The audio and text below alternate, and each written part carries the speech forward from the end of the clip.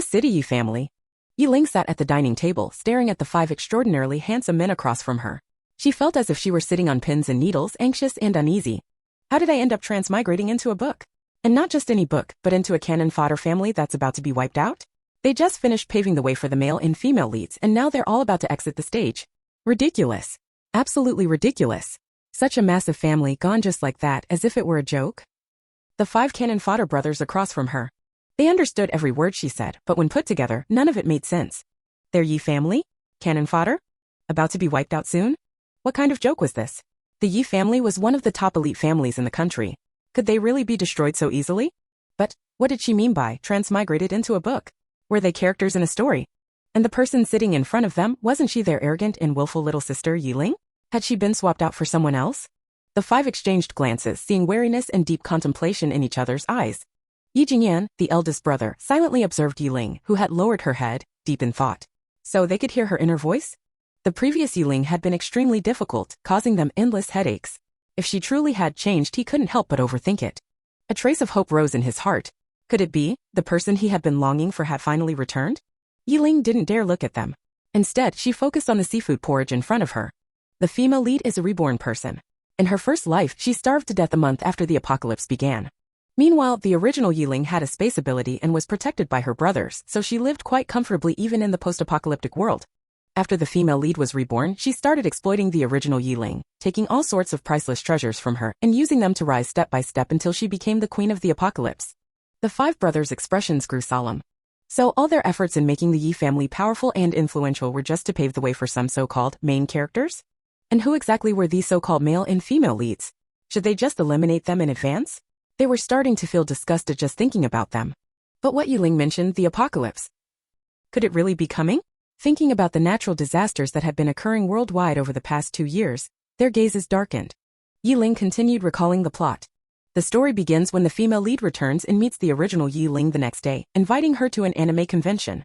At the event, the female lead sweet-talks her while also provoking her, making the original Yi Ling so angry that she throws an ice blue diamond at the female lead's forehead. Sounds absurd, right? Who would have thought that this diamond was actually the heart of ice? Because the female lead's forehead was cut and bled on it, she unintentionally formed a contract with it. After the apocalypse began, she could control all ice elements at will. She basically became the goddess of ice. Ice blue diamond? Yi Jingyan looked at his third brother, Yi Jingyan, and messaged him in their private WeChat group. Is that the miracle diamond you gave her? Yi Jingyan replied, yes, it's a $2 billion miracle. I never expected it to be the heart of ice, capable of controlling ice elements. Yi Ling took another bite of her seafood porridge. Wow, this is so delicious. I need to eat more. In 10 days, the apocalypse will begin. I probably won't be able to eat such delicious seafood porridge then. Her delight at eating good food was evident on her face, so expressive and vivid that the brothers who had been observing her couldn't help but overthink. This seafood porridge was a common dish in the Yi family. They ate it frequently. The previous Yi Ling had never been particularly fond of it, even saying she was sick of it. But the way Yi Ling reacted now, it was familiar. It reminded them of the Yi Ling from childhood. Back then, she loved seafood porridge the most. Every time it appeared on the table, she would praise the butler and the chef, and she always asked for an extra bowl. In the private WeChat group, Yi Buxuan, the second brother, could she really be back? Also 10 days until the apocalypse? We need to start preparing supplies. Yi Jingyan stared at Yi Ling, who had finished her bowl but still wanted more yet felt embarrassed to ask. He pressed his lips together and typed, I hope so. As for supplies, let's wait and see what else she reveals. Yi Ling was still hungry. The bowl was too small, not enough at all. She snuck a glance at her brothers, then quickly looked down. Looking at them, I don't feel as hungry anymore. I mean, they're insanely handsome. But when I think about how these incredibly good-looking brothers will soon be killed by the main characters, I just want to kill someone. After returning, the female lead immediately confessed to the male lead that she was reborn. Then they worked together to set a trap, tricking my eldest brother into spending $8 billion to acquire the male lead's company. The male lead then used that money to stockpile supplies. Meanwhile, my brothers ran into financial trouble and were framed. Someone accused my eldest brother of violating a minor. He was taken away for investigation. E-Corporation's stock price plummeted, all assets were frozen, and even this mansion was repossessed. All of this happens in just 3 days. So in 3 days, I won't have a place to live anymore? Damn it. Yi Ling didn't notice how the five brothers' faces turned completely stormy. At that moment, the butler entered and said, Miss Lin is here. She said you agreed to go to the anime convention together today. Yi Ling's eyes widened. What? The female lead is here? The plot is starting. Such a cliché setup. This jade bracelet I'm wearing is actually a spatial artifact, but the original Yi Ling always treated it as an ordinary bracelet. It wasn't until half a month after the apocalypse started that it accidentally activated. After the female lead was reborn, she immediately set her sights on this bracelet. She tricked the original Yiling into giving it to her, then activated its space ability and used my eldest brother's 8 billion to hoard supplies. And as if that wasn't enough, the prayer beads my eldest brother gifted me? The female lead has already swindled those away too. After the apocalypse, she discovers that they're actually the heart of wood. Just like the heart of ice, they allow her to control wood elements and all plant life. Damn it! Is this really just luck? No, this is blatant favoritism by the author. Yi Yanling, the fifth brother, messaged in the group. The female lead she's talking about, is it Lin Lan? That illegitimate daughter with the cheap, seductive face? She's supposed to be some apocalypse queen? What kind of insane world is this? The eldest brother signaled a servant to give Yiling another bowl of seafood porridge while he observed the situation. At first he had his doubts, but today he was indeed scheduled to acquire Shin Corporation for 7.9 billion. Lingling, are you done eating? Lin Lan entered the dining room, flashing a smile at the brothers, her eyes brimming with charm, as if she could steal someone's soul at any moment. She walked up to Yiling and whispered, Lingling, did something happen? Your brothers look so scary. Since Lin Lan always sweet-talked the original Yiling, she was allowed to come and go freely in the Yi household. Today was no exception. Yiling straightened up the moment Lin Lan approached. Flirting with my brothers while scheming against them? You really take the cake, female lead. She shot Lin Lan a sidelong glance. Who let you in? Yiling gestured for the butler to take the prayer beads away and explained to her eldest brother. She told me when I was drunk that the prayer beads didn't suit me. She said as the young lady of the Yi family, I should wear jewelry. She also claimed that because of her sensitive identity, she could only wear a jade bracelet and prayer beads, saying they were cheap and low profile, so the Lin family wouldn't pay attention to her. The original Yiling, naive and sweet, actually believed her lies and gave her both the prayer beads and the jade bracelet? Yi Jingyan sneered coldly. The jade bracelet is cheap? This jade bracelet is a priceless heirloom passed down through 7 generations of the Yi family. If you wanted to buy it with money, 50 billion wouldn't be enough. The prayer beads I gave you were a gift from a master who came to our family 500 years ago to protect the Yi family. They are also one of our priceless family heirlooms, worth just as much as the jade bracelet you hold. He turned his gaze to Lin Lan, whose eyes were dodging his. Miss Lin, is this the cheap and low profile you were talking about? Or do you think the Yi family is easy to bully? Chapter 2. Now that I'm here, none of you will get anything. Lin Lan looked like she was being bullied. No, you've misunderstood. I didn't mean it that way. I didn't know this was your family's heirloom. Yi Jingyan interrupted her. Whether you knew or not, taking them without my permission is theft. I can send you to enjoy a meal in prison. Yiling nodded in agreement. That's right. We can send you there for a nice meal. Lin Lan was stunned. How had things developed so differently from what she had expected? The butler had long been tired of Lin Lan's behavior. If it weren't for the young lady wanting to play with her, she wouldn't even be allowed through the Yi family's door. He grabbed Lin Lan and pulled the prayer beads from her hand. Why are you resisting so strongly? You stole the young lady's prayer beads. We can call the police and send you to jail anytime. Lin Lan's eyes turned red as she looked at Yiling with a wronged expression. In her heart, she wondered what had happened to Yiling. She was acting so strangely. In the past, Yiling never let her brothers intervene in their matters, and she had never treated Lin Lan like this. Could it be that she had also been reborn? At this thought, she was startled. If Yiling had really been reborn, then her plans were ruined. At this moment, she regretted wearing the prayer beads here. These prayer beads were clearly not ordinary. Her instincts told her they were very important. Before she could investigate further, they were taken away. Yiling stood up, took the prayer beads from the butler, and wore them herself. She gestured for the butler to release Lin Lan, and then saw Lin Lan looking at her with wet eyes. Ling, I don't know why you're suddenly treating me like this, but I'm not angry with you. Since these are heirlooms, don't say you don't like them next time, or others might misunderstand. Yiling. So even now she didn't forget to try to sow discord between the siblings. Lin Lan wiped away a tear and asked pitifully, you promised to go to the comic exhibition with me today. Are we still going? Hey, those flirtatious looks won't work on me. My sexual orientation is normal. Yiling suddenly stood in front of Lin Lan and glared at her. Oh, so you were flirting with me earlier and now you're trying to seduce my brothers? I won't allow it. The 5 brothers all lowered their heads in unison, hiding the smile in their eyes. This was different, really different. The previous Yiling wouldn't have defended them like this. She always acted like it was her right to have everything her way. They were a little excited, hoping that the little one they had been waiting for had really come back. Yiling stared directly at Lin Lan. I'm not going. You can go by yourself. Grandpa Butler, please escort her out. And next time, don't let anyone in without our permission. Yes, Mississippi. Please. Lin Lan lowered her head, biting her lip, unwilling to leave. Her goal hadn't been achieved yet. The apocalypse was only 10 days away. She had to get the jade bracelet today. Then she could stockpile supplies with Brother Shen. Her experience in her past life had been terrifying. She didn't want to go through it again. The prayer beads were clearly not ordinary, and her instincts told her they were very important. Before she could investigate further, they had already been taken from her. Yiling looked at Linlan being escorted out and hummed. The ice heart didn't hit you, the wood heart was taken by me, and I didn't give you the space jade bracelet. Let's see what you'll do next. Now it's my turn to stockpile supplies. But with my limited vision and resources, how much can I actually stockpile? This kind of thing is better left to my brothers. They're the big bosses, the all-rounders. Let them stockpile supplies, they'll do a better job than me. But how can I make up an excuse for them to do it? She unconsciously bit her manicured nails and secretly glanced at her brothers. When she saw them all staring at her, she quickly put her hand down. Why are they staring at me? Did I give myself away? Yi Jinyan looked at her, his eyes deep. Everything Yiling was thinking was written all over her face. Anyone who understood deeper thoughts would easily see through what she was planning. This moment made him feel a little dazed. Fourth brother Yi Tianfei waved at her. Yiling quickly ran over to him. Fourth brother, did you call me? Fourth brother Yi Tianfei, the crazy beauty. After the original Yiling was killed by the female lead, the crazy beauty went mad, creating homemade bombs and hiding near the female lead to blow her up. Unfortunately, the female lead had too many supporters, and he couldn't get close. He didn't know that the male lead had awakened his psychic power and the male lead had discovered him while he was hiding. He and Linlan played with the fourth brother, making him hide for a whole day and night before the male lead called in a group of prisoners to bully him. But how could the fourth brother let them succeed? He detonated the bomb and died with them. Yi Tianfei. No, was he really that stupid in the book? He would avenge Yiling, but he wouldn't use such a method. There were many ways to take revenge. Why would he choose the dumbest one?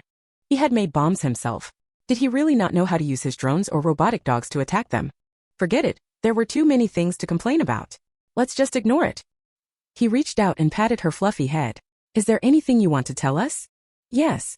I have a lot to say, but I'm afraid you won't believe me. Yi Tianfei. Then go ahead, we're listening. Well. She glanced at the other brothers and said, I suddenly realized that Linlan is very hypocritical, so I don't want to play with her anymore. Yi Jinyan nodded faintly. Progress. Anything else? And she fidgeted with her fingers, speaking softly. What if I tell you I had a very realistic dream and the dream told me the apocalypse is coming soon? We'll all die shortly after it starts. Do you believe me? The five brothers. Was this the excuse she came up with? If they hadn't heard her inner voice, who would believe that the apocalypse was coming? Yi Jinyan patiently guided her. What kind of apocalypse? Like the zombie outbreaks in movies? An extreme cold disaster? Or perhaps an alien invasion? Yiling's eyes lit up when she saw that her third brother actually believed her. She quickly ran back to her seat, coughed lightly, and looked at them with a serious expression. It's not zombies. It's a natural disaster. In 10 days there will be massive global earthquakes ranging from magnitude 10 to 12, with aftershocks between magnitude 6 and 8. In that disaster, most mountainous and coastal countries will be wiped out. Hearing this, Yi Jinyan and the others finally realized the gravity of the situation. Yiling's face turned pale as she continued. 70% of the cities in our country will disappear. A city is one of them. What's even more terrifying is that right after the earthquake, a tsunami will follow.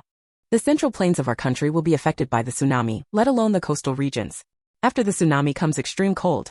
Some areas will reach as low as -75 degrees Celsius, while most of the country will experience temperatures between -45 degrees Celsius and -65 degrees Celsius. The extreme cold will last for a year. And after that, an intense heat wave will arrive. The highest temperatures will range between 65 degrees Celsius and 70 degrees Celsius, with most areas averaging around 50 degrees Celsius. Many people will perish in the first wave, the earthquakes. By the fourth wave, humanity will be nearly extinct. And after the earthquakes, strange creatures will start appearing. It's as if they materialized out of nowhere. To them, killing humans is as easy as us slaughtering chickens, ducks, and fish. Only a small portion of humans will awaken supernatural abilities. Chapter 3. Entering the space with Big Brother. Yiling finished speaking and looked at Yi Jinyan. Big Brother, everything I said was revealed to me in a dream. It felt incredibly real. Yi Jinyan gazed at her with a complicated expression. A dream alone isn't enough to be convincing. But you are Lingling, I choose to believe you. His intense gaze made Yiling's heart tremble. She didn't understand why he was looking at her like that. Did she slip up? But his last sentence made her secretly sigh in relief. As long as Big Brother believes me, who cares what the others think? Yi Jinyan asked, you just said that we are also in a seismic zone and that this entire city will disappear? Yiling nodded. He continued, then which areas in our country are safe? The capital, J-City, and parts of the central region. Next is the neighboring province's capital. It won't be heavily affected, so we can relocate there.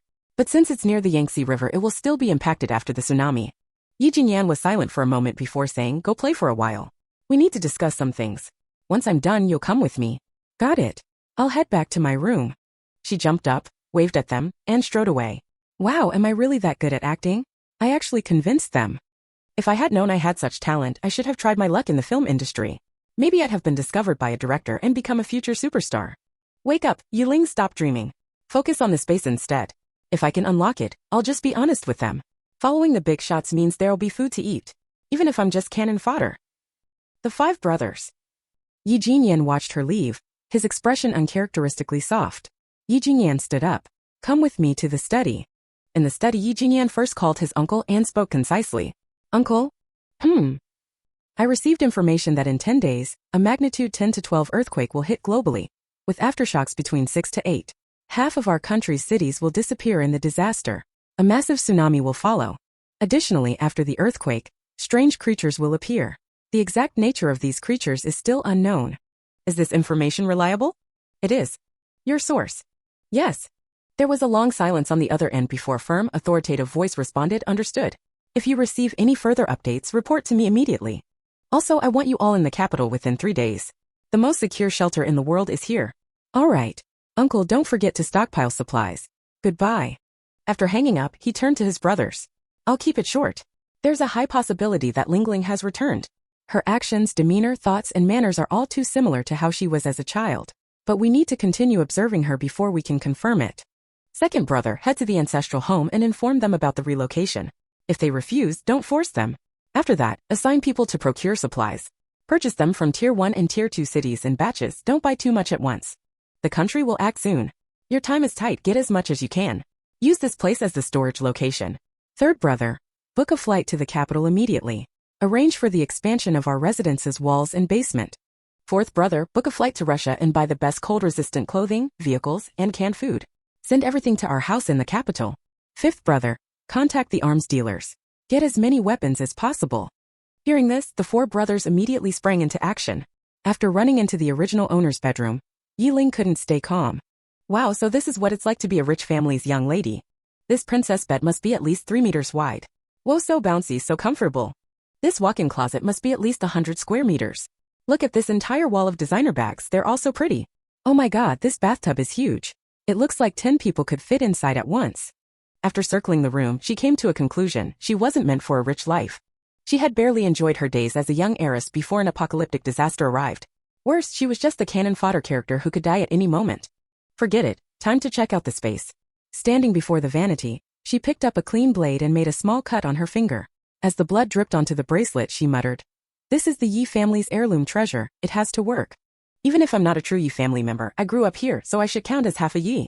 Ancestors, please bless me." Outside the door, Yi Jingyan had just raised his hand to knock when he heard an ecstatic cry from inside. Ha ha! It worked! It really worked! The corner of Yi Jingyan's lips lifted slightly. It was hers to begin with. Him hearing her succeed didn't surprise him at all. However, considering how well the room was soundproofed, the fact that he heard her excited scream meant it was likely her inner thoughts. He knocked on the door and Yiling dashed over to open it. Seeing him, she excitedly grabbed his hand and pulled him inside. "Big brother! I discovered a treasure. You'll definitely be shocked when you see it." Yi Jingyan followed her with a smile in his eyes. "What treasure?" Yiling pulled him to the walk-in closet, pointed at the wall full of designer bags, and gave him a mysterious wink. Then she playfully said, "Watch closely." Store. The bags vanished in an instant. Yi Jingyan raised an eyebrow and watched as Yiling tightened her grip on his hand, smiling brightly at him. Enter. In the blink of an eye, they appeared on a vast expanse of black soil. Amazing, right? Isn't this incredible? Haha. This feels so good. I used to read novels and fantasize about having a magical space like this, and now I, Yiling, actually have one. So what if I'm cannon fodder? Even I have a golden finger now. With this space, I refuse to believe I'll die that easily. Yi Jingyan reached out and ruffled her hair before shifting his gaze to their surroundings. They stood in the middle of the black soil, which stretched across approximately 20,000 square meters. At the far end, the black soil faded into thick white mist. To their left, a spiritual spring shimmered. Though not particularly large, it was surrounded by lush flowers and plants. Leading Yiling over, Yi Jingyan stopped at the edge of the spring. The water was crystal clear, around 2 meters deep. The spring's source was obscured by a cluster of white mist, making it impossible to see its true form. On the other side, the spring extended further into the mist, its boundary unclear. There were no fish in the water, but beautiful jade stones and other minerals sparkled beneath the surface. So pretty. This spiritual spring should be drinkable, right? Big brother. Do you smell that refreshing fragrance and hint of sweetness in the air? I think it's coming from the spring and these unknown flowers. I want to try drinking some of the water. He thought for a moment before shaking his head. Not for now. We still have things to do. Let's wait until tonight and test it then. Yiling nodded in agreement. Yi Jingyan continued surveying the space. Aside from the black soil and the spiritual spring, there was nothing else. The temperature was about 20 degrees Celsius, a perfectly comfortable climate. Though the surroundings were shrouded in mist, the air wasn't damp at all, an unusual phenomenon. Lowering his gaze, he looked at Yiling, who was lost in daydreams, and said, "It's indeed incredible. This space is highly practical, but we need to run some tests. Big brother, I want to buy fruit saplings, vegetable seeds, and livestock to raise in here." Yi Jingyan nodded. "There's a lot to prepare. Let's head out first."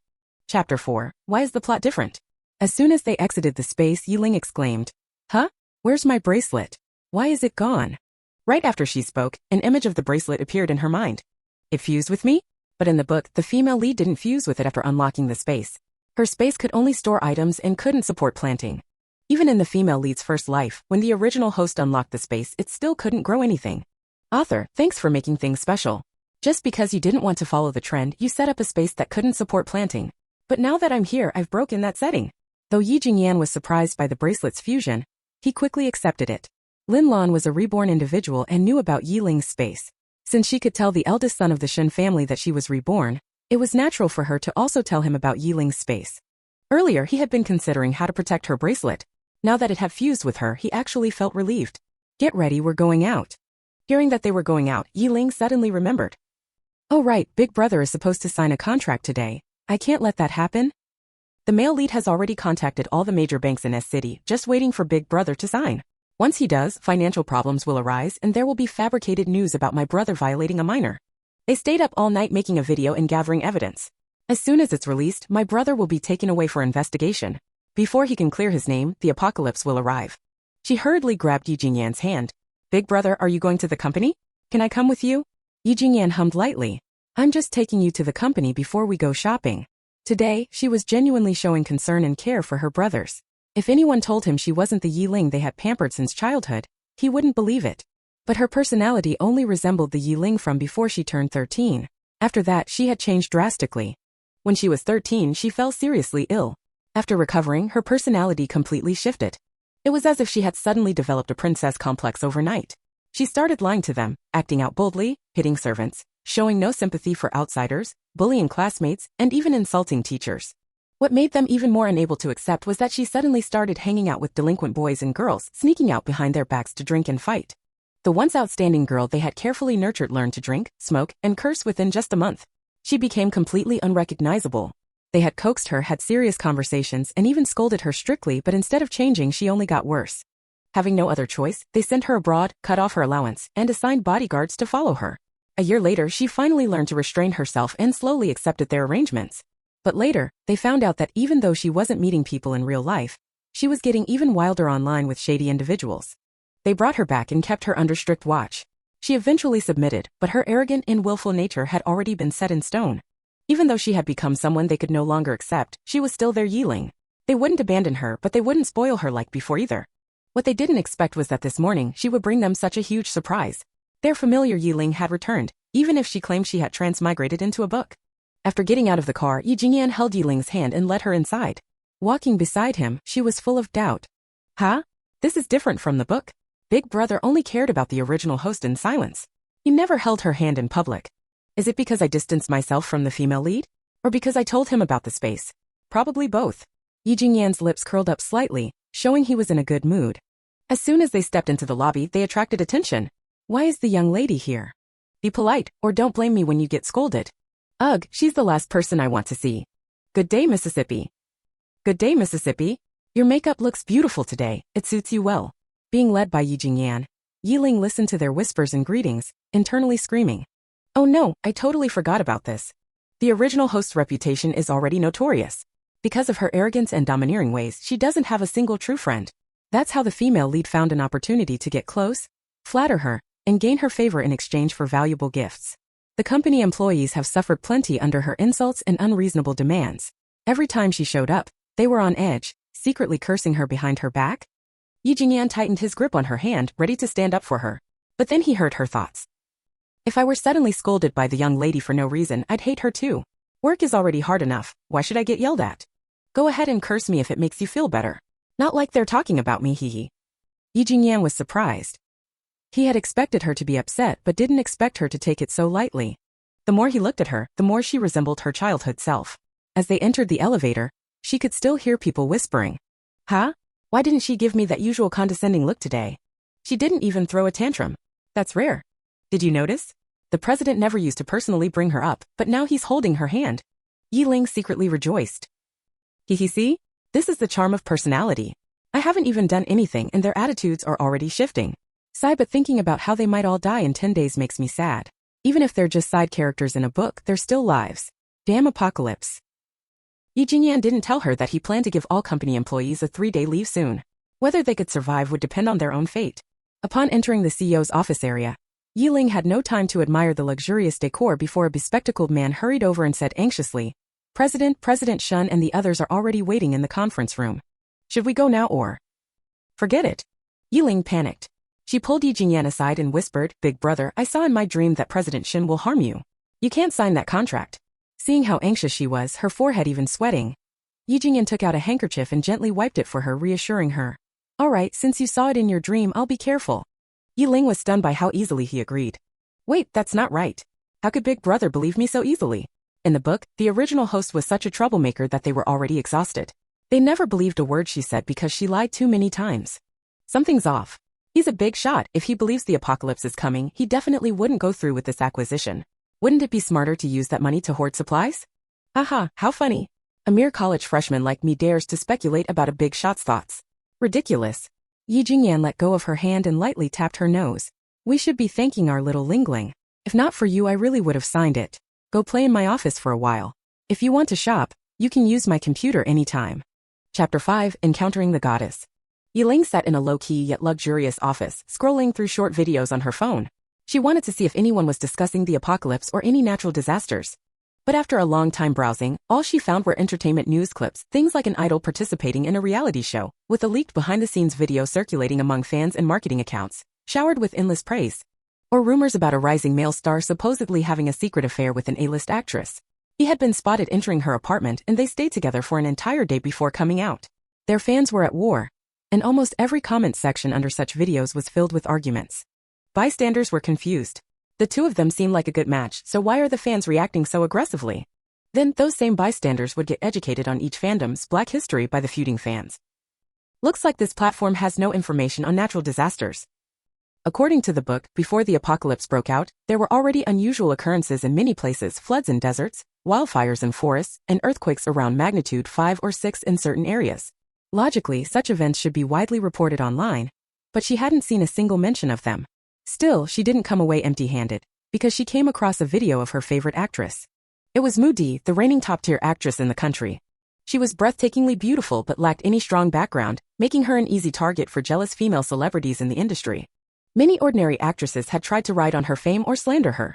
With marketing accounts fueling the fire, the public had once bashed and boycotted her. But both Moody and her fans were resilient. They used hard data and her solid acting skills to win over directors and brand sponsors, carving out a bloody path in the industry. Step by step, she had reached the pinnacle as the undisputed top actress. Recently, she had been attending numerous public events, and her jaw-dropping looks had repeatedly stunned passersby, converting them into devoted visual fans. Yi Ling stared at the video, her body twisting excitedly as she stomped her feet. Whoa, I can't believe it. It's Moody, the top actress from the book. I love her so much. Just then, a commotion arose outside. She vaguely heard someone mention that Goddess Moody had arrived and was in a small conference room. In a flash, she rushed to the door, opened it, and asked a secretary, Moody is here? A look of disdain flickered in the secretary's eyes, but she maintained a professional smile. Miss, did we disturb you? Yi Ling didn't miss that hint of contempt, but she didn't care. She repeated, Moody is here, right?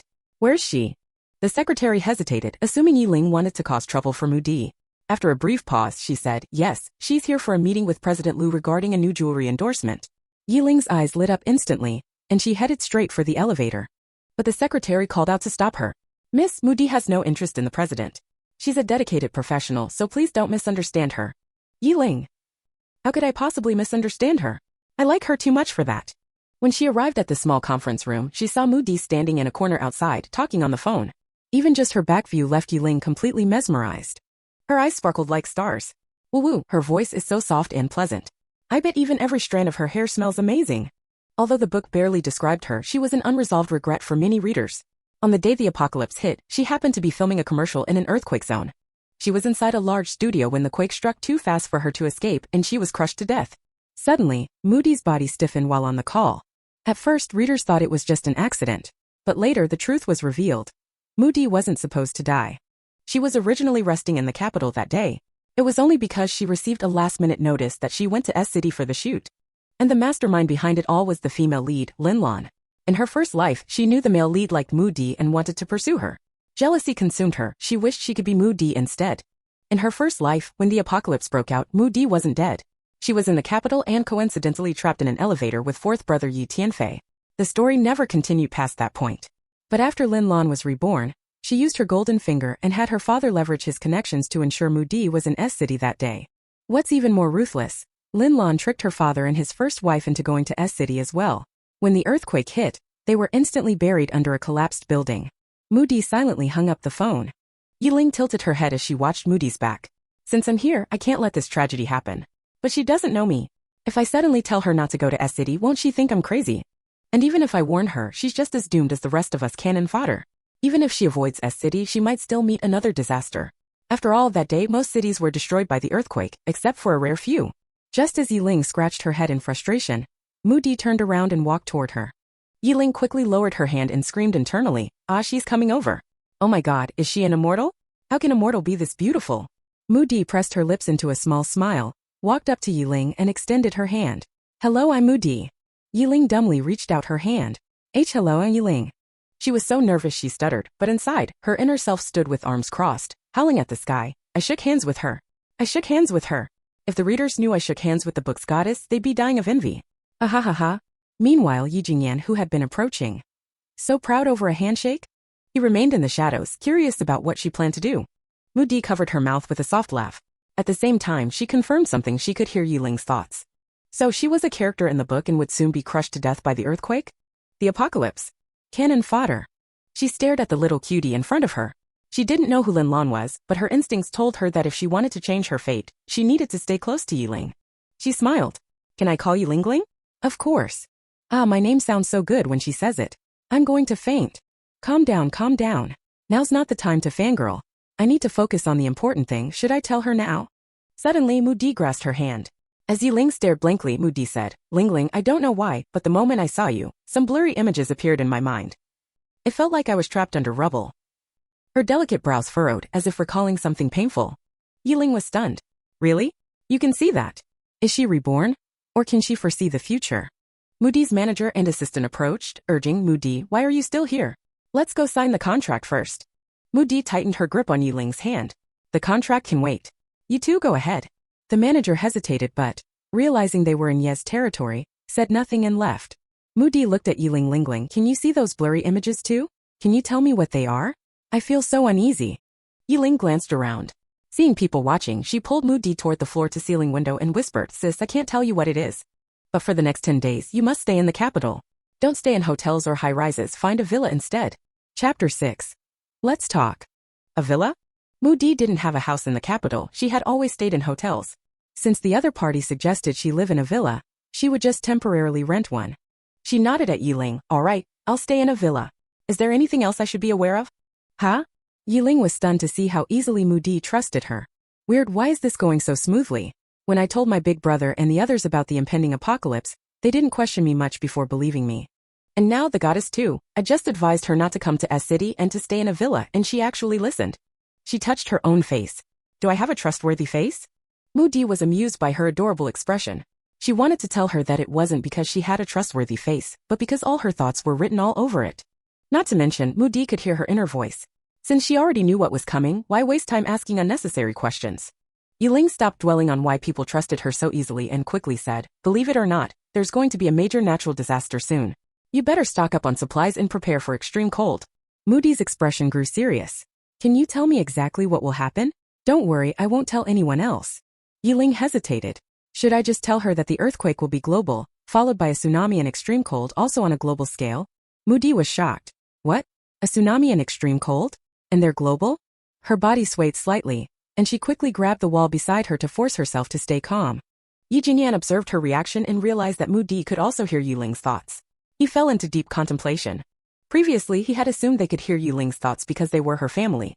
But now seeing that Mu Di could hear them too, that theory was proven wrong. Earlier, Yuling had thought that Mu Di, like them, was doomed to be cannon fodder. Could it be that in this book, as long as someone was cannon fodder, they could hear her thoughts? He frowned slightly. But there were too many cannon fodder characters in the book, could they all hear her inner voice? That seemed unrealistic. He had observed the people around them. The occasional glances in their direction were all because of Mu Di. Their eyes showed admiration for her beauty, not fear or panic. These reactions were enough to prove that not all cannon fodder could hear Yuling's thoughts. Mu Di wasn't an ordinary person, she was a top-tier celebrity. But because she had been targeted by Lin Lan, she ended up as cannon fodder. So, did this mean that anyone who wasn't an ordinary person and had a conflict with Lin Lan could hear Yuling's thoughts? Thinking of this, he walked over. Ling Ling. Yiling was still caught up in her thoughts. Hearing the voice, she quickly turned around. Big brother? You're done. Yi Jingyan nodded at Mu Di, who immediately greeted him with a nod. Mr. Yi. Yi Jingyan responded with a simple, then turned to Yiling. Ling Ling, I have something to discuss with Miss Mu Di.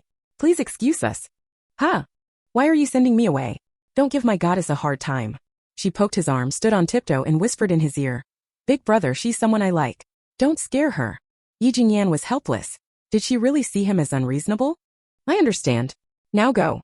Mu Di also smiled at Yiling. I'm fine, don't worry. Since both of them had spoken, Yiling didn't say anything else and simply left.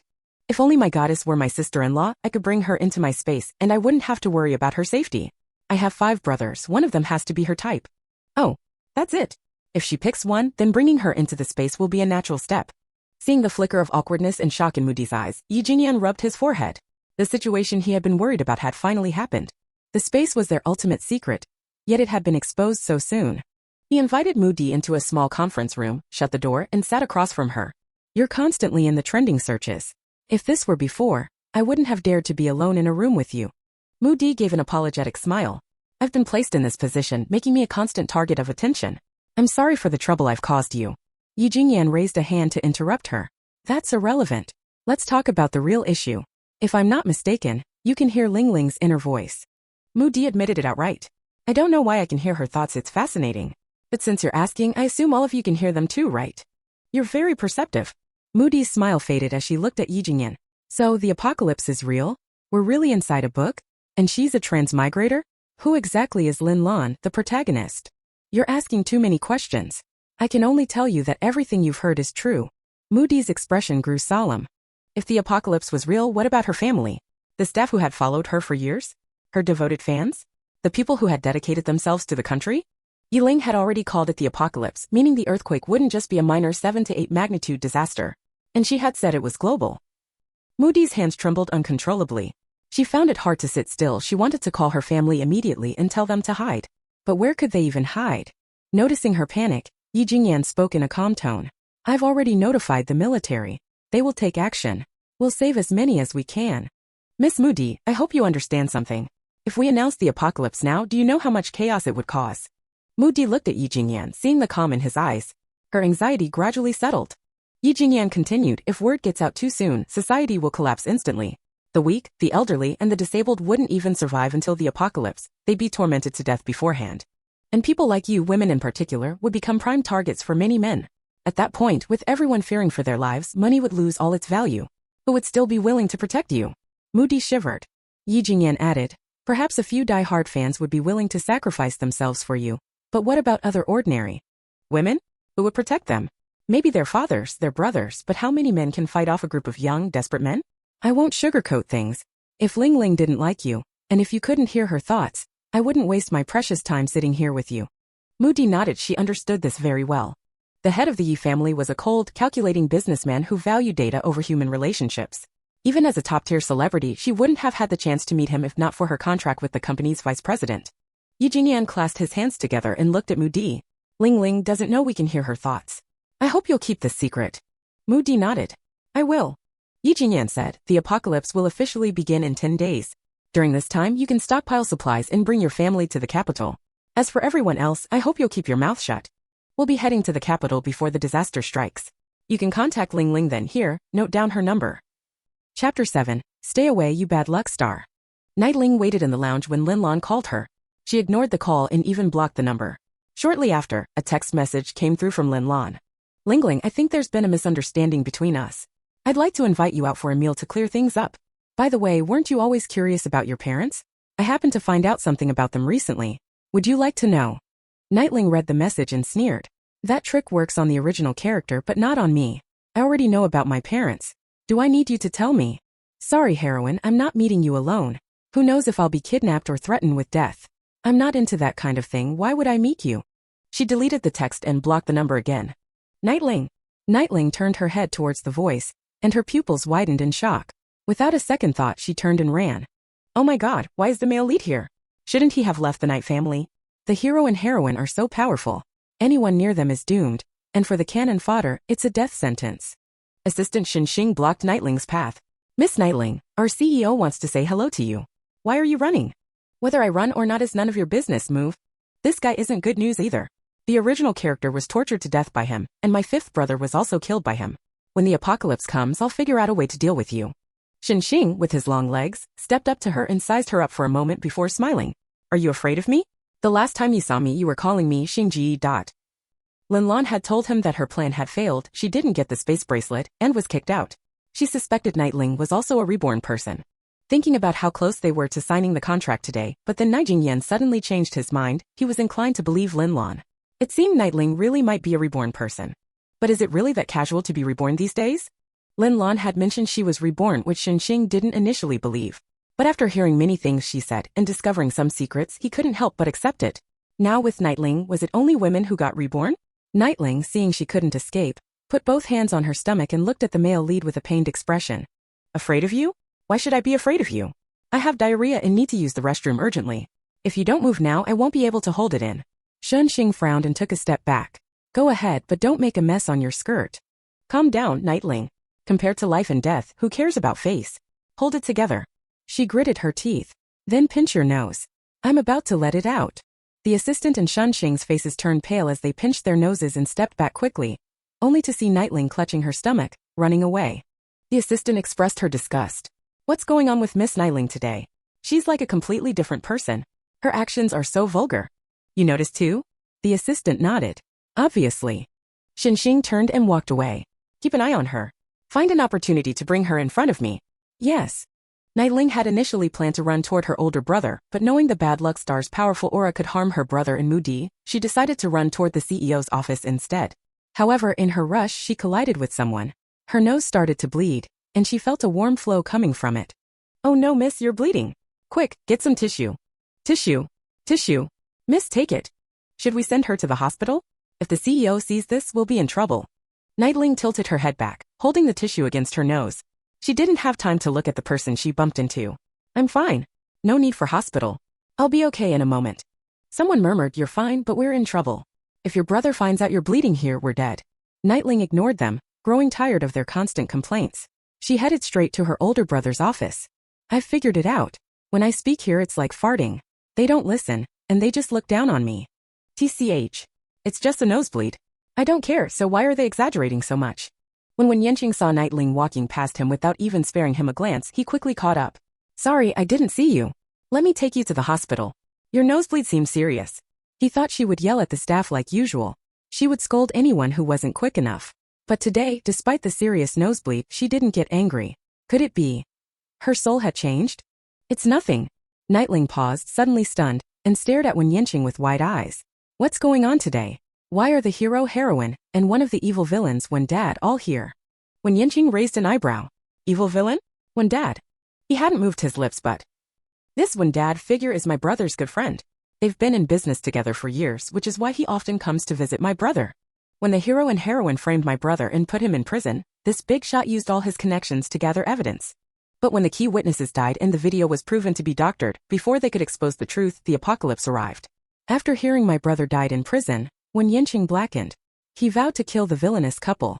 But, as you know, with their protagonist Halo, he couldn't even harm them, and it led him to the edge of destruction. Nightling's nosebleed grew worse, the tissue soaked through, but she didn't notice. Instead, she tilted her head, staring at Yenqing, thinking about the plot. But Dad isn't a person to be taken lightly. He's incredibly resilient. Just like an invincible cockroach, every time the male lead thinks he's killed him, what happens? He comes back to life.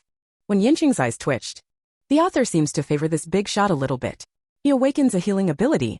During the apocalypse, many people on the brink of death can survive as long as he takes a liking to them. Slowly, everyone privately started calling him Dad. All kinds of forces tried to win him over. He's a clear-headed man. Whoever gets rid of the hero and heroine, he'll go join that side. As the plot developed, readers and the characters in the story began to love Dad more and more. The author noticed this, which wasn't favorable for the hero, so she had Yanqing be killed by mysterious creatures. When Yanqing narrowed his eyes, the pieces of information she had revealed in such a short time were enough for him to take seriously. The apocalypse. Awakening a healing ability. Mysterious creatures. The author and the main couple. These details were too strange, so strange that he actually chose to believe her words. He handed her his handkerchief, asking her to plug her nose. Yiling also felt that there was too much blood flowing, so she reached out to take it. Thank you. That was close, I almost called him Dad instead. When Yanchen. This little one couldn't have really swapped souls, could she? How did she suddenly become so amusing? Yiling, feeling frustrated in her heart, thought, compared to us in the Yi family, this is too unfair. Why are we cannon fodder dying off right at the start? The dad might be an evil villain, but he gets quite a lot of screen time. Chapter 8. Envious? Jealous? When Yanchen gently led Yiling into the office and sat down opposite her. Why did you run just now? Did you meet a bad person? At the same time, he called Yi Jingyan. I'm in your office, hurry up. Yiling looked up and said, yes, I met a super bad person. That scumbag male lead actually told me not to pull up my skirt. I'll get back at him for this later. Poof. When Yanchen suddenly laughed out loud. To cover up his lapse, he quickly clenched his fist and coughed into it. Yiling looked at him suspiciously. Are you okay? She then shifted slightly to the side. Please don't spit on me. When Yanchen. He looked at her in slight disbelief. I'm fine. I got sprayed by your spit. So, who is this bad person you're talking about? Of course, it's the young master of the Shen family, Shan Xing. He even had his assistant stop me from leaving. If I hadn't made up that excuse about needing to use the restroom, he might have taken me away. Luckily, I'm smart. When Yanchen raised an eyebrow. So, the male lead she mentioned is Shan Xing? Isn't he the male lead? At this thought, a sense of unease washed over him. Yi Jingyan had just signed a contract with Shan Xing. If what Yiling said was true, this contract can't go through. Yi Jingyan quickly arrived. Upon seeing Yiling's nosebleed, his face immediately darkened. He quickly walked up to her, carefully examining her. When Yanchen explained, she panicked and ran, then bumped into me. That's how it happened. Yi Jingyan looked at him and saw a bit of blood on Wen Yanchen's gray shirt. He furrowed his brows. She didn't watch where she was going. Did you not either? When Yanchen shrugged. Fine, it's my fault. Yiling immediately grabbed Yi Jingyan's sleeve to explain, Big brother, it's my fault. Don't blame brother one. Big brother, please stay calm. If anyone should apologize, it should be me. After all, this is Dad. I need to take care of him. Dad? Yi Jingyan looked at Wen Yanchen, who raised an eyebrow as if challenging him. It was clear what he meant. I'm taking care of her. Yi Jingyan immediately understood. Another cannon fodder has appeared. He turned to Wen Yanchen. You said she ran away? Wen Yanchen pointed to Yiling with his chin. She encountered a bad person. Oh, that would be Shan Xing. He left, didn't he? How did he come back? He turned to Yiling. He didn't do anything to you, right? Yiling shook her head. No. But he told me not to pull my skirt up. Ah, that scumbag male lead. Cough cough. When Yanchen almost laughed out loud again and quickly covered his mouth with a cough. When will he stop laughing at this? Yi Jingyan, hearing this, almost couldn't hold back a laugh either. He quickly pursed his lips to stop himself from grinning. Yiling stood up angrily and asked Yi Jingyan, Big brother, where's my goddess? She left but left you a private phone number. You can save it. Private number? Give it to me quickly. My goddess actually left me her number, I'm so happy. As Yiling saved the number, Yi Jingyan turned to Wen Yanchen and said, I know you have a lot of questions for me. And then, since you know he has a lot to say, why not say it? Yi Jingyan took out his phone, opened WeChat, and sent him, what you heard is true. Prepare supplies. We will go to the capital in 3 days. It's not on the earthquake belt, so it's temporarily safe. Wen Yanchen? Yi Jingyan, you didn't know? Wen Yanchen. Should I know? I only heard her say the apocalypse is coming, you were framed and imprisoned, and something about me awakening healing powers. Yi Jingyan. You awaken powers? So you're not cannon fodder? He was devastated. They grew up together, and now he had awakened abilities, while he was framed and imprisoned as cannon fodder. Why? When Yanchen smirked. That's right. Little cutie said I'm one of the evil villains. Cannon fodder boss. Envious? Jealous? How about calling me bro? I'll protect you from now on. Yi Jingyan shot him a sideways glance. Get lost. Yiling had stopped the nosebleed. She put her phone away and called out to Yi Jingyan. Big brother, aren't we leaving? Let's go, we've wasted too much time. I wonder if the cup of hot water in the space has cooled down. If time is frozen for food in the space, then I won't be polite. When Yanchen looked at Yi Jingyan in surprise. Space?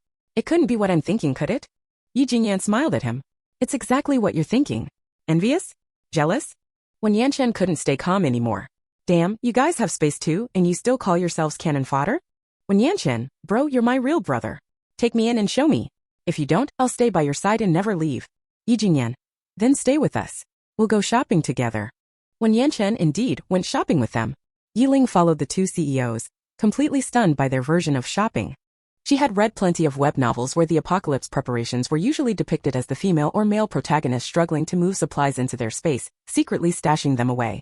But here, these two were different. They sat in the car, one was video calling the procurement department of S-City, asking them to send over a list of supplies. Then they checked off everything they needed. Of course, they didn't buy everything. For each type, they only ordered a portion and had it sent to a specific warehouse. One of them also made a video call to the mayor, informing him that they needed to buy supplies and reminding him that S-City's reserve materials needed to be cleared, or they might be buried. The mayor had recently received notice from higher-ups and was already making arrangements to send S-City's reserves to the capital.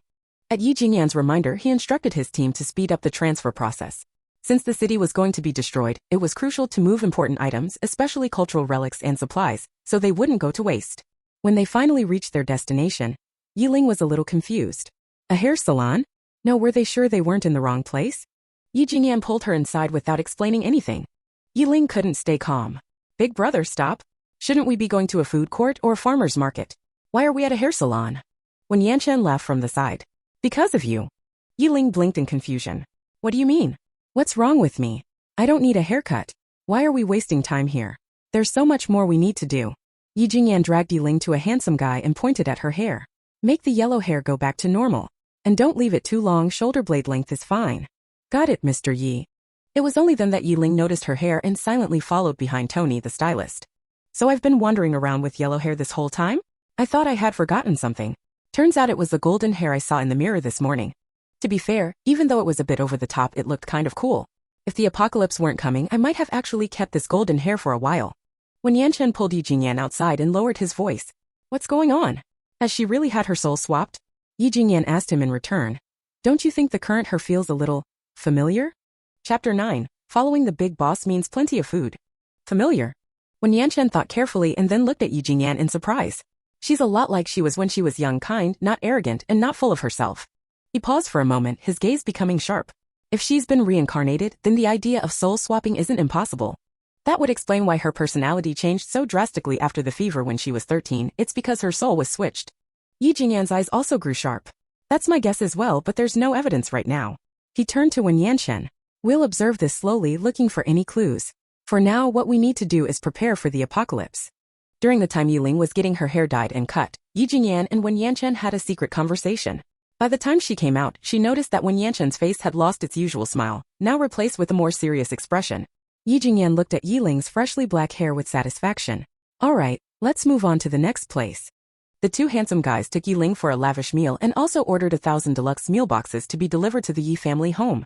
They had confirmed that food remained stationary in the space, which meant they could now order large quantities of cooked food and store it in the space. When Yiling arrived at their next destination, she was once again shocked by the power of capital. Ahead of her, large trucks were lined up outside a warehouse, with drivers and workers unloading goods into the warehouse. Yi Jingyan placed a hand on Yiling's chin, closing her mouth, which had been left agape in surprise. We'll store the goods in the space once they finish unloading. Yiling nodded. Her eyes remained fixed on the 30 long trucks unloading goods. How much do they have? No wonder the big boss is so impressive. She looked at Yi Jingyan. Big brother. Won't people get suspicious if we're transporting so much stuff so openly? They will. The higher-ups already know. Yiling immediately became anxious. So will we be in trouble? If we leave the goods here, won't many people start watching us? What if they suddenly find the goods gone and suspect we have a space? He rubbed her head. We'll be fine. We're paying for these, so it's legal. Ling Ling, you need to learn to look at things from different angles. Haven't you realized that what we're doing is actually a good thing? Think about it. If we don't buy these, the goods will just stay in the merchant's warehouse. When the earthquake happens, they'll be buried under the rubble, right? Yiling nodded, agreeing that her big brother made sense. Yi Jingyan continued. By buying these supplies and storing them in the space, we inject a large amount of money into the market, putting it in the pockets of those who need it. Then we can exchange it for the things they need. After the apocalypse hits, the goods we've stored can help people in need. A bottle of water, a piece of chocolate, a packet of instant noodles, a bag of biscuits, these simple things could save lives. The country has already taken action. While it can't save everyone, it will do its best to provide a safe place for people. After the apocalypse, they will try to ensure people can have a meal. As for those who suspect we have a space, there will probably only be a few. Let them suspect. We can't stop preparing just because of that, can we? As for people watching this place, that's inevitable, but don't worry. I've already sent people to keep watch around the area. They won't be able to get close. Actually, we're buying so much more than what you see now. What you've seen is just a small part.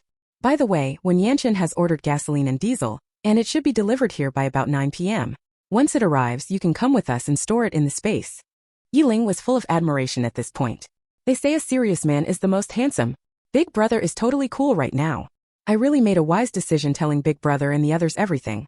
Look at their execution skills, I could never match that. I may not be the smartest, but I know how to make good choices. See? Following Big Brother means plenty of food. Ah, this feels so good, it's like a dream. When Yanchen glanced at the smiling Yi Jingyan, then turned to see Yiling's eyes full of admiration. He snorted lightly. How big is your space? If I order more gasoline and diesel, will it fit? Yi Jingyan replied, it will fit. You can use any connections you have to get more. When Yanchen nodded thoughtfully. Alright, I'll head back. A lot of things need to be arranged. I'll order another 300 tons, but the delivery will take longer. Let's keep in touch. As he was getting out of the car, he turned to Yiling. Say goodbye to your brother. Yiling, goodbye, Big Brother. When Yanchen was satisfied. When Yiling wasn't paying attention, he, like Yi Jingyan, rubbed her round little head. So obedient. Don't mess with my hair. Unfortunately, it was too late for her to stop him. Her hair was all messed up and he was already running off. Control yourself. He's a doting dad and one of the villain bosses. I can't provoke him. Outside the car, when Yanchen suddenly burst out laughing, then got into his luxury car, waving them goodbye. Yiling watched as his car drove off and said to Yi Jingyan, Big Brother, even though when Yanchen can be a bit annoying sometimes, he's really good to us. Yi Jingyan was about to respond when the second brother, Yi Buishuan, called on video. Big Brother, where are you? We're in the suburbs. How about you? Yi Buishuan's expression turned serious. The other elders have already left, but third uncle refuses to go. Yi Jingyan didn't seem particularly surprised by this but still asked, what's the reason? Third uncle says he's lived enough and it's time to meet third aunt. We've all tried to persuade him, but he's made up his mind. Yi Jingyan rubbed his forehead.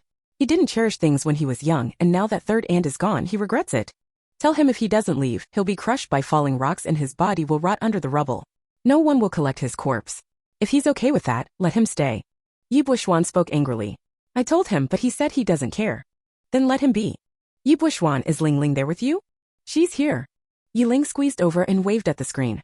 Second brother, I have good news. We have a space now and we can store so much stuff. Yi Jingyan had already mentioned the space in their group, but Yi Buishuan still pretended not to know. He looked surprised. A space? Like a space ring or bracelet? Yiling nodded vigorously. Yes, it's the bracelet I'm wearing. I activated it with my blood. It can even hold people. Yi Buishuan laughed lightly. That's great news. Ling Ling, you're amazing. I've ordered a lot of things, and they've already been delivered to the Yi family home. Since you have a space, come back soon and store them. Okay, we'll be back soon. This is great. Everything is moving in the right direction.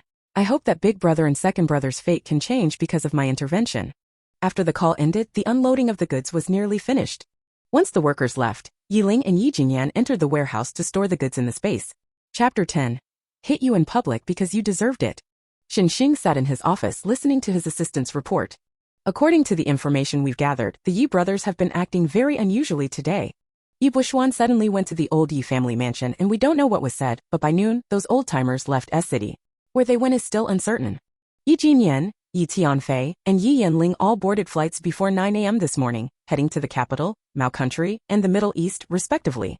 Additionally, Mr. Yi and Mr. Wen both purchased a large amount of goods at around 10:30 a.m., shortly after we left Yes. What exactly they ordered, I wasn't able to access due to permission limits. As for Miss Yi, our people didn't get a chance to approach her as she was with her brother and Mr. Wen the whole time. Xing thought carefully after hearing the report. Lin Lan had called him around noon and suggested that if Ye's family was hoarding supplies, it would mean that Yi Ling had also been reborn, and it was highly likely that she had opened up a space. If this was true, they had two options. Either they could bring Yi Ling over to be their mobile warehouse or kill her, and the space could come back to them. Yi Jingyan's sudden change of mind not wanting to sign the contract and instead purchasing large amounts of goods was enough to confirm what Lin Lan had said about the impending apocalypse. She had mentioned that after the earthquake, few places in the country would remain safe, but there was one place that would be relatively unaffected, the capital. Yi Jinyan's sudden trip to the capital probably meant he was preparing in advance. He suddenly became serious and told his assistant, "You can go now." Once the assistant left, he immediately called Lin Lan. "Where are you?" There was a lot of noise on the other end, and Lin Lan's loud voice came through. "I'm in the Old Street area. Come to my office now. I have something to ask you." Lin Lan glanced at the ancient ring in her hand and replied, "You'll have to wait for a bit. I'm still not done here." Shen Xing's eyes flashed with displeasure. What could be more important than the end of the world? "I want to see you in my office before 3 p.m. Without waiting for Lin Lan to respond, he hung up. He then started making phone calls to organize purchasing supplies. Lin Lan felt increasingly agitated. It was already almost 2 p.m. and it would take her an hour to get there, so she didn't have enough time. "Boss, I'll take this one," Lin Lan said, grabbing the ring in her hand. Before she could pull it back, someone else took it. She immediately reached out to grab it, but the person had already raised the ring and countered, "You've been standing here for so long without buying it. Now you're going to stop others from getting it? I already gave you a chance."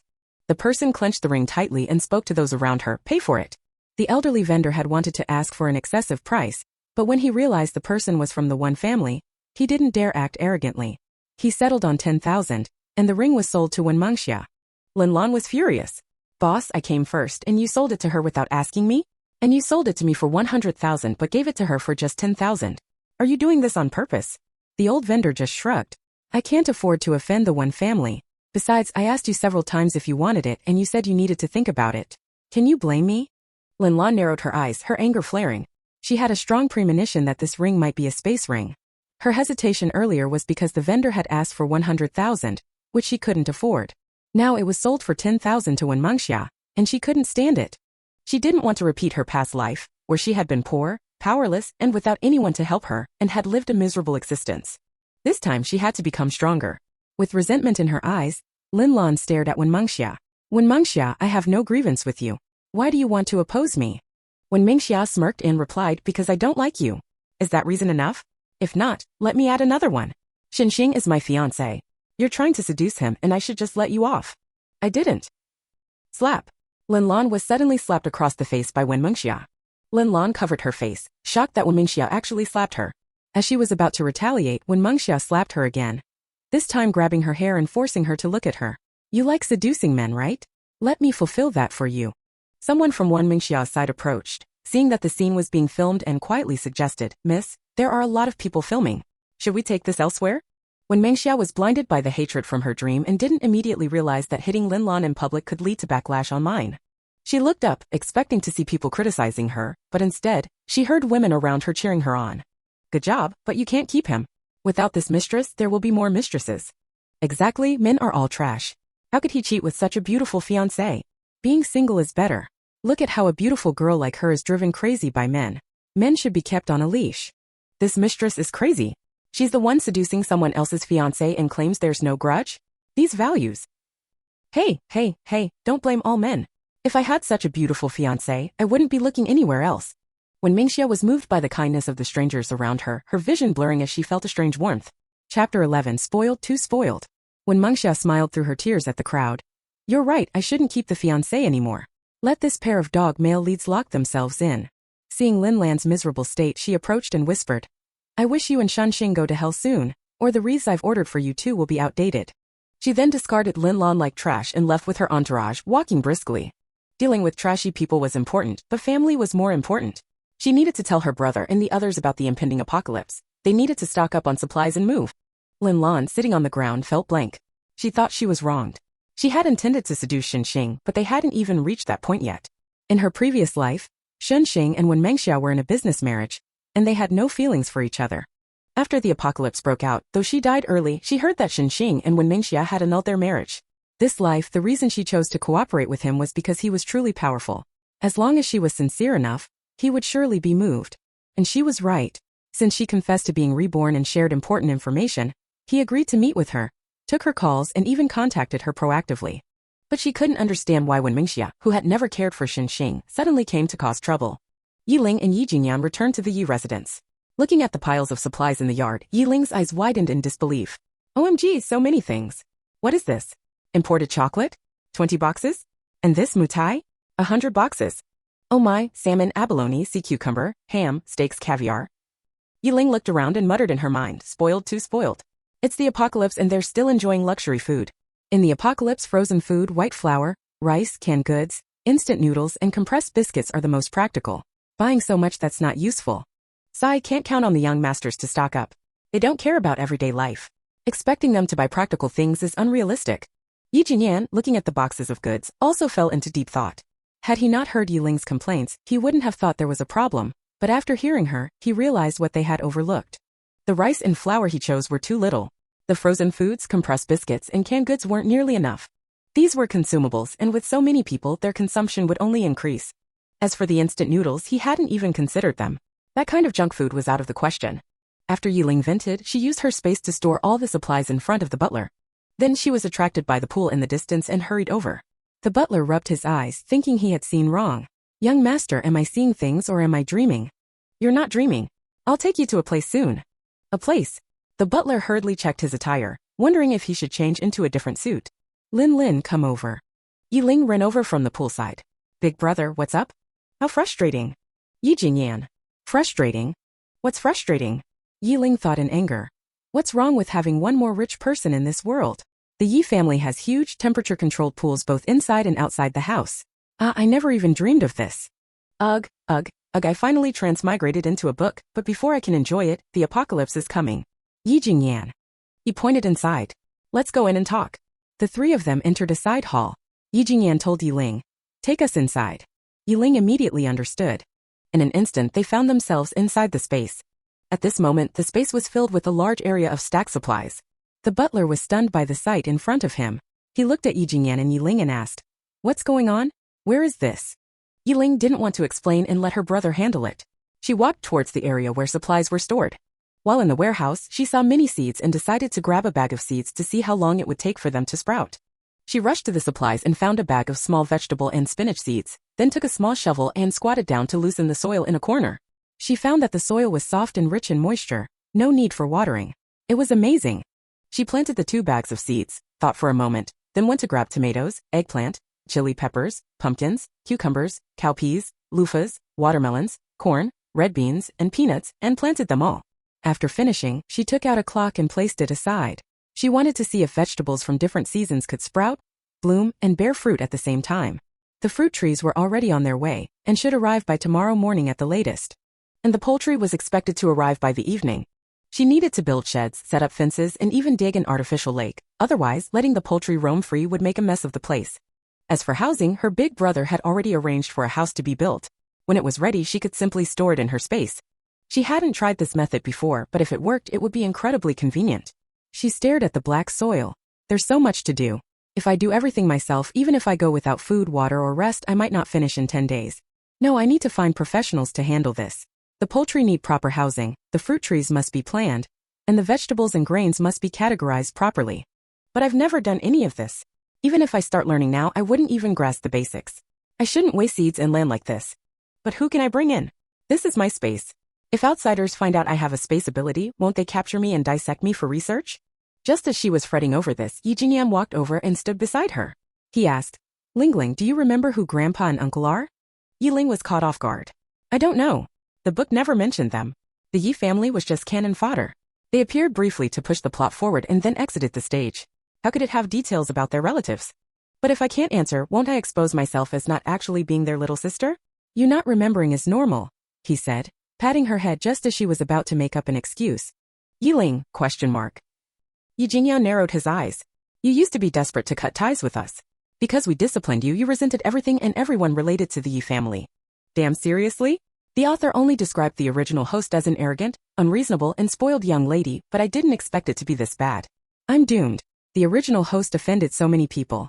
Now that I've taken her place, I have to bear the consequences of her actions. Lowering her head, Yiling admitted her mistake. Big brother, I was wrong. I was ignorant before, but now I've reformed. Seeing her looking so dejected, Yijin suddenly barked. Head up, chest out, stand straight. Yiling instinctively stood at attention, lifted her chin, and stared straight ahead. Afterward, she looked annoyed. Damn it. Military training got drilled into my bones. Chapter 12. The nation is stronger than you think. Yi Jingyan looked her in the eyes and said in a deep voice, Dad once said that no matter what we face in the future, we must stand tall and live with dignity. Even if we make mistakes, the same applies. Lingling, everyone makes mistakes. As long as their nature isn't bad, they can be forgiven. Besides, you were in your rebellious phase. Then his expression softened as he said gently, the way you behave today tells us that your rebellious phase is over. You're already a young adult now.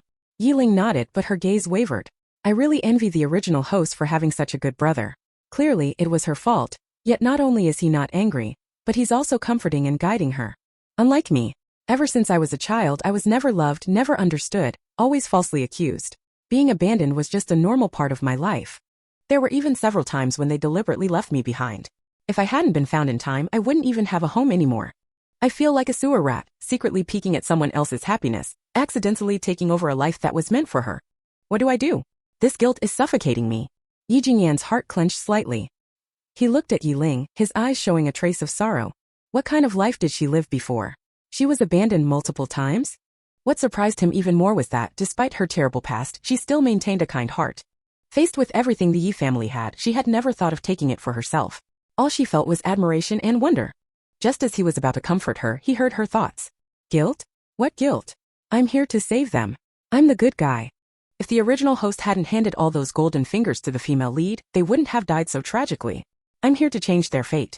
Even if I'm taking her place for a while, it's forgivable. Her bright eyes looked at Yi Jingyan. Big brother, so what do grandpa and uncle do? Yi Jingyan suddenly smiled. Yiling was momentarily dazzled. The Yi family had good genes. Not only were they incredibly good-looking, but they were also tall and highly intelligent. Her eldest brother was a mature and composed CEO, exuding an aura and charisma that no one could replicate. Even a simple smile from him was enough to make people lose their composure. He was simply too handsome. He quickly restrained his expression and explained, they work for the country. What I want to tell you is that for the land and farming, I will find professionals to handle it. Huh? Yiling was shocked. Are you planning to tell the higher-ups about the space? Won't that put me in danger? What if they take me away for research? Yi Jingyan chuckled. Let's step outside first. The delivery should be here again. The three of them returned to the side hall where the butler immediately rushed off to handle matters. After seeing the space and receiving instructions from the eldest young master, he didn't dare waste a single second. Once only the siblings were left, Yi Jingyan finally spoke. The country is stronger than you think. As for your concern about the space, the government actually already has one. They just haven't made it public. Yiling was completely stunned. They already have space abilities? That advanced? Yi Jingyan nodded. They successfully developed it 5 years ago, but since it's classified as top secret, it hasn't been disclosed. Your shock is understandable. However, their version of space is different from yours. Yours is much larger, can accommodate people, and can be used for farming. Theirs vary in size, with the largest still being smaller than yours, and they can only store items. Moreover, 20 years ago, the government started building underground cities over 60 meters deep, each capable of housing 30 million people. There are 5 of these underground cities. Just half a month ago, all of them were completed. This is a top-secret project. Not only do ordinary citizens have no idea about it, but even foreign governments watching us closely are completely unaware. The reason I'm telling you this now is that, before the apocalypse arrives, the government will officially announce the underground cities. So in a few days it won't be a secret anymore. Yiling was completely dumbfounded. Holy crap, did I just hear that right? Underground cities over 60 meters deep? 5 of them? In different sized spaces? These terms feel so unfamiliar. Is this really a novel? How is the technology in this world already this advanced? And another thing, if my big brother and the others have such powerful connections, why did they die so easily in the book? Financial issues? Wrongfully accused of crimes against minors? With uncle's status, how could they possibly be framed and imprisoned? Was it all just to make way for the male and female leads? That's way too ridiculous. Just then, a servant hurried in. Miss, the delivery is here. Yiling wanted to ask how much food had been ordered. Was this for them to eat? She immediately got up and walked outside. The servant followed closely behind. Most of the Yi family's servants were middle-aged or elderly people who had dedicated the majority of their lives to serving the family. They were all unmarried. If any servant wanted to get married, they were sent away. Yi Jingyan had no intention of abandoning the older servants. Whether they went to the capital or entered the space, he would take them with him. Because he felt responsible for their lives. Yi Boxian didn't return home until nearly 11 at night. Seeing the empty courtyard, he immediately knew that all the supplies he had ordered had already been stored away. He strode quickly into the house, searching for his eldest brother and the others, but after checking the entire place he couldn't find them. Then he went to look for the butler, only to find that he was missing as well. Frowning, he called over a younger servant. Where's the eldest young master? Where did they go? Second young master, they're in the eldest Mrs. Resting area. The eldest Mrs. Resting area? Without hesitation, he rushed up to the second floor, only to find no one there. Where were they? Second brother. Yiling suddenly appeared in front of him, nearly tripping in her haste. Yi Boxian swiftly grabbed her arm and steadied her. Noticing the dirt on her shoes, he lowered his voice. You guys aren't in the space, are you? Yiling nodded enthusiastically. That's right, second brother is so smart. Come on, I'll take you in. She grasped his large hand in return, and in an instant, both of them disappeared from the spot. When Yi Boxian reappeared inside the space, he saw the family's butler and several older servants busy constructing fences. When they noticed his arrival, they briefly called out, "Second young master is here," before continuing their work. Not far from them, over a dozen large iron cages held cattle, sheep, pigs, geese, and other livestock. He even saw donkeys and horses all in pairs. From a distance, Yi Jingyan called out, "What are you standing there for? Come help." Yiling beamed at him.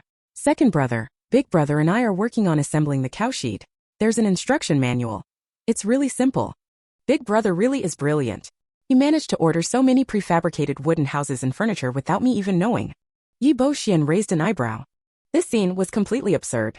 A billionaire CEO holding a hammer in one hand and an instruction manual in the other, standing in front of a pile of furniture. A legendary butler in the elite circles, digging holes with a shovel. A group of highly educated servants, skillfully constructing fences. And the mastermind behind all of this? His little sister, Yiling, smiling brightly at him. Yiling didn't dare rush him, so she just kept smiling. Second brother is probably stunned right now, I can even see his eye twitching. Chapter 13. The malicious female supporting character appears. Yi Boxian decisively joined the construction team, swiftly assembling the wooden houses. With his help, their progress significantly accelerated. However, it still wasn't enough, there was too much to do. Yi Boxian called in a few bodyguards to enter the space and handle the hard labor. These men were akin to the Yi family's shadow guards, loyal and unwavering. Meanwhile, Yi Jingyan exited the space to contact Wen Yinchan, summoning him to help. They were all fated to be cannon fodder, and given that they would need to rely on Yiling's space in the future, there was no reason not to use Wen Yinchan now. Thus, just as Wen Yinchan arrived home and hadn't even had a chance to sit down, he was dragged away by a phone call. Before leaving, he also brought along a visibly anxious Wen Mengxia. Oh, and the bodyguards who had followed him for years, he brought them along too. On the way, as Wen Yinchan drove, Wen Mengxia seized the opportunity to speak quickly. "Brother, what do you think about what I told you over the phone?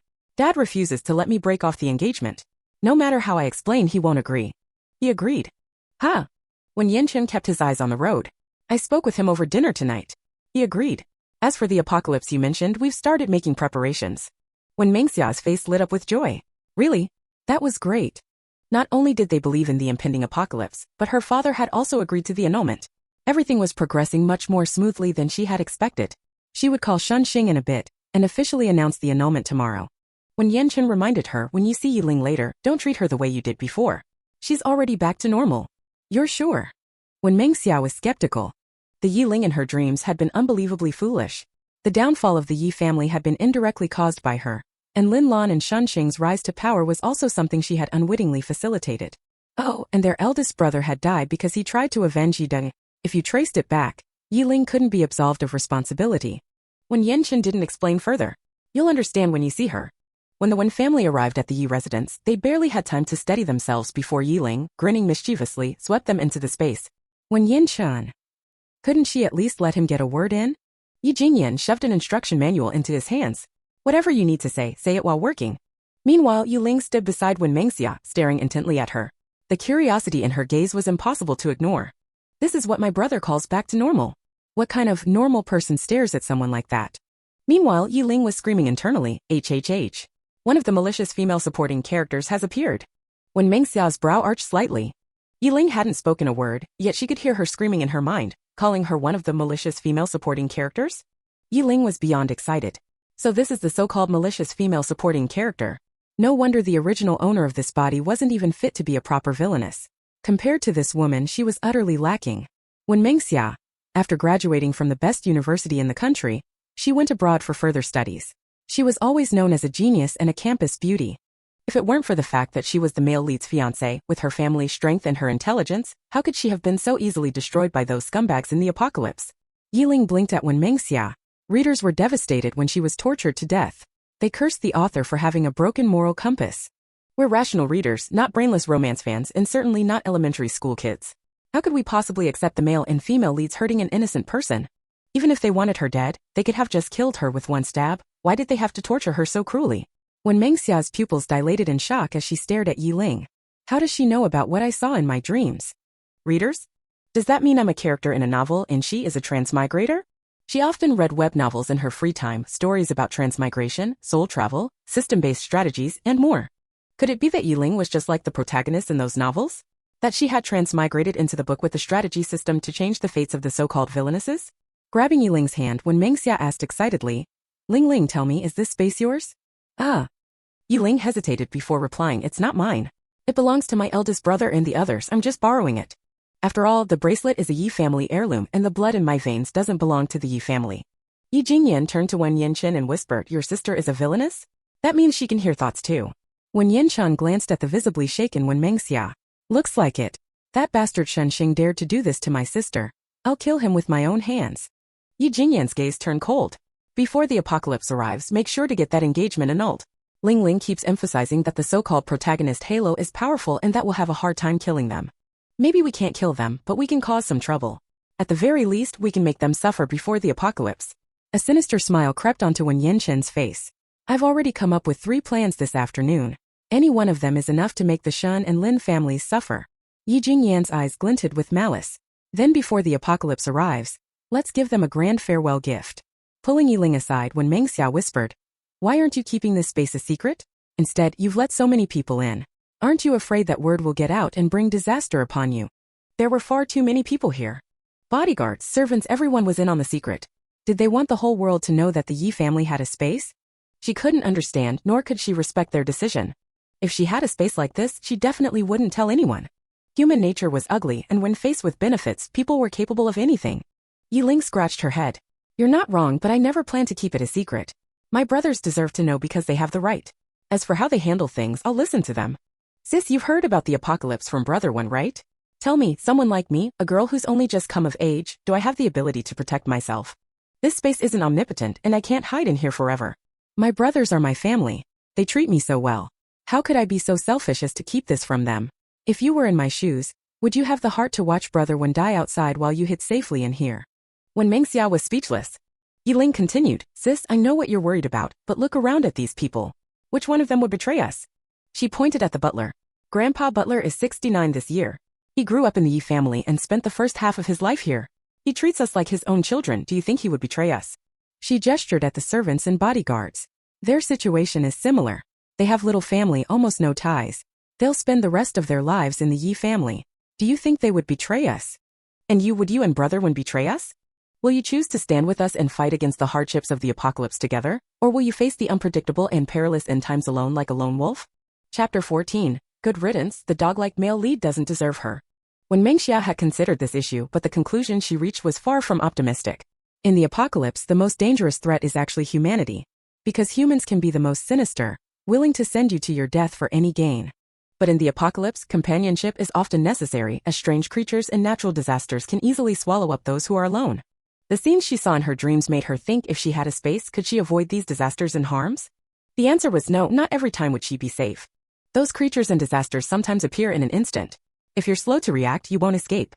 And living alone for long periods would drive her mad. Yiling didn't wait for her to respond but smiled and said, Sister, no decision is ever perfect, is it?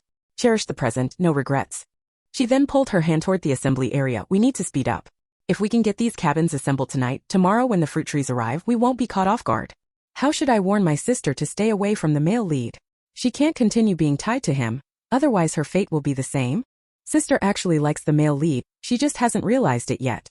Otherwise, she wouldn't have been so upset when she saw them together. Especially after Brother One was killed, my sister tried to confront the male lead, asking him why he was so cruel. They were almost married after all. What she doesn't know is that her appearance here marks the beginning of her death. When Mengxia's nose tinged with a sour feeling and she turned her head to hide her dismay from Yiling. Does she like him? She didn't know, but she remembered that at the beginning, she opposed the marriage, especially after learning about the rumors around him. That made her dislike him even more. But after a few encounters, her resistance faded. She took a deep breath, smiled gently at Yiling. Thank you, Ling Ling. Yiling was confused. Why is she thanking me suddenly? I haven't done anything. When Mengxia patted her head, her gaze softening, thank you for trusting me and letting me into your space. And I'm going to break off the engagement with Shenxing. I'll announce it tomorrow. Brother was wrong earlier. It wasn't that Yiling returned to normal, but that the abnormal person was replaced by a normal one. The current Yiling was a sweet, kind-hearted girl. Yiling exclaimed, breaking off the engagement. Really? That's great. No, I mean sister, I just think he doesn't deserve you. When Yanchen, holding a wooden board, chimed in. Yes, he doesn't deserve you. You're right. Ling Ling, come help me hold this board. Oh, coming. After 3 hours, the team had completed the fence, assembled the wooden cabins, and built cabinets. Knight Jingyan thanked everyone, but his tone turned serious. Everything you saw tonight must remain confidential. You all know the consequences if you reveal anything. Also, the spring water and supplies in the space are not to be touched without our permission. Let me remind you, this space is linked with my sister. She knows everything you do within it. The group, upon hearing they were being monitored, remained calm, not at all anxious or angry. After all, they were all from the Yi and Wen families, and they understood the importance of mutual benefit. After the warning, Yiling escorted them out. When they stepped outside, they realized only an hour and a half had passed. This discovery made Yiling very excited. This meant the time inside the space was twice as long as the outside world. Every hour inside was equivalent to 2 hours outside. Day 9 of the Apocalypse countdown. Rumors of the apocalypse spread online, with bloggers sharing videos of natural disasters and people secretly stockpiling supplies, attracting many curious comments. But soon, netizens realized that despite their discussions, the apocalypse didn't trend on the hot search list. Instead, the topic that trended was #top entertainment female star dating mysterious man #. Clicking on it led to a blurry video showing top celebrity Mu D with a mysterious man in a room for 15 minutes. The mysterious man had been blurred out, but some speculated he might be the CEO of Yi Corporation. Although the trending topic was quickly removed, it sparked even more discussions. What could be more interesting than a zero-scandal female celebrity suddenly having a rumored lover? And that wasn't all. Moody's parents appeared in the capital, bringing a whole car full of things, which also made it onto the hot search. Netizens' curiosity was piqued, and they began speculating whether Moody was getting married, considering why her parents were suddenly in the capital. Yiling looked at the trending topics and clicked her tongue. So I was once this kind of NPC, easily swayed by public opinion. If I didn't know the truth, I probably believed these marketing lies. She then saw that when Monxia announced her breakup with Xinxing, and news about their split flooded all major platforms. When the two families had arranged their marriage, their backgrounds were investigated, and many were familiar with the details. However, no one expected the breakup to happen so quickly. While netizens were busy speculating, a new video surfaced showing Xinxing recently meeting a beautiful woman, suspected of cheating. Then, someone uncovered information suggesting Shang Corporation had been involved in tax evasion, and Xinxing had already changed his nationality. Within just 2 hours, another leak revealed that Shin Corporation was under investigation. Even Yiling noticed this was a conspiracy. How could Xinxing not? But so what? Whether it was a conspiracy or not, as long as it made the male lead suffer, that's all that mattered. If the male lead was uncomfortable, then she was happy. Day 8 of the Apocalypse countdown. The supplies in the space were steadily increasing, all neatly categorized in one corner. The fruit trees and saplings had been planted, and workers had even managed to create a man-made lake in public toilets. The vegetables Yiling planted had all grown, with some even flowering and bearing fruit. This speed delighted everyone. With this magic tool, they no longer had to worry about running out of fresh vegetables. At this moment, Yiling sat in the passenger seat of Wen Yanshin's car, holding a takeaway box filled with crystal shrimp dumplings and marinated duck neck and wings. She hesitated with a shrimp dumpling, offering politely, "Would you like one?" "Where is this dad taking me? At least tell me what we're doing." When Yanshin, in a good mood, saw her reluctance and teased her, "Then have one, but since I'm driving I can't take it. How about you feed me?"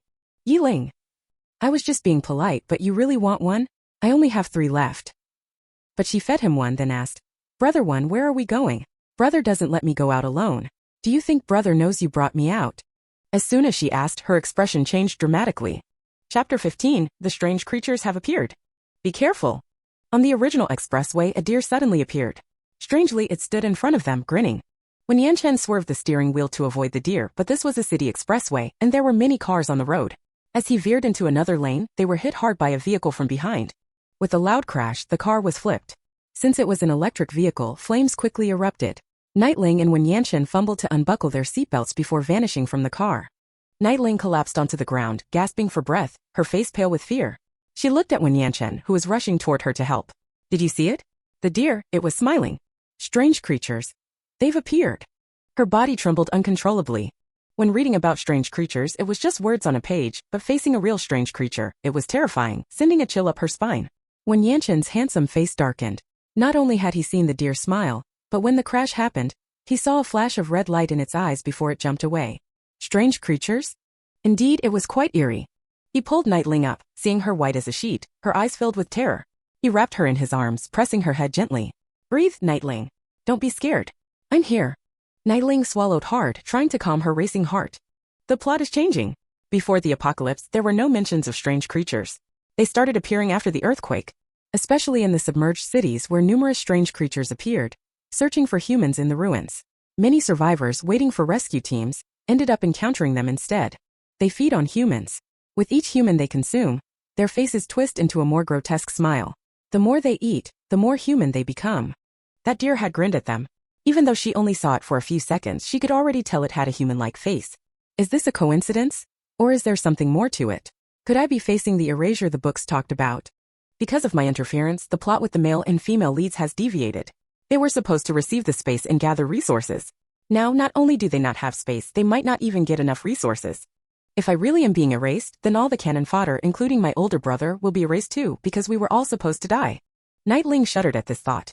When Yanchen, hearing her, also became grave. What had just happened was too sudden. If not for Nightling's space pulling them in at the last moment, they would have been consumed by the flames by now. If they were really being erased, it meant that no matter how much they changed the plot, the result would still be death. Suddenly, Nightling pushed Wen Yanchen away and ran towards the spiritual spring. I can't just sit here and wait. I have to try everything. Seeing her stumble towards the spring, Wen Yanchen quickly followed, grabbing her wrist and leading her there. When they reached the spring, she immediately knelt down and began drinking from it. At this point, she didn't care about her image. The only thought in her mind was to stay alive. After drinking, she looked up at Wen Yanchen, who wore a worried expression. You wait. Don't drink yet. Let's see what happens to me first. Don't worry if I die from poisoning. I'll make sure to send you out of the space before I die. She knew she was being impulsive, but she couldn't care less. Before, she had been waiting for nightfall to drink the spring water as her older brother had advised, but they had gotten so busy that they had forgotten. When Yanchen took out a cloth and gently wiped her wet face, then lifted her and began walking toward the resting area. He didn't scold her or say any comforting words. Instead, he reminded her, don't speak, just focus on how your body feels. I'll be making a note of everything. Her resilience and courage made him see her in a new light. Faced with such a sudden change, she was able to adjust her mindset in a short amount of time and bravely face the unknown dangers. Since she wasn't scared, what was there for him, a grown man, to be afraid of? If she was going crazy, he'd go crazy with her. But outside, the G brothers were probably about to lose their minds. It would definitely guess that they went into the space, but since they hadn't seen it with their own eyes, he hoped that when they went outside, the G brothers hadn't completely lost control. It had been Nightling's older brother who had asked him to take her to collect the house. TSK. Nightling hummed in agreement, closing her eyes to feel the changes inside her body. Yi Buishuan had people move the sofa to the designated spot while asking Yi Jingyan, when will they arrive? Yi Jingyan was on a video call with Yi Tianfei. Hearing Yi Buishuan's question, he took a moment to respond, they should be arriving soon. Just then, Yi Buishuan's phone rang. It was the traffic police. What? A car accident? We'll be there right away. Who was in the accident?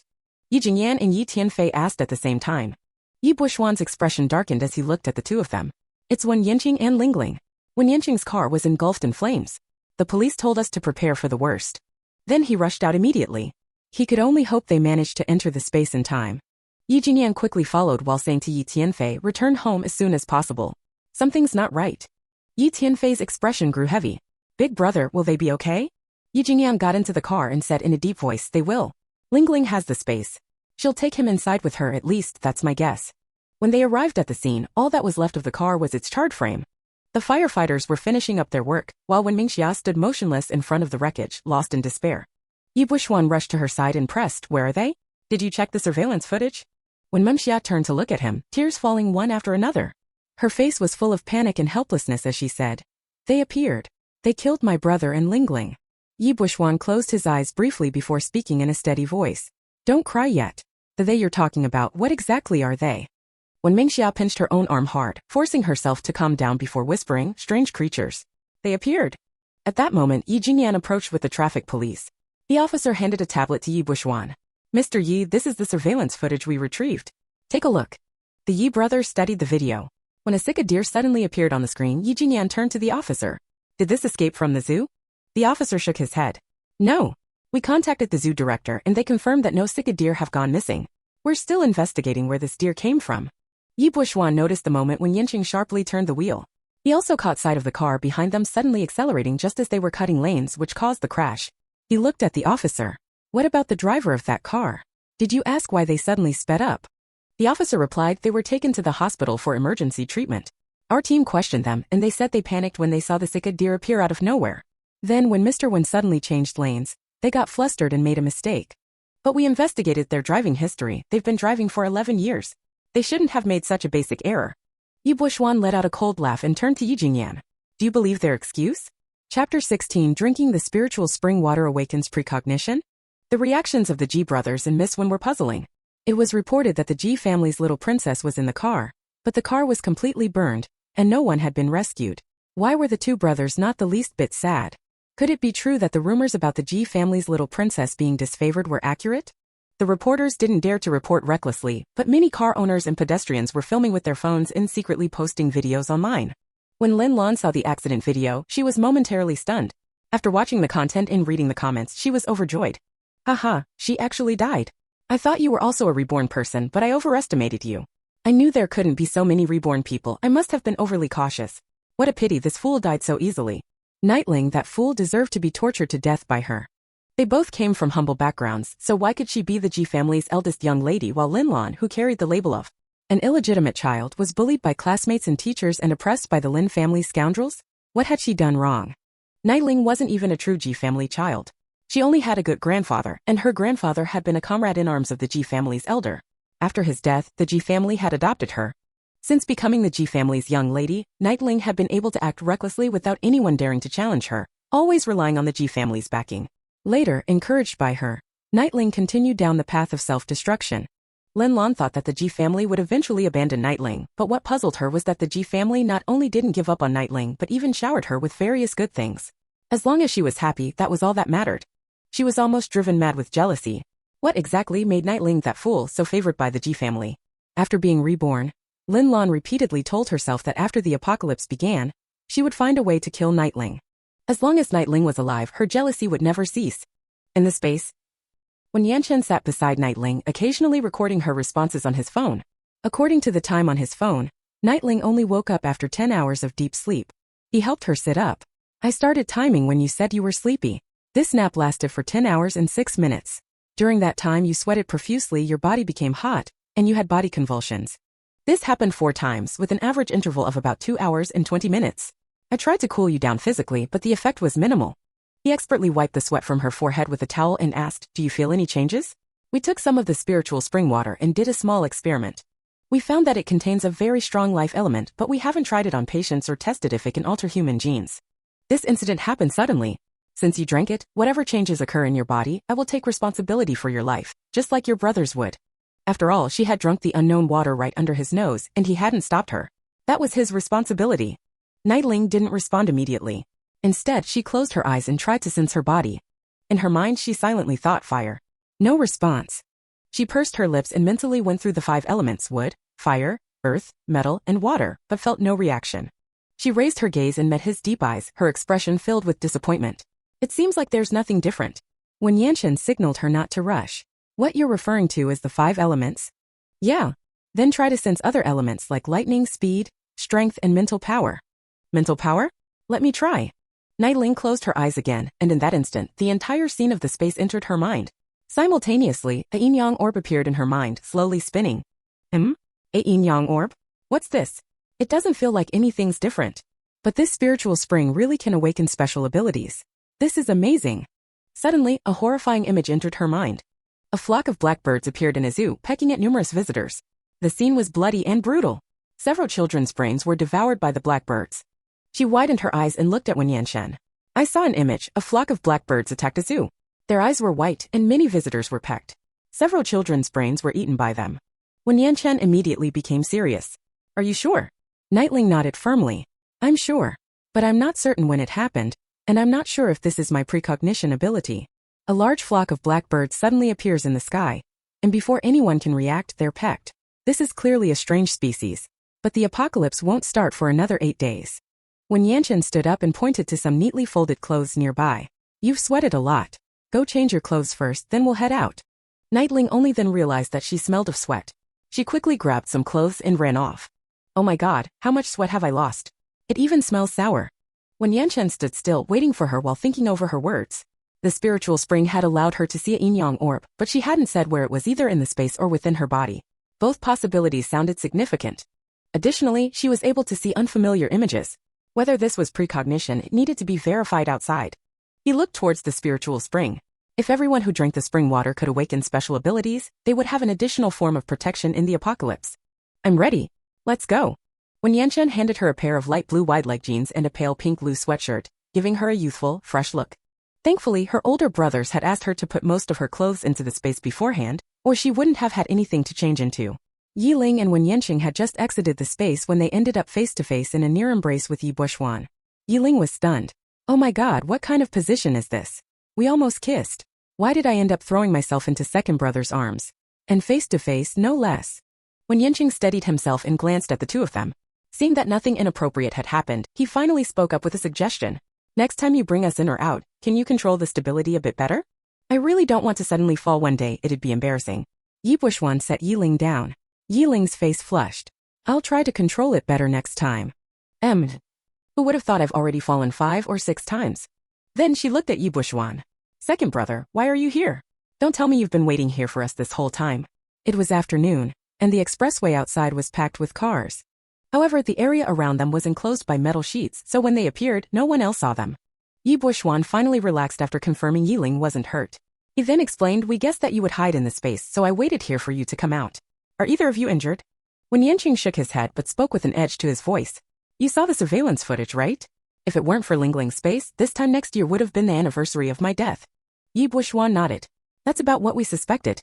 Let's leave here first. Chapter 17. Zoo under attack. The three of them got into the car, and after Night Boxian notified Night Jingyan and Wen Mengxia that they were safe, he started the engine and prepared to leave. Night Ling leaned her head from the back seat and said, Second brother, we need to go to the zoo. I saw some images and I need to verify them. You saw some images? When Yanchen explained to Night Boxian what had happened in the space, which made Night Boxian fall into deep silence for a while. He turned and gently patted Night Ling's head, feeling a bit heartbroken. Are you stupid? Don't act impulsively next time. If anything happens, let your second brother handle it. I'm fine, really. Let's hurry up and go. Second brother, stop being so sentimental, my tear glands are weak. Night Boxian's eyelid twitched, but he said nothing more and steered the car towards the zoo. When Yanchen chuckled lightly before becoming serious again. Have they found that spotted deer? Was it from the zoo? When the spotted deer was mentioned, Night Boxian's tone became serious. No, it escaped from a truck. The driver is dead, found on the highway. When the police discovered it, the driver's head had been eaten. The iron cage that was holding the deer had been chewed through. This incident was covered up, but those who knew about it are all aware that it's a bad omen. As for the deer, it was shot and taken away. Night Ling said, Second brother, this is the strange creature I was talking about. But in my dream, I saw it appear only after the earthquake. I don't know why it showed up early. When Yanchen turned to look at Night Ling, perhaps the strange creature you saw in your dream existed even before the earthquake. These things are often suppressed by higher-ups. What ordinary people know is always delayed, so it's possible these strange creatures appeared before we knew it. He paused and turned to Night Boxian. Did you see any pictures or videos? Was the person's head eaten? What about the body? Did they carry any virus? Night Boxian replied, I didn't see those pictures, they were blocked. I didn't bother pulling strings to see a headless body. If you're interested, use my phone and check for yourself. Speaking of phones, Night Ling gently tapped Night Boxian's shoulder. Second brother, I don't have a phone. That was the original owner's new phone.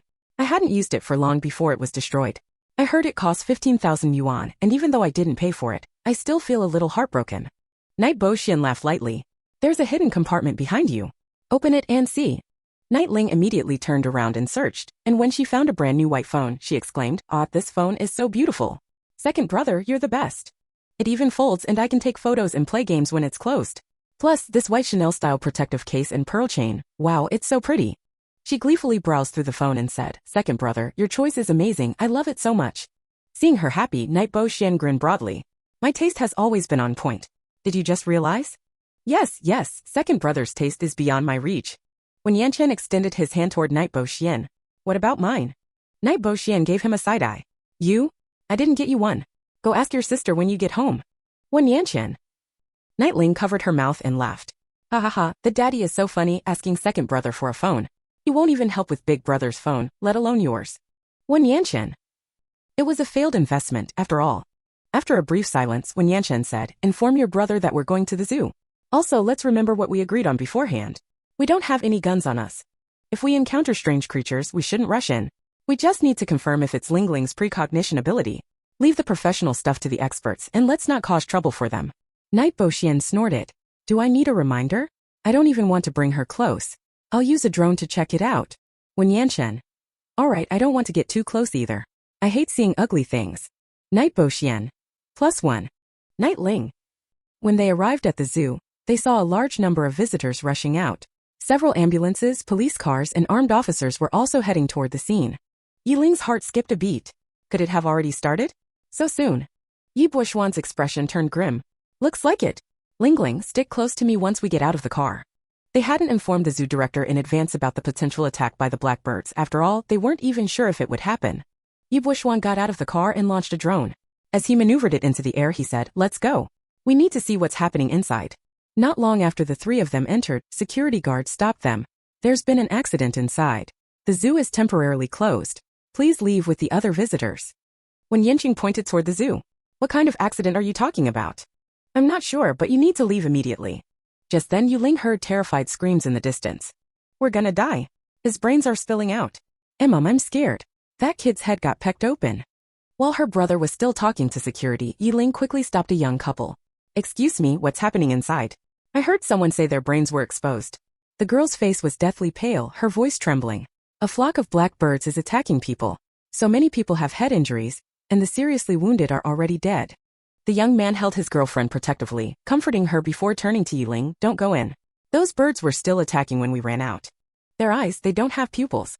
It's like they've mutated. And who knows if they're carrying some kind of virus. Trust me, just leave. I swear, at least 20 people were dead when we ran. Probably more. A lot of them weren't dead right away, but their skulls had gaping holes you could see their brains. How could anyone survive that? Suddenly the girl broke down sobbing. It's the end of the world. I swear I'm gonna have nightmares. I need therapy. We just came to see the pandas and we almost lost our lives. With that, the couple hurried away, too afraid to linger. Yi Ling avoided the stampeding crowd and rushed back to her brother. She relayed what she had just learned. Are we still going in? I'm sure now, this is exactly what I saw in my vision. Second brother, we don't have much time. We need to start stockpiling supplies and move out. Yi Buoxuan kept his eyes on the drone feed. Hold on. We're already here, let's at least get some footage before we leave. When Yanqing glanced at the panicked crowd ahead and suggested, we shouldn't get any closer. A stampede could break out. Let's wait under that big tree. The three of them moved to the tree, and before long, Yi Buoxuan spoke up. Got it. These things have definitely mutated. When Yanqing leaned in. Let me see. On the screen, a black bird dived into the fleeing crowd and pecked viciously at a running child's head. In an instant, the child's skull cracked open. The parent beside them screamed in horror, frantically swinging a bag in an attempt to drive the bird away. When Yanqing's expression darkened. That looks like a peregrine falcon. The color is off, but from its build, it's definitely a falcon. Yi Buoxuan narrowed his eyes. It is a peregrine falcon, just with a different color. But why? Why are there suddenly so many peregrine falcons in S-City? Could it be like that deer? Did they come from another city? Chapter 18, the female lead gets a golden finger. Night Ling stood aside, thinking for a moment before browsing the internet on her phone. She checked several platforms for hot search topics, but all she found were news about overseas wars, a fire in a residential area, someone planning to jump off a building due to a breakup, and entertainment news. Nothing about the situation here. With such a big incident happening, there was no news about it online. Suddenly, a group of armed soldiers appeared in her line of sight. She quickly whispered to the other, second brother, look over there. At that moment, gunshots rang out in the distance, causing people to scream in panic. Many animals began to show signs of distress. Night Boxian withdrew the drone and turned to them. We need to leave. It's no longer safe here. Just as they got in the car, Night Jingyan called. He spoke seriously over the phone. Are you still at the zoo? When Yanchen took the phone. We're at the parking lot, getting ready to leave. Brother, the situation is more complicated than we expected. Night Jingyan replied, we'll talk when we meet. You need to get Lingling out of the zoo immediately. They're going to lock it down completely, and any tourists who fail to leave in time will be stuck there for inspections. Inspections? What kind of inspections? Night Jingyan explained there are many checks. Whether anyone was attacked, whether they've been infected with an unknown virus, whether they filmed or took photos, etc. I'll be waiting for you at the new house. Hurry. After the call ended, not long after, Night Boxian's phone rang again. This time, the number displayed was unknown. Night Boxian's expression immediately became serious as he answered on speaker. Boxian, your vacation is over early. Return to base as quickly as possible. Understood. After the call ended, the car fell into silence. Though the car was quiet, someone was silently venting inside. Night Ling, second brother is in the military? What the heck, this crucial detail wasn't even mentioned by the author. When Yanchen and Night Bo Xian exchanged a quiet glance, silently amused at her inner outburst. Haha, this is too much.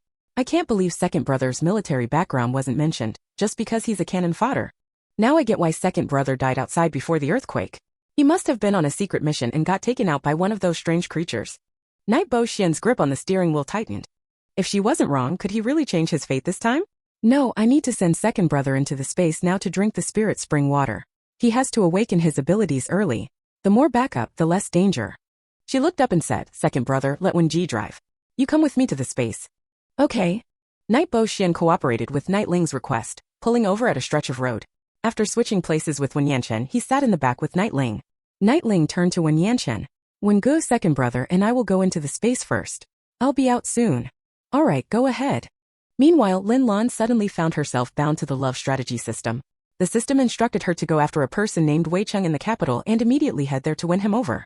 Lin Lan, excited to be bound to a system, didn't care about what kind of system it was, she was just happy to have a golden finger. She truly was the chosen one. Not only did she get a rebirth, but now she had a system too. Forcing herself to calm down, she asked the system, what does this person do? Can he ensure my survival in the apocalypse? The system responded, host, please understand one thing. This is a love strategy system, not an apocalypse survival system. Lin Lan, I know that, so what does he do? Can he help me survive the apocalypse? The system hesitated and replied, yes.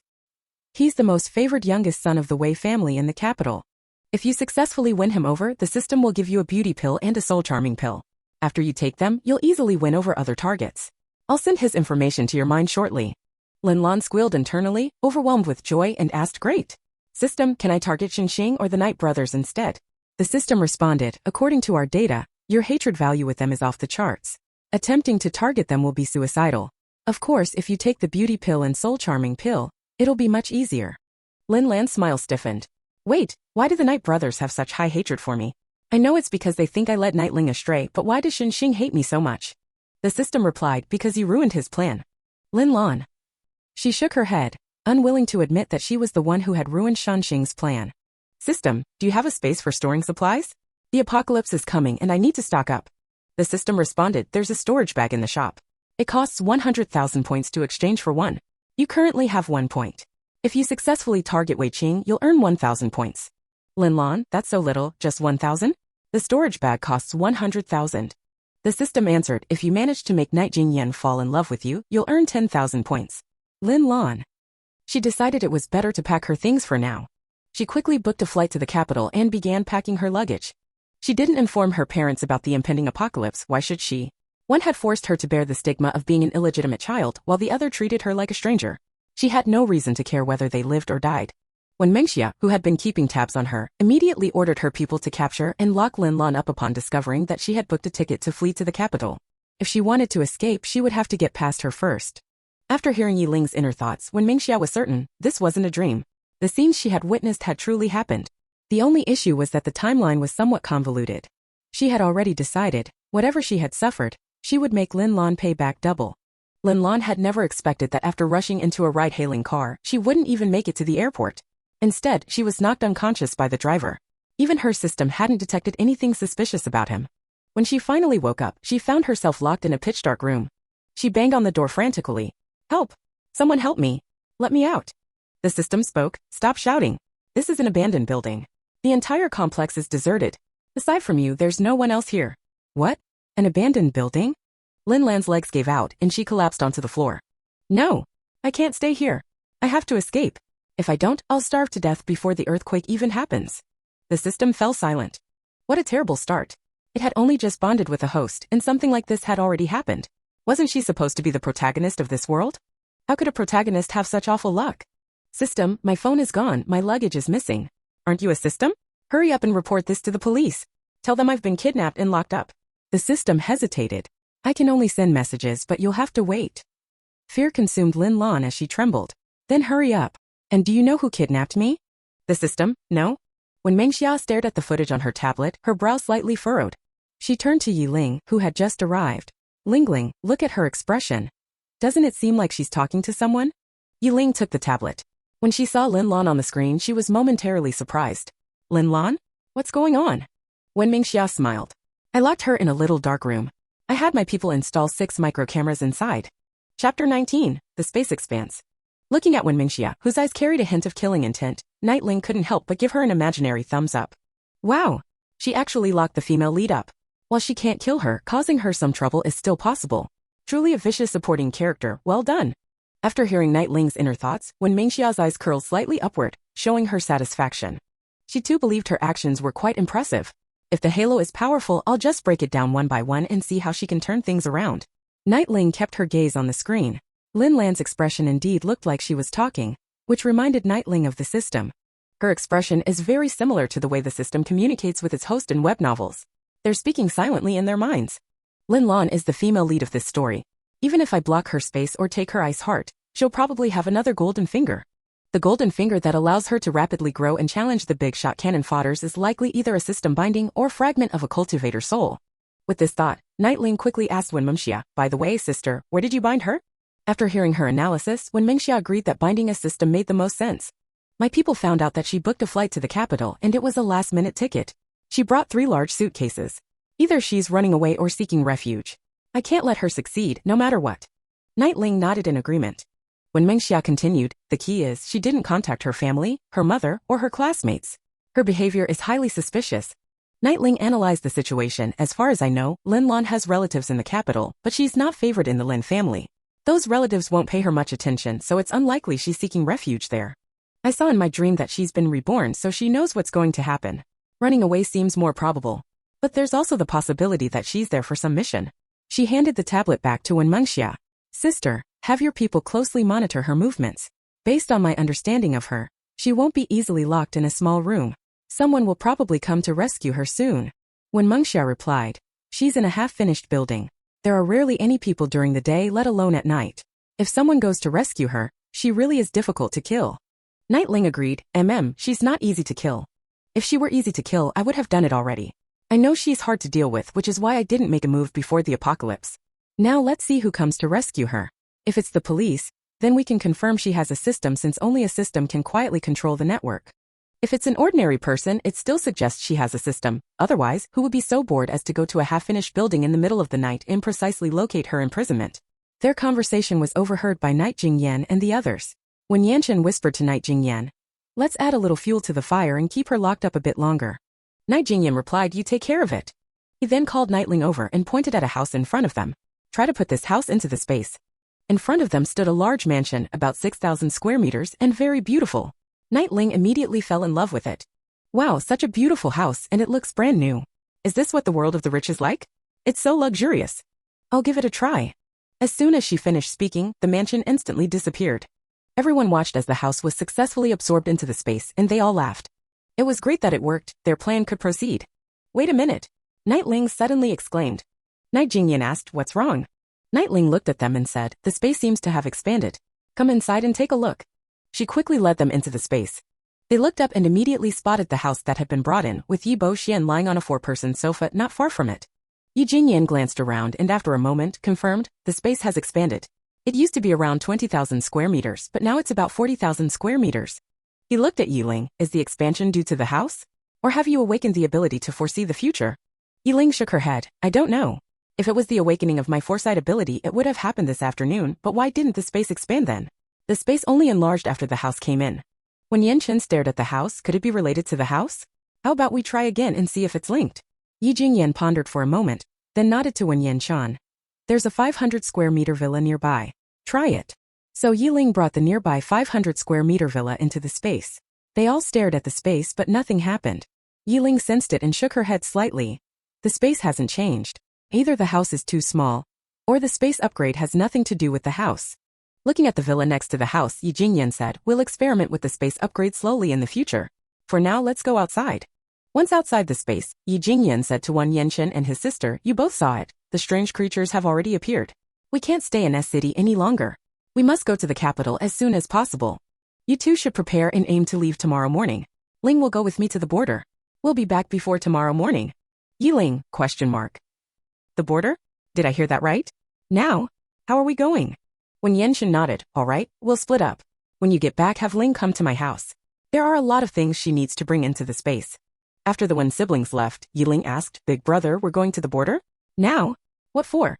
Yi Jingyan gestured for her to get in the car. And they sat in the back seat. with the partition separating them from the front. Seeing her curiosity, Yi Jingyan explained, "Your fifth brother's military supplies have arrived, and they're at the border. We need to go collect the weapons. We also need to buy some other supplies that are hard to transport domestically, so we need to go there." Yiling looked at him with admiration. "Big brother, you're so amazing. With guns, we have more security. But how are we getting there?" "By our private plane." "Yiling, a helicopter?" Yi Jingyan. "Tonight we're taking a passenger plane." "A passenger plane? Does that mean there's a helicopter too?" "Ah, the life of the rich is so enviable." Yi Jingyan couldn't help but laugh at her shocked expression. He reached out and ruffled her hair, thinking how adorable she was. If she only knew they also had a private yacht, a personal horse ranch, a manor, and large grasslands, she'd probably go crazy. As for whether Yiling would go crazy, he didn't know, but Lin Lan was certainly going to be ruined. After hearing that the city police were all assisting the zoo, Lin Lan couldn't help but scream, "Ah! Why is everyone against me? What's wrong with the zoo? Why is everyone going there?" "The system, host, please calm down. The police aren't the only ones who can save you, ordinary people can too. As for why everyone is going to the zoo, it's because an incident occurred there." Chapter 20. Another major villain appears. Zoo attack incident? Lin Lan was completely confused. How did they get hurt? Did the tiger eat someone or did the monkeys attack? System, birds eating people. The system didn't have all the details. It could only tell her roughly what happened. Not explaining was fine, but after this explanation, Lin Lan completely broke down. Those are the strange species. They've appeared. I need to get out of here. I can't stay here. I'll die if I do. System, you're supposed to be all-powerful. Hurry up and find someone to save me. System? Although I am not all-powerful? Lin Lan, I don't care. Get me out of here. If I don't get out soon, when those strange species appear, it'll be the end for both of us. System, host, you're the one who will be finished, not me. If you die, I can just find another host. Lin Lan, aha. The emotional stress caused her to feel dizzy, and then she fainted. Yiling followed Yi Jingyan to the southwest border at 11:30 p.m. When she saw fifth brother walk out of the shadows, she hadn't clearly recognized him before hearing him tell her to bring the things inside into the space. She quickly stored everything in the space, and then they were taken to the seaside where a large ship and a yacht were docked. Yi and Ling also had her store these in the space. Afterwards, they flew by helicopter to the edge of a forest. There Yiling saw a mound of materials covered with tarps. She didn't know what was inside, but followed their instructions and stored it all in the space. By the time they boarded the return flight, it was already 4:30 a.m. Yiling and Yi Yanling were both exhausted, and once on the plane, they collapsed into sleep. Yi Jingyan covered them with blankets and then video called his uncle. On the screen appeared a sharp-eyed, friendly-looking middle-aged man, who was Yi Jingyan's uncle, Lu Hongbing, a character who hadn't appeared in the book. Yi Jingyan asked seriously, "Uncle, I hope I'm not disturbing your rest." Lu Hongbing, wearing a coat, stared at the camera. "No, are you on the plane? My people said that Xiao Wu's been transporting a lot of stuff. Are you worried about a riot?" Yi Jingyan replied, "Pretty much. You should have guessed why I'm contacting you so late. I need to ask you one thing. When did these strange species start appearing? Is it global or just a few countries?" Lu Hongbing lit a cigarette, took a deep drag, and then slowly replied, "Global. The first incident occurred 3 years ago in the US. Yi Jingyan frowned. "Did they create it?" "It's hard to say, it hasn't been confirmed." Lu Hongbing looked at Yi Jingyan and said, "As for the earthquake, the Seismological Bureau has been monitoring, but no abnormalities have been found. When you arrive in the capital tomorrow, bring your people to meet me." "I was planning to do that." After the call ended, Yi Jingyan's brows furrowed even more. He looked at the two of them sleeping and murmured, "This is bad." 7th day of the apocalypse countdown. Yi Bo Xian used the spiritual spring water to awaken his metal-type ability and mental power. Before he left, he drank another large gulp of the spiritual spring water, and then, with a reluctant glance at Yi Ling, rejoined the team. Yi Ling, using the spiritual spring water to trigger her abilities, had Yi Jingyan immediately arrange for Yi Yanling and the butler to drink it, while he himself focused on company matters. He would have liked to drink the spring water, but time was tight, and drinking it would leave him unconscious for more than 10 hours, something he couldn't afford right now. While Yiling was busy storing the one family's belongings, fourth brother Yi Tianfei returned. Because of the large amount of goods he had to transport by cargo plane, after Yiling finished with the one family's things, he headed to the airport. Meanwhile, Lin Lan had also been rescued. A homeless man appeared in the unfinished building, and to his luck, he showed up in the very building where Lin Lan was kept, conveniently rescuing her. Though it wasn't so much a rescue as it was an ulterior motive. Lin Lan, with her enchanting beauty, especially in her tired state, easily triggered the lust of men. Seeing such a delicate woman in an unfinished building, the hungry homeless man's twisted desires awakened. However, Lin Lan, being the heroine, wouldn't allow him to succeed. She used all her strength to escape, but when she ran into the middle of the road, she tripped, and just then, a luxury car appeared in front of her. The headlines of major websites were suddenly dominated by Yi Corporation. Hashtag Yi Corporation announces paid leave for all employees. Hashtag why did Yi Corporation suddenly announce leave? Hashtag what message is Yi Corporation sending with this leave? Hashtag shocked when corporation also announces sudden leave. Hashtag the entire internet was abuzz with discussions about Yi and when corporation's sudden leave. Xiang Kai Yyids, with two giants suddenly taking leave, could war be about to break out? If it really does, can someone let me know in advance? I'd like to buy a king crab since I've never eaten one before. Wait till I have money and I'll destroy all the year-root plants in the world. Did you hear? A shocking incident happened in S City yesterday. Birds eating people. I suspect the sudden leave of both corporations has something to do with this, especially since it happened in the same city. Beauty-loving pig. Don't the employees of both companies have anything to say? I'm getting anxious. We NPCs are also human beings. Why are we always abandoned at critical moments? Muddy is my wife. My wife has been acting strange too. She didn't go to the film set or attend any events and has been staying in the capital. It's really unusual. As more people joined the discussion, no one provided any answers. At the capital airport, Yi Corporation's private plane made a low-key appearance, and through a secret passage, they left the airport and headed towards the city center. Yi Jingyan and two young men and women came to meet them. Yi Ling initially thought she would ride with Wen Mengxia, but Yi Jingyan pulled her into another car, where she was immediately scrutinized by the two. Yi Ling leaned closer to Yi Jingyan, lowering her voice to whisper, "Who are they? Why are they staring at me like that?" Yi Jingyan patted her head and chuckled, "They're my uncle's people. They mean no harm, they're just curious about you." The two, listening to their private conversation, twitched their eyes. The woman cleared her throat, retracting her gaze, and extended her hand to shake with Yi Ling. "Hello, Miss Yi, I'm Lu Xu, a member of a special national team." Yi Ling quickly shook her hand. "Hello, Yi Ling. Never heard of either the person or the special team. Is this a new side story? By the way, is this special team related to the supernatural or strange species?" The man raised an eyebrow and extended his hand. "Hello. I'm their team leader, UZMO." Yi Ling's eyes widened. "What? UZMO? Is he the UZMO? Wow, no wonder he's so handsome. He's one of the evil villains. Aha, I just got to the capital and already met such a big character. I'm so excited." She grabbed his large hand excitedly. "Hello, nice to meet you." It's a pleasure to meet you." Yi Ling, too excited to notice, didn't see UZMO narrowing his eyes, his expression filled with deep thought. This small change in expression was caught by Yi Jingyan. He sighed. Yi Ling had unlocked yet another key character, another member who could hear her inner thoughts, adding another one to the list. Chapter 21, Dad, what kind of high society circle have you dragged me into this time? Night Ling was still immersed in her excitement. Izimo, a figure who stunned everyone in the apocalypse. Sharp eyebrows, starry eyes, high-set ears, and a determined, sharp gaze. Mysterious, skilled, and awakened with dark-type abilities. He is one of the most formidable figures known for slaughtering bizarre creatures.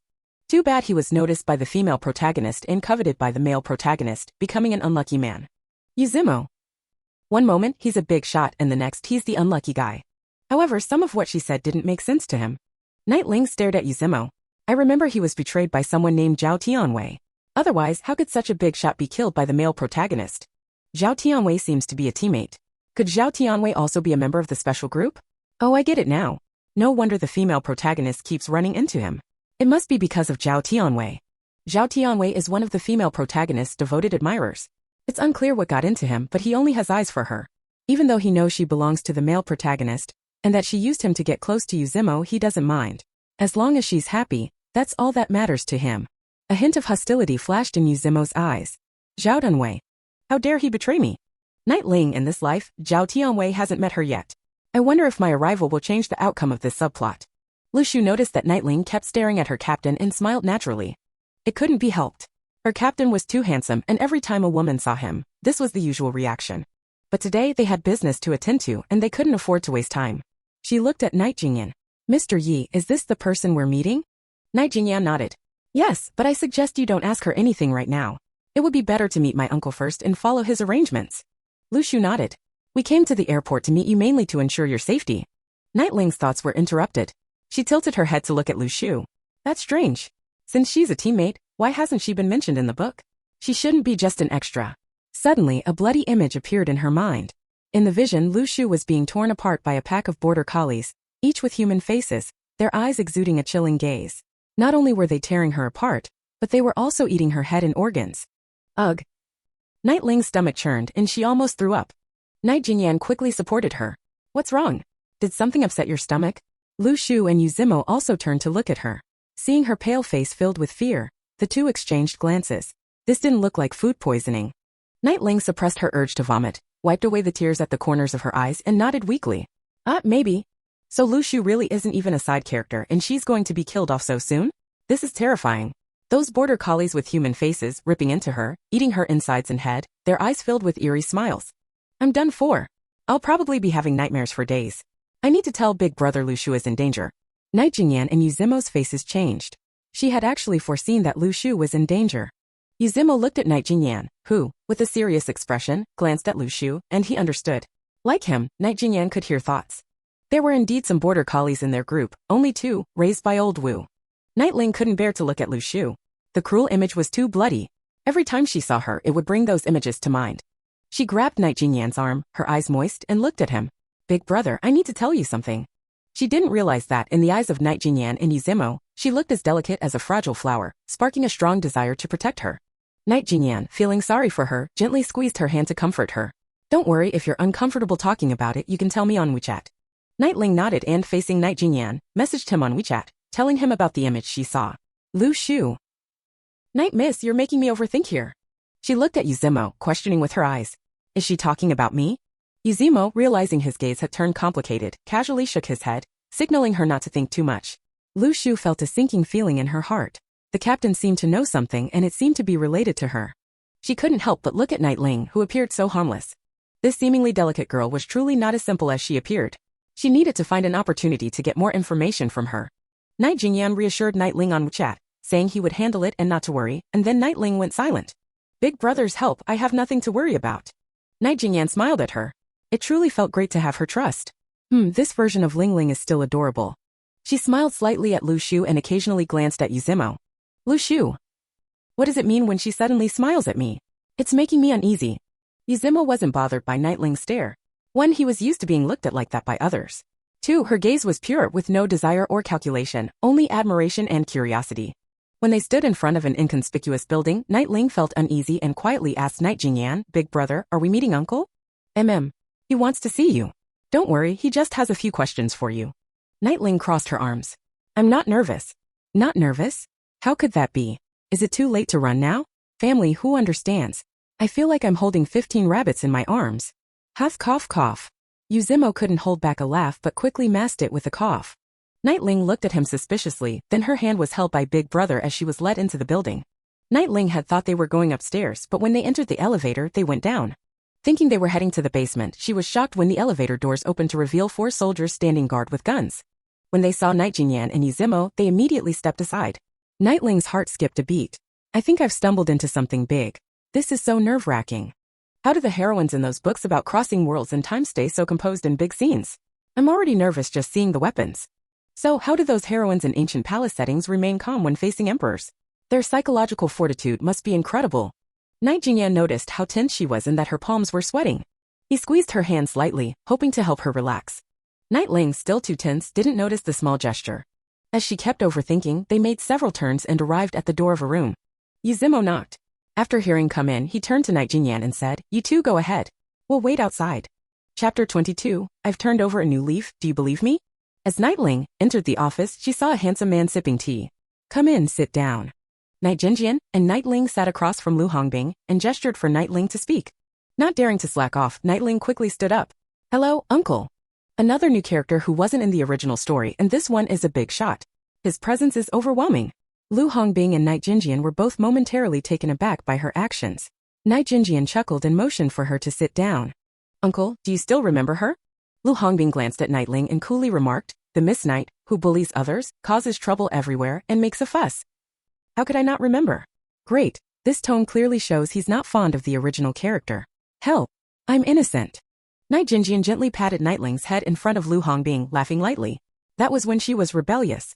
Who wasn't a brat during their rebellious phase? She's a good kid now. Lu Hongbing observed the action and set down his teacup. Anyway, you're the ones raising her, not me. Let's get down to business.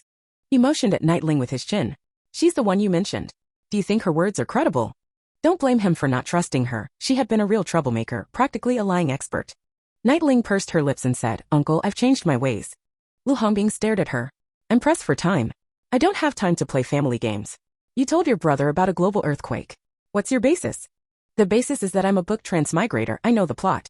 Does a dream count? Lu Hongbing. He looked at Night Jinjian, who rubbed his temples and explained, "Uncle, you know me. I don't do things without certainty. If we're hoarding supplies on such a large scale, you should trust us. What we say is real." Lu Hongbing fell silent for a long while, then glanced at Night Ling. "I trust him, but not you. However, since he chooses to trust you, I'll give you the benefit of the doubt this time. Now tell me more about the earthquake." Night Ling repeated the same words she had shared with Night Jinjian and the others, then stopped talking. She had said all she needed to. Whether her uncle believed her or not was no longer her concern. Lu Hongbing remained silent for a long time, his expression gradually turning serious. Clearly, he was starting to take it seriously. Night Jinjian took out his phone, opened a video, and handed it to Lu Hongbing.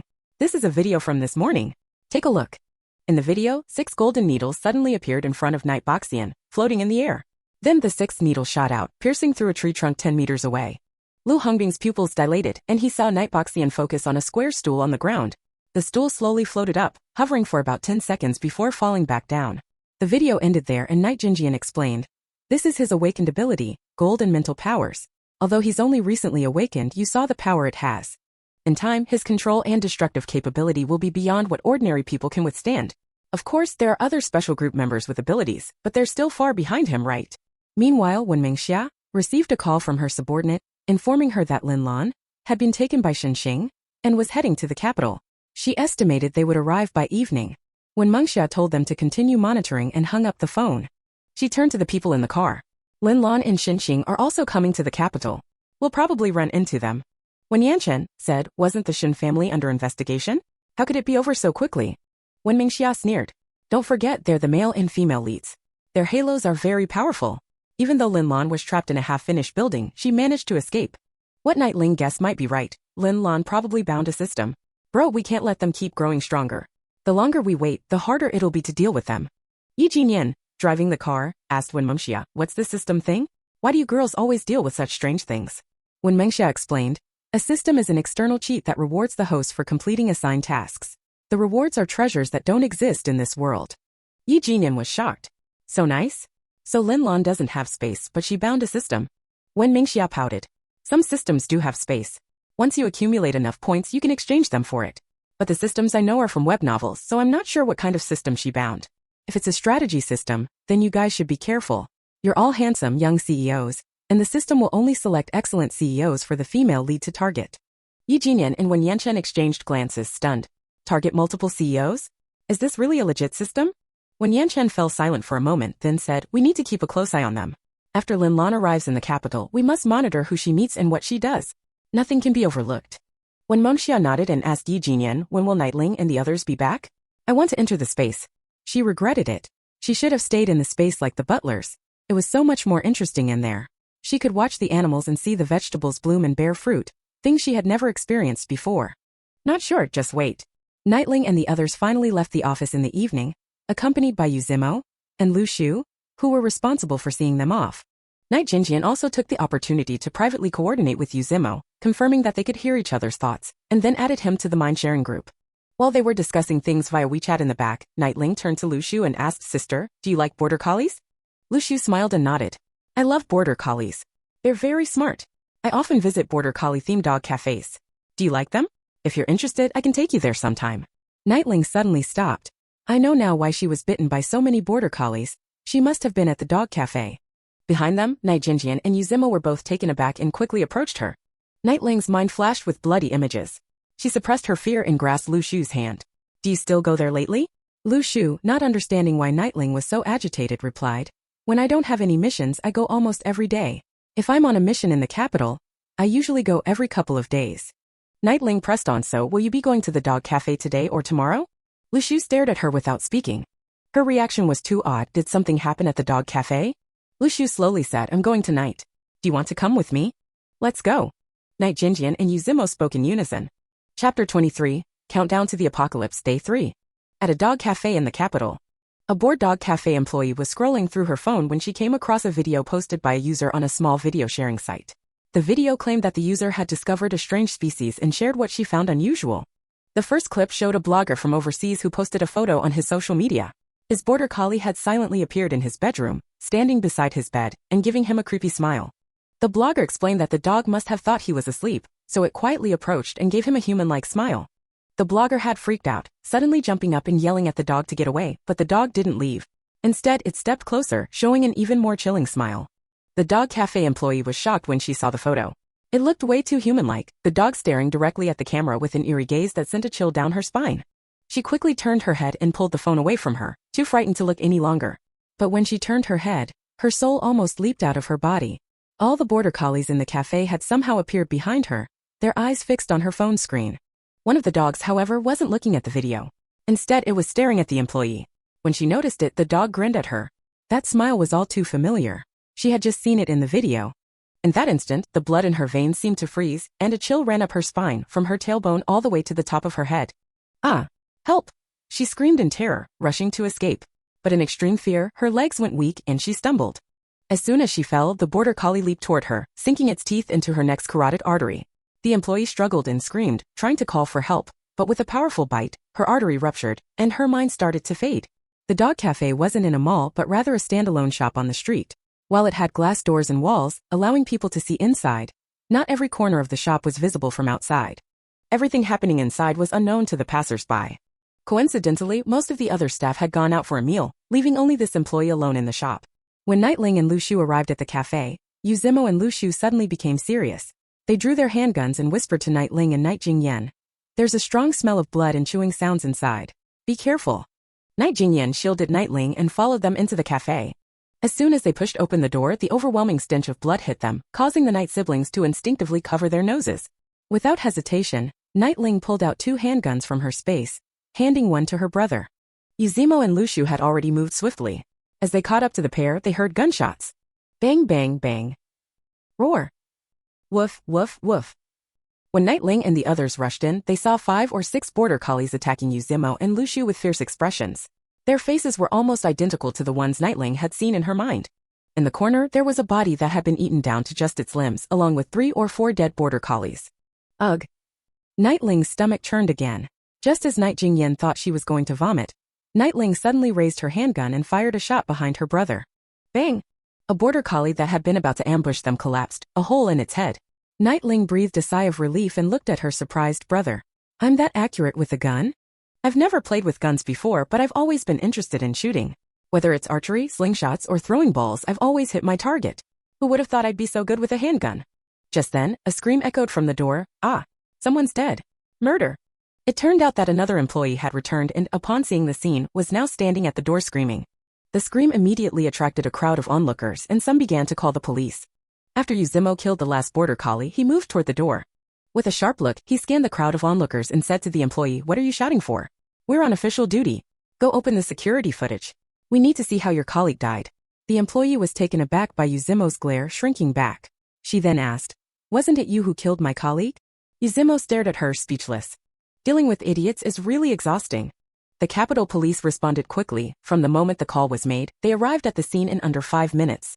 Yuzimo showed his credentials to the police, who promptly saluted. The police immediately cordoned off the area and began reviewing the surveillance footage. 20 minutes later, Nightling and the others returned to the car. Lu Shu suddenly became silent. She still couldn't believe that this was the place she regularly visited to see the well-behaved, intelligent border collies. What could have caused them to mutate? If she had come alone tonight without the team, without any precautions, she might have really been in danger. Nightling took Lu Shu's hand, offering her silent comfort. Yuzimo reported the situation to the organization while Night Jingyan personally drove them back. The events earlier had sounded the alarm for them. Mutated creatures seemed to be appearing everywhere, and even the capital wasn't safe. The 3rd day of the countdown to the apocalypse. With only 3 days left before the end of the world, Nightling's emotions began to destabilize. Anxiety, unease, and fear overwhelmed her. This afternoon, her older brother and the others were supposed to pick up their identification cards for entering the underground city. They would be able to enter the underground city the day before the apocalypse broke out. They had applied for these cards earlier, and each one cost a whopping 1 billion yuan. No one knew how the news of the apocalypse spread, but the upper circles were already aware that the end was near. They were using all their connections to rush out and stockpile supplies. Even ordinary people could sense something strange was in the air. The news of the apocalypse was spreading worldwide. Although the authorities had been trying to suppress the news, natural disasters and reports of strange, man-eating creatures happening every day across the globe were too overwhelming to hide. The news about the 5 underground cities in the country had also taken flight, spreading worldwide. Many international friends and wealthy domestic individuals were doing whatever they could to gain entry to the underground cities. It was rumored that the price for one identity card had skyrocketed to 10 billion yuan, and on top of that, they required details about 3 generations of family history. Anyone with a criminal record or mental health history was immediately rejected. However, those who had made significant contributions to society could obtain 2 identity cards for free, and citizens were given priority. Now identity cards were the most sought-after item in the world. According to Wenmengxia, the upper circles had paid unimaginable prices to obtain these cards. The two of them had heard many juicy gossip from the upper circles over the past couple of days. But today, Nightling was feeling down, and Wenmengxia's mood was affected too. She couldn't even muster the energy to gossip. Wenmengxia fiddled with the ring in her hand and asked, "Nightling, my people lost track of Lin Lan. Do you know where she is?" Nightling, curled up on the sofa, flipped over and suddenly noticed the ring on Wenmengxia's hand. She curiously asked, "Where did you get that ring? It looks quite nice." Wenmengxia stared at the ring, puzzled. "Nice? It's just a plain, inconspicuous bronze ring without any patterns. I bought it because Lin Lan wanted to buy it. I didn't want her to get it, so I snatched it up first." Chapter 24. The Yin-Yang Pearl Moved. Wenmengxia had also secretly tried dripping her blood onto the ring, hoping to unlock some kind of space. But after dripping it 3 times, the blood simply slid off, each time with the same result. If it weren't for Lin Lan's interest in the ring, she would have thrown it away long ago. She could only say that she was the chosen female supporting character. When Nightling heard that the ring had caught Lin Lan's eye, she instantly became intrigued. "Let me see. Have you tried dripping blood on it?" The novels always say that when encountering ancient and mysterious objects, you should try dripping blood to see if something happens. But I've seen many versions warning not to do this right away, because you might unlock not a treasure, but a deadly curse instead. When Wenmengxia quickly handed the ring to Nightling, "I've tried dripping blood, but it didn't absorb it. Does that count as luck?" Nightling took the ring and examined it closely, finding nothing particularly special. Just as she was about to hand it back to Wenmengxia, a sudden movement in her mind caught her attention. The Yin-Yang Pearl had reacted. She immediately sat up straight. "What's happening? I just held it to look at, and it responded? Is there something inside?" Wenmengxia, sensing her reaction, also sat up straight, watching her closely. So she really was the chosen female supporting character? The ring had shown no reaction when it was in her hands, but now it was reacting as soon as it was in Nightling's? Nightling's mind was filled with a strong urge to drip blood onto it, but she refrained. This was Wenmengxia's possession, and she couldn't claim it as her own, even though the Yin-Yang Pearl had reacted. She couldn't take it. She handed the ring back to Wenmengxia. "I didn't see anything different. Keep it safe." Wenmengxia's eyes widened in surprise. Nightling had actually returned the ring. She had sensed that the ring was unusual, yet she didn't try to keep it for herself. This honest girl really had no guile. "Take it, it's yours now. I have plenty of rings, I'm not missing one." Nightling was stunned. "You're giving it to me? Why?" Wenmengxia smiled lightly. "I can't stand Lin Lan. If she wants it, I'll take it from her, even if I have to throw it away afterward. I won't give her anything she wants." Nightling frowned. "This kind of behavior may feel good, but it could put you in danger. Sister, she's the chosen one in my dreams, and she has a powerful aura. If you keep going against her, she'll eventually take revenge on you." Wenmengxia slowly stopped smiling. "So you're saying I should stop going against her and avoid provoking her?" Nightling shook her head. "No. What I mean is, you should focus on getting stronger first. When the apocalypse comes, we'll join forces and take her down. Even if we can't kill her, we'll take half her life." Wenmengxia laughed. "Okay, after the apocalypse, we'll team up. The ring is yours now. Do whatever you want with it, it only cost me 10,000. Nightling, seeing that Wenmengxia was determined to give it to her, stopped being coy and threw herself into Wenmengxia's arms. "Thank you, sister. I'll accept it without hesitation." Sai's sister is the villainess in the main story, but for me, she's like a supportive and understanding sister. She's definitely not an evil character. Then in front of Wenmengxia, Nightling dripped her blood onto the ring. The blood was quickly absorbed, and the plain copper ring turned pitch black. In the center, a pattern resembling an eye appeared. The moment this happened, the ring seemed to take on the appearance of a demonic eye in the dark, terrifying Nightling, causing her to immediately throw it away. Wenmengxia was equally frightened, and both of them huddled together, trembling in fear. Wenmengxia looked at the ring from a distance, her voice shaking. "What the hell is this? Your blood was absorbed by that thing, are you sure you're okay?" Nightling felt on the brink of collapse. "I don't know. I'm not going to die, right? Oh no, I just said you shouldn't drip blood on anything. What do we do now? What do we do? I knew it, I'm doomed." Who encounters a mysterious, unknown ring in a transmigration story only to find it some kind of demonic object? At that moment, black smoke began to pour from the ring, spreading into the surrounding area. Wenmengxia and Nightling stood up and immediately ran out. Wenmengxia, speaking in a panic frenzy, said, "Should we hide in the space? No, we need to call the guys. But by the time they get back, everything will be too late." Nightling grabbed Wenmengxia's hand and pointed inside. "Sister, look. The plants are mutating." Wenmengxia quickly turned to see the plants that had been touched by the black smoke. They were slowly mutating. One pot of pothos had leaves larger than a wash basin, each leaf bearing the face of a closed-eyed baby. The vines had grown long and thick like baby arms, white and tender, very creepy. Even more bizarre was a pot of 5 needle pines. It kept growing larger, its flowers blooming and emitting a foul stench. Just a whiff made them dizzy, their limbs weak, and their stomachs churning. Other plants were also changing, all becoming uglier and more terrifying.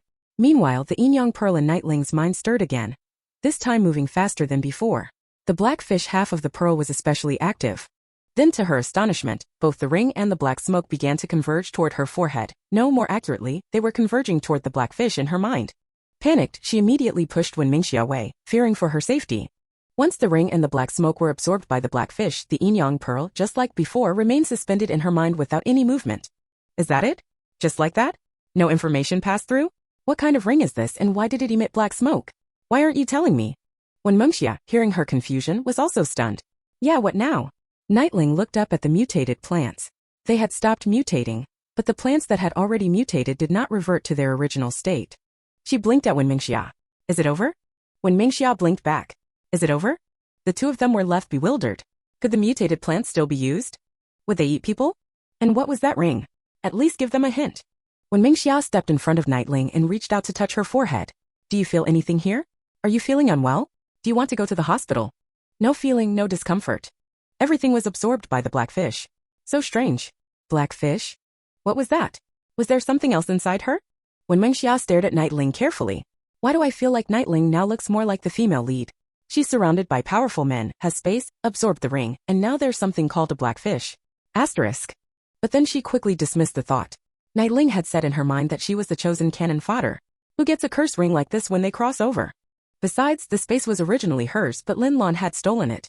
As for the powerful men, her brothers had always been around, including her brother Wen Yanchen, who had been by her side since she was little. Nightling seemed more like the female lead whose fate had been stolen away. Nightling didn't notice the subtle change in Wen Mingxia's expression as she focused on the mutated plants. These things are too scary. If they can turn back, we can still use them.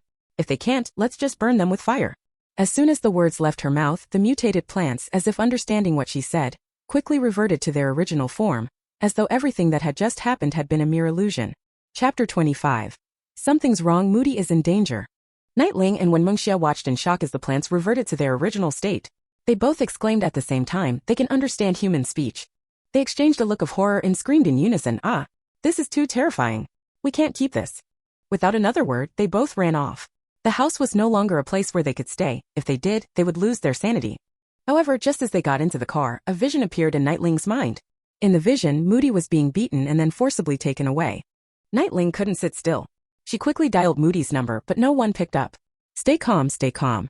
I need to call Big Brother. He'll know where my goddess is. Wen Mingxia raised an eyebrow.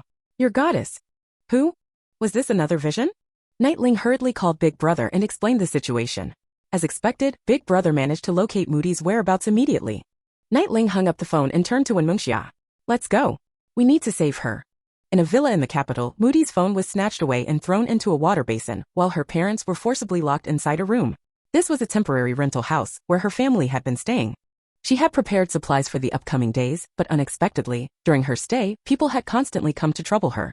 Most of them came with underground city identification cards, offering deals for her to become their lover or marry them. Every time she refused, they would humiliate and threaten her. She had reported it to the police, but the people causing the trouble were powerful figures and the authorities couldn't do anything. All they could do was advise her to avoid provoking them. Moody was helpless. She had just been staying at home, not causing trouble, yet someone had leaked the information about where she was staying, leading to daily harassment, threats, and insults. One time, a wealthy woman had even brought people to her door, threatening to kill her for being a fox spirit. For a moment, Moody regretted entering the entertainment industry. If she hadn't become a star, she wouldn't have attracted so much attention and wouldn't be under constant threat. She had thought about asking Nightling for help, but since they weren't close, it felt inappropriate to ask for such a favor. Now an ugly short man, one who looked even older than her father, stood in front of her, twisting his wrist with $1 million watch, giving her a lascivious smile. Moody, I know you're a filial girl. All you need to do is become my wife, and I'll make sure your parents can enter the underground city. Moody looked at the short, old man and turned her gaze away, coldly saying, Mr. Jew, I've already told you, I have no intention of going to the underground city or marrying anyone. Please leave. Seeing that she wasn't cooperating, Mr. Jew sneered with malice. Don't refuse a toast and drink a forfeit. You're just an actress, and if it weren't for your looks, do you think I'd want you? There are countless men who've had their way with actresses in the entertainment industry. Stop pretending to be pure. It's your good fortune that I'm interested in you. I even kicked out my wife for you. How dare you refuse? Whether you agree or not, you'll marry me today. Moody's expression darkened. This Mr. Ju was worse than the others who had come before. He was crude and intended to use force. She slowly retreated, trying to stall for time. Mr. Ju, please don't misunderstand. I don't have any issues with you personally, but I only like women. If I didn't, why do you think I've never been involved in any scandals in the entertainment industry? Mr. Ju advanced on her, leering perversely. A lesbian? Even better. That means you've never been touched by a man. You're still pure. I like that even more. Perverted bastard. Moody was cornered, and for the first time, she was genuinely afraid. Just like Nightling had warned her long ago, once news of the apocalypse leaked, women like her would be the most vulnerable. Without the protection of law, social constraints, or the allure of money, these disgusting men would focus their attention on her. Mr. Ju, please calm down, she pleaded. Calm down? I'll just eat you up right now, you top female celebrity. Saying that, he lunged in to kiss her forcefully, but Moody suddenly raised her leg, forcefully kneeing him in the groin while slapping him across the face. She drew a dagger from her lower back and pressed it to her own neck, speaking coldly. Even if I die today, I won't let you succeed. President Ju clutched his groin, screaming in pain, then yelled at his subordinates, catch this filthy bitch. 5 or 6 men immediately stepped forward to seize Moody, but Moody shouted, stay back. If any of you take another step, I'll slit my throat right now. Hearing the commotion outside, her parents desperately banged on the door, trying to get out, but the door was locked, and there were 4 men outside guarding, preventing them from leaving. On the other side, Nightling was sweating with anxiety. Sister, can you hurry up? I'm afraid we won't make it in time. When Mingxia pressed the accelerator to the floor. I'm already speeding at 140. Nightling didn't dare to speak any further, silently praying that nothing bad would happen to Moody. Back at the villa, Moody's neck was already bleeding, which made the men hesitant to approach. President Ju, furious, threw a vase to the ground and shouted inside, drag her parents out here. I want to see how long you can hold out. Moody's parents were dragged out in front of her. They were kicked to their knees in front of her by Ju's men. Moody's parents endured the immense pain without making a sound. Seeing the blood on Moody's neck, the despair and heartache in her mother's eyes almost made Moody lose grip of the dagger. She cried, I'm sorry, Mom. I shouldn't have asked you to come here. If they had stayed at home, they wouldn't have been dragged into this. President Ju took a baseball bat from his subordinate and swung it at her father's back. Moody's father, in his 60s, was struck so hard that he bled and collapsed to the floor face down. Dad. Moody's eyes nearly burst with rage. At that moment, she wished she could kill President Ju. She also blamed herself for entering the entertainment industry, for acting, for calling them here. Moody's father struggled to get up, smiling at her, baby, don't be afraid. Dad is fine. But before he could finish, he let out a muffled sound. It turned out President Ju had struck him on the back of the head again. The blow was so heavy that it knocked him unconscious, possibly killing him. Dad. Moody tried to rush forward, but several people stopped her. President Ju grabbed Moody's mother by the hair, forcing her to look up at Moody. He said venomously, Moody, remember, you're the one who killed your parents, not me. You have one last chance. Are you going to comply or not? Moody's mother, looking at her softly, said, don't comply, baby. It's our fault for not protecting you. We're useless. Baby, we've lived most of our lives. It's enough. We've just let you suffer. When all that dirty water was thrown on you before, we couldn't shield you. You had to endure it all on your own, and we've never felt so guilty. Baby, remember, you've always been the best child, always our pride. You shouldn't bow to trash like this. At that moment, Moody was sobbing uncontrollably, and she was ready to give in to President Ju. She couldn't selfishly let her parents lose their lives because of her. President Ju slapped Moody's mother across the face, sneering, are you looking to die? He kicked Moody's mother down and raised the baseball bat to strike her head when suddenly, the door was kicked open. Chapter 26. You are like a beam of light that illuminates my dull life. Yi Tianfei kicked the door open with force. Upon seeing the situation inside, he waved his hand, leave the old man alive, keep one hostage, and kill the rest. 3 bodyguards behind him moved like shadows, leaving only afterimages. Before Mr. Ju and his men could react, Yi Tianfei had already sent him flying, crashing hard into the marble pillar. Mr. Ju spat out a mouthful of blood and looked at Yi Tianfei with terror. Who are you? This is a personal matter between me and her. Yi Tianfei didn't even spare him a glance. He walked over to Moody, examined her carefully, and seeing she wasn't seriously injured, he took out his phone and contacted Nightling. Tell Wen Mangxia not to overtake, safety comes first. I've rescued her, and I'm sending you a look at your goddess. Moody didn't recognize Yi Tianfei at first. Seeing him suddenly show up to save her, she thought he was one of her fans. But when she heard him mention goddess, she realized Nightling had sent him. She fought back tears, tossing aside her dagger and stumbling toward her parents. Panicking, she asked, Mom, are you okay? I'm fine, but check on your father first. Yi Tianfei held his phone out, where Nightling's voice came through. Thanks, fourth brother. Don't worry, goddess. I'll be there in 5 minutes at most. Moody gazed at Nightling on the phone through teary eyes and sobbed, "Thank you, Ling Ling, thank you. If it weren't for you, today her whole family might have been lost." Yi Tianfei turned the camera to himself and reassured Nightling, "It's fine. With me here, they'll be safe. Tell her to focus on driving. I'm hanging up." After seeing that the bodyguards had nearly taken care of everyone Mr. Zhu brought, Yi Tianfei ordered, "Drag the old man to the kitchen and deal with him." "Understood." Mr. Zhu panicked. "Please, young master, spare me. I have money, I'll give you as much as you want, please let me go." Yi Tianfei didn't want to listen to his begging. "Too noisy. Take his tongue out first." "Yes, sir." Yi Tianfei had been on his way with his older brother to retrieve identity cards and was not far from here. Upon learning about the situation and hearing that Nightling and Wenmengxia had risked their lives speeding toward this location, he couldn't let them take unnecessary risks. So he brought people over to check it out. Fortunately, he hadn't come too late. He crouched next to Moody's father, checked his pulse, and said to Moody, "Bring the first aid kit." Moody nodded quickly, "I'll get it right away." Moody's mother spoke up, "I'll get the first aid kit. Baby, you go change your clothes." At that moment, Moody was in a sorry state, with blood covering her body and neck, and her loungewear was torn. Moody intended to say she didn't mind, but when she thought about how Nightling would arrive soon, she decided to change after all. She had always seen herself as a goddess, and if that was true, she needed to be a good role model, not disappoint her. By the time Moody's mother brought the first aid kit, Nightling and the others had also arrived. Nightling rushed in but didn't see Moody. She ran over to Yi Tianfei, saw that Moody's father was still unconscious and said, "Uncle should be taken to the hospital, but we can't go there now. We'll send him to the space for now. What about that scumbag? I want to kill him. If it weren't for me seeing the premonition earlier, the goddess and uncle would have been done for today. Damn it, that old bastard, I'm going to chop him up." Yi Tianfei bandaged Moody's father's external injuries and said to the enraged Nightling, "He's not dead yet, but you can teach him a lesson." Nightling whispered, "Is his background very powerful?" "Yes, very powerful." When Moody's mother heard this, her heart clenched once again. Nightling raised her eyebrows and asked softly, "How hard?" "Harder than you guys." Yi Tianfei. If it weren't for seeing the clarity in her eyes, he might have had a change of expression. Nightling didn't realize anything was wrong with her words and continued thinking, "If it's harder than my brother's, we can't do it openly, so I'll do it secretly. Send him to the lair of those bizarre creatures, let them eat him up and then leave no evidence, so what if he's hard?" Yi Tianfei.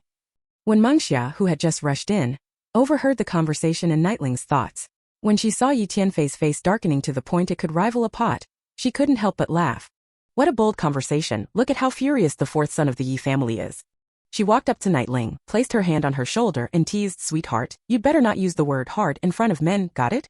Nightling looked confused and asked why. "Why can't I mention hard? It's just hard, wait."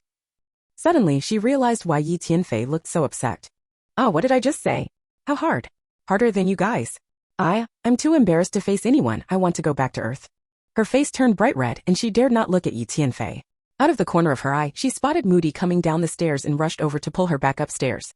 Moody was pulled upstairs by Nightling, but she didn't ask why and instead hugged Nightling tightly, burying her face in her neck as she mumbled, "Thank you, Nightling.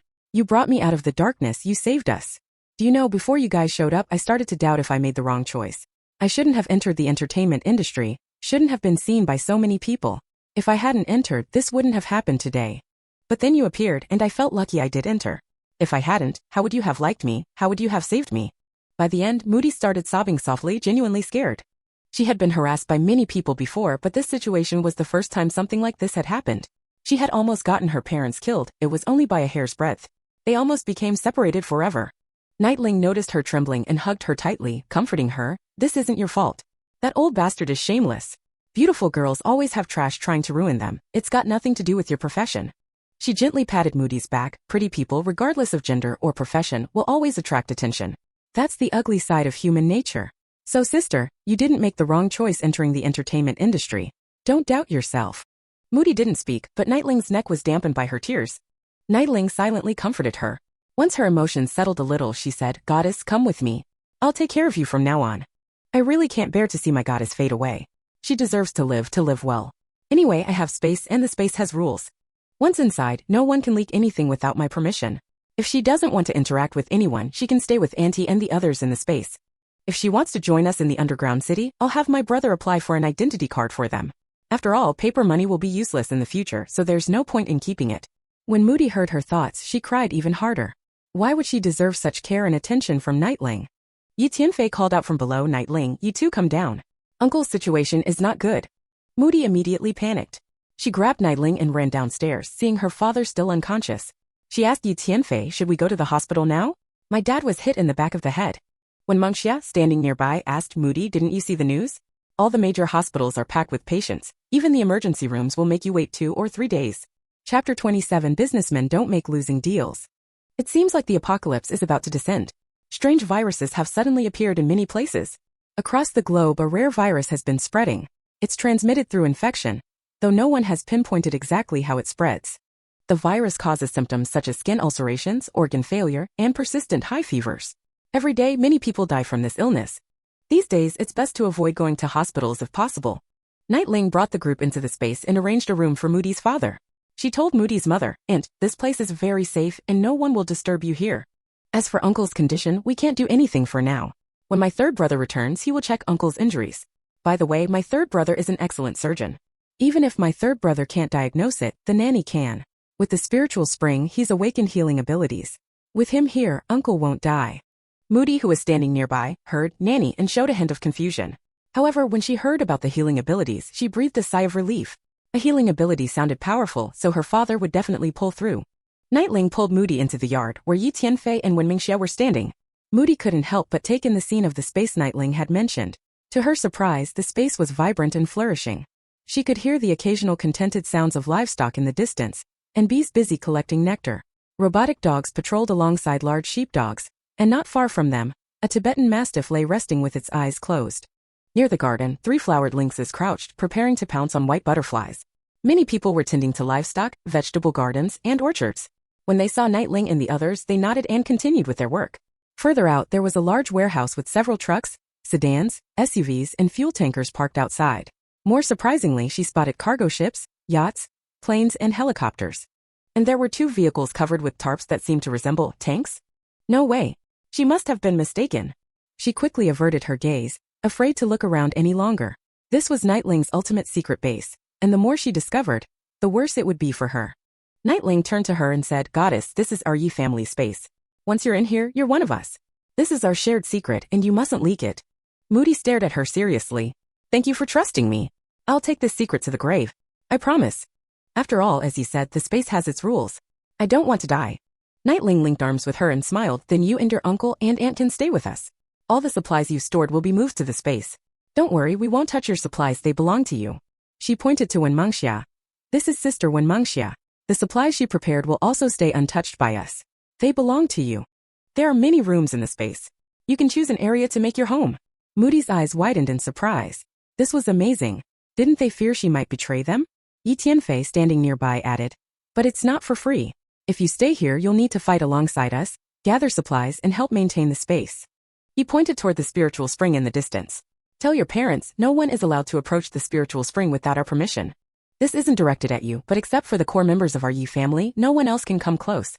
Moody nodded. "I understand. Yi Tianfei. We will arrange an underground city identity card for you. But your parents don't need one. They can stay in the space. It's fine for them to occasionally leave the space and wander around. This is not to confine you. It's because the apocalypse will officially arrive in 3 days.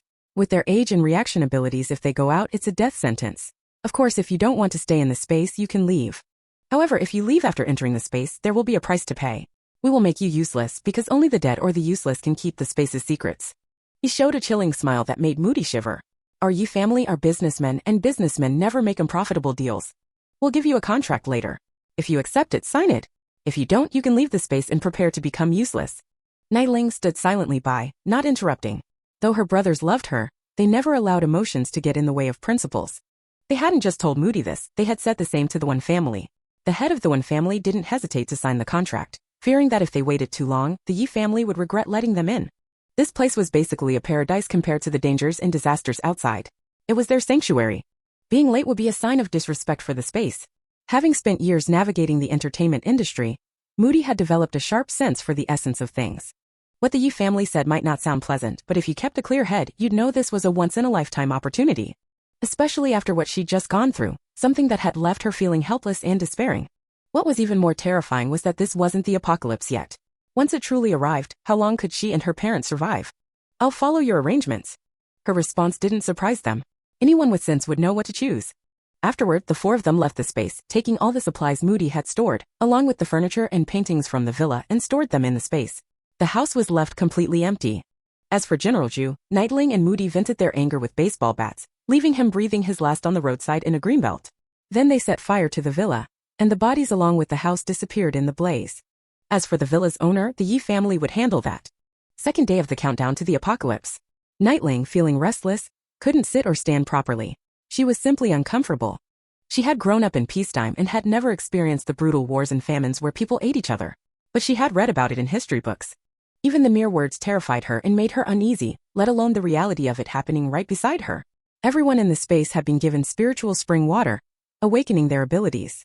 They all had some combat power to fight against strange creatures. But does that mean they are safe? No. The terrifying natural disasters and omnipresent strange creatures meant that a single mistake could lead to death. Who could guarantee that having abilities would prevent death? Even her brothers had been unusually quiet these past few days, their faces grave and brows furrowed. The group of young people stayed outside the space, constantly monitoring the outside world. In fact, it wasn't just Nightling who was anxious. Linlan and Shunxing were also on edge.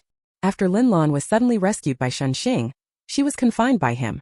She was in the capital now, but she had lost her freedom. She couldn't even try to approach Wei Cheng or make any moves. She didn't have a phone, let alone the chance to stock up on supplies. Shunxing, the pervert, said it was because she ruined his opportunities. If she hadn't shown up, Wen Mingxia wouldn't have cancelled the engagement with him, the Wen family and the Yi family wouldn't have teamed up to take down the Shen family, and the Shen family wouldn't have been isolated. As for the system Linlan was bound to, it was useless. It could only help with love-based tasks and nothing else. Wasn't survival the #1 priority in the apocalypse? She was really losing her mind. Chapter 28. The apocalypse has arrived. The earthquake waves have arrived. 10 beeps, 9 beeps, 8 beeps. Nightling and the others stood in an open area, listening to the earthquake warning on their phones. Nightling was protected at the center by her 4 brothers, quietly awaiting the arrival of the earthquake. 2 beeps, 1 beep. Boom. Boom. Bang. Beep, beep, beep. The ground trembled violently and some buildings began to collapse. Night Jingyan and the others were horrified. According to Nightling, the capital city wasn't even in the earthquake zone, yet the tremors were this strong. Wouldn't a city have split apart by now? At this moment, in cities located in the earthquake zone, deep, bottomless cracks appeared on the ground. Buildings tilted and cars, trees, and houses all fell into the massive and deep chasms. Screams, cries, and the sound of car horns played out around the world. Within the country, since the government had informed the public 3 days prior and forced everyone to relocate to safer areas, such as cities surrounding the capital and the Central Plains, the people living in cities within the earthquake zone, while suffering from destroyed cities, had mostly survived. They followed the government's evacuation plan and were spared from the worst. Though their homes were gone, as long as they were alive, they could rebuild.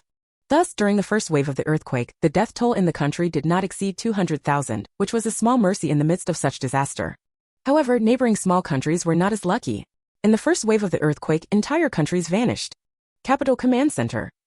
After the first wave of the earthquake ended, rescue preparations were not immediately initiated. The leader had stated that aftershocks were imminent, and sending teams for rescue now would be tantamount to sending them to their deaths. Such an act was unnecessary. At the same time, satellite images of the earthquake zone were being analyzed, showing that the first wave alone had reduced cities to rubble. Everyone felt a heavy weight in their hearts. An 11-magnitude earthquake truly had the power to destroy everything. They couldn't bear to imagine how devastating the loss would have been if the citizens hadn't evacuated. As soon as the first wave ended, within 2 minutes, the second wave hit. This time, it was an 8.8 magnitude earthquake. The third wave was 7.8. The fourth wave was 6.5. The fifth wave was 5.1. These aftershocks seemed intent on destroying all the buildings in the world, showing no sign of stopping. What was even more terrifying was that the aftershocks continued, followed by typhoons and tsunamis, which soon engulfed all coastal regions. Lu Hongbing watched the footage transmitted by satellites. Every step had been predicted by Nightling. No one knew how much pressure Lu Hongbing had been under. In just a few days, his hair had turned almost entirely white. He chose to trust Nightling, so he had endured immense pressure to convince the higher-ups to open the underground city channels and order the evacuation of residents in the earthquake zone. He had risked his life on all of this. At this moment, everything Nightling had said was proving true. He didn't feel relief from having guessed right, but instead, his mood grew heavier. This meant that once the tsunami subsided, the world would enter a period of extreme cold, and the strange creatures Nightling had mentioned would fully emerge. The earthquake was something they could have the people evacuate from, but what about the tsunami, the extreme cold, and the strange creatures? Where could the people hide? The 5 underground cities prepared by the country were already overloaded, but that was still far from enough. Where would all those people be placed? So the coming period would be one of chaos, famine, and violence, a dark, tumultuous time. During each wave of the earthquake, Nightling and the others refused to hide in the space and stayed outside instead. When they felt the intense typhoon approach, Night Jingyan's tone grew serious. The winds are picking up. The tsunami is probably already affecting the coastal areas. Night Yanling gripped Nightling's arm and squinted. It's unfolding step by step. This is not good. Do you think second brother can come back? After being called back, Night Bo Xian hadn't been in contact with them, and they had only learned from Lu Hongbing that he and his team were on a secret mission. Night Jingyan shook his head slightly. No one can guarantee he'll come back. I asked Uncle and he was heading from the South China Sea to the Central Plains. As for where he is now, I doubt even Uncle knows. Nightling turned to look at her eldest brother. I miss second brother. I want to go find him. In the book, second brother died outside, and I'm feeling so anxious. Before the apocalypse, he was a soldier, and it wasn't easy for us to find him or interfere with his work. But after the apocalypse broke out, we could go and help him, right? After all, we can't just stay in the space. We still have to go outside to kill strange creatures and gather supplies. Yi Jinyan shielded her from the wind with his body. We have that plan, but not right now. Once the earthquake is over, we'll first help with rescue efforts. When the strange creatures appear, we'll leave the capital under the pretext of hunting them. Yiling nodded heavily, about to speak when she suddenly spotted something in the collapsed greenery ahead. Look, isn't there black smoke drifting out from the green belt? The others quickly looked, but apart from the dust caused by the earthquake, they saw no black smoke. When Mingxia rubbed her eyes, took a closer look, and confirmed, I'm sure, I don't see any black smoke like you said. Mu Di also spoke up. I don't see anything either. Could it be that you were mistaken? Yiling pushed Yi Jinyan aside and walked toward the green belt. I'm not mistaken, the black smoke is coming from underground. Can't you really see it? The yin-yang pearl in her mind slowly started to turn again, and Yiling froze in place. The blackfish has moved again. Wait, I think I understand. The blackfish represents yin, and the white fish represents yang. The blackfish moved twice, once because of this, and once because of the ring. Black smoke belongs to yin, so the blackfish moved. The ring last time was also an evil object, otherwise, why would the black mist coming from it be able to control plant mutations? The blackfish absorbed the ring, so does this mean it needs to absorb the black mist this time? Can I see the black smoke because I have the blackfish? That's why my sisters can't see it. The group behind her looked back at the green belt, but they saw the same thing, no black mist. Mu Di, who had awakened her with element abilities, suddenly spoke up. Wait a minute, since we can't see it, let's try another method. 2 leaves suddenly appeared on her fingers. They were originally light green but quickly turned dark green. The leaves began growing uncontrollably, and she felt a coldness gathering at the tips of her fingers. She gasped, what's happening? I didn't control it, but it's still growing and it feels like my fingertips are being surrounded by cold air. It's really uncomfortable. Yiling immediately turned around. Quick, get rid of the leaves, don't let the evil energy enter your body. Mu Di was so frightened that she quickly severed the 2 leaves. Yiling grabbed her hand and the black energy immediately tried to drill into her forehead. She gritted her teeth and stepped back, letting the black fish absorb the black energy. For the little black fish, I'll endure it. Since you like black energy, I'll satisfy you. The Yi brothers frowned when they heard this. Why couldn't they see the black energy she spoke of? Was the little black fish the yin-yang pearl she mentioned? Yiling quickly walked up to the green belt and clearly saw some plants entangled by black energy, and the plants wrapped in it were slowly growing larger.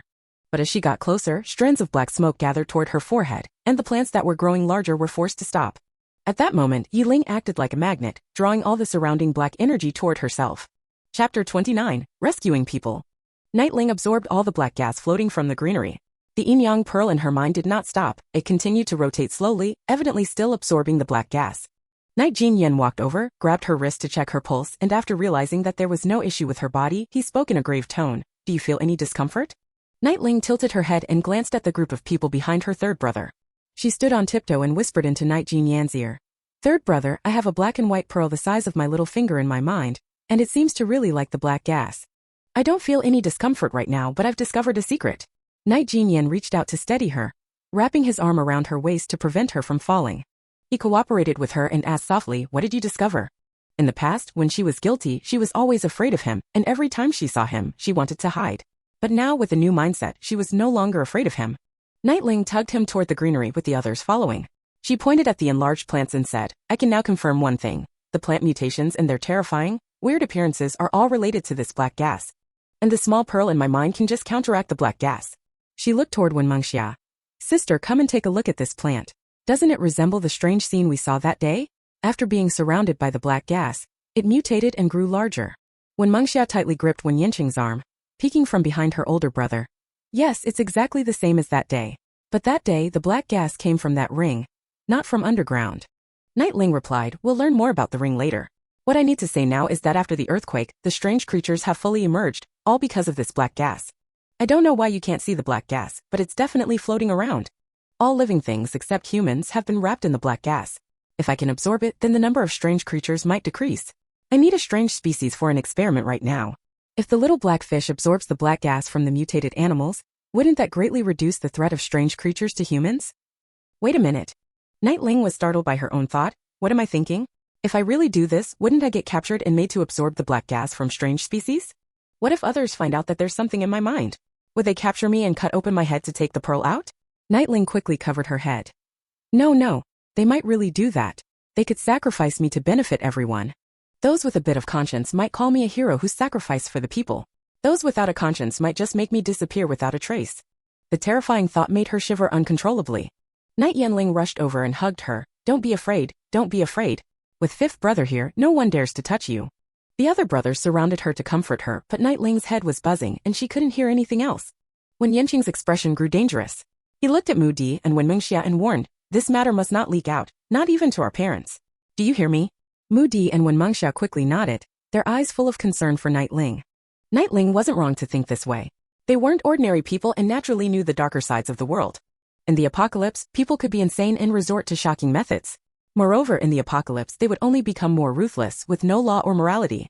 If the news leaked, the best-case scenario was that she'd be imprisoned and used by them. The worst-case scenario could be even more severe than Night Ling had imagined. At that point, her head wouldn't be the only thing to be cut open. Her blood, her hair, her skin, and everything about her would be studied. After struggling to calm her fear, Night Ling looked up at her brothers, swallowed, and choked out, I take back what I said earlier. I don't want to experiment on strange species anymore. Night Yanling couldn't bear to see her like this, and he hugged her tightly. Okay, we respect your decision. Don't be afraid, fifth brother is here. I'll protect you. Night Ling nodded, silently berating herself. Night Ling, you should think things through. This is an apocalypse novel. People in the apocalypse are even more terrifying than my parents and relatives. Just because it's a book doesn't mean you should ignore the ugliness of human nature. But I've told them my secret. They shouldn't sell me out, right? If they really plan to sell me out, I'll just quietly leave them, hide far away, and never show myself again. Her brothers looked at each other with a dark expression. Was she really that untrusting of them? Wen Mingxia wanted to speak but was stopped by Wen Yanqing, who subtly shook his head at her. At this point, no guarantees would help. Only actions could prove that her choice was right. Help! My son is trapped under the rubble. Someone help us. My legs are trapped, help. I don't want to die, please, I don't want to die. Distressed cries and screams came from the distance. Night Jingyan and the others exchanged looks, and Night Jingyan said, prepare to rescue people. Wait a moment. Night Ling stopped everyone. She adjusted her emotions and said, I'll prepare some gloves and helmets for you. While rescuing people, we also need to protect ourselves. Asterisk, asterisk, asterisk. The capital was not in the earthquake zone, as was announced by the higher-ups, so many people had evacuated there. However, no one expected that. Even though it wasn't in the earthquake zone, many buildings in the capital were still shaken down. Especially after multiple aftershocks, the buildings that were already on the verge of collapse completely crumbled under the typhoon's assault. The rescue teams, fully geared and ready, immediately began their operations after receiving orders. This rock is too heavy, we need help lifting it. Hurry, there's a child trapped under here. Be careful, no one should walk here. We don't know how many people are trapped under this. Many people, thinking the capital was safe, stayed inside their homes and watched the outside events. Little did they know, the shaking from the earthquake was so violent that they didn't have a chance to escape. Night Ling and Mu Di rushed to an older man, grabbing a rock and saying, Uncle, we're here to help you. The man looked at the two girls and shouted, what can you two little girls do? Don't come and make things worse. Night Ling smiled lightly, a girl can still hold half the sky. 1, 2, 3, lift. Under the man's astonished gaze, Night Ling and Mu Di moved a large rock to the side and told the stunned man, stop staring, help rescue people. Mu Di wore a mask. She was worried that someone might recognize her and accuse her of showboating. To focus on rescuing people, she decided to wear it. She and Night Ling worked together. Night Ling bent down to rescue the people, while Mu Di kept an eye on the surroundings. If any rocks shifted, she would immediately pull Night Ling away. The older man quickly snapped back to reality and helped Night Ling pull a woman trapped beneath the rubble. The woman pointed below, crying as she said, please save my granddaughter. She's down there. Night Ling crouched down and looked inside, where she saw a little girl, her head pierced by a steel bar. She shook her head at the older man. He bent down to look inside, sighed heavily and said, let's drag her out. We can't just leave her buried in the rubble. Chapter 30, Help! While Yi Ling and the others were working hard to save people, the coastal areas were sinking, being engulfed by the tsunami. Lu Hongbing watched the large screen in front of him, his mood exceptionally heavy. These cities were disappearing bit by bit from the map, and his heart bled. His subordinates continuously reported updates, and the only positive thing was that, because they had evacuated residents from these cities beforehand, the casualties were not as severe. The screen shifted to a global view and he saw coastal countries also slowly disappearing from the map. The footage zoomed in on various areas and every segment displayed scenes of hell on Earth. He dialed Yi Jingyan's number, but no one answered. He immediately ordered his team to investigate where Yi Jingyan and the others were. The screen quickly updated, showing the Yi family brothers and the Wen siblings working hard to rescue people. His sharp gaze softened slightly upon seeing this. Then he saw Yiling. She was both helping the injured and occasionally glancing at the bodies and plants around her. He ordered the screen to zoom in, and there she was, her eyes showing hesitation and concern. He scrutinized her features and suddenly noticed something black in the center of her forehead. He instructed his team to switch the footage to the Central Plains area, while speaking quietly to those around him. Bring Yuzimo here. Yes, sir. Soon, Yuzimo appeared at the command center. Commander, he greeted. Lu Hongbing gestured for him to approach and spoke in a low voice. Yuzimo immediately saluted and said, Understood. I will make sure to complete the mission. Go ahead. Quick, bring over the stretcher. Careful, there's steel rebar in the abdomen, don't touch it. Stay back, you can't look at this, his head's been crushed. These legs need to be amputated or he won't survive. Where's the doctor? Why aren't they here yet? Damn it, first a typhoon then rain. How are we supposed to rescue people? At the site of a collapsed residential building, everyone who could move had joined the rescue efforts. The scene was filled with shouting, angry cries, and chaos. The aftershocks were not as frequent or as strong as before, but there was still a small tremor every few minutes. The typhoon was no joke, it was at least level 8, and the wind was strong enough to flip the stretchers. The rocks that had been moved were pushed back down by the wind. In addition to that, it started raining heavily, pouring as if it were autumn, despite it being August. The cold wind made their teeth chatter. Yi Jingyan and the others had been in rescue efforts for 4 hours without rest. They had rescued 78 people, the highest number at the scene. Their strength and hearing abilities were above normal, so their actions were faster than others. However, their abilities were still new, and despite their powers, they couldn't save many with them. They were soaked to the bone but had no intention of stopping. In the golden rescue period, every life they could save counted.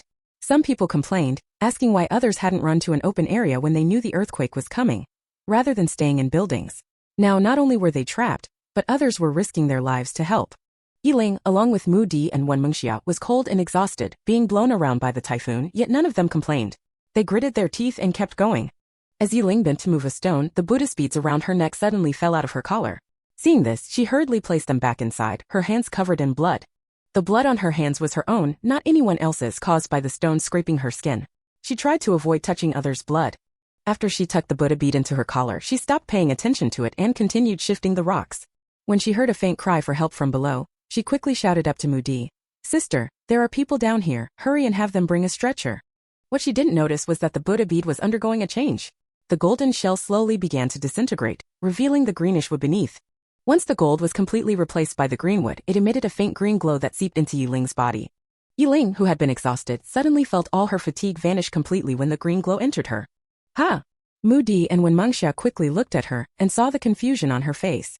Wen Mengxia asked with concern, What's wrong? Are you hurt? Yiling shook her head and muttered quietly, It's strange, I suddenly feel full of energy, but just now I could hardly lift my arms because I was so tired. She didn't dwell on it, but instead told the people behind her, the people below are still alive.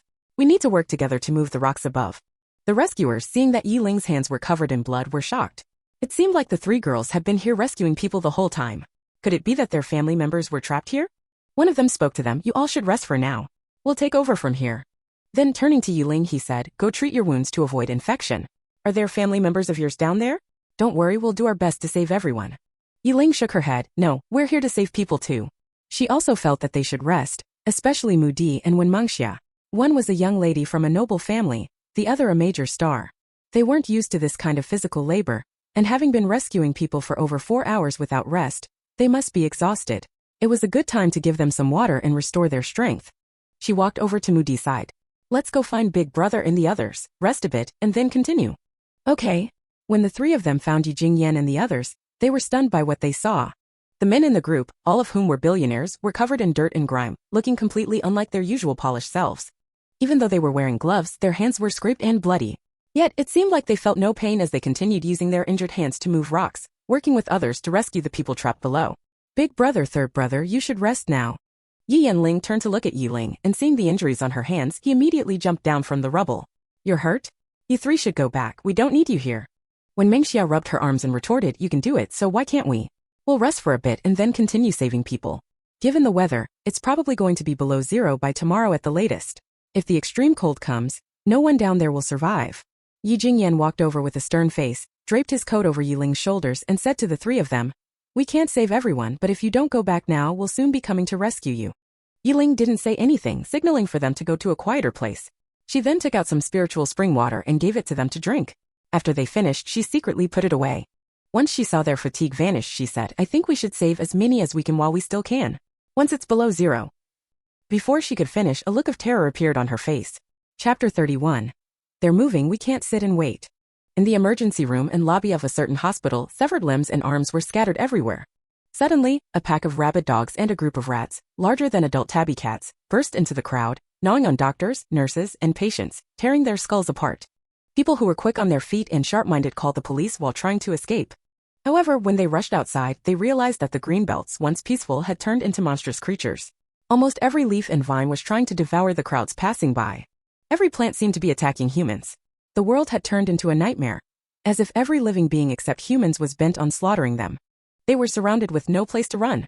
Now there were three choices: 1. Fight back against the bizarre creatures, 2. Wait for rescue, or 3. Wait to be eaten. These were the images that Yiling saw.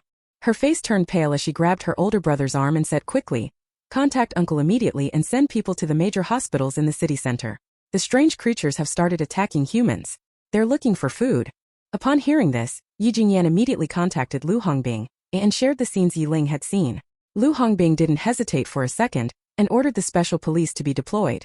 What Yiling saw was just about to happen, and when Lu Hongbing gave the order, some disagreed. It was necessary to consider data and actual situations before dispatching teams. However, their investigation into the hospitals didn't reveal any reports of animal attacks.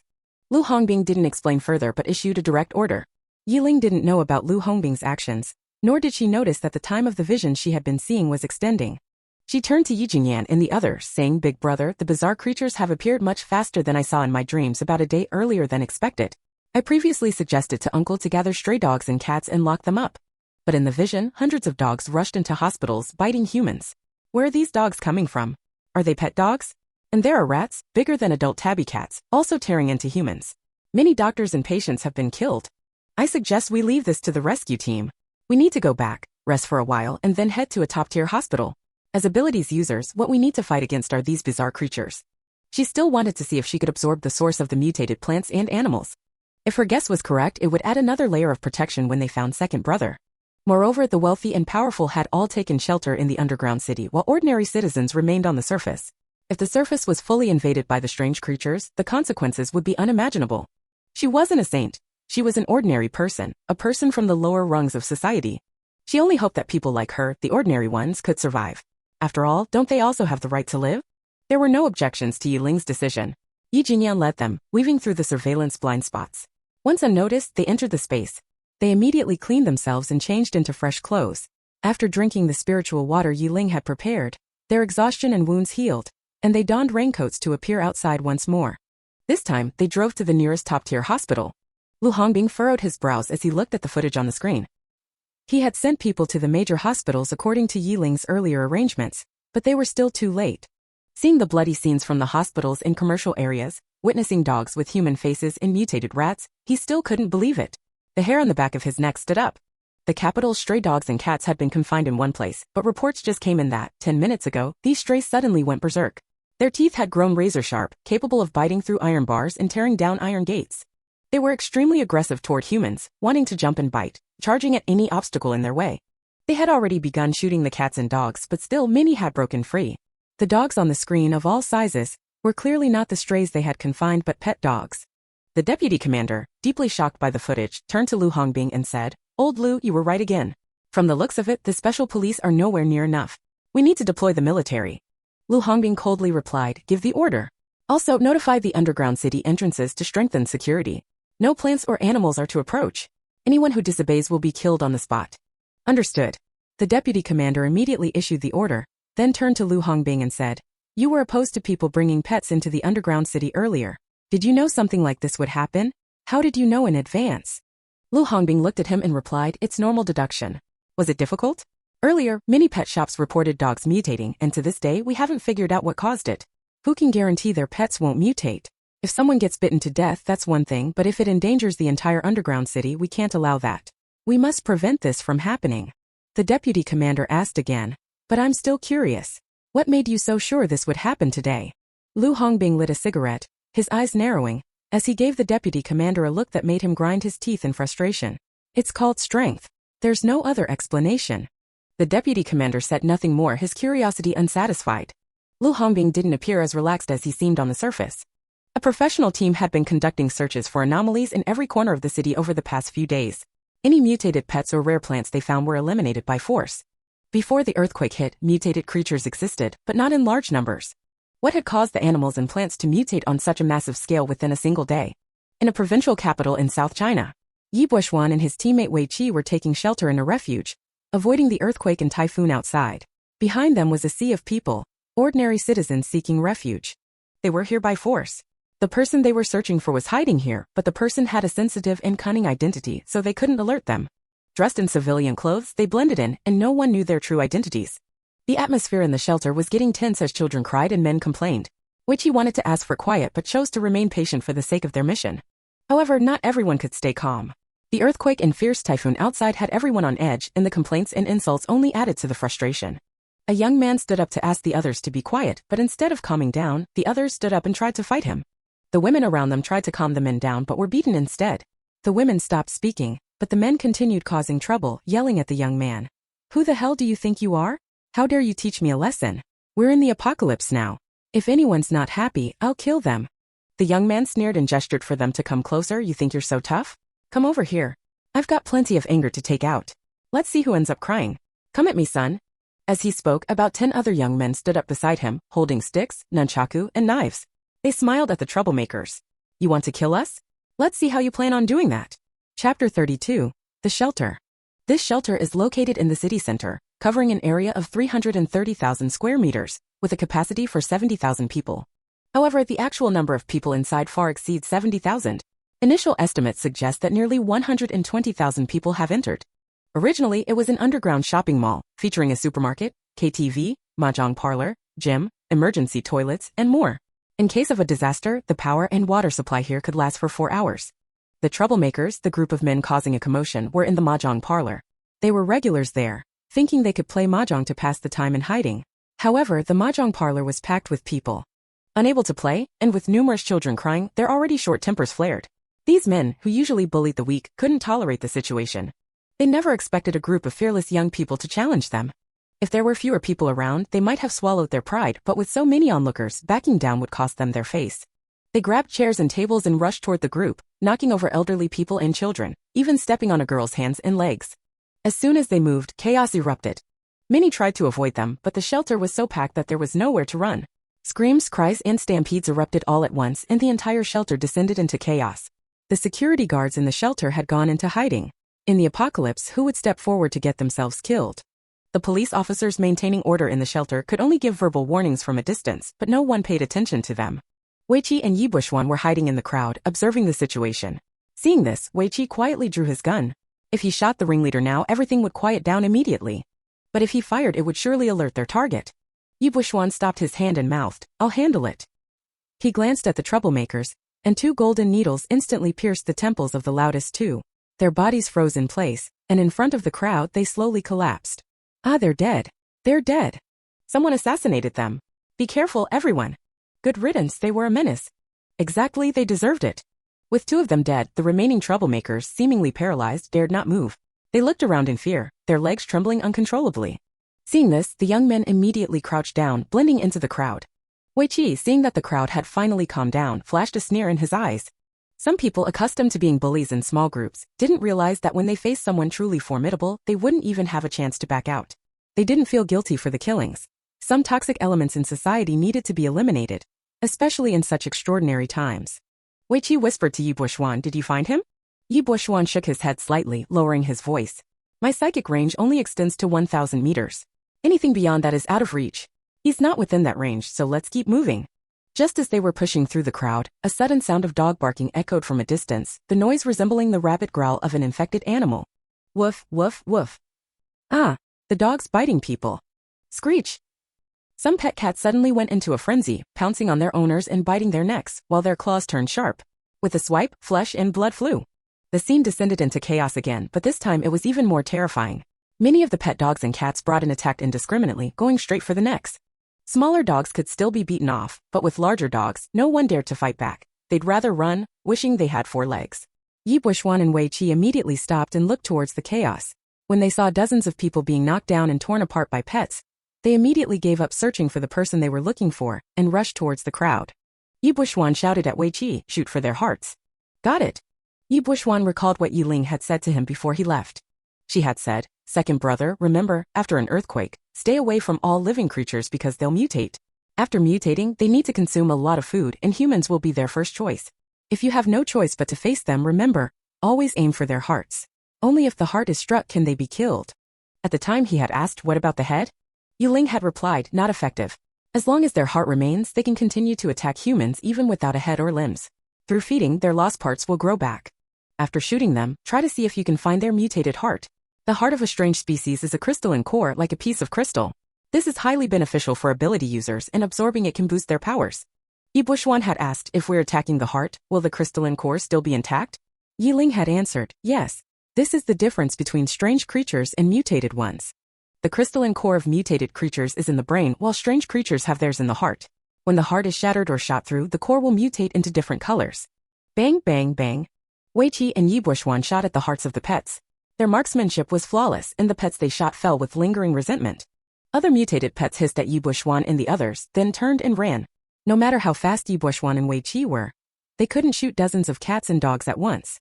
Even with Yi Buishuan using golden needles, more than 10 managed to escape. The crowd saw them shooting and instead of running or fearing, they stopped and watched. Only soldiers would stand up in such a crisis, especially in a country where firearms were banned. The fact that these two had drawn guns in front of so many people showed they weren't bad people. Yi Buishuan and Wei Qi reached the injured and found several people whose brains had already spilled out. Their faces and necks had been gnawed on. Yi Buishuan's expression darkened. The appearance of strange creatures was earlier than Yi Ling had predicted. He moved to the dead pets and drew a dagger to open up their hearts. He saw the hearts were shattered but didn't find the crystalline core that Yi Ling had mentioned. He moved to another pet dog's corpse. Onlookers whispered, "What's he doing?" "I don't know. Is he checking to see if they're really dead? I feel like he's looking for something. Maybe he thinks this is like a zombie novel and is searching for a crystal core? Aren't they supposed to be in the brain? A crystal core? Right, let's look for it. These were shot by him. Isn't it wrong to take them? None of your business. They must be undercover cops. The police serve the people and it's their duty to protect our safety. These things belong to the public, so why can't we take them?" Yi Buishuan searched 3 bodies before finding the crystalline core Yi Ling had mentioned. But just as he held it in his hand, a girl rushed over and tried to snatch it from him. "I'll take this," she said. Yi Buishuan. Seeing that Yi Buishuan didn't give it up, she glared at him. "A big man like you won't mind me taking this, right? I just want this one. There are so many bodies you can keep looking." Yi Buishuan and Wei Qi had disguised themselves, making their handsome faces look ordinary, so plain that no one wanted to give them a second glance. Therefore, the girl wasn't polite. Yi Buishuan clenched the small crystalline core in his hand and smiled, showing his white teeth. He slowly drew out his gun and pointed it at her forehead. "If you dare to snatch something in front of me, you're the first. Here's a bullet for you, no need to thank me." He smiled as if about to shoot, and the girl, along with the crowd attempting to rush forward, was immediately intimidated. Chapter 33, I won't admit that I'm weak. Yi Buishuan's actions reminded everyone of the 2 troublemakers from earlier, who were quietly assassinated. Now seeing him smile while holding a gun to a girl's forehead, as though human life and the law meant nothing to him, they couldn't help but wonder if he was the one who killed the 2 men earlier. Realizing this, people instinctively backed away, wanting to distance themselves from this madman. Which idiot claimed they were undercover police? Would your undercover cops really pull a gun on civilians like this? Did they never think that these could be criminals? The girl, seeing the disdain in Yi Buishuan's eyes, felt her legs go weak and nearly collapsed.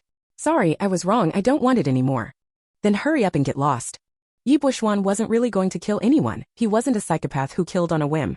But when dealing with shameless people you have to use methods that scare them, or they'll continue causing trouble without fear of consequences. Wei Qi stepped forward and whispered, "We've probably been exposed. Should we leave here first?" Yi Buishuan glanced at the bodies they hadn't yet dealt with. "Let's dig out their hearts first and see if they have anything useful. Once we're done, we'll leave." Yi Lian said this was something valuable, so it made no sense to pass it up. The 10th hour of the apocalypse saw global temperatures plummeting rapidly, with some areas dropping from the 20s to below 0. Typhoons along the coast were now over level 19, and in the Central Plains, the typhoons had reached above level 10. Many people who survived the earthquake were killed by falling debris or being crushed when the typhoon hit. What made things even more desperate was the appearance of carnivorous animals and plants. One second they were cute little pets begging to be held by their owners, the next, they turned into vicious beasts, attacking and tearing at their owners' throats. What used to be green spaces for decoration were now hunting grounds. At this moment they truly realized how terrifying the apocalypse was. When Yi Lian and the others arrived at the third-level hospital and saw armed police battling strange creatures, they immediately joined the fight. Yi Lian lagged behind, taking shelter behind a rock garden to shield herself from the typhoon.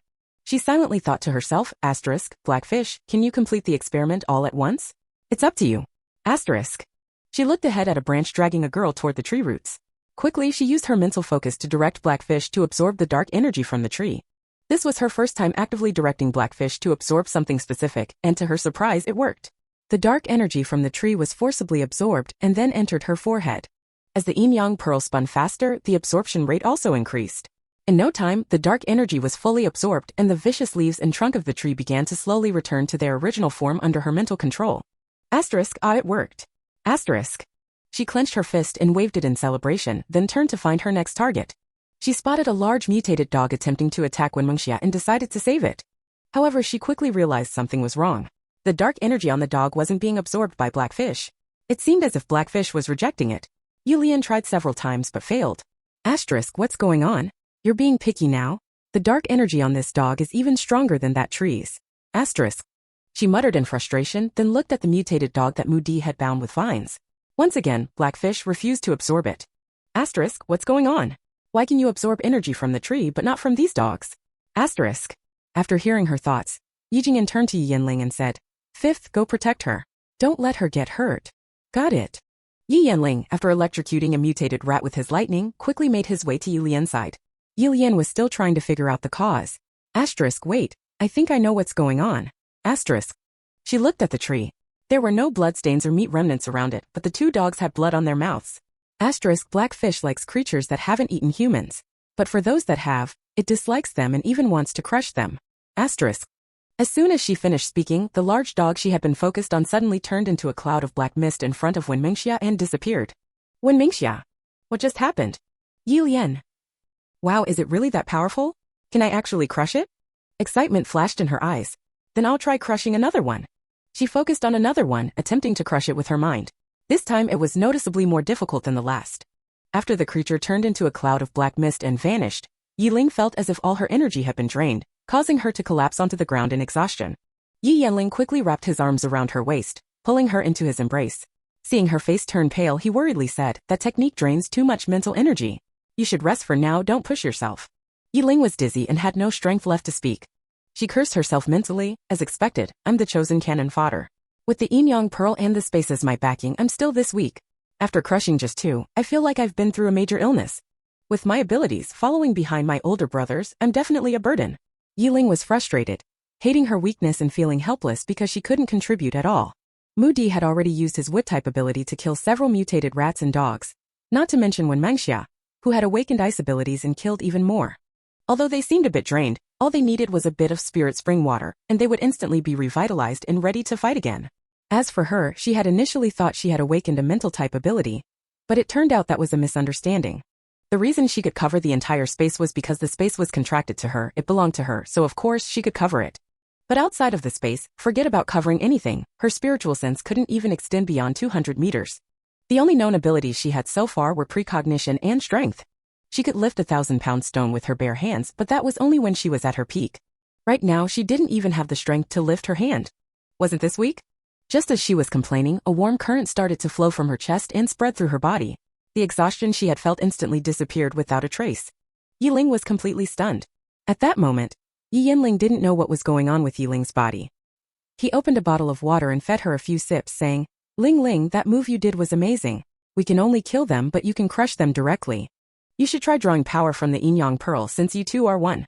If it works, once you master the power, this move of yours will be unstoppable. Yi Ling blankly looked down at her chest. She pulled down the collar of her clothes, trying to see what was happening. But Yi Yanling quickly grabbed her hand and pressed her head to his chest, lowering his voice. What are you trying to do? We're outside and there are so many people watching.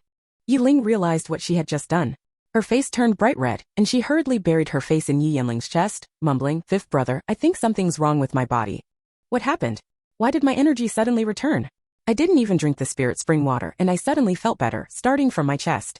Is there something wrong with my chest? I really want to go into the space and check." "Forget it, I'll wait and try fifth brother's suggestion first. As for this warm current, I'll deal with it once everyone is inside the space." Hearing that her body was having problems, her brothers and Wen Yanchen all felt a jolt of concern. Before they could ask, they already understood the reason. Chapter 34, I know that deceased person. Yi Yanling was also startled but quickly sighed in relief. As long as her body was fine, it didn't matter. As for why she suddenly regained her energy, starting from her chest, he suspected it had something to do with the Buddha bead. She always wore the Buddha bead around her neck, and this was something they brothers knew about. The reason for suspecting the Buddha bead, as she mentioned before, was that the bead represented the heart of wood and could control all plants. Wood also symbolized life, and its vitality was naturally abundant. Yi Lian rose from his embrace, thinking deeply. Fifth brother's right. We are one now. If I grow stronger, it's only beneficial for it. So borrowing its power should be fine. She said it, and then she did it. She attempted to borrow the power from the Yin Yang Pearl with her mind, but the moment she exerted too much effort, a splitting headache hit her brain. Just as she gritted her teeth and endured the sharp pain in her head, warmth surged from her chest, gathering toward her mind, alleviating the sharp pain almost instantly. Yi Lian found this power amazing. It worked even better than any magic elixir. She no longer overthought and focused on trying to activate the Yin Yang Pearl's power. The Yin Yang Pearl spun much faster than before, absorbing the surrounding dark energy while sending its chaotic aura to every corner of her body. The process was slow, but the results were impressive. She could clearly feel that she was filled with power, almost as if she could tear apart the strange creatures with her bare hands. She looked at a vicious dog lunging toward her older brother and narrowed her eyes. An invisible long sword appeared behind the dog, then sharply pierced its heart. Bang! The dog instantly turned into a cloud of black mist and disappeared behind Yi Jingyan, leaving behind a black crystal core. Yi Jingyan reached out and grabbed the crystal core. He then turned to look at Yi Lian, giving her a thumbs up before spinning around and firing his pistol at a mutated rat. His shooting had always been precise, and now that he had awakened both mental and ice abilities, calling him a sharpshooter wouldn't be an exaggeration. Their third brother Yi Jingyan was a surgeon. He had awakened healing and metal powers, and in his hands, a surgical scalpel seemed to be imbued with life, cutting down strange creatures with precision wherever it went. He glanced at Yi Lian during a break, and seeing that she was fine, he gave her a thumbs up in approval. The others also looked at Yi Lian, giving her encouragement with gestures or glances, which made her feel deeply moved. She had grown up under suppressive education, rarely receiving acknowledgement from her family. But now in this world, a small gesture of recognition from so many people made her previously anxious emotions calm down. Encouraged by the praise, Yi Lian became more energetic, her sword, conjured with her mind, slashing through the creatures in a frenzy. With their help, the strange creatures in the area were soon cleared out. Yi Lian and the others didn't choose to continue fighting elsewhere but instead sat on the steps outside the hospital, silently gazing at the scattered limbs and severed arms. When Mengxia wiped away her tears, leaning on Mu Di's shoulder and pouting, "I hate the apocalypse." Mu Di, with red eyes, softly responded with a hum and reached out to hold Yi Lian, who was leaning on his other side, saying, "If it weren't for Lian Lian, I might have died today." She pointed to a young man not far away who only had half a face left, saying, "I know him." "What? You know him?" When Mengxia and Yi Lian both spoke at once, then simultaneously looked at the body. It was a half-face, unrecognizable. If they had seen this scene before, they would have had nightmares for a month. But now they didn't flinch at all because they had seen even more terrifying scenes. Mu Di let out a soft sob and forced a smile. He was a makeup artist. He did my makeup once. His skills were incredible and many people in the industry would hire him. Some film crews even had him for their character looks. He was young, only 27 years old. He must have been here to visit his sister. We talked when he did my makeup. He said that almost all of the money he made went toward his sister's treatment. His sister had stomach cancer and didn't have long to live, but he didn't give up. Instead, he used all the money to get her the best medicine. Yi Jinyan looked at the hospital entrance and said calmly, "Stomach and esophageal cancer patients are on the 16th and 17th floors. If the strange creatures didn't attack there, his sister should still be alive. She won't last much longer." Mu Di looked at the makeup artist's corpse. "I heard before that his sister was almost gone. What I want to say is, if I hadn't met Ling Ling, according to my previous work schedule, I'd be in S-City right now filming an advertisement. Tomorrow afternoon I'd be at a business event and tomorrow night I'd be at a film studio. Both of those places are gone today." Yi Ling leaned against her, her voice heavy. "I'm also here because of a dream. If there's gratitude, it should go to you. You chose to trust me and that's why we're here today. Sigh, a group of poor cannon fodder. The apocalypse is just beginning, and we don't even know how absurd the plot will get. According to the plot, we shouldn't be alive right now, so based on all the weird things happening recently, I'm sure the author is trying to wipe us out. Hey, How has the female lead been doing recently? No one's mentioned her. In the plot, whoever gets close to the male and female leads ends up unlucky. So staying in the same city isn't safe either. I need to find a time to ask my older brothers where they are and see if I can find a way to kill them. After all, with the apocalypse here, murder isn't a crime. When Yan Chen and Yi Jingyan looked at Yi Jingyan, who slightly shook his head, things weren't as simple as Yiling thought. Shen Xing had close ties with the Wei family and had been staying in the underground city for a while now. With the underground city's management system, it was hard for them to take action. When Mingxia tightened her grip on Moody's arm, it's getting colder. At this rate, it'll probably be below 0 by tomorrow. Yi Jingyan's phone rang. He glanced at the number before hanging up. Yi Tianfei noticed his action and asked, was that the hospital calling? Yeah, they wanted me to help out at a top-tier hospital. Yiling looked at him. Are you going? He asked her in return, do you think I should go? Yiling shook her head. I personally don't want you to go. Hospitals are the most dangerous places in the apocalypse. I don't want any of you getting hurt. I want to go find second brother with you. In the book, third brother dies at the hospital. I'm not sure exactly how he died, but it was on the third day after the apocalypse broke out. He died then. This time, I absolutely can't let third brother go to the hospital. A sharp glint flashed in Yi Jingyan's eyes. The day after tomorrow, huh? He reassured Yiling. Yeah, third brother won't go. The hospital I was at is already gone. The hospitals here don't have the authority to force me to go. Plus, with so many doctors across the country, I'll leave the opportunities to them and won't fight them for it. Yi Jingyan turned to the others. We'll leave here first. If any of you want to go to the space, tell Ling Ling Ling Ling, you need to come with me to a place. Miss Yi. Chapter 35, the female lead seeks help. Miss Yi. Yiling quickly turned around and saw Yuzimo walking toward her wearing a raincoat and accompanied by Lu Shu. Yiling looked at Yuzimo and immediately noticed a faint dark aura emanating from him. She knew right away that his dark ability had awakened. Wait a minute, how did I instantly know he had awakened the dark ability? Is it because of the black mist around him? At first, Yi Jingyan and the others weren't aware that Yuzimo had awakened his ability, but after Yiling mentioned it, they all understood. They couldn't help but examine him. He was the only person they knew who had awakened an ability without the help of spiritual spring water. The apocalypse had only just begun today, and he had already awakened. No wonder Yiling had said he was a strong player in the apocalypse. The earlier an ability awakens, the stronger the person becomes in the later stages. Yuzimo froze for a moment. He had awakened his dark ability last night, and even his superiors didn't know about it, but Yiling saw through it instantly. Yiling stood up and nodded at Lu Shu before asking Yuzimo, you're looking for me? This big shot suddenly seeking me out can't be a good thing. Could it be that they saw me absorbing the black mist through surveillance and want to take me away? Yuzimo. The girl's sixth sense was too uncanny and frightening. Yiling glanced at him warily and subtly took a step back. They say the more good-looking someone is, the more dangerous they are. I can't let myself be distracted by this handsome guy. Unbeknownst to her, Yi Jingyan had stood behind her, and as she stepped back, she ended up directly in his embrace. She was like a frightened rabbit, nearly jumping up, but Yi Jingyan held her shoulder and whispered, don't be afraid, it's me. As soon as she heard it was her older brother, she immediately turned around and moved behind him, pulling the other brothers to shield her in the center. Hiding among my brothers feels so much safer. Yi Yanling's playful thoughts made Yi Yanling chuckle as he moved closer, his gaze fixed on Yuzimo. The other two brothers also quietly moved closer, protecting her in the front and looking at Yuzimo. When Yanchen and Mu Di also silently moved in, unwittingly forming a protective circle around her. Yiling had just mentioned how the black mist she could absorb might have been caught on surveillance, and now Yuzimo appeared. If he wasn't under orders from his superiors, he wouldn't be here. Lu Shu was a little stunned by the sudden formation. When they met Yiling before, they hadn't seen any signs of such vigilance, and Yiling had even saved her alongside Mr. Yi. She looked at Yiling, noticing her wariness toward the captain. She pressed her lips together and quietly asked Yuzimo, Captain, did you do something to make Miss Yi dislike you? Yuzimo frowned. Don't talk nonsense. He took a step forward and spoke to Yi Jingyan, don't misunderstand. We came to find Miss Yi to ask for her help. Yi Jingyan responded, Uncle's orders? Yi Tianfei interjected, looking for her help? She's unfamiliar with the capital's terrain, and there's no one here she's familiar with. How could she help? Yiling leaned forward and nodded. Exactly. Yi Jingyan pressed her head back and asked Yuzimo, what's the matter that requires help from a girl who knows nothing? Yuzimo chuckled lightly. You don't need to be so defensive. We really do need her help. He took out a photo and handed it to Yi Jingyan. We came to ask Miss Yi if she could go with us to the North District Flower Wholesale Market. The plants there have been growing uncontrollably, and some even started burrowing into the ground. The staff there is all gone. When our people went to investigate, they found that the innermost part of the market was emitting black mist. Those who inhaled the mist experienced symptoms like sluggishness and dizziness. We were told by the authorities to seek Miss Yi's help because she might know what it is. The plants there are too important, and we can't afford to let them be damaged. Yiling, I don't know what the black mist is. What's with worrying about a flower market at a time like this?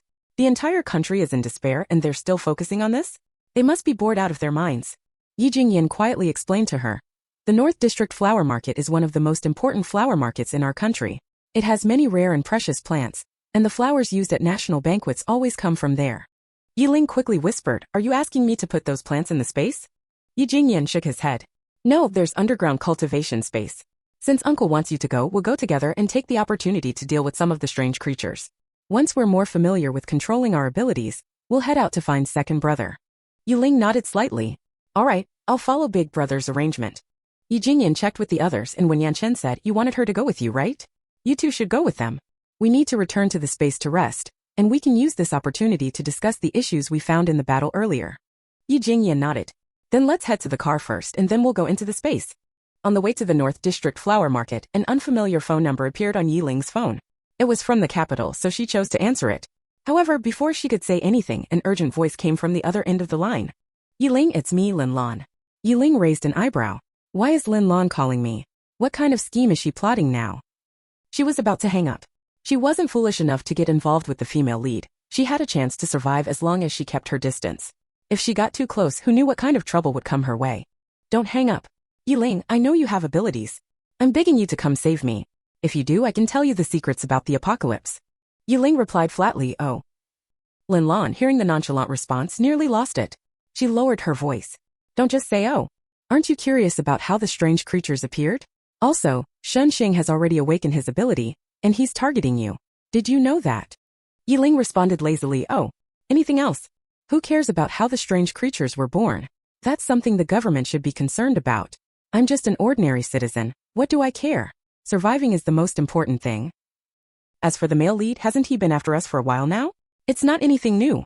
Sitting nearby, Yi Jingyan couldn't help but smile. His sister was truly afraid of dying. After observing her over the past few days, he realized that aside from food and survival, she didn't seem to have any particular desires. "Anything else?" Yi Jingyan asked, his voice laced with amusement. Lin Lan's voice grew louder, then lowered again. "Yi Ling, you're really not afraid of dying? Shen Xing has several ability users by his side, all combat types. Aren't you worried about your brothers getting into danger?" Yi Ling scoffed inwardly. "I'm afraid of dying, that's exactly why I want to avoid you." Suddenly, an image flashed in her mind. Lin Lan was huddled in a tent like a drenched chicken, surrounded by other people in a cramped space. She was anxiously speaking into her phone, pressing it to her ear. Two men were nearby, exchanging looks, occasionally glancing at Lin Lan, clearly with bad intentions. For a moment, Yi Ling was stunned. Was this Lin Lan's current situation? She asked Lin Lan, "Where are you now? Aren't you worried about Shen Xing getting upset with you for saying all this?" Lin Lan shifted in her corner, her voice dropping even lower. "I'm outside. This phone belongs to someone else. Yi Ling, we used to be the best of friends. Are you really going to turn your back on me?" Chapter 36, Quick Decision. Lin Lan had escaped, but she couldn't admit that. Yi Lian didn't want to waste words with her. "Whether you consider me a friend, you know better than anyone else. That's it, goodbye." The idea of helping her? Dream on. Hey, Yi Lian. Lin Lan panicked, but when she saw everyone looking at her, her anger dissipated. She handed the phone back to the man beside her, forcing a stiff smile. "Thanks for the phone." The man wrapped an arm around her shoulder and grinned. "Is that all? Beautiful, I didn't lend you my phone for free." Lin Lan stiffened, shifted slightly to the side, and spoke with some awkwardness. "I'll pay you. Please let go." In her mind, she questioned the system. When will Wei Cheng arrive?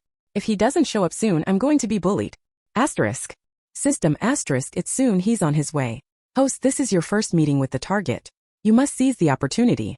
If you miss it, your situation will be bad. Lin Lan sensed the man's hand moving on her back. Her eyes flashed with cold intent. I know. I escaped to complete the mission. System, help me kill these two. System, sorry, host, you'll have to do it yourself. So far, you haven't completed a single task and have no points, so this system can't assist.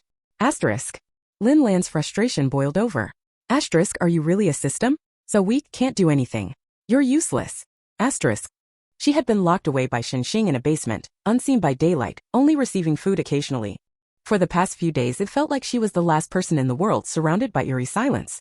When the earthquake happened, the system informed her that her captors had fled, and she might be buried in the basement. Fortunately, the system managed to attract an escaped sanitation worker to the basement, unintentionally freeing her. However, seeing multiple surveillance cameras outside the secret room made it clear that Shen Xing was still monitoring her. The system then told her that Yi Lian hadn't died. Not only was she alive, but she was also thriving, just like in the previous life, with several brothers protecting her wherever she went.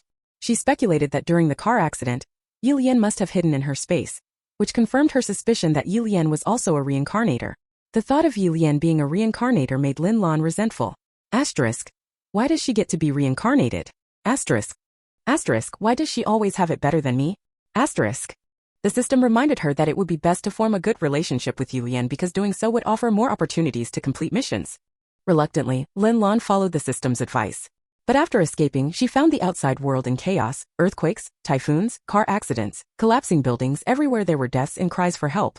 She ignored all of it, following the system's instructions to arrive at a place that resembled a small shelter.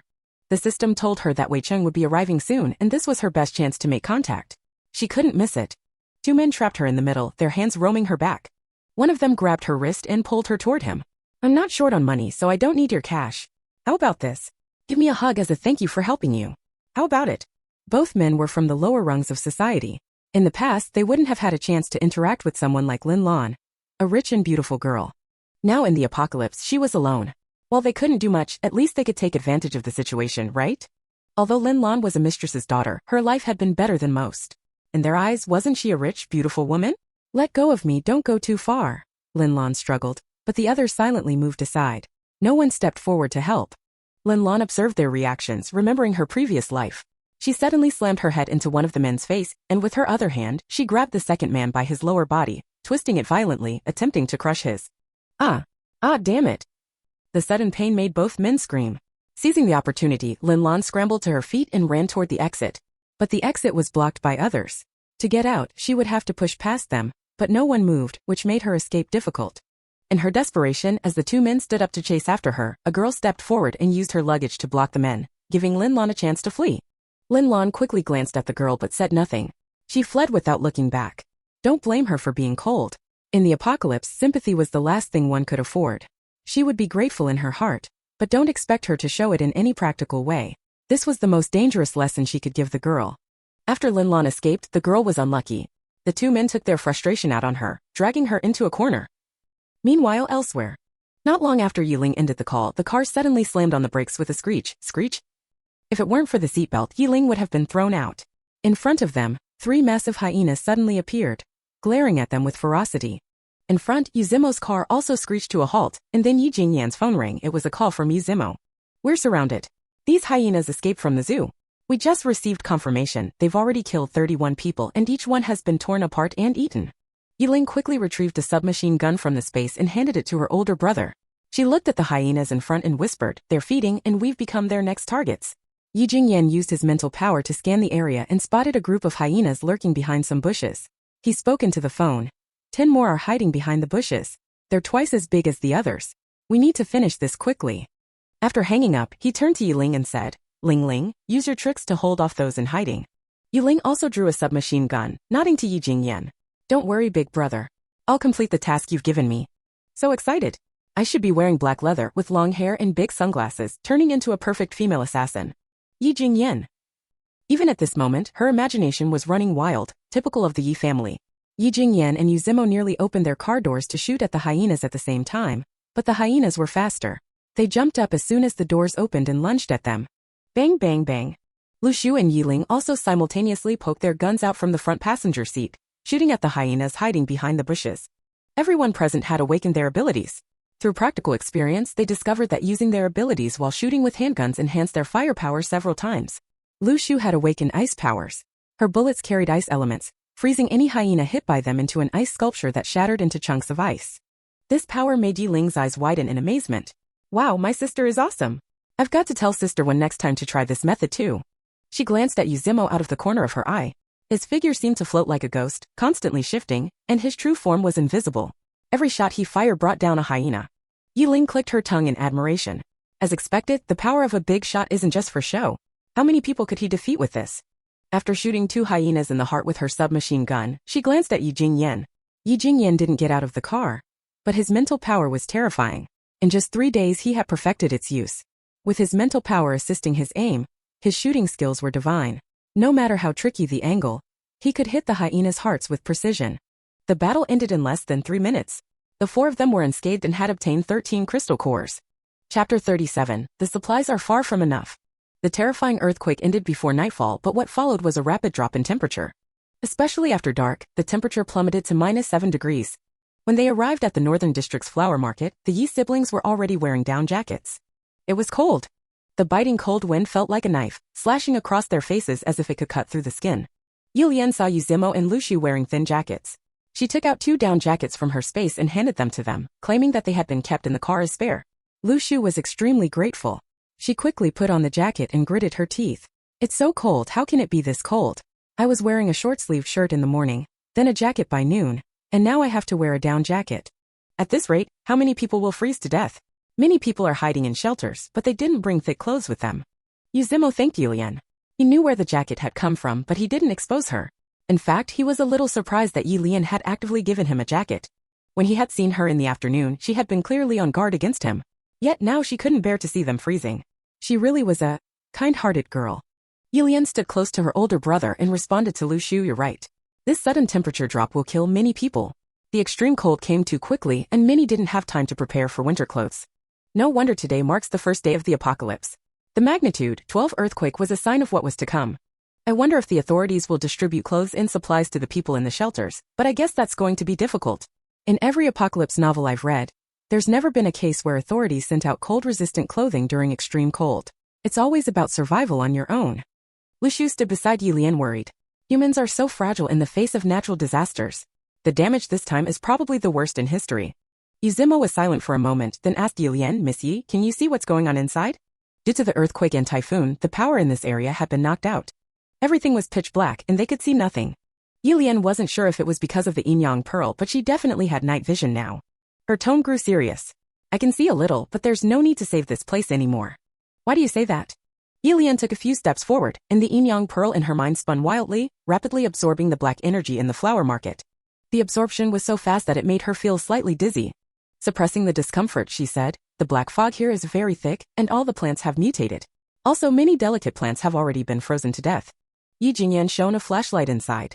"We can't see the situation clearly from here. We can't see those mutated plants, and we certainly can't see the corpses that Captain Yu mentioned. But judging by the completely unrecognizable exterior, it really doesn't seem worth saving. Let's go, no need to waste time here."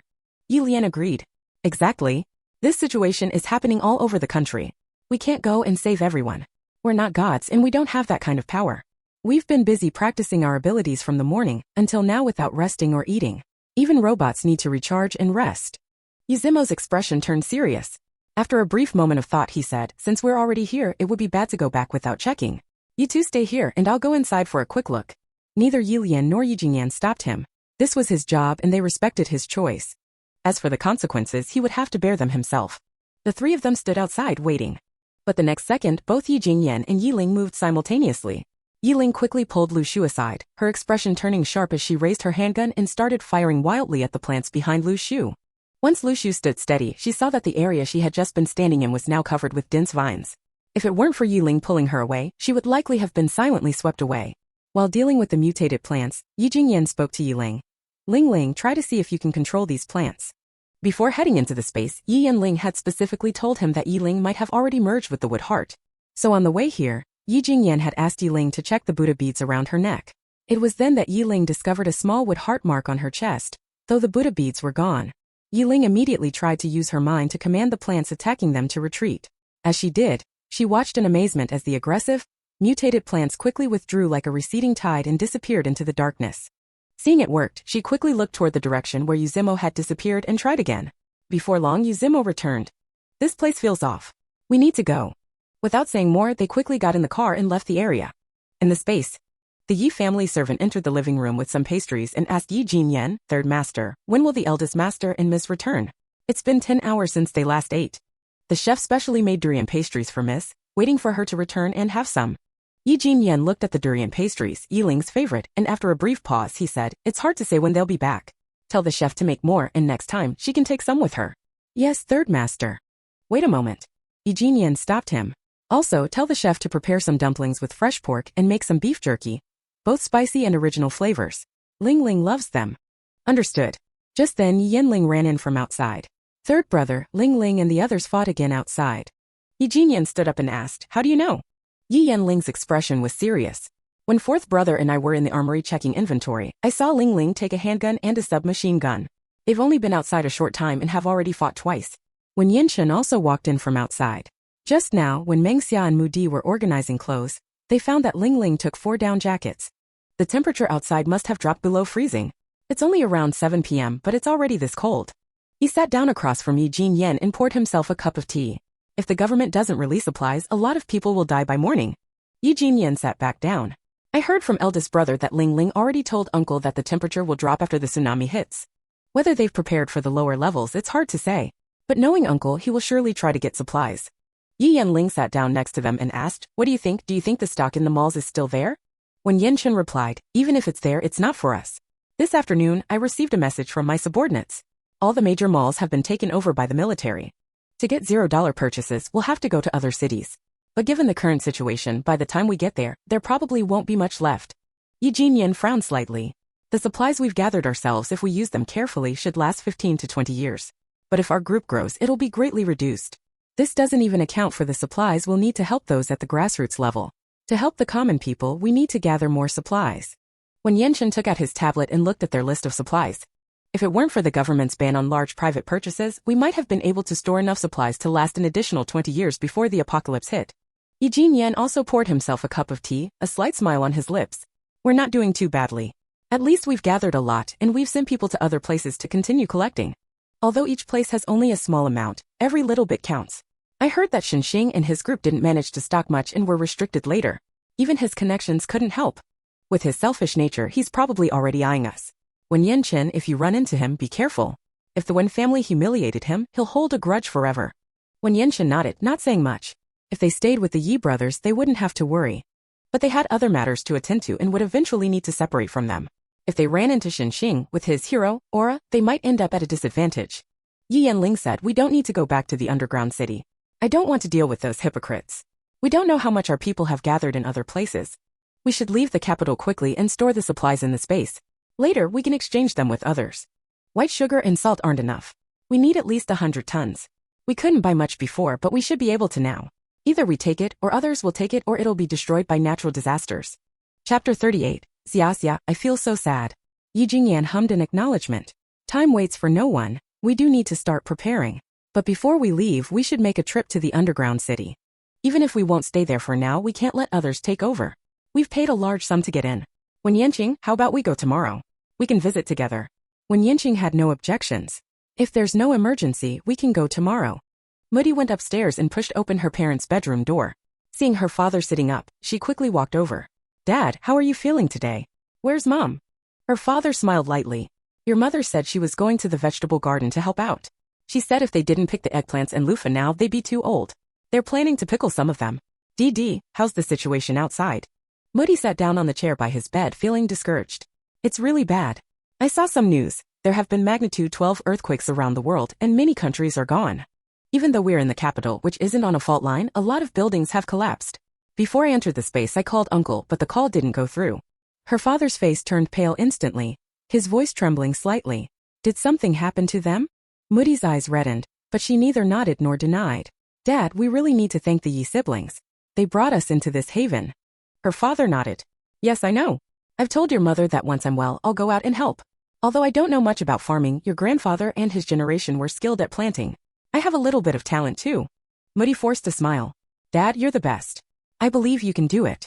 She then comforted him. "I'll try to find out about things back home. Don't worry. Our area isn't by the sea, so even if an earthquake happens, it's unlikely to destroy the whole city. Once everything settles down, I'll bring you back to visit. Rest now, I'll go find Mom." Mudi quietly closed the door, and tears flowed uncontrollably. She hadn't been able to get through to Uncle, but she did manage to get through to her cousin. Her cousin told her that Uncle, along with her grandmother, had driven to a neighboring city earlier. However, when her cousin went out to buy lunch for them, the hotel where they were staying collapsed. Mudi went downstairs, hiding in a corner as she suppressed her sobs, crying uncontrollably. Her cousin had also said, "Sis, take care of yourself. You're a big star and many people will be watching you. I can't protect you, but you should be careful with Aunt and the others. If you stay in the capital, I'll find a way to bring my brother and come to see you. Sis, try to make yourself less recognizable, maybe dress poorly so people won't recognize you. At least that will give you a little more safety." When Mengxia walked in with a bunch of grapes. Hearing the soft sobs, she quickly walked over with concern. "Why are you crying?"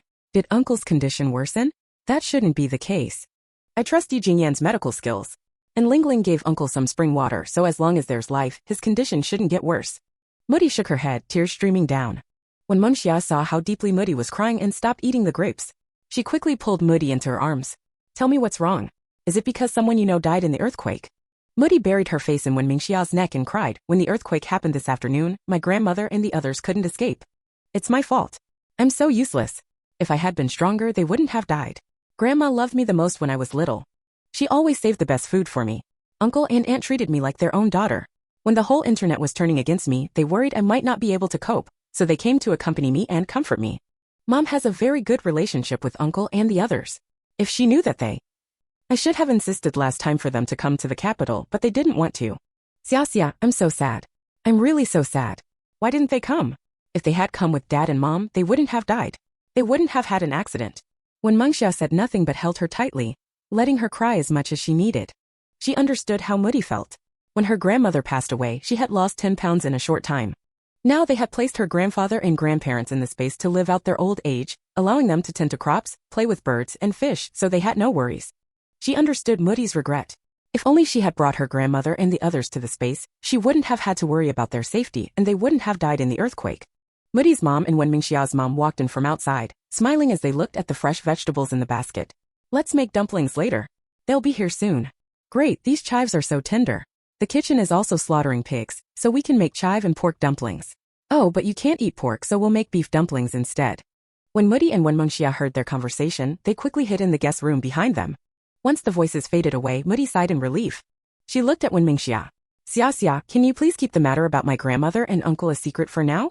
Wenmingxia made a sealing gesture with her finger. Don't worry, I'll keep it tight-lipped. Suddenly, a cheerful voice came from outside. I'm back. Yi Lian, full of energy, seemed unstoppable. She appeared in the living room and plopped down next to her third brother. Third brother, do you know how cold it is outside right now? As she spoke, she began taking off her down jacket.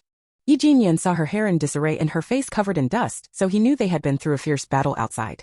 Yi Ling didn't wait for them to answer and said, before we came in, the temperature had already dropped to -10 degrees. The typhoon is still raging and it's likely to snow tonight. You'd better take out your down jackets in advance, or you'll get sick from the sudden temperature drop when you leave the space. Yi Jingyan took off his jacket and said to Yi Ling, hurry up and take a hot bath, then come down for dinner. Okay. Yi Ling also felt uncomfortable and with a flicker she disappeared from where she stood. In the space she could travel freely, simply by focusing on where she wanted to go. After Yi Ling left, Yi Jingyan sat down on the single sofa, and when Yan Chen poured him a cup of tea, asking, what's the situation outside now? Not good. He took a small sip and looked at them. Uncle called me and said that tomorrow morning, supplies will be sent to various shelters, mostly clothing and noodles. When Yan Chen was somewhat surprised. They're really going to distribute supplies? That's no small amount. Does your uncle mean that the higher-ups will take care of the grassroots people? Chapter 39, What Happens When You Show Kindness in the Apocalypse? Yi Jingyan frowned slightly. At least for now we haven't given up. As for the future, I think they'll soon come up with a policy. Yi Jingyan then asked, did Uncle mention how many casualties there were today? Yi Jingyan held up 3 fingers. Yi Jingyan frowned. 300,000? That many. When Yanqing and Yi Yanling looked at Yi Jingyan, seeing his grim expression, Yi Yanling asked uncertainly, not 300,000? Could it be 3 million? Yi Jingyan softly hummed in response and everyone gasped. So many? When Yanqing remarked, the public announcement is only 1/5 of the actual data. Didn't they take preventative measures? How could so many people die? Yi Jingyan responded, you should understand that not everyone follows orders. Plus the data is skewed. Although it was used to estimate which cities were not in earthquake zones, the actual situation deviated significantly. The data was collected by evening and as he said, the real figures are worse. Tonight, there's a global drop in temperature. Those injured and people from the southern regions who haven't experienced extreme cold, it's uncertain whether they'll survive the night. When Mengxia and Moody, who had just entered the living room, were shocked by the numbers. These staggering figures represented living people, and to lose so many on the first day. What would happen next? When Yanqing's face turned grim. Shelters aren't a long-term solution. Have they prepared emergency camps? The needs for food, water, and sanitation aren't things a small shelter can handle. There are preparations, but the time frame was short, and they're not fully set up. But from what I hear, they'll start moving people there in the next couple of days, Yi Jingyan replied. At that very moment, inside the capital's shelters, when Yanqing's concerns were already unfolding. The shelters were overcrowded and public restrooms became the most critical and congested areas. They were so filthy that it was impossible to step inside, and the areas surrounding the restrooms became a nightmare for nearby residents. Among the people hiding in the shelters, many were middle-class and white-collar workers who had never encountered such a dire situation. The high number of ill-mannered people made it difficult for everyone to move about. People went from disdain to anger, eventually reaching a breaking point where many would rather hold it and then brave the public toilets. But there were other problems, such as theft. Many had brought valuable items in their backpacks, documents, cash, food, which were stolen in no time. Some people had even been robbed after arguing over the theft, while others, particularly single women, faced harassment from men. Some would seek refuge in areas with more women or close to groups that appeared familiar, just to avoid unwanted attention. Though the shelter appeared peaceful on the surface, in reality, uncomfortable events occurred at almost every corner. Tensions were high, and it only took a small trigger for things to explode. Zhao Xian was one such person on the verge of breaking.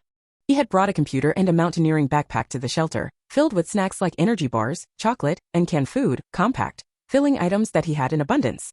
Two young girls were squeezed next to him. Their parents were careless and hadn't brought any food with them, assuming that there would be a supermarket to buy from. But when they arrived, they found that the place was overcrowded and the items were marked up by 10 times or more.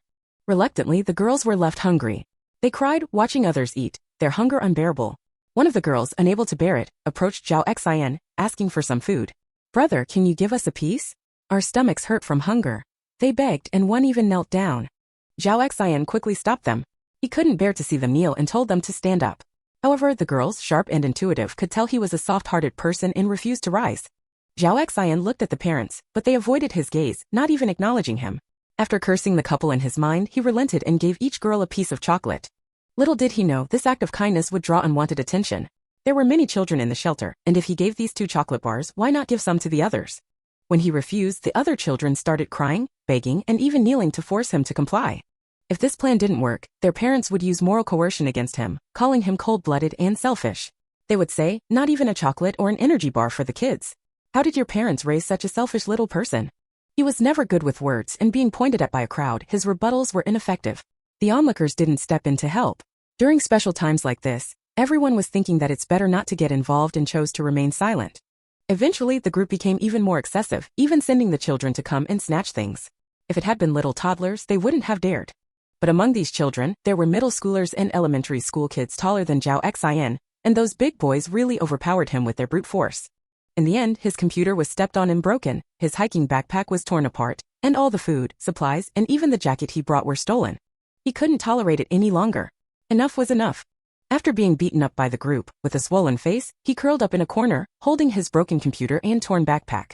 He watched the 2 little girls from earlier, who were eating the biscuits and canned food they'd stolen from him. Every now and then, they would glance at him and smile before happily eating the food that once belonged to him. In the middle of the night, as the temperature dropped, Zhao Xian's teeth were chattering from the cold. Then he saw his thin-down jacket being worn by a middle schooler, and his anger surged to the top of his head. Damn, did they really think a good person was easy to bully? When everyone else was asleep, he quietly took out a fruit knife and crept over to the middle schooler, holding the knife to his neck. The middle schooler suddenly woke up. "Take off the jacket." He thought the other person would be scared, but the middle schooler sneered, "What if I don't take it off? Are you really going to kill me? Go ahead, I don't believe you dare." He was the bully at school, not the one who was bullied, so he could read people well from a young age.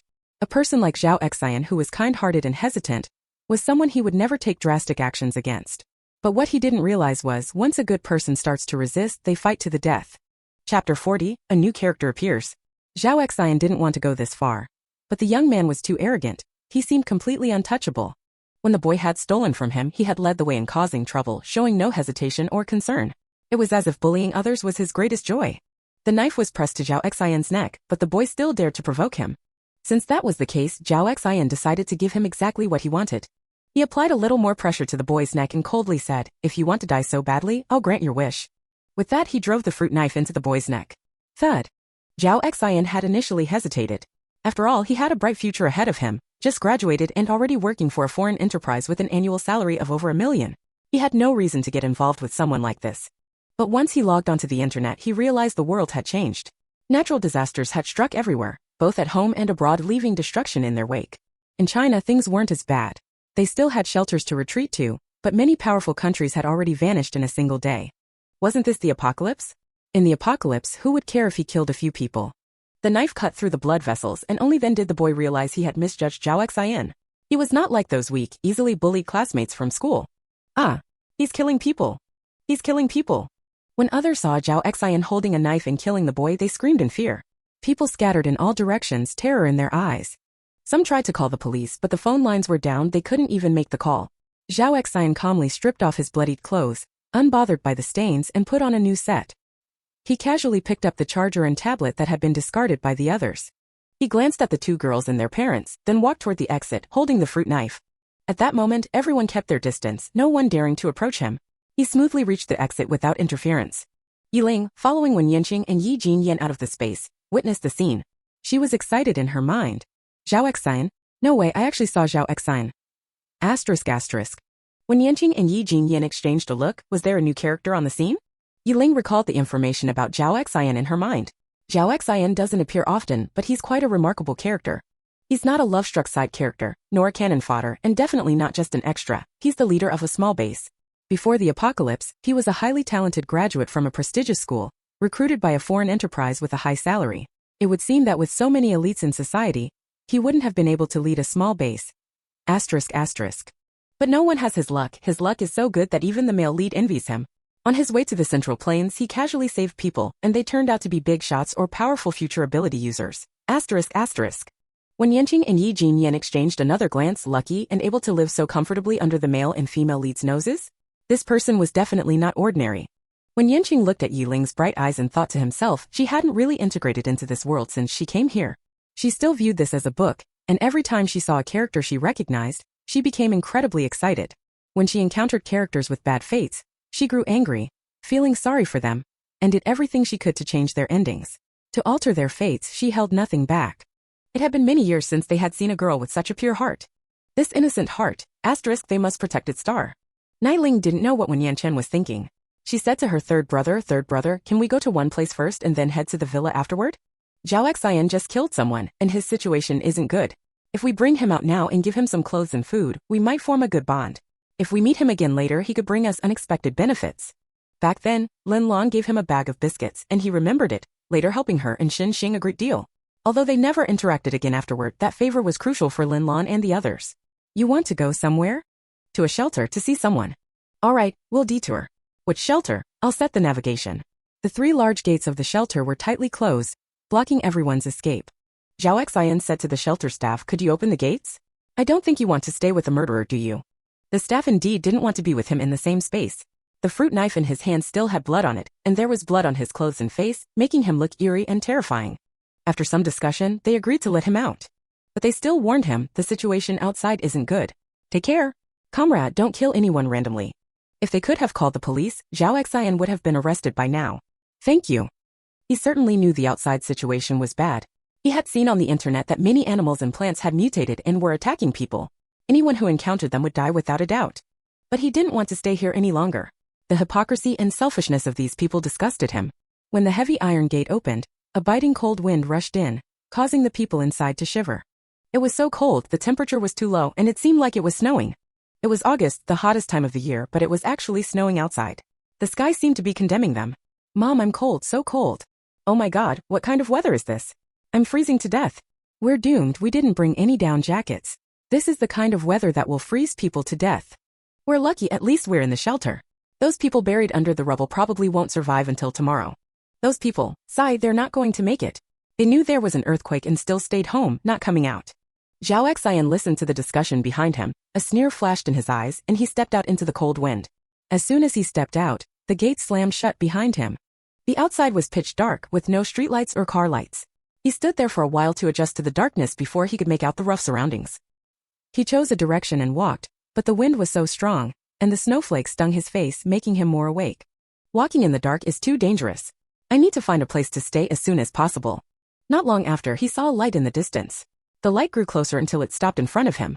Only then did he realize and warily took a step back. When Yanqian rolled down the window and looked at Zhao Xian, hello, excuse me, is there a shelter nearby? Zhao Xian looked at Wen Yanqian's gentle and handsome face and secretly sighed in relief. Yes, it's just ahead. But they won't open the gate now, and there's no space left inside. Wen Yanqian's eyes flashed with disappointment, I see. In that case, we'll find somewhere else. Friend, where are you headed? Do you need us to give you a ride? On our way here, no one was active on the ground in this area, but there are plenty of mutant animals that eat people. Chapter 41, another capable person appears. Yiling and Yi Jinyan quietly watched without interrupting. It was Yiling's idea to have Wen Yanqing interact with Zhao Xian. She thought that Yi Jinyan's cold, distant demeanor would scare Zhao Xian away, especially since he didn't speak much. Wen Yanqing, however, was different. Despite being a cunning fox, he was warm and graceful on the surface, making him perfect for social situations. As expected, Zhao Xian let his guard down around Wen Yanqing. After a moment's hesitation, he asked, "Excuse me, do you know where it's safe right now? Or do you know where I can catch a ride out of the capital?" Didn't they notice the blood on him? Or perhaps they weren't afraid of him? Wen Yanqing pointed at the heavy snow outside. "Aren't you cold? The temperature outside is minus 17 degrees. I think this conversation is better suited for a car. Let's get in." It was only then that Zhao Xian realized his hands and feet were completely numb from the cold. He no longer hesitated, quickly opening the back door and getting inside. Yi Ling sat in the passenger seat, with Yi Jinyan driving. They both turned and nodded at Zhao Xian. "Hello, I'm Yi Ling, and this is my brother, Yi Jinyan." Zhao Xian sat up straight and politely nodded at both of them. "Hello, I'm Zhao Xian. Thank you for letting me get in." Wen Yanqing chuckled lightly from the other seat, pulling out an unopened bag of bread and handing it to Zhao Xian. "I'm Wen Yanqing. Have something to eat first, we can talk later." He then turned to Yi Jinyan. "Since the shelters are full, let's check out the villa nearby and see if we can find somewhere to rest for a while." "All right. Make sure your seatbelts are on," Yi Jinyan replied. He stepped on the accelerator and they drove away. Zhao Xian, starving, quickly ate a large chunk of bread. After wiping his mouth, he looked at them again with gratitude. "Thank you for the bread. If I ever get the chance, I'll repay your kindness." Wen Yanqing smiled. "It's just a piece of bread. There's more in the car, you can have another one." He handed over another bag, but Zhao Xian didn't eat it immediately. Instead, he carefully stowed it in his backpack. He looked at Wen Yanqing. "Can you tell me what's going on outside? We've been in the shelter since this morning and don't know much about the situation out there." Wen Yanqing pointed to the window. "As you can see, the power grid is completely down, and many buildings have collapsed. The only people still walking around outside are soldiers. The earthquake triggered a tsunami, which then caused typhoons and a rapid temperature drop. Now we have a snowstorm and a gust unprecedented." He turned to Zhao Xian. "Oh, and there are also strange creatures out there, mutated animals and plants. I call them strange because after their mutation, they became bizarre and hideous." Zhao Xian felt a chill run down his spine as he listened, his brow furrowed in fear. Wen Yanqing's calm explanation only made him more uneasy. He had gathered 4 important pieces of information from Wen Yanqing's words. First, the complete collapse of the power grid meant that the capital was not as safe as the news had led people to believe. The damage was far worse than expected. If it had been minor, the capital wouldn't have been without power for a whole day, unless the damage was catastrophic. Second, the fact that the only people still active outside were soldiers meant that the military had taken full control of the city's disaster relief. The military didn't just assist in disaster recovery, they were also clearing out obstacles which, according to Wen Yanqing, included the strange mutated creatures. Third, the earthquake had triggered a chain of events, killing many. Everyone had assumed that only the earthquake would cause damage, but the sudden drop in temperature was a deadly surprise. The temperature had dropped to minus 17 degrees on the first day of the disaster, and if this rate continued, it would soon fall to minus 40 or even lower. Such a drastic temperature drop would claim countless lives, including his own. The mutated animals and plants were the most important and terrifying information Zhao Xian had heard. Even the mutation of animals alone could cause the collapse of human society. People would struggle just to survive.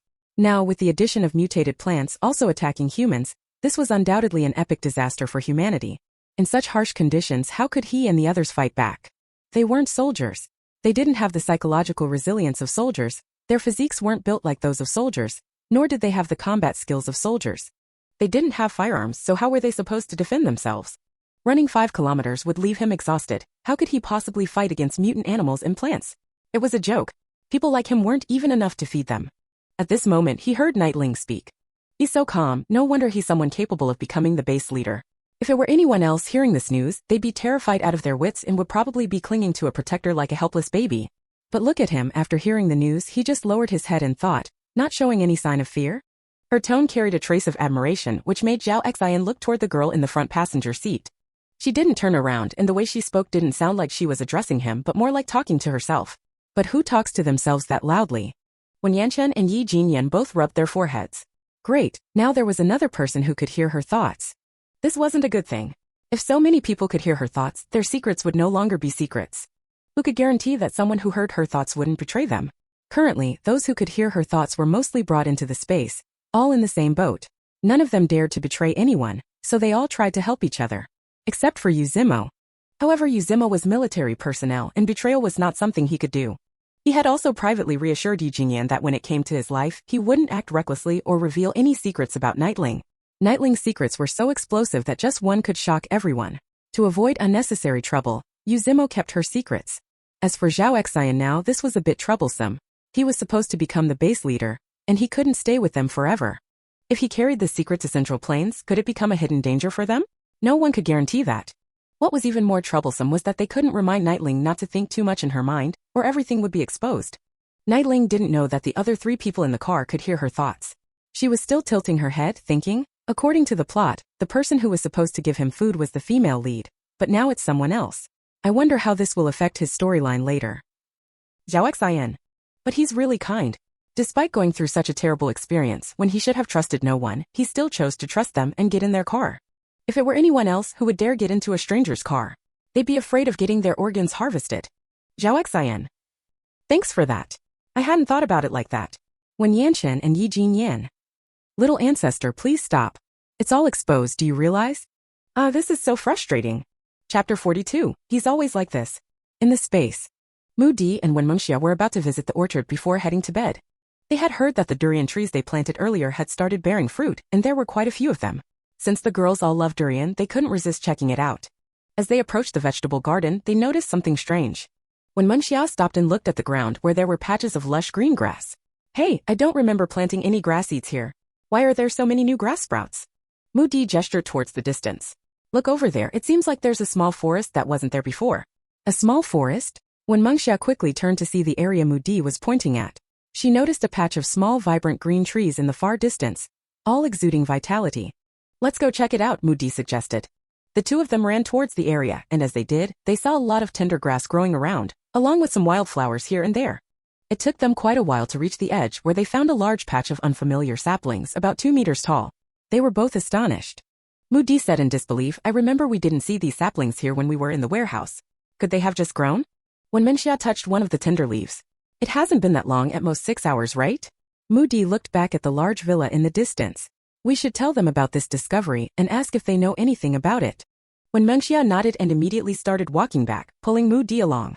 Wait a second, Mu Di stopped her and looked towards the small forest. I feel like the space has gotten a bit bigger. It expanded again? When Mengxia was taken aback. It hasn't been long, has it? Mu Di squeezed into the small forest and, when she reached the white mist, looked down at the land. She noticed that the soil color was different. One side was lighter, and the other darker. The darker soil seemed to stretch about 5 meters wide, though the length was hard to estimate. More grass and saplings had sprouted in this area too. Standing there, the air filled with a pleasant fragrance, and both of them felt their moods lighten. Mu Di crouched down to touch the soil. It's still damp here. Feels like this land just emerged not too long ago. This is such a magical space. When Mengxia turned and said, let's go tell them about this. Meanwhile, at the livestock area, the housekeepers from the Wen and Yi families were directing 3 bodyguards. Quick, move the pig to the other side to the sow. Really, this sow just made it, and now this boar is here again. Isn't it? This sow is so pretty, no wonder all the boars are after it. Look, it's even bleeding. Apparently, the pigs had been divided into groups for breeding, but one black and white sow had been getting attention from several boars who wouldn't leave it alone. Yes, housekeeper ordered someone to separate the sow to prevent further disturbance from the boars. One of the servants shouted from a distance, the sheep are giving birth again. Who can come help? Wen's housekeeper replied, giving birth again? It's like this every day. The climate in this space must be so good that they're healthy, fat, and productive. Yes, housekeeper chuckled, no kidding, it's a paradise here. The air and soil have never been polluted. By the river, Wen's dad and Mu's dad sat on folding chairs, watching the lake while sipping tea and chatting. Wen's dad remarked, Old Mu, you've really recovered quickly from your injury. Mu's dad sighed. Yeah, if I were in a hospital, it would have taken at least a month to heal. Wen's dad laughed, we've really benefited from our children, haven't we? Without them, there's no way we'd be sitting here fishing. Mu's dad nodded in agreement but then asked, Old Wen, things outside are pretty bad. Have you considered going out to take a look? Wen's dad shook his head. I've made all the necessary arrangements. My son has told me everything I need to know. There's nothing out there that needs my attention. As for my old friends, I've notified them all. If we're fortunate enough to meet again, I'll go out and see them. But as for those relatives, I know them too well. There's no need to meet them, so that's that. Mu's dad remained silent for a while before nodding. Sounds good. But he couldn't be as open-minded as the other person. He couldn't let go of his family and friends. These were old friends he had known for decades. How could he just let go of them? But right now it seemed like he didn't have the choice to let go. Sigh. When Mr. Wen saw Wen Mengxia and Mu Di running towards the villa, he curiously asked, Hey, what's with these 2 girls? Why are they in such a hurry? Mu dad quickly looked over and saw Mu Di and the others rushing through the gate. When Mengxia spotted Yi Tianfei in the yard and ran over to ask Yi Tianfei, did you know the space expanded? Yeah, I knew. Huh? You knew? Since when? Yi Tianfei put away the fireball in his hand and looked at them. I knew as soon as it expanded. Is that strange? Wen Mingxia was stunned. Then why didn't you tell us? Mu Di also looked at him, her eyes filled with confusion. Such a big thing, and he didn't even tell them. He was still calmly practicing fire-based abilities. Yi Tianfei was amused by their expressions. Even the butlers knew the space expanded. Is it really my fault that you two didn't know? Go on and do what you're supposed to do. Don't interrupt my practice. Wen Mingxia. She exchanged a look with Mu Di, then angrily marched up to Yi Tianfei. Then tell me, when did all the little saplings and grass appear in the space? Yi Tianfei stepped back, and a wall of fire suddenly appeared in front of him, blocking her approach. I'm asking if you two could pay a little attention to the changes in the space? It appeared this afternoon, and now it's midnight before you notice. I'm amazed. Mu Di grabbed Wen Mingxia's arm and widened her eyes, looking at Yi Tianfei. It appeared this afternoon? Did Lingling know? Yi Tianfei suppressed the urge to roll his eyes, and with a half-smile he said, it's her space. Do you think Lingling would not know? After saying that, he shouted into the house, Fifth brother, let's go out and spar a bit. Oh, coming. A gust of wind swept by, and Mu Di and Wen Mingxia quickly squinted. When the wind stopped, Yi Yanling stood before them. Just in time, I want to see if my lightning abilities have improved. Let's go. The two of them passed by Wen Mingxia and walked outside. Mu Di looked at Yi Tianfei's back and asked Wen Mingxia, was he about to roll his eyes at me just now? Wen Mingxia nodded. He's like that with other girls except for Lingling, he's a bit nicer to her. Mu Di opened her mouth and quietly asked, do you think he could be gay? Pfft. Wen Mingxia burst out laughing. Of course not. Sister, let me give you a piece of advice. You better not let him hear that, or he'll find a way to mess with you. Mu Di became even more curious when she heard that but didn't ask further. She whispered, as for the Yi brothers, I only know a little about Mr. Yi Jingyan from interviews. I don't know much about the others. In the few days we've spent with them recently, I feel like they're very good at hiding their thoughts. Even though we all live in the same space, there's still a barrier between me and them. Then she added, your brother is the same. Chapter 43, Wei Qing, I'm so impressive. Wen Mingxia chuckled softly. No wonder they're such good brothers, they're cut from the same cloth. She patted Mu Di on the shoulder. It's right to keep a distance from them, because they're like this with everyone, even with me. You should understand their upbringing was different from ordinary people. From the time they were 2 years old, they've been taught to hide and be wary. She pulled her along. Come on, let's go to bed. In a villa, Xinxing and Wei Cheng clinked glasses before lazily watching Lin Lan, who was sitting opposite them, not daring to look up. Wei Cheng found it amusing staring at Lin Lan, shifting his gaze between her and Xinxing. Lin Lan, kneeling on the ground, wished she could die. Inside her head, she screamed, System, why didn't you tell me Xinxing would be with him? She felt utterly betrayed by the system. She thought she'd escaped from Xinxing's grasp and was planning to take the opportunity to get close to Wei Cheng, but now they were both in front of her and they appeared to have an incredibly good relationship. The system, thinking the host was emotionally unstable, responded, Host, just focus on courting Wei Cheng. Don't worry about Xinxing. Lin Lan asterisk, you don't understand. With Xinxing here, how can I have a chance to court Wei Cheng? Ah, you're going to get me killed. Wei Cheng studied Lin Lan for a while and then smiled at Xinxing. She's not your woman, right? So why is she throwing you flirtatious looks and pretending to be all innocent? Could it be that you can't satisfy her desires? Xinxing. His eyes were filled with killing intent as he glared at Lin Lan. He turned to Wei Qing and said, she's not worthy of being my woman. As for why she's trying to seduce you, it's simple. She's after your power. After all, her mother used the same trick to hook up with Mr. Lin. Wei Cheng put down his glass and scoffed. I know she's the illegitimate daughter of the Lin family. But didn't you break off your engagement with Wen Mingxia because of her? Why deny that she's your woman now? Or have you not slept with her yet? At this point his interest peaked. How about this? You two get it done tonight and I'll keep watch for you. Xinxing's eye twitched. Am I really that desperate? Wei Cheng grinned unabashedly. You are. You rejected Wen Mingxia the beauty, but now you're after a woman like this. What else could it be but desperation? Xinxing. Wei Cheng was known for his carefree and womanizing ways. He had seen all sorts of women before. People who knew him understood that he enjoyed watching others squirm and seeing them fumble around in front of him. He turned to Lin Lan and raised his chin. Hey, your name's Lin Lan, right? This is our first meeting, right? Lin Lan lifted her gaze to look at them but quickly lowered it again, not daring to make eye contact. She nodded in acknowledgement. Wei Cheng let out a soft laugh. Oh, since this is our first meeting, how do you know my name is Wei Cheng? How did you end up in my arms like this? Did you do some research beforehand? Was it this guy here? He pointed to Xinxing with a mischievous gleam in his eyes. Xinxing stared at Lin Lan, his eyes full of murderous intent. He had underestimated her. She not only escaped but had the audacity to try to seduce Wei Cheng. What a bold move. He couldn't afford to offend either of them. One wrong move and she could be finished. Lin Lan cursed the system in her head again before bracing herself to explain. No. I heard others call you that, so I knew your name. I didn't want to be caught by them and I ran too quickly, so I accidentally fell into your arms. I didn't mean to. I haven't eaten for a long time, so my legs gave out. She knew she was very alluring, especially with those fox-like eyes. If she tried, most men's hearts could easily be stolen. At this moment, she deliberately put on a pitiful yet seductive look, hoping to charm them both. The system secretly boosted her charm value, adding a few more points to her seductive aura. Wei Chang's gaze slowly became vacant, his mouth stretching into a grin, and he stood up, walking towards her. Xinxing noticed something was off with Wei Chang. He glanced at Lin Lan, who was exuding an alluring charm, and his guard went up instantly. This Lin Lan was acting like Daji right now, utterly seductive and unusual. Did she awaken some sort of charm ability? Lin Lan, seeing Wei Chang's dazed expression, secretly rejoiced. She didn't expect Wei Chang to fall for it. As Wei Chang approached, she softly sniffled, and the corners of her eyes turned pink. She looked up at him, her voice gentle. Young Master Wei, I didn't mean to fall into your arms. It's just that you seem so safe and I couldn't help but want to be close to you. I'm sorry, I won't do it again. Wei Chang squatted in front of her and gently touched her face. Xinxing frowned slightly, unsure whether to interrupt Lin Lan's scheme. After all, people like them, at their level, hated being manipulated. Lin Lan was thrilled and tilted her head, rubbing her cheek against his palm. Just as she was about to speak, Wei Chang suddenly slapped her hard. Xinxing yelled, Lin Lan, what are you doing? Half of Lin Lan's face immediately swelled up from the slap, leaving her dazed. Wei Chang's eyes cleared up, no longer dazed like before. He stood up, rotated his neck, and glanced sideways at Xinxing as he walked over. His voice was icy. I was wondering why you'd leave a beauty like Wen Marin aside. Did you already know she could use charm techniques? Xinxing stopped beside him, shaking his head. I didn't realize she could use charm techniques before. Or perhaps back then her charm wasn't strong enough, so I didn't notice. But this time her seduction skills are definitely much stronger. He looked at Wei Chang's grim expression. I didn't expect you to see through her charm. Impressive. Wei Chang suddenly smiled. I have many impressive traits. You wouldn't want to know. He waved his hand. Bring them in.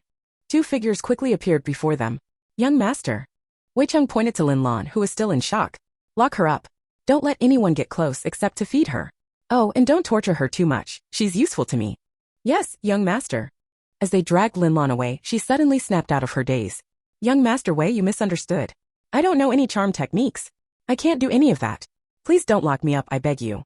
Really? Wei Chang squeezed her chin, revealing a sinister smile. If you don't know charm techniques, then it must be something you were born with. Not everyone has this kind of talent. Practice it well. You'll be useful to me in the future. If you can't, don't blame me for not showing any mercy. Lin Lan shivered and helplessly looked towards Xinxing, hoping for help. But before she could speak, her mouth was covered by a bodyguard, and she was forcibly dragged away. Wei Chang turned to Xinxing. Look at me. I originally planned to do you a favor and help you get what you wanted. Xinxing's lips twitched slightly. You can keep your favor to yourself. I don't need it. He glanced at the time. It's 11 p.m. Should we head back to the underground city? Wei Chang shook his head. No rush. I haven't seen the person I'm looking for yet. Chapter 44. Yi Ling grabs something she shouldn't have. At 4 in the morning, Yi Ling and Yi Jinyan, both bundled up in thick down jackets, got out of the car and headed toward a villa, leaving Zhao Xian and Wen Yanchen behind. Wen Yanchen watched them disappear into the darkness outside the car. He didn't speak to Zhao Xian but chose to close his eyes and rest. Though he had napped in the space earlier, he still felt a little tired and longed to lie down in bed and sleep properly. Zhao Xian didn't dare close his eyes. He was still shaken from the strange creatures that had attacked them during the journey. His scalp tingled just thinking about them. The three of them possessed legendary abilities, and killing those strange creatures had been a piece of cake for them. Zhao Xian envied them, yet he reminded himself that if he left the capital alone, he might not survive a day. He had learned from Yi Ling's thoughts that he had the koi physique, meaning he would awaken his own abilities and eventually become the leader of a small base. But now he was torn. Leaving the capital was dangerous, but it would elevate him, make him someone important. On the other hand, if his koi physique didn't work out, if he didn't meet the right people, if his abilities didn't awaken, what then? But if he stayed, he would never become the base leader. He would be stuck following Yi Ling and wouldn't gain her admiration. That's right, from Yi Ling's thoughts he could tell that she admired him. She looked at him with stars in her eyes. Thinking of how Yi Ling looked at him, Zhao Xian knew what he had to do. Yi Ling and Yi Jinyan stood at the side of the villa's entrance. Yi Ling whispered, "Third brother, are we here to steal something?" Yi Jinyan, frowning, lightly tapped her on the head. He lowered his voice, "What are you thinking? We wouldn't do such a thing." Yi Ling rubbed her head where he had tapped, pouting as she hid behind him. But at this hour, sneaking around a pitch-black villa, it really does look like we're here to steal something. Yi Jinyan led her toward the wall. We'll climb over the wall to get in. Yi Ling blinked. He said we're not stealing, yet we're climbing the wall. How's that not stealing? Yi Jinyan grabbed her hand, leaping up to the top of the wall before easily dropping down on the other side. Wow, this is so thrilling. I'm actually climbing a wall with a big shot at night. Her eyes sparkled with excitement. This was something she'd never done before. It was so exhilarating. Yi Jinyan's lips curled into a faint smile as he led her around the villa, finally stopping at the back kitchen. He opened a window and they slipped inside. The house was eerily quiet, but Yi Ling sensed that someone was living here. She could hear soft snoring from a distance. Yi Jinyan pulled her into a room and crouched down, feeling around until, to Yi Ling's surprise, he pulled up a floorboard. An underground passage. The two of them quietly descended, and Yi Jinyan replaced the floorboard once they were both inside, leading her down the stairs. Wow! Yi Ling rubbed her eyes in disbelief at the sight before her. Gold bars. So many gold bars. Yi Jinyan stood behind her, watching with indulgence as she rushed toward the gleaming gold. Put all of this into the space. Yi Ling picked up one of the thick, long gold bars and considered biting it to see if it was real. But before she could, Yi Jinyan's long arm reached around her and pulled her into his embrace, taking the gold bar from her hands. Why do you keep trying to put everything in your mouth? Don't you find it dirty? Yi Ling, losing her footing, fell into his arms. Fortunately, Yi Jinyan held her tightly, preventing her from sliding to the ground.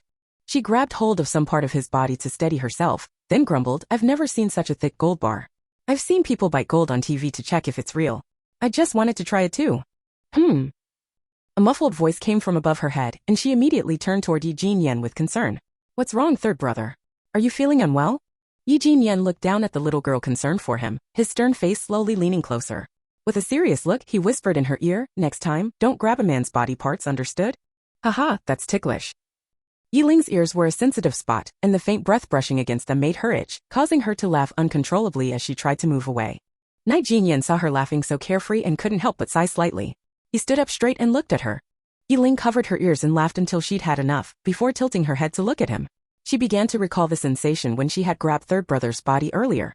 Asterisk, at the time I didn't think much about it, but now that I'm remembering, something feels off. It was a bit soft and long when I held it. Third brother's whole body is hard, so what part would be soft? Asterisk. Night Jinyan felt his ear tips turn red as she stared at him. He coughed, breaking the awkwardness.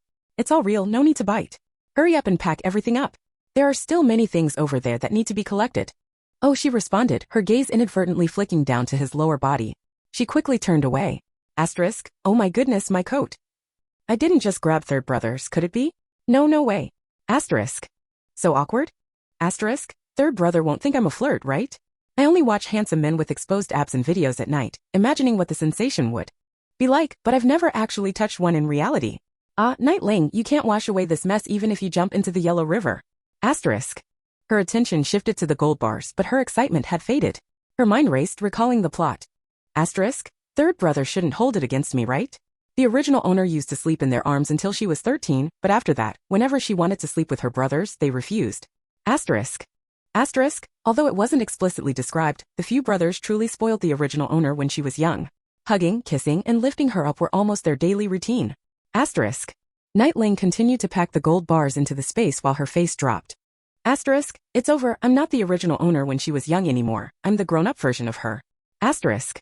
Night Jinyan's gaze on her back gradually turned dangerous. Asterisk, watching abs at night? Asterisk, he thought. Asterisk, and imagining the sensation? Night Ling, you're really getting bolder, secretly watching other men behind our backs. Asterisk. He stepped forward and forcefully rubbed her head. Focus on your work, stop letting your mind wander. Night Ling muttered under her breath, I wasn't thinking about anything, I'm just counting the gold bars in my head. Asterisk, see? He's getting impatient now. Asterisk. Night Jinyan. However, Night Ling didn't dwell on the issue for long. Soon she was stunned by what she saw. Asterisk, wow, so many beautiful knives. Asterisk. She quickly turned to third brother. Third brother, tell me, is the owner of this place part of the TEG group? Who would put so much cash in gold bars in a secret room? Night Jinyan looked at the wall of beautiful knives and said, no, but they are definitely no good. Pack them up. Even if they become useless paper in the future, it's better than leaving them here. As soon as Night Ling heard that they were no good, she became excited. Mission accepted. She packed up all the knives and even the boxes and shelves. Then she spotted many jewels and she didn't hesitate to take them as well. Next, Night Jinyan took her to a freezer full of frozen foods, all of which were top quality. Night Ling was overjoyed. She mumbled to herself, sorry, but it's all mine now. Wahahaha. Chapter 45. The True Power of the Wood Heart. The two of them took everything they could from the villa. After climbing back over the wall, Yi Ling laughed inwardly. Haha, third brother was right. We're not here to steal, we're here to loot. When Yanchen and Zhao Xin, hearing Yi Ling's thoughts, quickly sat up and looked outside the car. It was already 5:30 a.m., and the sky was starting to lighten. The typhoon had died down significantly, but the snow was still falling, covering everything in a thick white blanket. From Yiling's cheerful tone, they could tell their mission had gone smoothly. When Yanchen moved to the driver's seat and said to Yi Jinyan, "Go rest in the back, I'll drive," Yi Jinyan didn't refuse, letting Yiling get in first, followed by himself. Zhao Xian, sitting in the passenger seat, turned back to look at Yiling. Seeing her face flushed from the cold, he paused for a moment. Yiling had a standard oval face with delicate features that gave her a soft and refreshing aura. However, there was an added liveliness and playfulness in her eyes that made her approachable. Cough, cough. Yi Jinyan interrupted Zhao Xian's gaze, causing Zhao Xian to snap back to attention. Embarrassed, Zhao Xian touched his nose and said to them, "Thanks for your care tonight. I plan to leave the capital today while the strange creatures are still not too strong." Yiling quickly nodded in agreement. "Exactly, if you're going to leave, now's the best time." "That's exactly what you said in the script." Zhao Xian, hearing her words, became even more resolute in his decision. When Yanchen and the others had no objections, though they were concerned that he might reveal Yiling's secret. But from the way Zhao Xian looked at her, it was clear he wouldn't do that for now. There were many people who wanted to leave the capital, and traveling with a large group was much safer than leaving alone. When Yanchen gave Zhao Xian an off-road vehicle, some food, and a military coat, then urged him to leave the capital, Zhao Xian was deeply touched by the gesture and swore to repay them if the opportunity arose. After sending Zhao Xian off, when Yanchen drove to the Yi family villa where the three brothers were waiting, they had plans to visit the underground city and then see their uncle before heading out to other cities to gather supplies.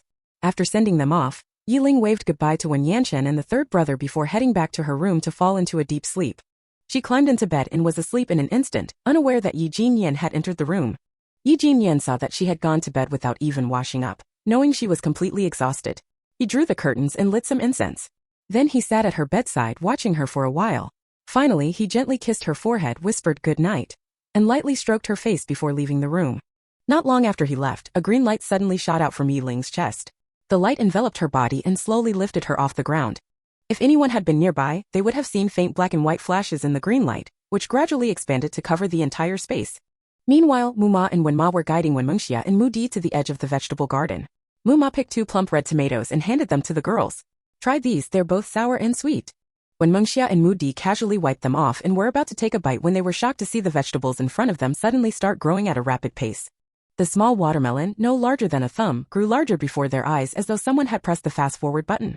Wenma quickly pulled Wenmengxia into her arms, frightened. "What's going on?" Mudi immediately shielded Muma, keeping a wary eye on their surroundings. In the distance, the butler and others exclaimed, "Look at the orchard. The fruit trees are growing bigger and the fruits are ripening. Is time speeding up? Do you feel that? My breathing is so much smoother, my body feels so relaxed, it's like every pore is opening up. I even feel younger. Oh my god, it's true. Look, Old Lee's gray hair is turning black. Hey. Look at her face, the wrinkles are disappearing. This doesn't feel right, something's definitely off. All the plants here are growing and I feel like my body has become much lighter." Hearing their conversation, Wenmengxia and the others quickly looked at each other. Mudi exclaimed in surprise, "Mom, your crow's feet are gone. And your skin feels so tight, smooth, and delicate."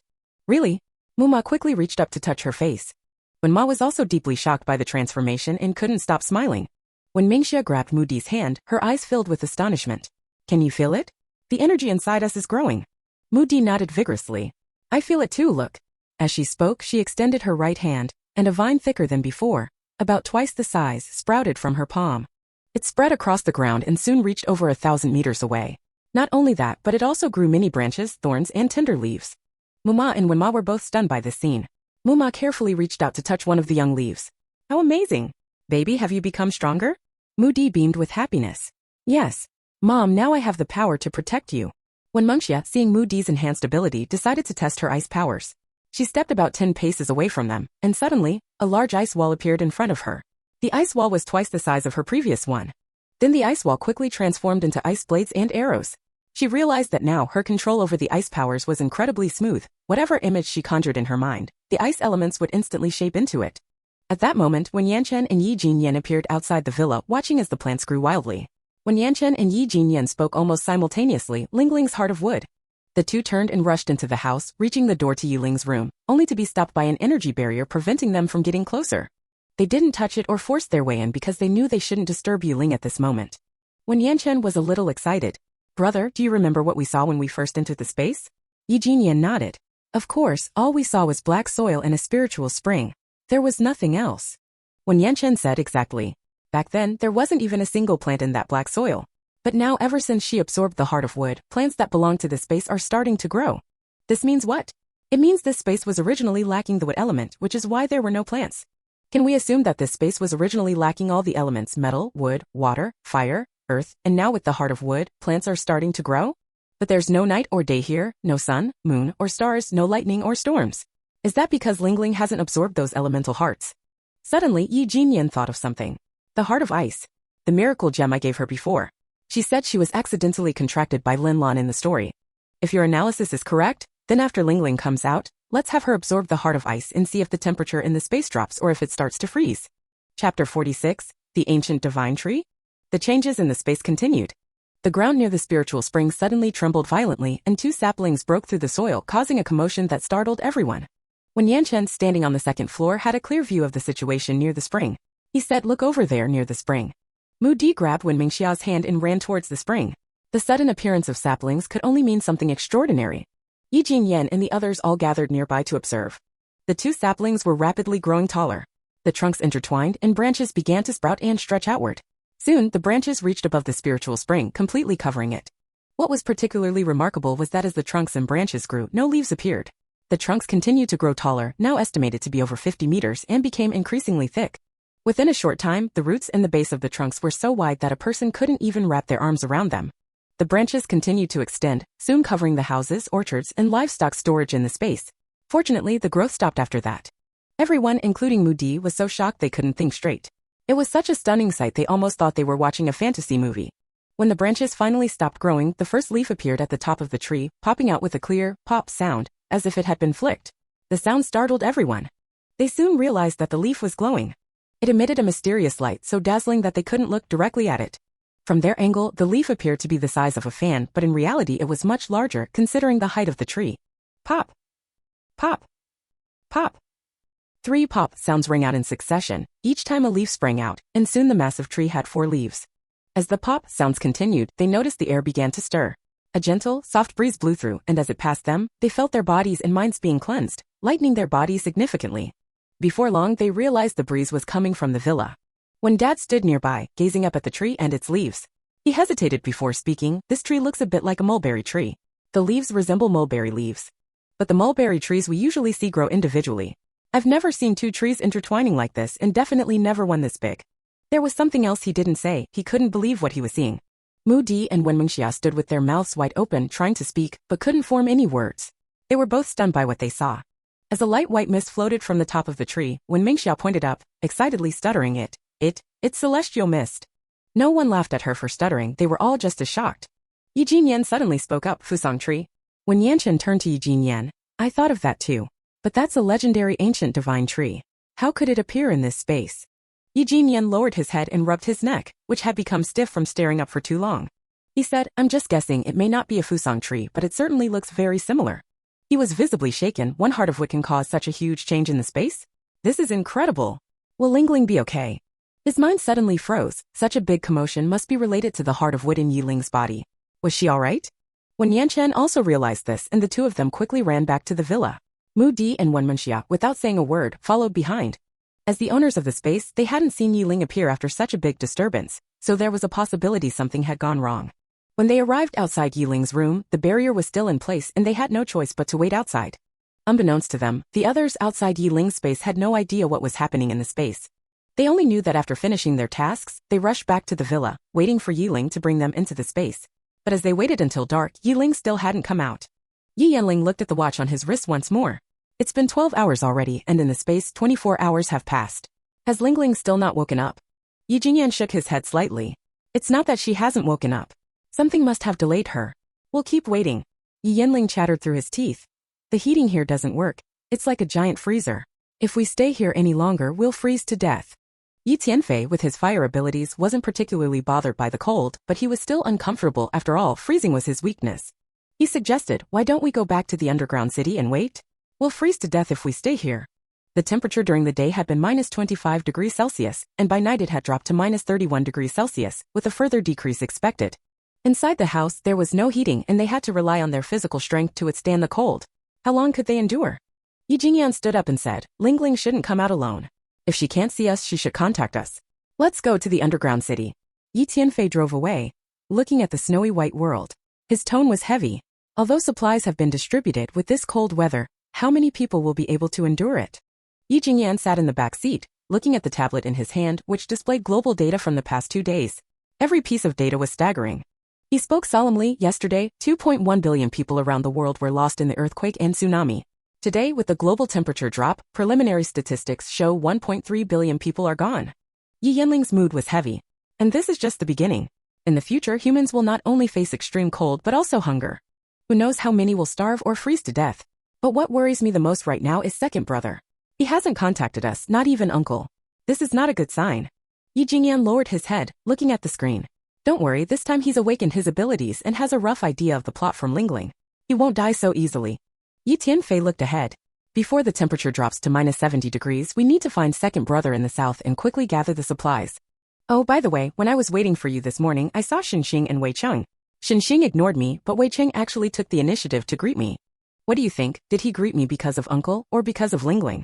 Yi Jingyan looked up at him. Why didn't you mention this before? Yi Tianfei replied, there's been so much going on I forgot. Big brother Wei Cheng probably doesn't know Lingling's identity, right? Yi Jingyan narrowed his eyes. Hard to say. With the Wei family's status, it's not hard for them to investigate Lingling's identity. It just depends on whether they want to investigate or not. Yi Yanling snorted coldly. So what if they know? Lingling is from our Yi family. What does the Wei family have to do with her? Who was it that forced Grandpa Qi into a corner? Who killed Lingling's parents? If Grandpa hadn't brought Lingling back, she would have been killed by them already. I'm telling you, no matter what, I don't agree to hand Lingling over to them.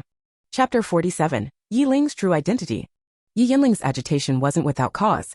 Once upon a time, the Qi family was a prestigious clan, and Yi Ling's grandfather, the man Yi Yanling referred to as Qi Grandpa, was a formidable soldier.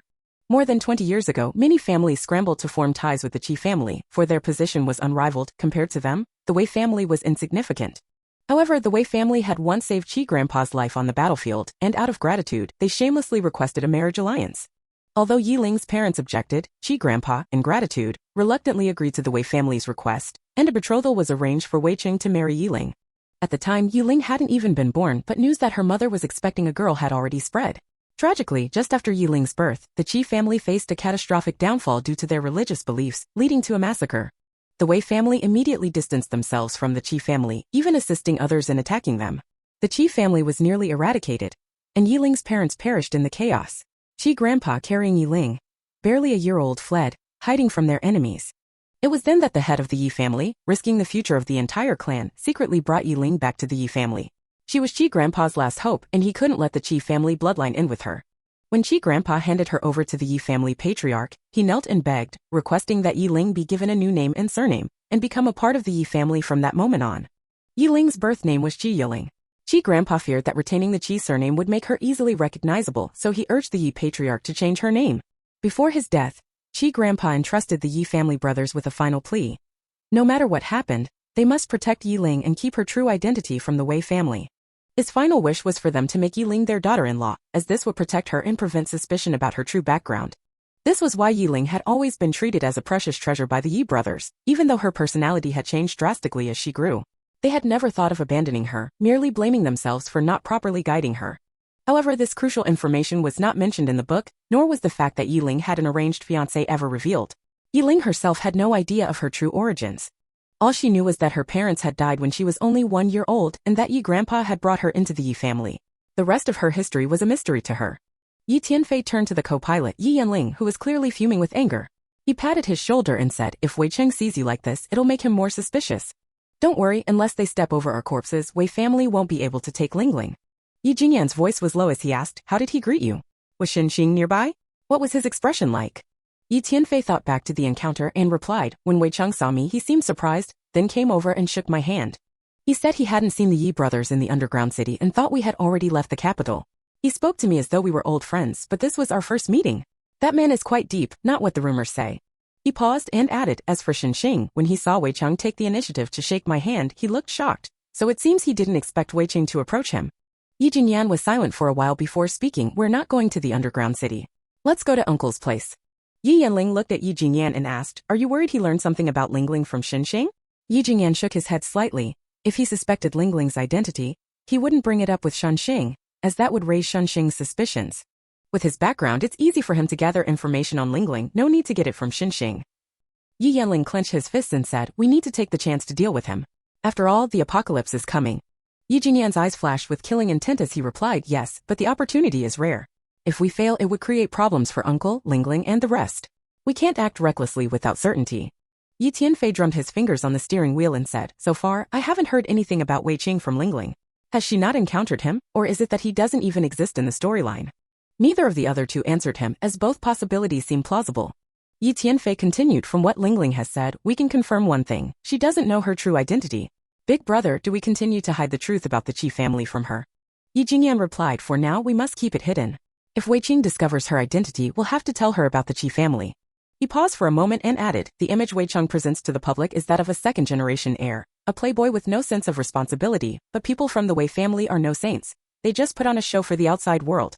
We haven't been in the same city as them before, so we could afford to ignore the Wei family. But now that we're on their turf, we have to be cautious. Meanwhile, in the underground city, the Wei family stronghold. Wei Cheng sat in front of a tablet watching a video without lifting his head. Has no one found them yet? His subordinate replied, no, young master. They appeared together yesterday, but since then, they've split up. We've investigated their residence, but it doesn't look like anyone's been living there. How they didn't stay in the underground city, nor have they been living there. Could they have just disappeared into thin air? Wei Cheng said, his eyes narrowing as he studied the footage. His expression grew contemplative. He then asked, what about the woman we captured? How did the interrogation go? Why did she suddenly have a falling out with Miss Yi? His subordinate replied, she said Miss Yi suddenly stopped playing with her, and when she asked for help from Miss Yi yesterday, she was rejected. She's been demanding to see you, claiming she has important information to share. Important information? Wei Cheng asked, intrigued. Yes, she says it's about the Yi family, and it's very important. His subordinate confirmed. Wei Cheng raised an eyebrow about the Yi family. He tossed the tablet aside and said to his subordinates, connect the video. I want to see what she knows. The projector in front of him turned on, and his subordinates connected to the other side. Soon, Lin Lan's image appeared on the large screen. Lin Lan looked a bit disheveled, with ice shards in her hair, clearly in a very cold place. Wei Cheng leaned back against the sofa, crossed his legs, and looked at the Lin Lan on the screen. You a bastard child, how do you know the Yi family secrets? Speak up. If you're just repeating things I already know, you'll be punished. Lin Lan looked at the Wei Cheng on the video and couldn't help but curse him as a pervert in her mind. But she didn't dare hesitate. She trembled and said, young Master Wei, regarding the Yi family secrets, you should clear the room. Wei Cheng's lips curled into a sharp smile. He waved his hand at his subordinates, and soon, the room was empty, leaving only him and Lin Lan on the screen. Lin Lan rubbed her arms vigorously before speaking, young Master Wei, didn't Mr. Shen tell you about me? I'm a reborn person, and so is Yiling. Reborn? Wei Cheng clearly hadn't expected this answer. Reborn? That sounds interesting. Yes, I'm a reborn person. I died shortly after the apocalypse started and then was reborn. As for Yiling, I suspect she's the same. Suspect. Wei Cheng laughed, but the words he spoke sent a chill down Lin Lan's spine. A guess? You dare to tell me this? Are you tired of living? Young Master Wei, please listen to me. I have evidence. Lin Lan quickly recounted her previous analysis. Young Master Wei, I really didn't lie to you. If she has space, you can observe in secret and you'll find out. Chapter 48, Second Brother's Life Hanging by a Thread. Space. Wei Cheng stroked his chin and smiled. So that's where all the Yi family members have disappeared to, they've entered the space. That makes sense. He looked at Lin Lan and asked, does Xinxing know about her space? Lin Lan, under his intense gaze, felt uneasy. She instinctively shrank her neck and lowered her head. Her eyes darted around, and with a sneer in her heart, she raised her head to look at Wei Qing. Yes, Xin Xiao knows. He's your friend, right? How could he not tell you such an important thing? Does he want to keep it all to himself? Her behavior seemed like a joke to Wei Qing. He relaxed his posture, put his legs down, and looked at her through the screen, his voice cold. You're my subordinate now. As a subordinate, you should know your place. Asking questions you shouldn't ask and saying things you shouldn't say can cost you your life. Someone come in. He ordered to cut off the video feed and picked up the tablet again, watching the footage of Yiling. When he saw her sneaking behind the rockery, a smile crept onto his lips. But when he saw Yi Yanling hug her from behind, his smile instantly disappeared. He fixated on the way Yi Yanling's hand was wrapped around her waist, and his handsome face darkened. A nearby wine glass exploded into pieces. The servants, startled, immediately knelt and lowered their heads, unsure of what to do. Wei Cheng's gaze never left the screen as he asked, where are the Yi brothers now? They went to the command center building, young master, replied a subordinate. Wei Cheng's eyes turned cold. Inform Wei Yi. Tell him to head to the command center immediately and find an opportunity to kill Yi Yanling. Yes, young master. He then returned his focus to the screen, muttering to himself, I finally found you. Don't worry, we'll meet soon. Meanwhile, the three Yi brothers, under Lu Hongbing's arrangement, were resting in a lounge. Before leaving, Lu Hongbing called Yi Jinyan to a corner and lowered his voice, saying, before you leave, bring the girl to me. I have some questions for her. All right. He then asked, where's she? Is she in the space you mentioned?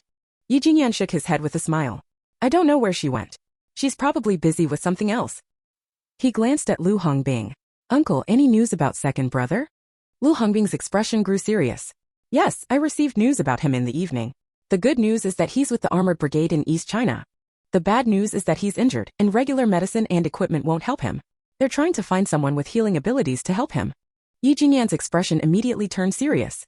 How is he now? Where was he injured? Lu Hongbing replied he was bitten by a 1-meter-long mutated centipede. The venom is extremely potent, and he's already unconscious. Yi Jingyan stood with one hand on his waist, his mind racing. A mutated centipede's venom is much more dangerous than regular poison. If the toxin isn't removed soon, his life will be at risk. We can save him, but we'll have to wait for Ling Ling to come out. Uncle, when did he get bitten? At 5 o'clock. Night Jingyan felt his calm demeanor starting to crumble as the time dragged on. The situation with his second brother was too dangerous, and he couldn't afford to wait any longer. He still felt that he was hanging on because of the spiritual spring water he had drunk earlier. Without it in his body, he probably wouldn't have lasted this long. However, there was no use in rushing now. As long as Yi Ling didn't come out of the space, they couldn't leave. In the rest area, Night Yanling lay on the single bed and said, It's been a whole day, and we still don't know what they're doing in there. Why is it taking so long? Night Tianfei sat on a wooden chair, eyes closed as he rested. I miss my big bed, and I miss Yi Ling too. Night Yanling sighed, I miss Yi Ling as well. But even as they waited anxiously, the phone calls from Yi Ling never came.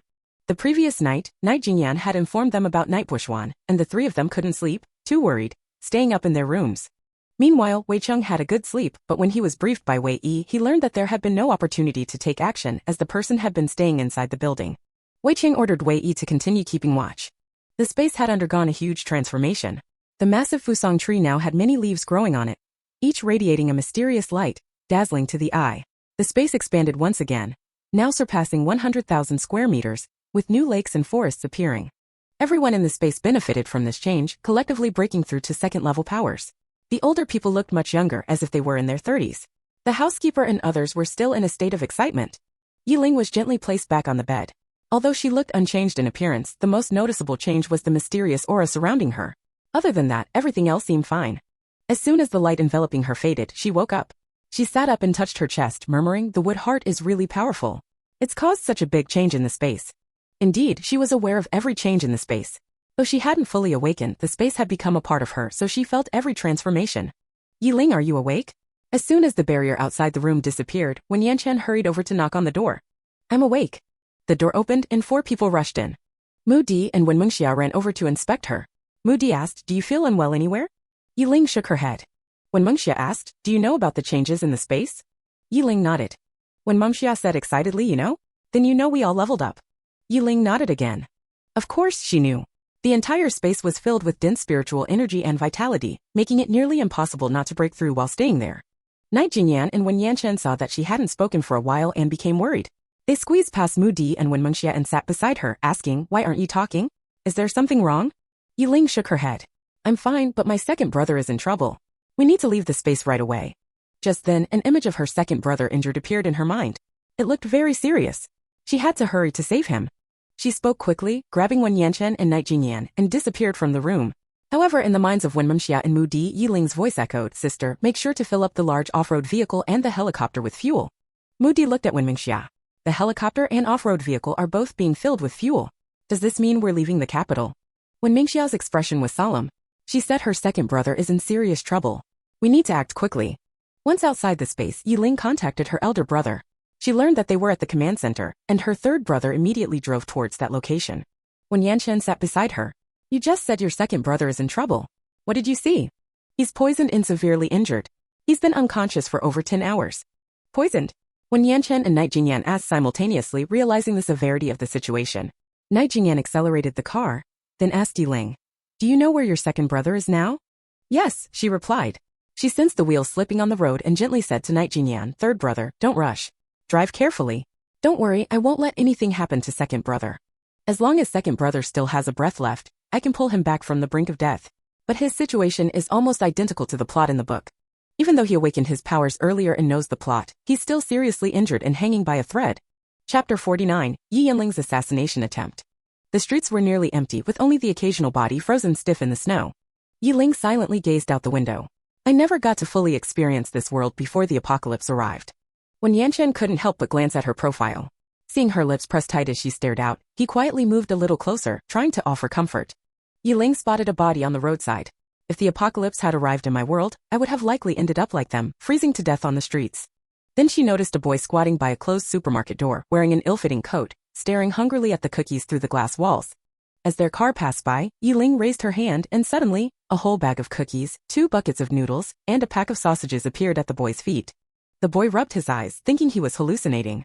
But when he confirmed the food was really there, he rushed to grab it and stuffed it into his arms.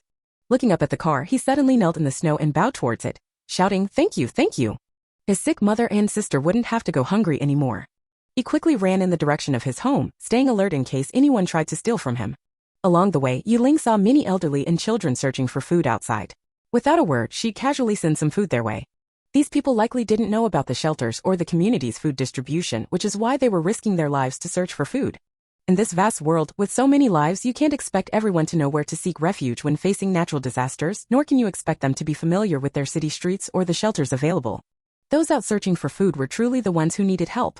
Yi Jinyan and Wen Yanchen watched her actions silently.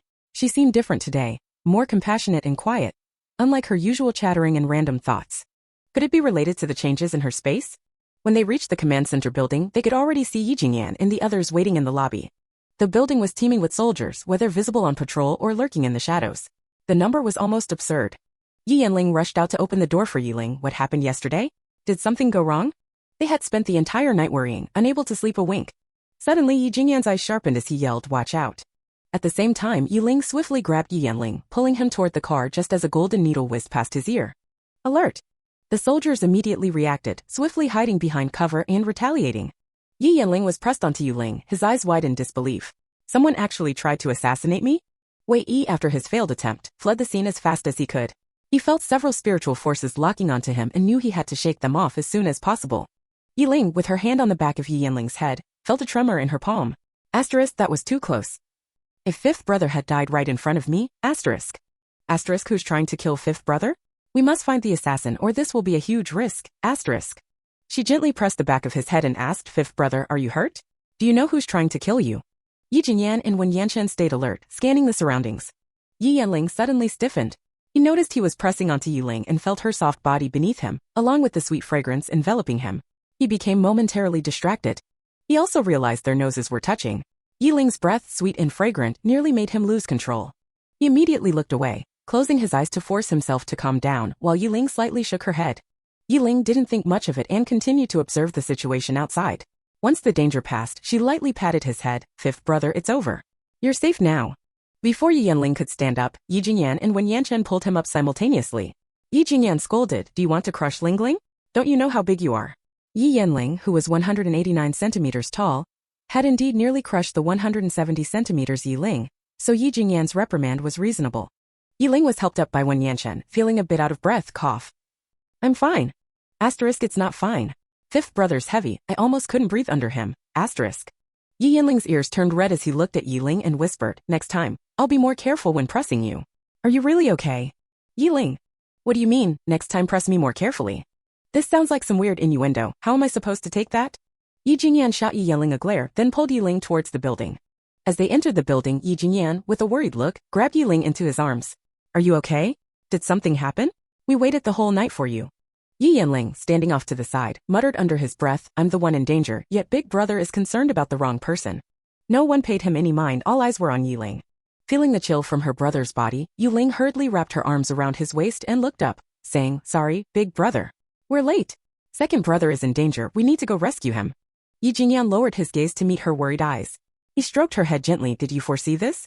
Come with me to meet Uncle, then we'll head out to find your second brother." He then took her hand, pulling her further inside.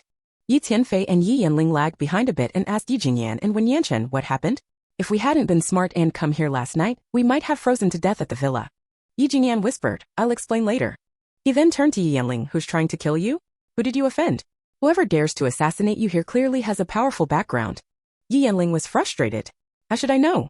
I've been with you all this time. Have you seen me offend anyone?" When Yanchen glanced outside, lowering his voice, some ability users chased after them. I don't know if they managed to catch up. Could it be someone from Xinjiang? He remembered what Yiling had told them, that Lin Lan mentioned Xinjiang had a lot of ability users who were actively trying to cause them trouble. It might really be him behind this. Yi Yanling's anger flared at the mention of Xinxing. Don't say it. It very likely is him. Only that so-called male lead would be foolish enough to come after us. Damn it, I won't feel at peace until he's dead. Yi Jingyan reminded him, be careful. Lingling said they're too strong. It'll be hard to kill them. Yi Yanling growled, even if they're hard to kill, I'm going to try. They've pushed me too far. Do they really think I'm some kind of soft target? Meanwhile, Xinxing had no idea he was being blamed. Even if he did, he couldn't afford to take action yet, as this was Wei Cheng's territory. He still needed to bide his time.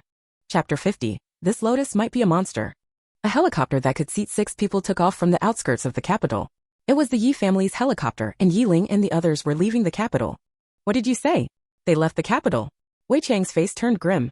He hadn't even met Yi Ling, and now they had already left the capital. Yes, young master. They left on a helicopter. We're unsure of their destination. Find out, Wei Cheng ordered. Yes, sir. Not long after, Wei Er called. Young master, Wei De failed. He was severely injured by the military. I'm taking Wei De and Wei San to hide for a while. Stay hidden, Wei Cheng responded, his brows furrowed. Wei Yi rarely made mistakes, so it seemed he had encountered a formidable opponent this time. Inside the helicopter, Yi Ling gripped her elder brother's hand tightly, afraid to move. It was her first time on a helicopter, and the altitude and the view were a nightmare for someone afraid of heights like her. What made her even more uncomfortable was the gaze from behind her. She couldn't help but feel the intense stare, and she dared not make a move. She couldn't understand why Yuzimo was watching her so closely.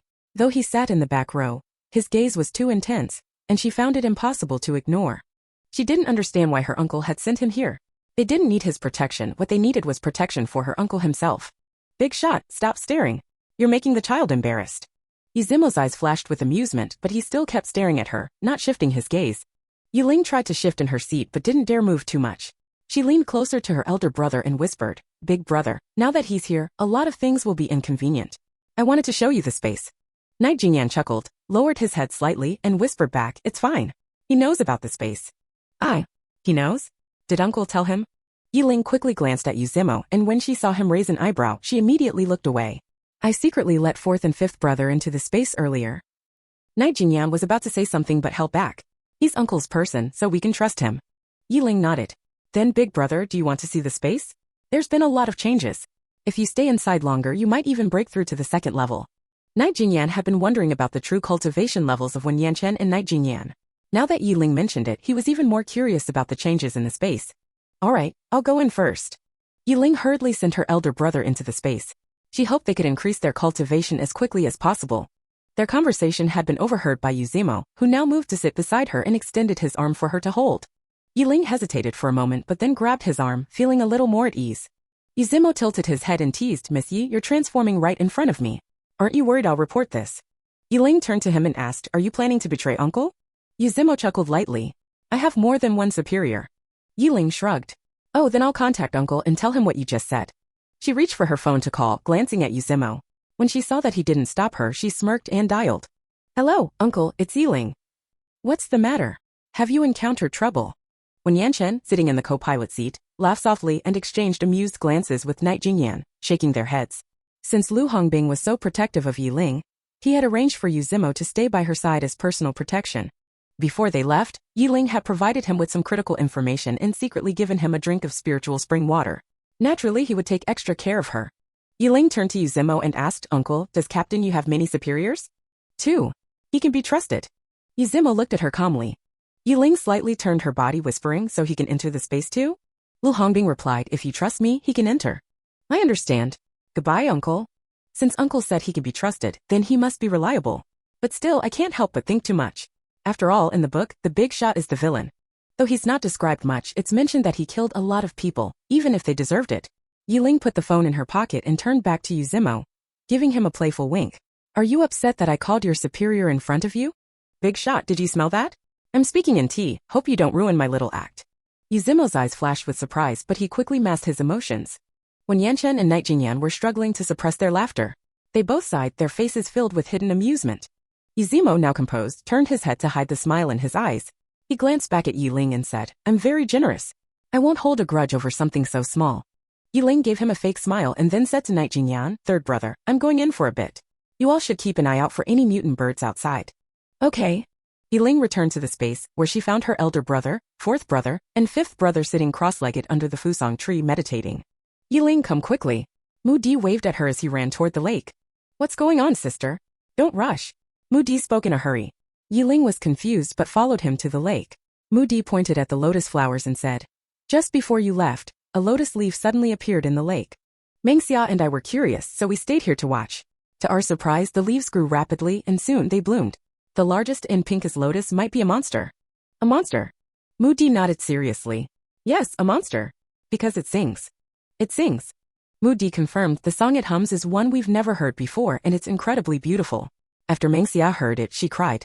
She cried so sadly that she eventually fell asleep and hasn't woken up yet.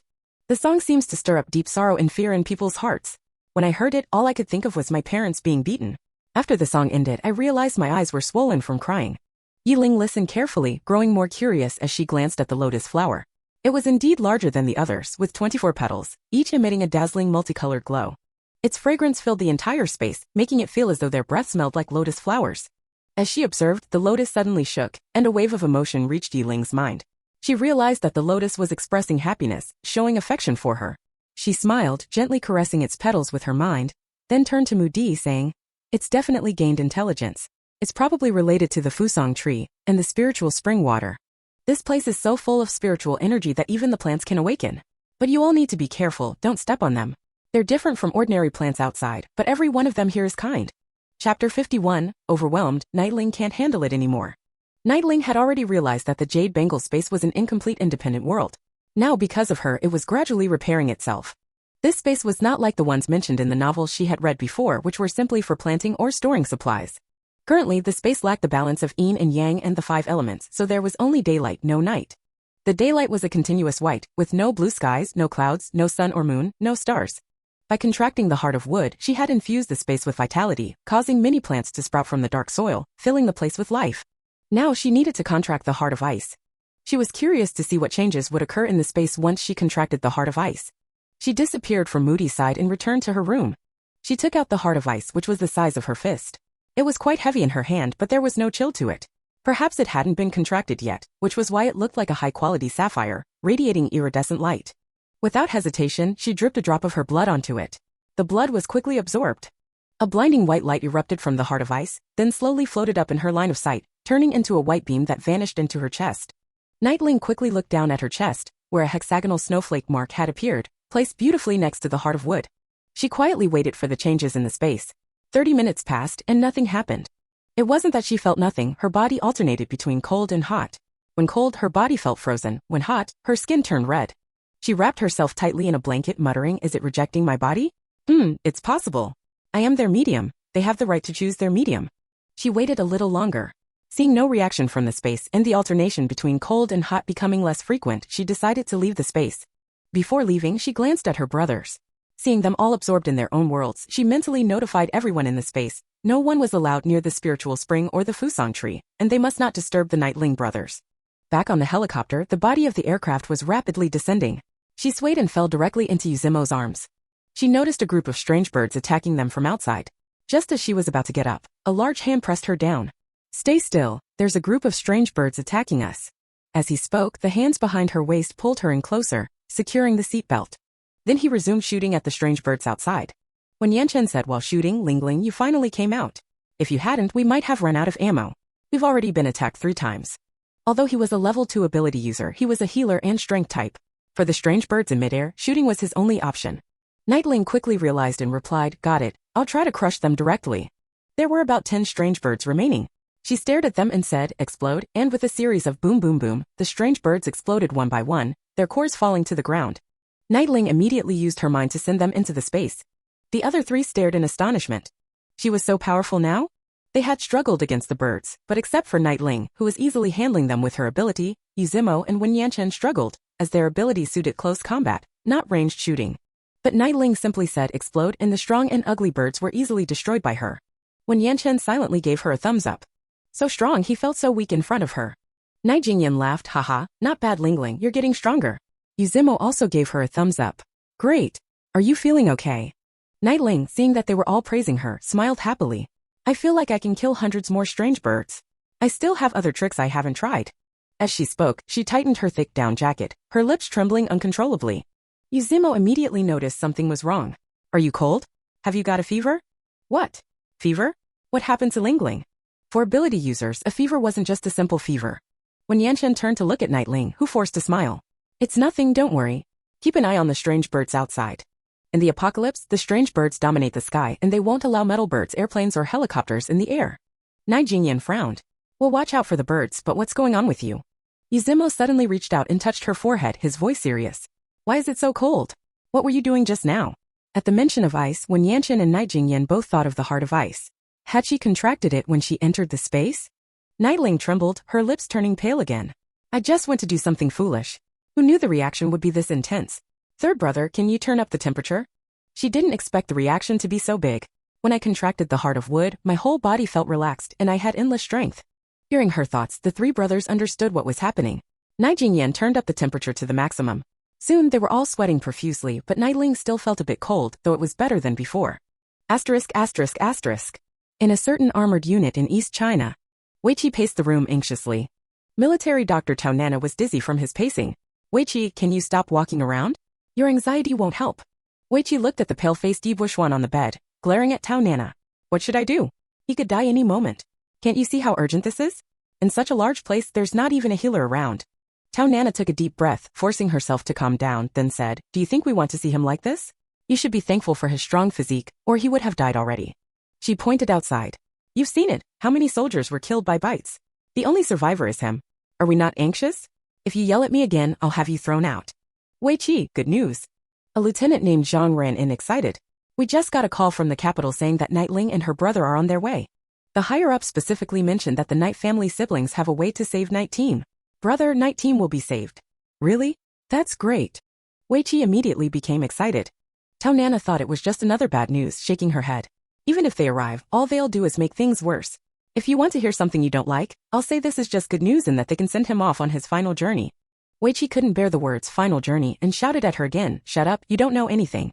The captain had told him before he fell unconscious that his sister was very capable. If they could wait for her, he wouldn't die. Chapter 52, Frozen Solid. Tao Nana sprang to her feet in anger, glaring at Weiqi, Don't push it. Try shouting at me one more time. After studying medicine for so long, this was the first time someone had yelled at her like that. Why should he treat her like this?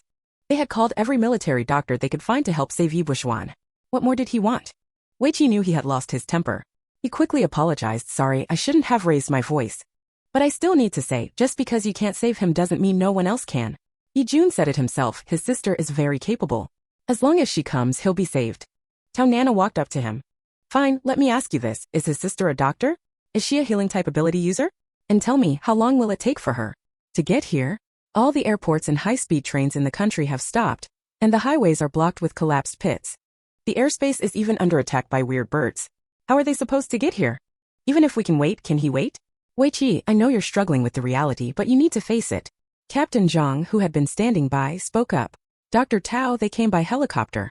The higher-up said they might arrive before nightfall. Heh, you're all insane. Tao Nana shook her head. I have things to do. I won't indulge in this madness with you.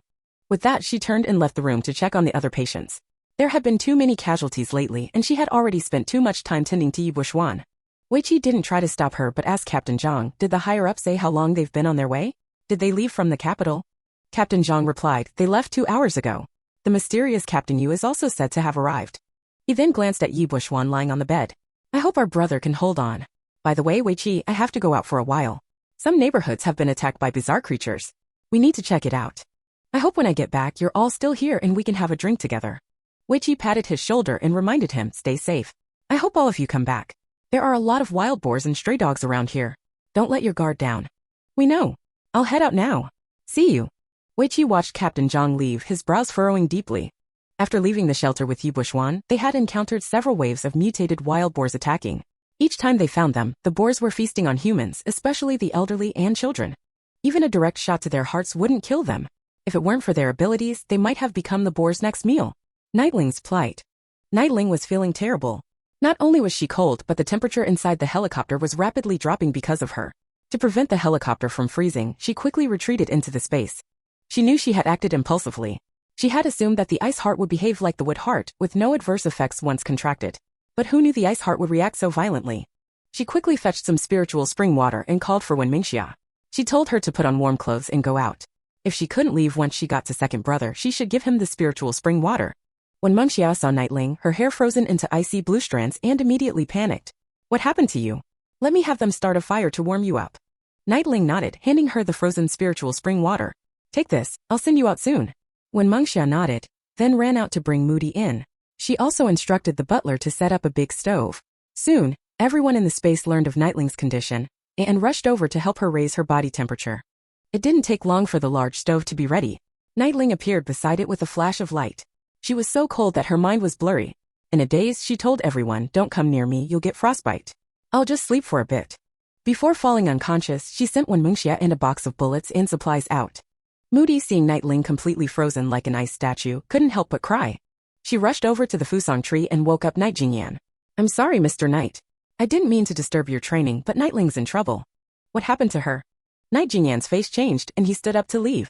Moody quickly told him what had happened to Nightling and he disappeared from her sight in an instant. When he reached the area near where Nightling had been, he immediately felt the temperature drop several degrees. The butler and others were wearing jackets. The ground around Nightling was already covered in frost. While the newly grown grass seemed unaffected, it was growing slower than in other areas. When Dad approached Night Jingyan and asked with concern, "Do you think she'll be alright, being frozen like that?" "We didn't dare get too close. Just now, Night Butler tried to bring her a blanket, but the cold air pushed him away before he could even get close. He hasn't recovered since, he's still lying in his room." Night Jingyan gazed at Nightling, frozen into an ice block, his eyes full of tenderness. He sighed. She hates the cold more than anything. When Dad nodded, "Ah well, all girls are like that. They don't like the cold." Then he sighed again. "I used to hear people say she was willful and spoiled, that she had a princess complex. I thought you had raised her to be helpless. But after I entered the space, I realized how exaggerated the rumors were. She's such a good kid, yet people said all those awful things about her. And you as her brothers just let those rumors spread." He continued, "You have no idea. She didn't say a word even when she was frozen like that. We only found out what she was going through when Mengxia came out and told us. This girl can really endure. If it had been Mengxia, she would have probably cried in fear." Night Jingyan's heart ached even more after hearing that. Why didn't she wake them up? She was such a delicate girl and now she's frozen like this. How scared and painful must it have been for her? When Mengxia's arrival. When Mengxia was sent out, as soon as she appeared, all three people on the helicopter asked in unison, "How is Nightling?" When Mengxia fastened her seatbelt, her voice trembling, "It's really bad. She's completely frozen solid. If she hadn't made me take these with me, we wouldn't have known how bad it was. Before she passed out, she sent me out. Bro, aren't you a healing type, Dad? Can't you save her?" When Yanchen furrowed his brows, "I've tried, but it doesn't work. If Yi Tianfei used flames to warm her, it might have helped, but unfortunately, none of us are fire type." Yuzimo then asked, "What is the ice heart? Why is it contracted instead of absorbed? Did she contract something similar to it before?"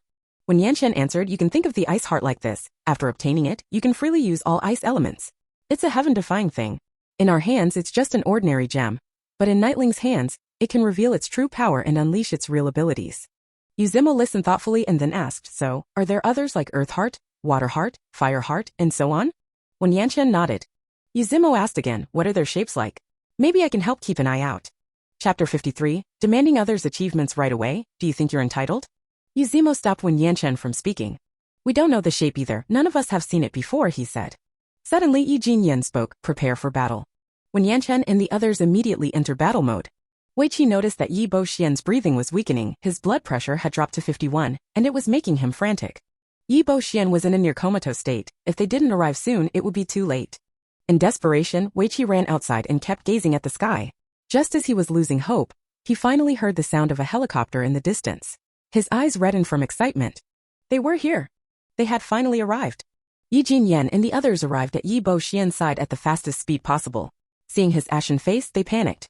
Unable to feed him the spiritual spring water directly, Yi Jinyan resorted to mouth, slowly feeding the water into Yi Boxian.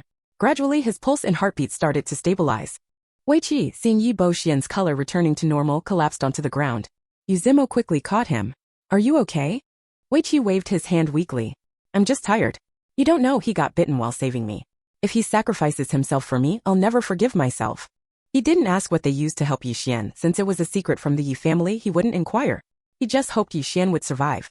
Dr. Tao now arrived at the commotion. She wanted to see how the younger sister of Yi Xian, as Wei Qi had mentioned, saved him. Upon entering and checking Yi Boxian's condition, she was shocked to find that the toxins in his body had been completely cleared, and his blood pressure had risen to 81. She immediately turned to Wen Mengxia. "You're Yi Xian's sister, right? How did you do it? What did you use to detoxify him? Can you tell me?" Wen Mengxia glanced at her coldly. "I'm not his sister. You've got the wrong person. Tao Na furrowed her brows. You're not? But Wei Qi said Yi Xian's sister would be the one to save him. He's detoxified now, who else could it be but you? When Meng Xia shot back, who are you? Coming in here, demanding to know the detox method. Tao Na frowned slightly. My name is Tao Na. I'm a military doctor. Now could you please tell me how you detoxified him? When Meng Xia didn't hesitate. No. The answer was firm and final. First of all, the spiritual spring water belonged to Lingling. Without her permission, Wen Mengxia wouldn't reveal a single word. Second, Tao Na's domineering attitude made Wen Mengxia dislike her. Why should she share the method with her? Moreover, Lingling had done a lot for the country. If it weren't for the valuable information she provided, the domestic losses would have been even worse. Even if she were to reveal the detox method, it wouldn't be through Tao Na's mouth. Tao Na, angered by her blunt refusal, snapped, "You're impossible. Do you know how many people have sacrificed their lives because of this toxin? If you just tell me how to detoxify him, we can save more people." Wei Qi, seeing Tao Na beginning to lecture, closed his eyes in exhaustion. He didn't want to get involved. When Meng Xiao laughed coldly. If I have the detox method, why would I need to go through you to save more people? Wouldn't I just do it myself? Someone else worked hard to find this solution and you want to just take it without any effort? Is this how you always act, so self-righteous? You. Tao Na was rendered speechless by her harsh words. When Meng Xia continued, you come in here, demanding the detox method like it's your right. Are you a military doctor, or do you just throw your weight around? If it were the chief or madam coming here today, would you dare speak to them like this? Tao Na's face turned ugly. When Meng Xia mocked, you only look down on people. Sorry, you've got the wrong person. If you really cared about the patient, why was he the only one in this room when we arrived? Where were your doctors? She didn't want to hear any excuses about lacking personnel or that he was beyond saving. Yi Boxian hadn't died yet, but as a doctor they had already written him off. Was this how they defined saving lives? When Yanchen and the others didn't stop Wen Mengxia from speaking out, letting her continue to berate Tao Na. They had always been the ones others feared. Now it was time for them to stop caring about others' opinions. Whether or not they saved lives was their business. No one else had the right to criticize or interfere. When Mengxia wasn't the only one. They had helped many others on their journey.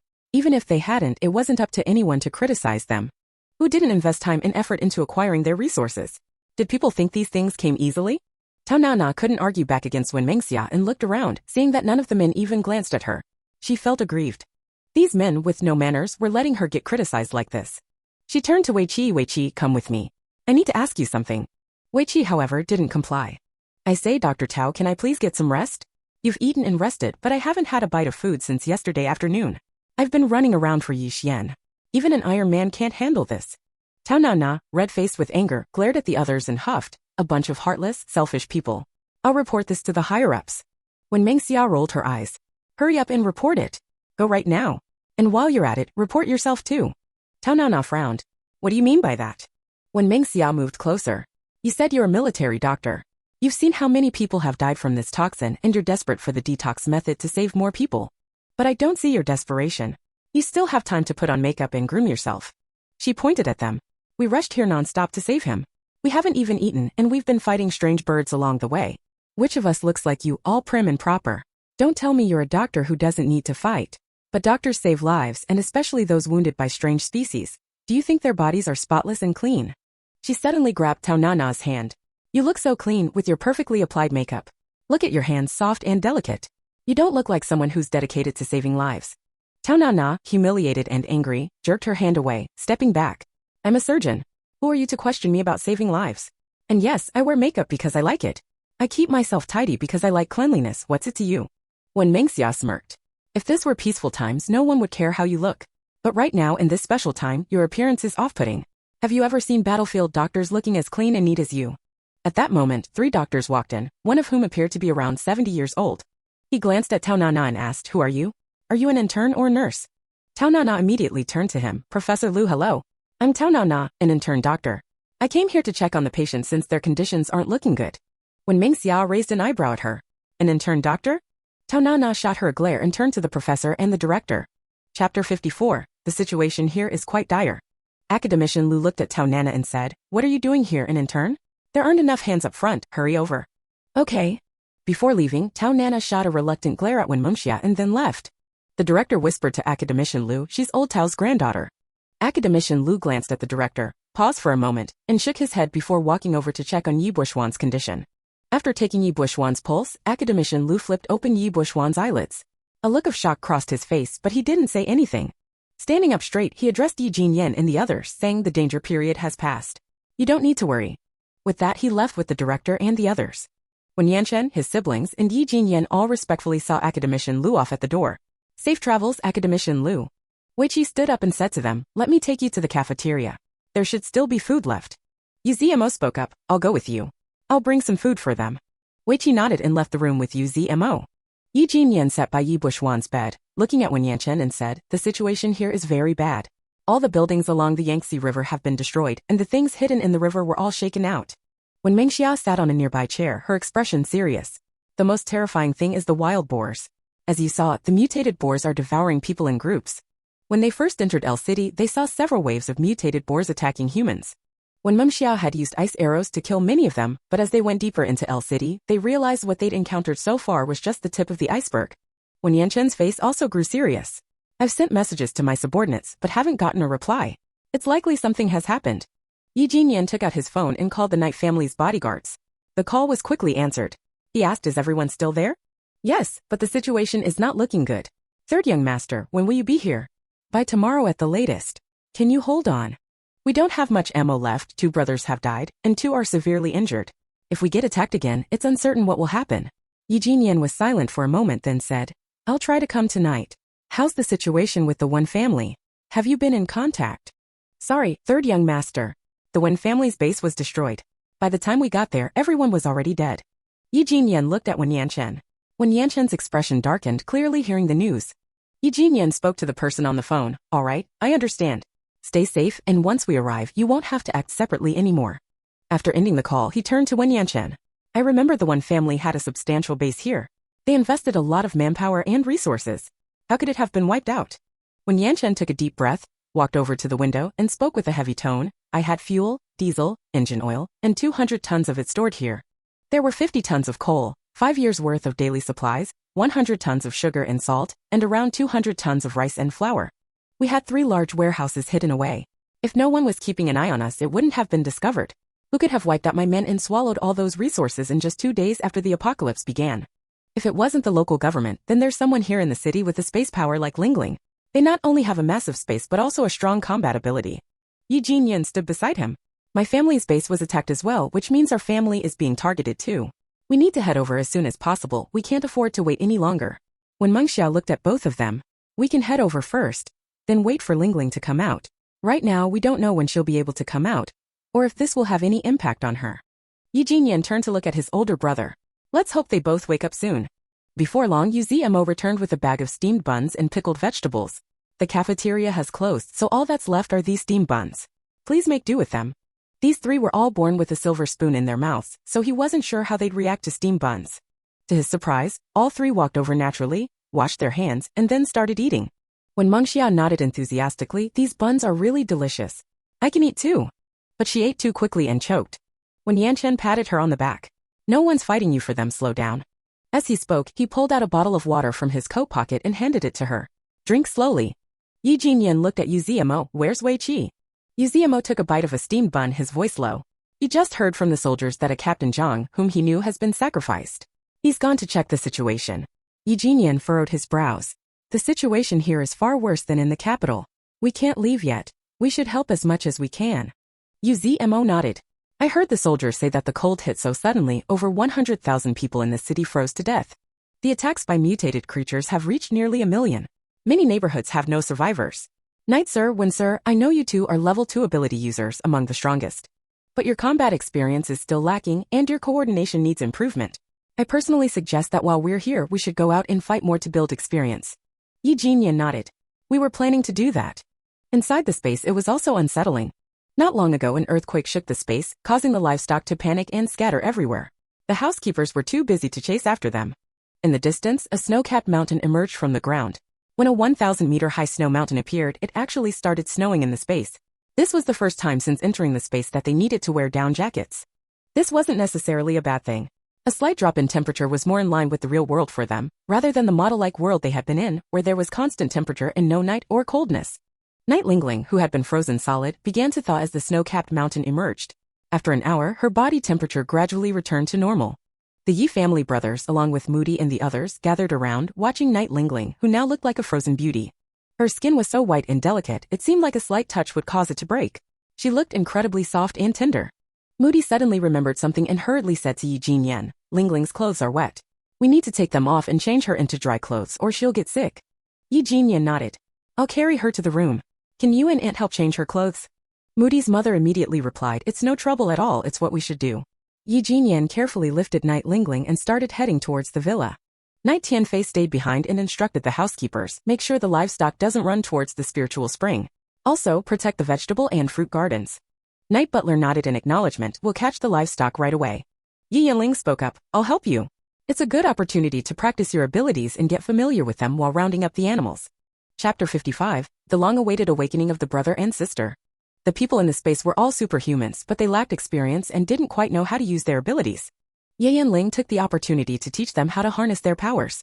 While Mu Di, Mu Ma, and Wen Ma helped Yiling change her clothes, the Night family brothers, along with everyone in the space, including the cats and dogs, took action to herd the livestock back to their shelters.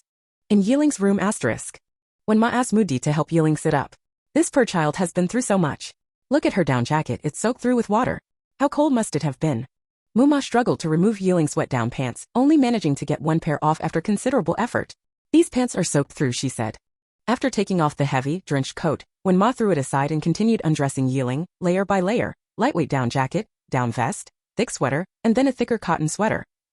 Once Yiling's clothes were completely removed, Mu Di wrapped her in a thick wool blanket, her eyes red with concern. She's freezing cold.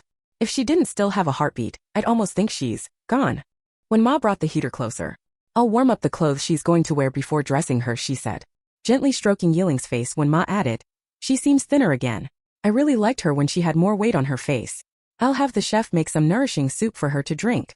Mu Ma suggested, why don't you go inform them now? We're here to take care of her. Wen Ma shook her head. No, I can't leave her. I'll call out from the balcony, they'll hear me. She couldn't leave. She wanted to be there when Yiling woke up, to show her that Wen Ma was a proper, loving mother, not a lazy housewife. Yiling woke up to the warmth and comfort. She opened her eyes to see 3 heads hovering above her. When they saw her awake, Wen Ma exclaimed, Yiling's awake. She's finally awake. With tenderness, she gently stroked Yiling's face and asked, how are you feeling, dear? Are you hungry? I've already had the chefs prepare some nourishing soup for you. Would you like some now or should I have someone bring it? Gurgle. Yiling's stomach responded with a growl. She smiled weakly, her lips pale. Thank you, Wen Ma. I'm actually really hungry. Seeing her so obedient, Wen Ma smiled even more fondly. No need to be so polite with me, Yiling. Wait here, I'll have it brought to you right away. Yiling turned to Mu Ma. Thank you, Mu Ma, for changing my clothes. You've worked hard. She knew everything they had done for her, even the conversations they had, but she couldn't respond until she woke up. Mu Ma was surprised. You knew we helped you change? Yiling nodded. Mu Ma asked again, do you also know about the changes in the space? It snowed just now and there's even a new snow mountain. Yiling nodded again. I know. Sorry for worrying you. She sat up from Mu Di's embrace and turned to hug her. Sister, I want to tell you something from the bottom of my heart. Please don't think I'm being melodramatic. Mu Di hugged her back, gently stroking her head. Go ahead, I'm listening. Yiling sniffled and choked up a little. This is the first time I felt so cared for by so many people. My heart feels all tight and swollen. It's such a strange feeling. Sister, do you think this is happiness? Being cared for and loved by you all makes me feel so happy right now. Mu Di's eyes also reddened. Yes, because you deserve our care and love. Honestly, when Mu Di was being attacked by the whole internet, she felt really hurt. Over time, it led to depression. It became so bad she even thought about ending it all. But she had loving parents and family to support her, and slowly, with their help, she pulled through. But Yiling wasn't like that. From what Mu Di learned, Yiling grew up in a family that favored boys over girls.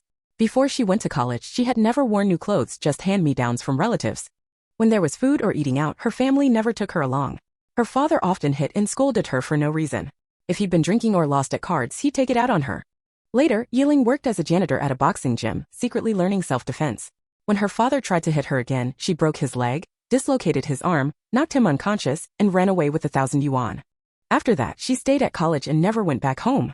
Here it comes, Yiling, drink some soup. When Ma brought the nourishing soup over, and Yiling didn't even care what kind it was. She drank it eagerly, finishing 3 bowls in a row before feeling alive again. Looking down at her hands, she thought, asterisk strange. Why has the fusion of the ice heart in wood heart with my bloodline caused such big changes, asterisk? Asterisk the female lead after signing the contract could only control them. She didn't make such drastic changes, nor did she fall unconscious. The original host never signed the contract at all, asterisk. Asterisk, could there be something special about me that I don't know? Is it possible that I'm not actually me? Do I have secrets I don't even know about? Asterisk. She looked down at her fingers, then, with a slight movement of her mind, ice flowers appeared on her fingertips. The ice blue blossoms glowed brightly in the light, as beautiful as the gems of the ice heart. Moody, who had been quietly watching, was stunned by the dazzling ice flowers. So beautiful, she whispered. Yen, who had been standing at the door and overhearing her thoughts, paused for a while before knocking gently. Yiling, are you feeling better? I'm fine now. Yiling got out of bed and dressed, asking Moody's sister, do you want to go out with me? It's about -40 degrees outside, and your powers will be restricted in such extreme cold. Moody replied, I want to go with you. I don't want to stay in the space all the time.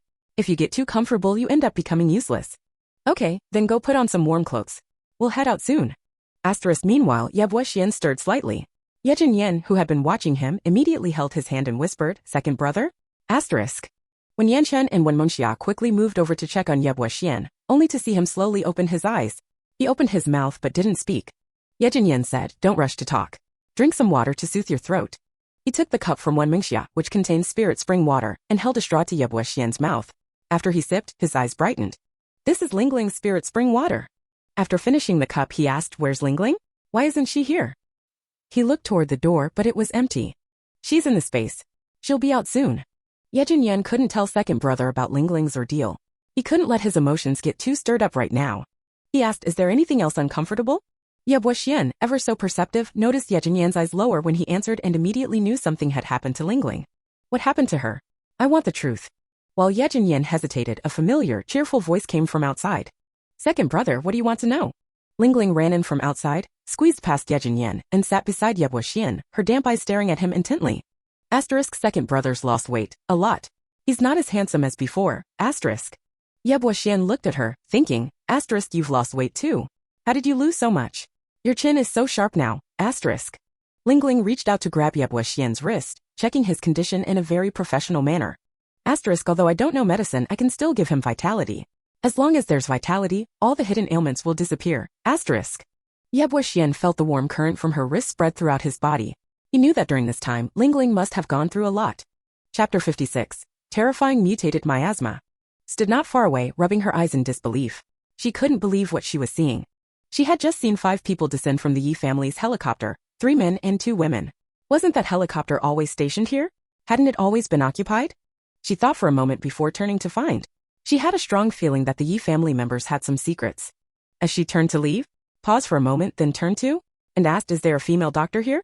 Night Bo-Xian, whose body was rapidly recovering, heard Night Lingling's question and responded, are you talking about Dr. Tao Nana? Yes, she will cause trouble. She felt malicious intent emanating from her. Ever since making the pact with the Heart of Wood, her sensitivity to the good and evil in humans had grown much stronger. Glanced at, and instructed, bring her over.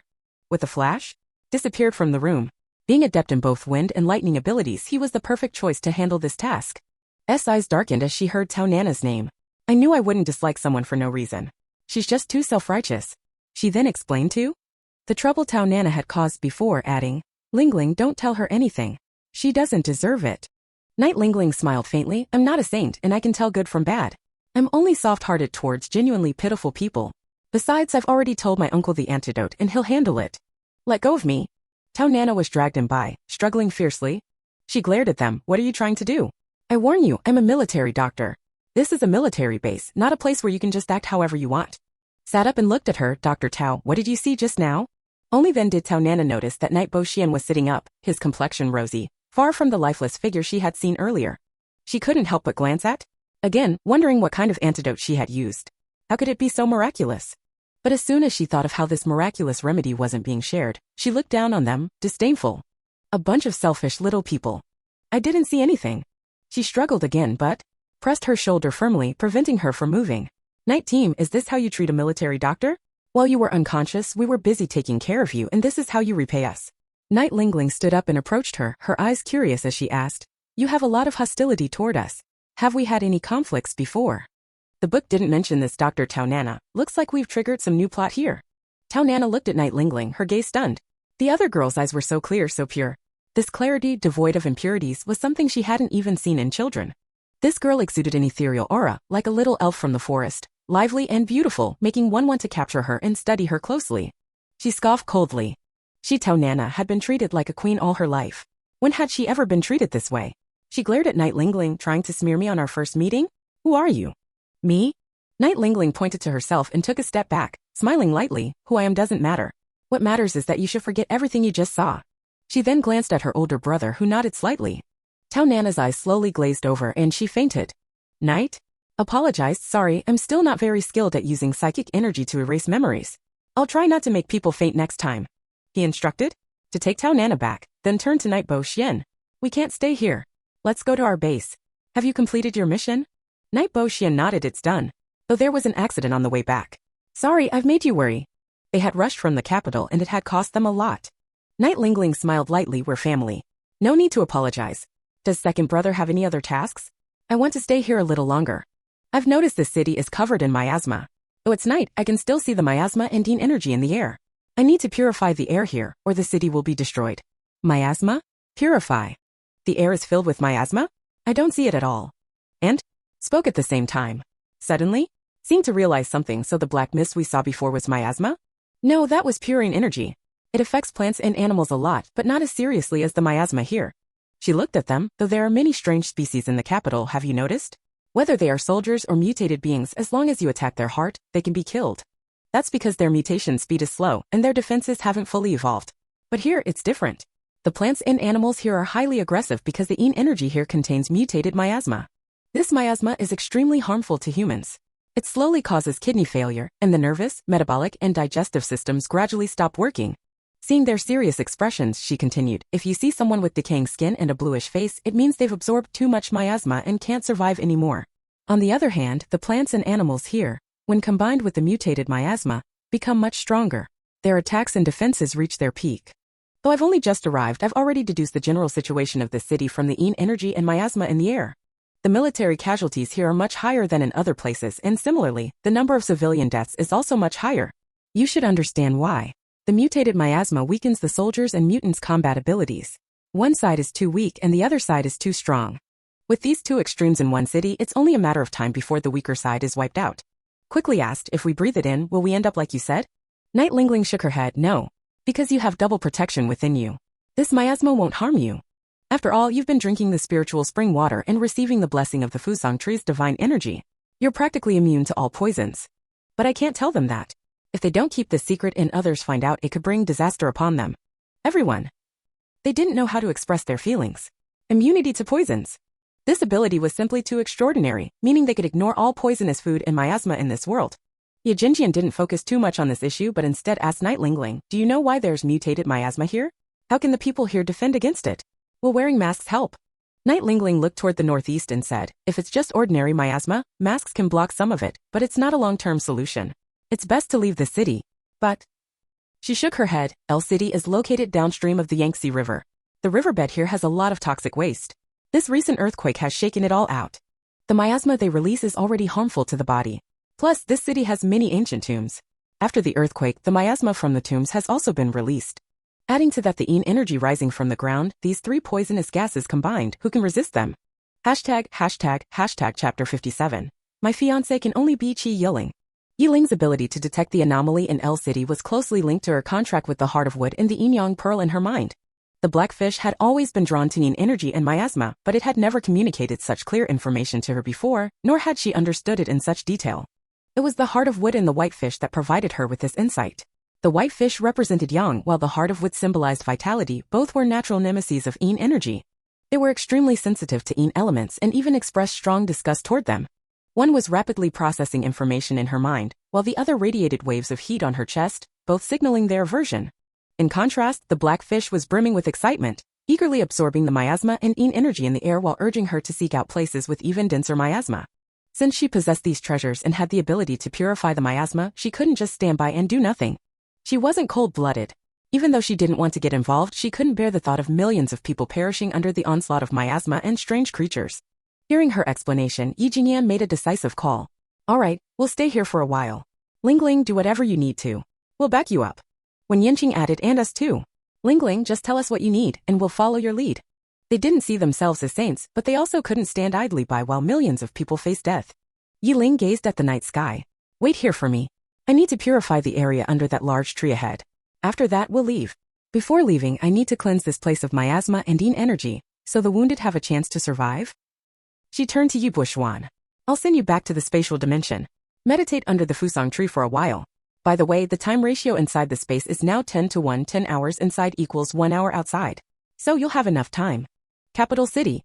The people Wei Cheng had dispatched finally gathered intel on Yi Ling's whereabouts and reported back to him immediately. Wei Cheng was surprised. L City. His subordinate confirmed, yes, young master. They've arrived in L City. It's said that the Yi family's second son was poisoned, so they rushed over. Poisoned? Are they going there to collect his corpse? Wei Cheng stroked his chin in thought before giving an order. Contact our people in L City right away. Find out what's happening with Yi Buishuan. Understood. After ending the call, Wei Cheng turned to another subordinate. You just said that Xing is also looking into Miss Ye's whereabouts? Yes, young master. Young master Shin has already tracked her down but hasn't taken any further action. Should we keep monitoring him? Yes, keep watching. Young master has summoned you. Wei family back courtyard underground city. When Wei Cheng arrived, he saw his father, Wei Zhengyan, sitting on a stone stool pouring tea. He quickly stepped forward, took the teapot from him, and poured a cup for his father before pouring one for himself. Only then did he sit down. Father, what brings you back? Did something happen? Wei Zhengyan gave him a stern look. If I hadn't come back, you'd be turning the world upside down by now. Wei Cheng immediately understood that his old man had returned to scold him. He chuckled, I'm not Sun Wukong. How could I possibly overturn the heavens? I just gave a few people a little lesson. You need to pick your battles. Wei Zhengyan's tone was harsh. You've grown bolder by the day. You actually dared to send Wei Yi to carry out an assassination in the command center building? Do you really think everyone else is an idiot? Wei Cheng shrugged. Since you're back to reprimand me, it means you've already cleaned up my mess. Just say your piece and let it go, I'm busy. Wei Zhengyan suddenly sighed and took a sip of tea. Tell me, why have you set your sights on the Yi family? It's nothing. I just find them irritating. He had no intention of revealing what he had discovered. Wei Zhengyan frowned. You're stirring up trouble for no reason? Let me remind you, Lu Hongbing's power is already nearing mine. If he goes berserk, even I won't be able to save you. Wei Cheng sneered. His sudden rise in power is only because your faction is full of idiots. Is that my fault? Haven't you wondered why the Yi brothers have been meeting with him so frequently? I also heard that they placed you Zimo by the Yi siblings' side. Officially it's to assist with the military operation in L City, but do I need to spell out the real reason for you? Wei Zhengyan gave him a cold glance. You think you're the only one who's smart? Of course we know. But right now, saving lives and earning merit is a top priority. The Yi family's young ones can't stir up much trouble, but they shouldn't be underestimated either. I came back this time to have you monitor their every move in secret. If you can infiltrate their inner circle, even better. I also heard that the Wen siblings from South City are getting close to them. There's definitely a secret they're hiding. Keep an eye on that too. He paused, his expression skeptical.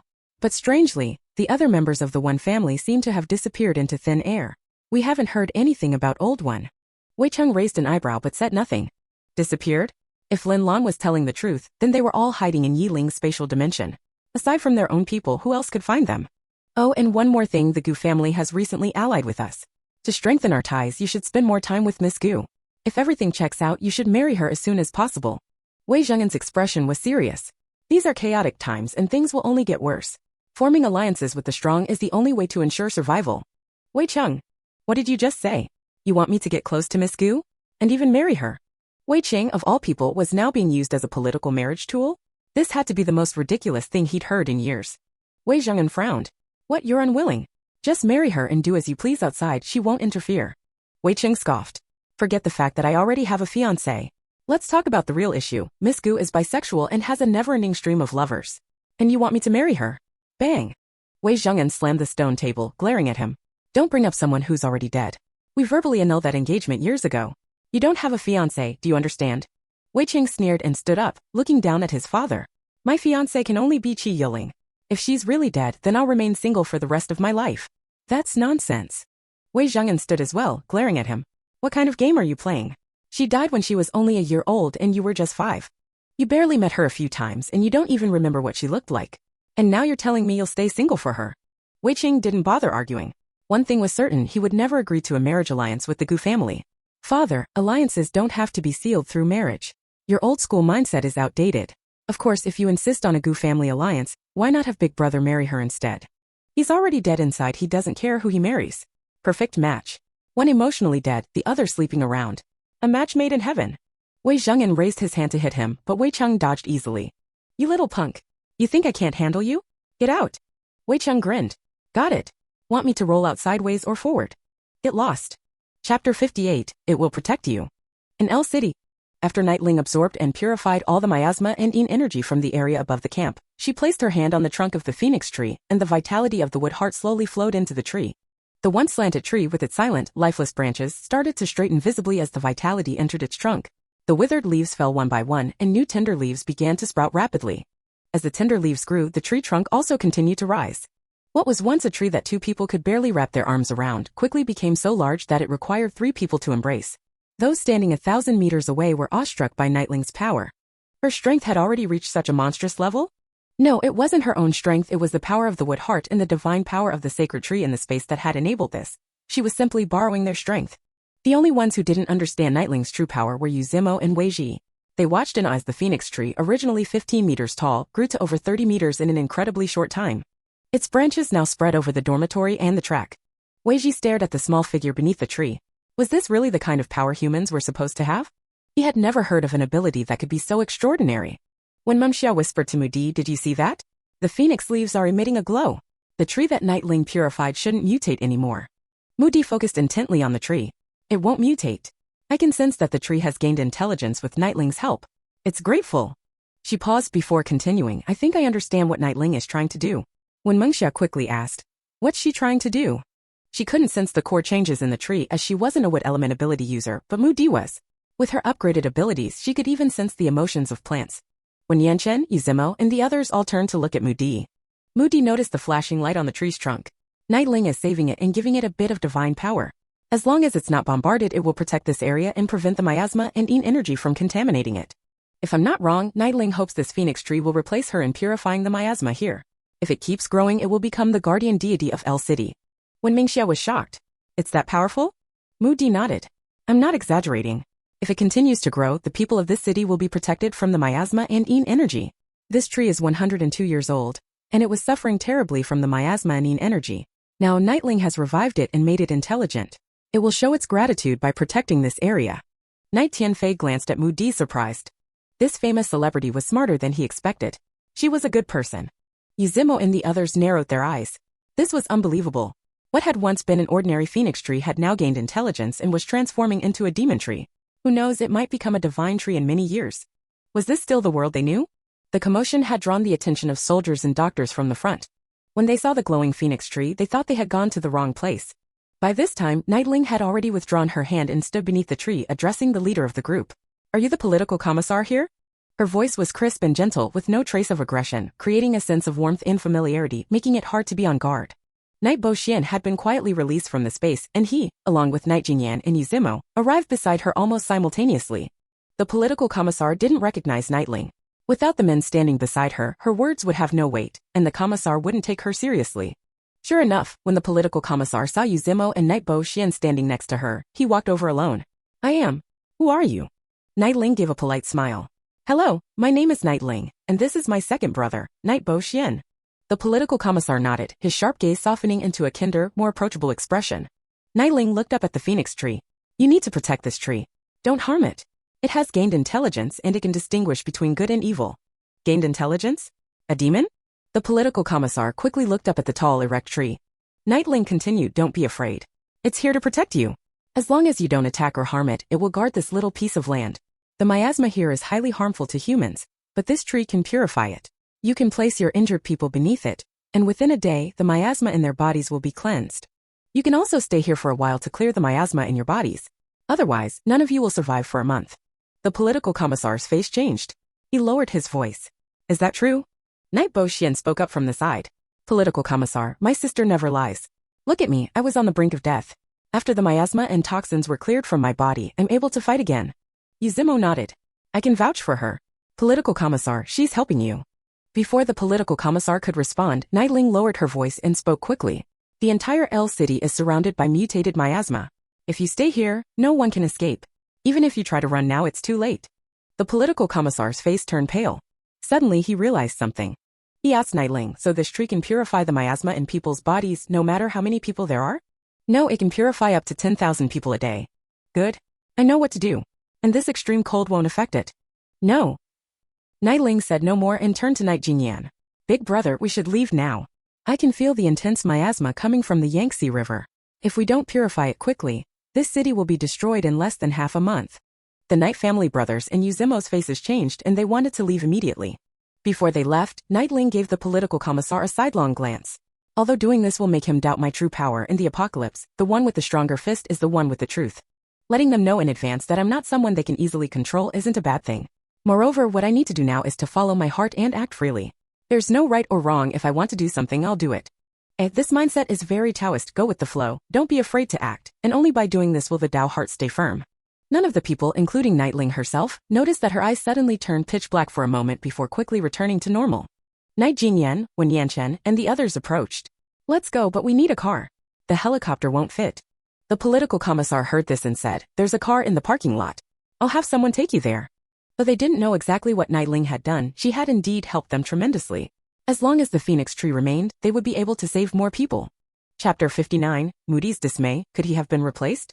Nightling specifically called for Night Bo Xian, Night Yanling, and Uzmo to accompany her by helicopter to the riverbank, while the others were to drive to the Night family's base and wait for their return.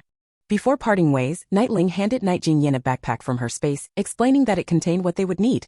She also gave a stern warning, this journey won't be peaceful. You'll encounter many strange species attacking. I advise you to stay together, focus your firepower to quickly eliminate threats, and leave without engaging in prolonged combat. If you come across helpless people or those asking for help, ignore them, and leave immediately. Do not give them anything. Night Jingyan sensed something was wrong and furrowed his brows. Why? Are the creatures more dangerous at night? Nightling gazed toward the north. Time is running out. Remember my words. Do not offer help to anyone. Also make sure to keep the nanny and third brother with you. Their healing abilities can treat injuries caused by these strange creatures. With that, she quickly ran toward the helicopter, disappearing into the night. When Yanchen walked over taking the backpack and whispered, what did she say to make your face look so grim? Night Jingyan walked toward the jeep, replying, alert everyone. We need to stay sharp tonight. He rarely saw Nightling this serious, and it made him realize that the strange creatures in L City were probably far more powerful than they anticipated. Although they were all level 2 ability users, it didn't make sense for Nightling to be so worried unless the creatures were stronger than they were. The political commissar sent 2 military jeeps for them, and after waving goodbye, they left the base. Weiji didn't leave with them as he had other matters to attend to. However, he said to the camp commander, I never expected to see such a top-tier celebrity in the apocalypse.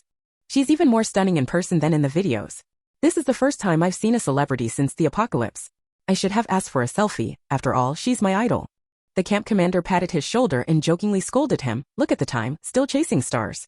But speaking of it, my daughter is a huge fan of hers. If she knew I saw her idol, she'd be over the moon. His smile faded, replaced by sorrow in his eyes. I just hope she can make it through. His daughter, a middle schooler, had a weak constitution and had suddenly fallen into a coma yesterday. She hadn't woken up since and her condition was getting worse. Her skin was deteriorating and her face had turned green, resembling poisoning. The doctors had done what they could, but there had been no improvement. Weiji grew serious. Your daughter might have absorbed the miasma. Take her to the Wutong tree. She might wake up soon. Miasma? The camp commander asked. Yes, miasma. It's what they've been talking about. You can ask the political commissar for confirmation. The camp commander hurriedly ran toward the political commissar. Roar. Howl. Snort. In the darkness, the sounds of wild beasts echoed, keeping the people in the car tense and alert. Help! Daddy, don't leave me, I'm scared. Brother, what's wrong with you? Brother, I'm scared, ah. As the car passed by a neighborhood, everyone with sharp hearing could make out the desperate voices. The mood in the car grew heavy, but no one spoke up about whether they should help. In this apocalyptic world, only the strong survive and the weak get eliminated. They would not intervene. Besides, they remembered Nightling's warning. As the car entered the auxiliary road, Night Jingyan suddenly spoke up, they're coming. Everyone immediately entered combat mode. Snort, snort. A mutated wild boar suddenly charged out of the darkness, its eyes filled with a sinister black aura. It lunged straight for the car, but its hind legs were quickly entangled by a vine. The thorns on the vine turned into sharp weapons, piercing its skin. However, the boar's defense was incredibly strong. Despite the thorns being sharp, they could only pierce its skin. Moody frowned. Just like Nightling said, their defenses are really strong. I'm a level 2 wood ability user, and I can barely pierce its outer layer. Its skin is tough. Night Tianfei couldn't help but chuckle at her last comment, though he didn't laugh aloud. A flicker of amusement passed in his eyes. When Mengxia, controlling her ice abilities, said, You hold it off, I'll try something. Before her ice blades could approach, a sharp ice spear flew ahead, piercing the boar's eye. When Mengxia turned to look, realizing it was Night Jingyan's attack. Night Jingyan's eyes narrowed. The ice spear pierced straight into the boar's body, and with a howl, the creature collapsed, twitching on the ground. The radio crackled with Night Jingyan's cold voice. Moody, use your vines to retrieve the core, then leave immediately. Got it. Moody quickly controlled the vines. sending them through the wound to wrap around a fist-sized black crystal core before the vehicle sped away. Sitting beside her when Mengxia exclaimed, "Boss Yi is insane. Just one move. If your attack hadn't been so ineffective earlier, I would have thought Lingling was exaggerating." Moody tossed the crystal core into her backpack and replied, "It's because Mr. Yi is ridiculously strong. But it's strange, you're also an ice ability user, so why is your combat power so much weaker than his?" When Mengxia. She immediately pounced on Moody, pinning her down. "Oh, so you dare tease me? Let's see how I deal with you." As she spoke, she started tickling Moody's waist. Moody burst into laughter. I was wrong. Our great Miss One is super powerful." "Humph, since you beg for mercy, I'll let you off this time." Once they both sat back up, Yi Tianfei, who was driving, spoke up. "Moody's ability should be similar to mine. It weakens significantly in extreme cold. Extreme cold is especially unfavorable for fire and wood-type abilities. So Moody, you actually did really well just now. No need to feel discouraged." Moody had indeed done a solid job earlier. At the very least, she had slowed the enemy down, giving the others time to attack. Both Wen Mengxia and Moody turned to look at Yi Tianfei in shock. Moody immediately shifted her gaze to Wen Mengxia, silently asking, "Asterisk, was he talking to me? Did he just praise me?" Asterisk. Wen Mengxia blinked. "If we're not both hallucinating, then yeah, he did." Moody was slightly horrified. Asterisk, did he get possessed? Why is he suddenly complimenting me? Asterisk. Wen Mengxia tilted her head at Moody, watching her stunned expression before rubbing her chin thoughtfully. "Maybe he's been captivated by your beauty?" Moody shot her a disgusted look. Asterisk, get lost. It's not like I just became this good-looking today. Could it be that Lingling told him to take care of us? Asterisk. When Mengxia smirked like she had just uncovered some juicy gossip. Asterisk, no. She told him to take care of you, don't drag me into this. Asterisk. Yi Tianfei saw Moody's dumbfounded expression in the rearview mirror and immediately realized she had misunderstood his words. He clarified, "Don't get the wrong idea, I was just stating a fact." No, I wasn't overthinking anything." Moody let out a relieved sigh. Seriously, a cold and aloof guy like him suddenly giving out compliments? She had nearly scared herself to death, thinking she had messed up somewhere. She was absolutely certain Yi Tianfei had no romantic interest in her. Of that, she was very confident. After all, after spending years in the entertainment industry, she had developed a sharp instinct for whether someone, be it a man or a woman, was interested in her. One glance, one subtle movement, and she could pick up on it instantly. Chapter 60. This scene is too strange. Sitting in the front passenger seat, Yi Jinyan, who had been silent all this time, picked up the radio and asked the vehicle ahead. "Big brother, wild boars usually travel in groups. You're the only one among us with awakened psychic abilities. Did you check if there are any more mutant boars hiding nearby?" Yi Jinyan's voice quickly came through the radio. "Yes, there are 3 more lurking in the shadows. As long as they don't attack us, we don't need to stop. Keep moving forward." Yi Jinyan asked again. "Did you notice anything unusual when you killed that one just now?" Yi Jinyan pondered for a moment before replying. "Its defense and strength were both extremely high. I'm at level 2 and had to use 20% of my ability to take it down. If an ordinary person encountered one, they'd be dead for sure. Even a level 1 water, wood, or earth ability user would have a hard time escaping." Yi Jinyan exchanged a glance with Yi Tianfei, and both of them saw the same heavy expression in each other's eyes. Moody and Wen Mengxia didn't look any better. They had reached level 2 thanks to the enhancement from the divine tree and spiritual spring water in the space, allowing them to advance in a short period of time. But for others, it wasn't the same. At this stage, awakening an ability was already rare, let alone leveling up so quickly. Adding to that the miasma and sinister aura hanging over the city, it was no wonder so many people had died. Yi Jinyan's voice came through the radio again. "Speed up. We need to get out of here quickly, there's something heading this way." Yi Tianfei stared ahead and said to Yi Jinyan, "If we take the outer ring road, we might be able to move faster. I have a feeling that going through the main city is going to be a lot of trouble." "You're right about that. But many sections of the outer ring expressway have collapsed, so we can't use it." Yi Jinyan glanced down at the tablet displaying the map and continued, "Many tunnels in L City have also caved in, so we have no choice but to go through the main city. But according to this information, there are a lot of strange creatures there. Most of the residents who could escape have already left. Those who couldn't, they hide in their homes at night, not daring to make a sound. Prepare yourselves, we're likely going to see some very disturbing sights." From the back seat, when Mengxia couldn't help but ask, "When you say disturbing, what exactly do you mean?" Without looking up, Yi Jinyan replied, "What kind of scene do you think would be described as disturbing to a normal person?" Wen Mengxia fell silent.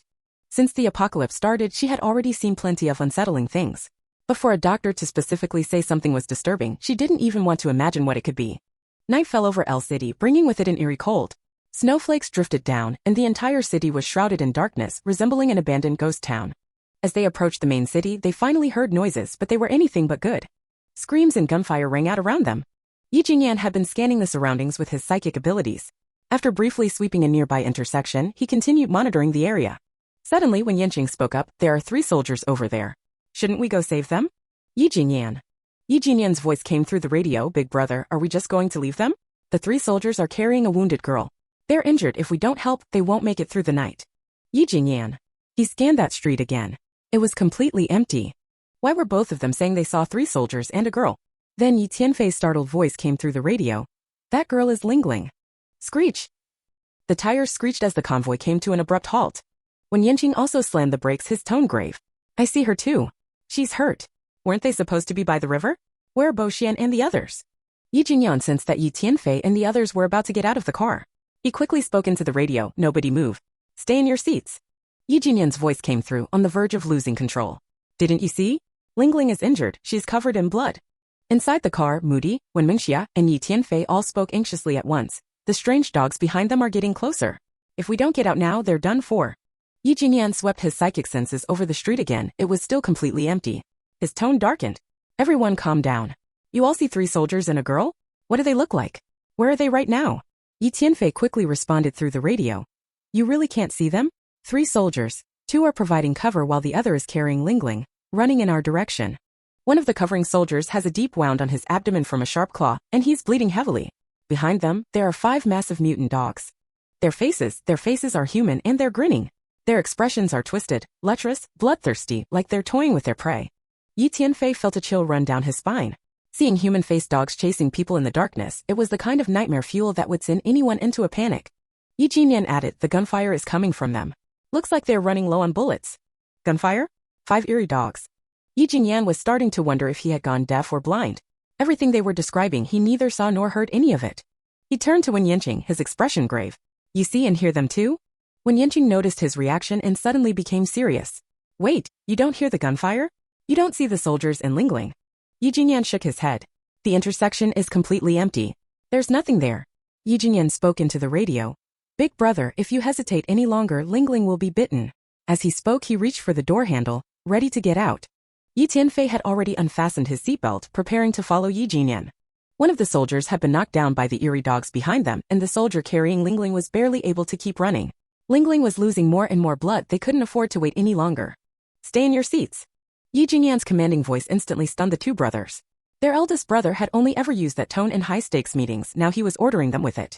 At that moment, Yi Jingyan finally understood what Lingling had warned him about before she left. This scene was far too strange. He was now certain, out of their entire group, he was the only psychic user, which meant he could see the truth while the others could not. He turned to Moody and asked, Moody, you have a wood-type ability. You should be able to sense the life force in Lingling's body. Look again. Does the Lingling you see have the familiar vitality you recognize? Startled by his words, Moody immediately focused on the soldier holding Lingling. She had lost too much blood and was unconscious, her breathing weak, as if she could die at any moment. But there was no trace of the life force Moody was familiar with. When Lingling had been frozen, Moody had clearly sensed the strong vitality within her. It was that very reason why, despite their worry and urgency, they hadn't feared for her life. Now realizing that what they were seeing might be an illusion, a chill shot up Moody's spine from her tailbone to the top of her head. She instinctively grabbed onto Wen Mingxia, her body trembling uncontrollably. That's not Lingling. She's not Lingling. When Mingxia shuddered at Moody's reaction, goosebumps rising all over her skin. Yi Jingyan's voice came through the radio once again. This time, he asked Wen Mingxia, Mingxia, you have an ice-type ability. After Lingling formed a contract with the Heart of Ice, her body constantly emitted ice element energy. You should be able to sense it. Now look again. Is the person outside really Lingling? Chapter 61, I know it's fake, but I dare not bet that it's fake. Night Jingyan's warning and Moody's reaction gradually helped calm the brothers, Night Tianfei and Night Jingyan. They turned their gaze again to the soldier holding Nightling who had fallen. The soldier quickly rolled on the ground, protecting the back of Nightling's head, avoiding the attack of the strange dog. He shouted urgently, take her away, don't worry about us. Night Tianfei closed his eyes and spoke solemnly. Nightling has space abilities. She wouldn't let herself fall into such a dire situation.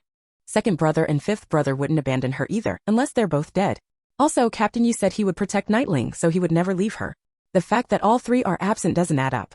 At this point, when Mengxia whispered, she doesn't have the familiar ice element aura I know. She's not Nightling, she's not Nightling. She clung to Moody tightly, her voice trembling. Could we all be hallucinating? No, is the world really this terrifying now? When Yanchen glanced at one of the soldiers being torn apart, gripping the steering wheel with slightly more force. So, everything we're seeing is an illusion? Night Jingyan's voice rang out. Leave quickly. He reminded them while keeping a careful watch on the surroundings, but he didn't spot anything. This could only mean that the enemy's power surpassed theirs. Both vehicles sped away. They had realized the gravity of the situation and only wanted to get out as soon as possible. Big brother, third brother, help me, it hurts so much. Just as their car surged forward, Nightling suddenly opened her eyes and shouted at them. This time, even Night Jingyan heard Nightling's voice. Night Tianfei's heart jolted. He instinctively reached for the brake, but Night Jingyan grabbed his arm, biting out through clenched teeth, keep driving. But Night Jingyan's hands gripped the wheel tightly, looking at the rearview mirror where Nightling, barely hanging onto life, was visible. His forehead was veins bulging as he tried to control his emotions. When Yanchen hesitated, Night Jingyan's reaction showed that he too could now see Nightling. Previously, Night Jingyan hadn't seen her because of his mental abilities, which allowed him to discern real from fake. But now that he saw her, how could he be sure that this Nightling wasn't the real one? Bro, if she's really Nightling and we don't help her now, we'll lose her, and all the people in the space forever. Are you really willing to take that gamble? Don't you want me? Am I going to die? Nightling's weak voice echoed in their minds again. At this moment, Night Tianfei slammed on the brakes, unbuckled his seatbelt, and rushed out of the car. He couldn't risk it. What if what they were seeing was real? Moody quickly grabbed onto Night Tianfei with her vines. When Mingxia cried out, she's not Nightling. She's really not. She doesn't have the aura we're familiar with. Moody pulled hard, trying to drag Night Tianfei back into the car, urgently saying, what is this thing? It's so realistic. Night Tianfei, don't burn my vines with fire, I'm trying to save you. Night Jingyan saw two strange dogs closing in on Nightling. One of them bit into her ankle, causing her to scream, get away. Go away. I don't want to be eaten. Third brother. Night Jingyan quickly threw open the car door. When Mengxia, from behind, grabbed his arm, saying desperately, brother, I'm calling you my dear brother, please don't go out. Please, I beg you, don't go. The car in front also came to a halt. When Mengxia's heart sank as she realized her older brother and Night Jingyan both had gotten out of the car. Night Tianfei's flames burned the vines in Moody's hands. He growled harshly, let go or I won't go easy on you. Moody's heart trembled at the threat. The searing pain from the vines made her wince, but she stubbornly shook her head. I won't let go. Even if you hurt me, I won't let you go. She, like when Mengxia, felt hopeless. They had once hoped that with Mr. Yi present, he could stabilize their emotions, but now that he had also gotten out of the car, could they really stop them? Moody winced in pain as she let out a small cry, realizing that Night Tianfei had intensified his second-level fire abilities, causing the vines she had wrapped around him to be burned through. Fire counters would, and faced with such intense flames, Moody had no chance to fight back. But despite the excruciating pain, she still managed to wrap her vines tighter around Night Tianfei's waist, panic clear in her voice, Xia, what should we do? At that moment, when Mengxia wasn't in any better shape either. She was using her ice powers to freeze Night Jingyan's movements, but his gold abilities were relentlessly attacking her ice, causing her intense pain. She shouted to Moody, call Nightling. In their earlier panic, they had forgotten that they could make a call. Right, call her. Moody pulled out her phone with one hand to dial Nightling, but there was no signal. How's there no signal? We're doomed, Xia, we're in danger tonight. This wasn't how they expected to be played with using Nightling as bait and blocking the signal here? Were they being forced to die? Night Jingyan and Wen Yanchen bypassed their vehicle.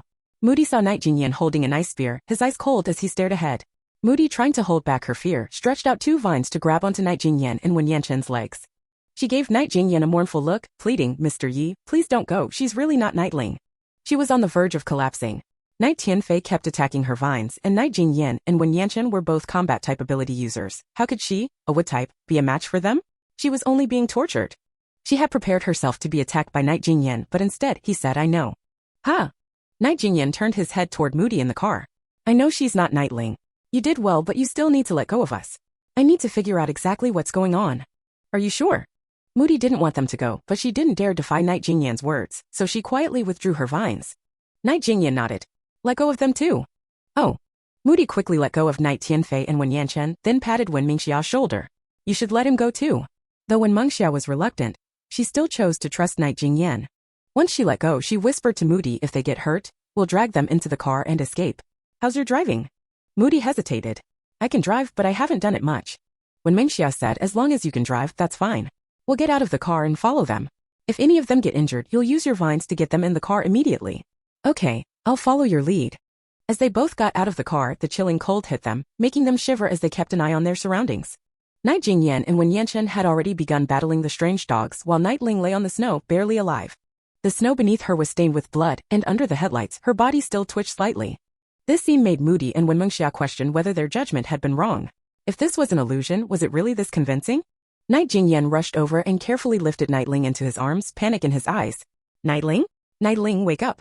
I'm sorry, third brother shouldn't have hesitated. I'm sorry, Nightling. ####Chapter 62. Damn it, I'm the chosen tool. When Yanqing threw a punch straight at the eerie dog's forehead, blasting its head apart on impact. As a strength-type ability user, his punches carried over 5,000 gene of force. Just as he was about to turn and deal with another one, he caught a glimpse of Yi Ling, who was lying in Yi Jinyan's arms. Her eyes suddenly opened and she said softly, "Third brother, before I die, I want to know what kissing feels like. Can I?" When Yanqing's brows furrowed tightly, he saw Yi Jinyan hesitate for a moment, then actually lean in. Without thinking, when Yanqing rushed over and grabbed him. "Yi Jinyan, are you out of your damn mind?" Not far away, Moody and Wenmengxia were also stunned by the sudden scene. This Yi Ling was too much. She actually asked Yi Jinyan to kiss her. What was even stranger was that Yi Jinyan agreed. With his overwhelming strength, when Yanqing easily yanked Yi Jinyan up, blocking him, his gaze turned sharp as he glared at the wounded Yi Ling. "Who the hell are you? If you don't speak, I'll make you." Cough, cough. Yi Ling coughed up a mouthful of blood, the corners of her lips curling into a weak smile. "Brother Wen, are you abandoning me too?" Moody pointed at Yi Ling and whispered to Wenmengxia, is she trying to seduce your brother?" Wenmengxia's face darkened. If it were really Lingling, she wouldn't need to seduce my brother, he'd already be obsessed with her. But this thing, wearing Lingling's face and pulling this kind of low move? Now I'm pissed. Yi Ling slowly reached out toward Wen Yanqing as if asking for his help. But instead of helping, Wen Yanqing grabbed Yi Jinyan and took a step back. Just then, a sharp pain stabbed through his mind, and his sharp gaze dulled into a dazed expression. To Moody and Wenmengxia's shock, both Wen Yanqing and Yi Jinyan suddenly stepped forward at the same time, reaching out to pick up Yi Ling. Not far away, Yi Jinyan finished slashing down an eerie dog with his ice spear. Without hesitation, he turned and hurled the spear straight at Yi Ling. The attack was so fast that even Yi Ling couldn't dodge in time. The ice spear pierced straight through her heart. At that exact moment, a command echoed in both Moody and Wenmengxia's minds. "Take Wen Yanqing and Yi Jinyan and retreat." Moody reacted instantly, summoning two thick vines that wrapped around Wen Yanqing and Yi Jinyan, dragging them away from Yi Ling. The two men's eyes were still unfocused, their movements sluggish. Yi Ling slowly lowered her gaze to the ice spear impaling her chest, her face filled with disbelief as she looked at Yi Jinyan. "Big brother, why you actually killed me?" Yi Jinyan approached her step by step, another ice spear forming in his hand. His gaze was cold and unwavering. "You're hard to kill. I stabbed you through the heart, and yet you're still talking." Then his eyes flashed with determination. The ice spear embedded in Yi Ling's heart suddenly pierced all the way through, bursting out of her back. Yi Ling let out a muffled grunt, and in that instant, her form twisted and transformed into an eerie green fox with three long tails, its face still eerily resembling a human woman. Moody and Wenmengxia gasped in unison. "A three-tailed fox? A green fox?" The eerie green fox suddenly let out a chilling laugh, sultry and seductive, like the coquettish giggle of a courtesan.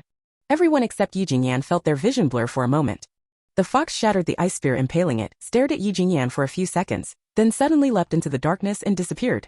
Yi Tianfei's mind instantly cleared as he watched the green fox vanish. He wanted to chase it down and kill it, but Yi Jinyan stopped him. "Don't. None of us can take it on. Get in the car." He turned to look at the eerie dogs they had just killed, only to watch them vanish along with the fox. Yi Jinyan. So the eerie dogs they had been fighting weren't even real. They loaded Wen Yanqing and Yi Jinyan into the vehicle. After a while, their eyes gradually regained clarity. This time, Yi Jinyan took the wheel. Before starting the car, he spoke into the radio with a deep, commanding voice. "We'll discuss the three-tailed spirit fox once we reach our destination. From now on, no matter what we see on the road, we do not stop. Move out." Yi Jinyan's voice was steady and composed, but only he knew. He had broken into a cold sweat. That eerie fox had almost turned both of their healing-type ability users into heavily injured liabilities. If he had hesitated even a second longer, the consequences would have been catastrophic. Moody responded, "Copy that." In the trailing vehicle, Wenmengxia was now driving, with Moody in the passenger seat. Yi Jinyan and Wen Yanqing sat silently in the back. The entire car was dead silent. That encounter had shaken them all. Especially Yi Jinyan. Ever since he snapped out of it, he had been eerily quiet. Meanwhile, Yi Buishuan's helicopter approached the riverside. However, the wind was too strong for a direct landing, so they were forced to touch down 2 kilometers away from the shore. The three of them formed a triangular formation, standing back to back as they surveyed their surroundings. At their feet lay the corpses of eerie creatures, evidence of a fierce battle they had just endured. Yuzimo held 2 blood-stained daggers strapped to his wrists, his grip tight around his HK-MP5 submachine gun as he scanned the area with sharp eyes. Yi Buishuan carried a matching submachine gun. His psychic awareness pushed to the limit. Yi Yanling wielded the same model of firearm, though his gun crackled intermittently with electricity. Not far from them, a massive black tornado churned violently. Inside that storm was Yi Ling. Yi Buishuan's voice was low and steady. "Old 5, 11 o'clock. Prepare to fire." Yuzimo responded in a deep voice. "Yi Yanling, 3 o'clock. Get ready. Eyes sharp. This time, it's an eerie monkey. As soon as Yi Bushwan finished speaking, the sound of gunfire erupted in rapid succession. The reason they were using firearms was that they had exhausted a considerable amount of their abilities during the previous battle. If they continued relying solely on their powers, they would likely be too fatigued to even stand up once their abilities ran out. To avoid falling into a dangerous situation, they decided to alternate between using their abilities and firearms. While the gunfire intensified, inside the tornado, Yiling was enveloped in a faint, colorful glow, like a protective barrier shielding her from the miasma. In front of her floated Yin-Yang Pearl spinning rapidly. The commotion was all thanks to the Yin-Yang Pearl. It was frantically absorbing the miasma in the area. Yiling looked at the various shadows floating around her. She was genuinely terrified. If she could, she would have run away from the battlefield right then and there. The miasma was too sinister. More than just toxic, it could manifest as malevolent spirits that would eat her alive. The moment the Yin-Yang Pearl left her mind, she could feel the overwhelming malevolent energy around her. The piercing, shrill screams attacked her consciousness, constantly tearing at her soul. It almost felt as though her soul was about to be ripped out of her body. If it weren't for the Fuso tree in the space suddenly forming a barrier to protect her, she was sure her soul would have been devoured by now. Hidden inside the protective barrier, Yiling began to complain. I'm just their tool, aren't I? Outsiders have no idea why, and they think I'm so powerful, but in reality, I'm just running errands for these big shots. The Yin-Yang Pearl likes Yin energy, and no matter how scared I am, I still have to tough it out because it likes it. The Wood Heart and Ice Heart are even more ridiculous. I carried them in the space for so long with no reaction. Only when I gave them blood and formed a contract did they start altering the space. If you can change the space, why do you need me? Without me as a medium, it can't be done, right? Then why don't you change me instead? Besides the slight change in my aura, my strength doesn't seem to have improved much. If I encounter any more treasures like the Water Heart or Earth Heart in the future, are they going to treat me the same way? Probably. Damn it, I'm the chosen worker bee. As she was grumbling, she noticed the Yin-Yang Pearl was slowly growing in size. What had once been no bigger than her thumb was now almost the size of a quail egg. She clicked her tongue. Eat, go ahead and eat. Might as well finish it all in one go. Chapter 63. Nightling. Already crazy. Please do not disturb. Nightling's complaints didn't reach Yi Bushwan and the others as the boundary created by the Fusan tree blocked this bug. Tired of venting, Nightling pulled a cucumber out of her space and started eating it. But before she could take more than a few bites, she was startled by an enlarged ghostly face, causing her to throw the cucumber away. The pale ghost face pressed against the barrier, its mouth opening and closing, trying to bite through it. Nightling quickly turned her head away. Ugh. The cucumber she had just eaten nearly came back up. Holy crap, that's such a scary face. Great, just great. I'm going to be stuck with this nightmare for the next half-month. Every time I fall asleep, I'll see this face. After some more grumbling, she cautiously turned back to take a quick look. The face was gone, probably absorbed by the black fish. That's when she noticed the previously pitch-black tornado had lightened a bit. No idea when this will end. Do second brother and the others have enough ammo? Maybe I can send them some from here. She tried to send a box of bullets to second brother's team but had no idea where they were. Well, doesn't matter, I'll send it out anyway. A box of bullets suddenly appeared near Yi Bushwan and the others with a loud bang, startling the three of them. I'll go check it out, Yi Yanling said, swiftly appearing in front of the box. Using the lightning's glow, he saw the familiar box and immediately looked up at the tornado, his voice filled with excitement as he called to Yi Bushwan and the others, it's bullets from Lingling. She's fine inside. He squatted down and opened the box, smiling. She's such a thoughtful girl, knew we were running low and sent us a whole box. Yi Bushwan and Yuzimo, after finishing off the last strange monkey, rushed over, their faces filled with surprise. Yuzimo was astonished. She can sense our situation? Then why can't we hear her thoughts? Yi Bushwan used his spiritual power to check and said, she probably doesn't know our situation, or else she wouldn't have sent it here. Yuzimo fell silent, and the three of them quickly split the ammo, staying alert to their surroundings.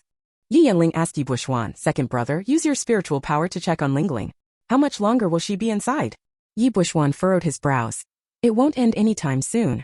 If it could, my spiritual power wouldn't be blocked. Yi Yanling began to worry. I feel like this miasma is especially sinister. Will Lingling be affected by absorbing it? Yi Bushwan retorted, when has she ever told you that absorbing miasma is something she can handle? This kind of miasma can even harm immortals, let alone someone like her, an ordinary person. Yuzimo quietly added, she doesn't have any yin energy. He had been quietly absorbing the dark energy here, and he felt he would soon break through to the second level.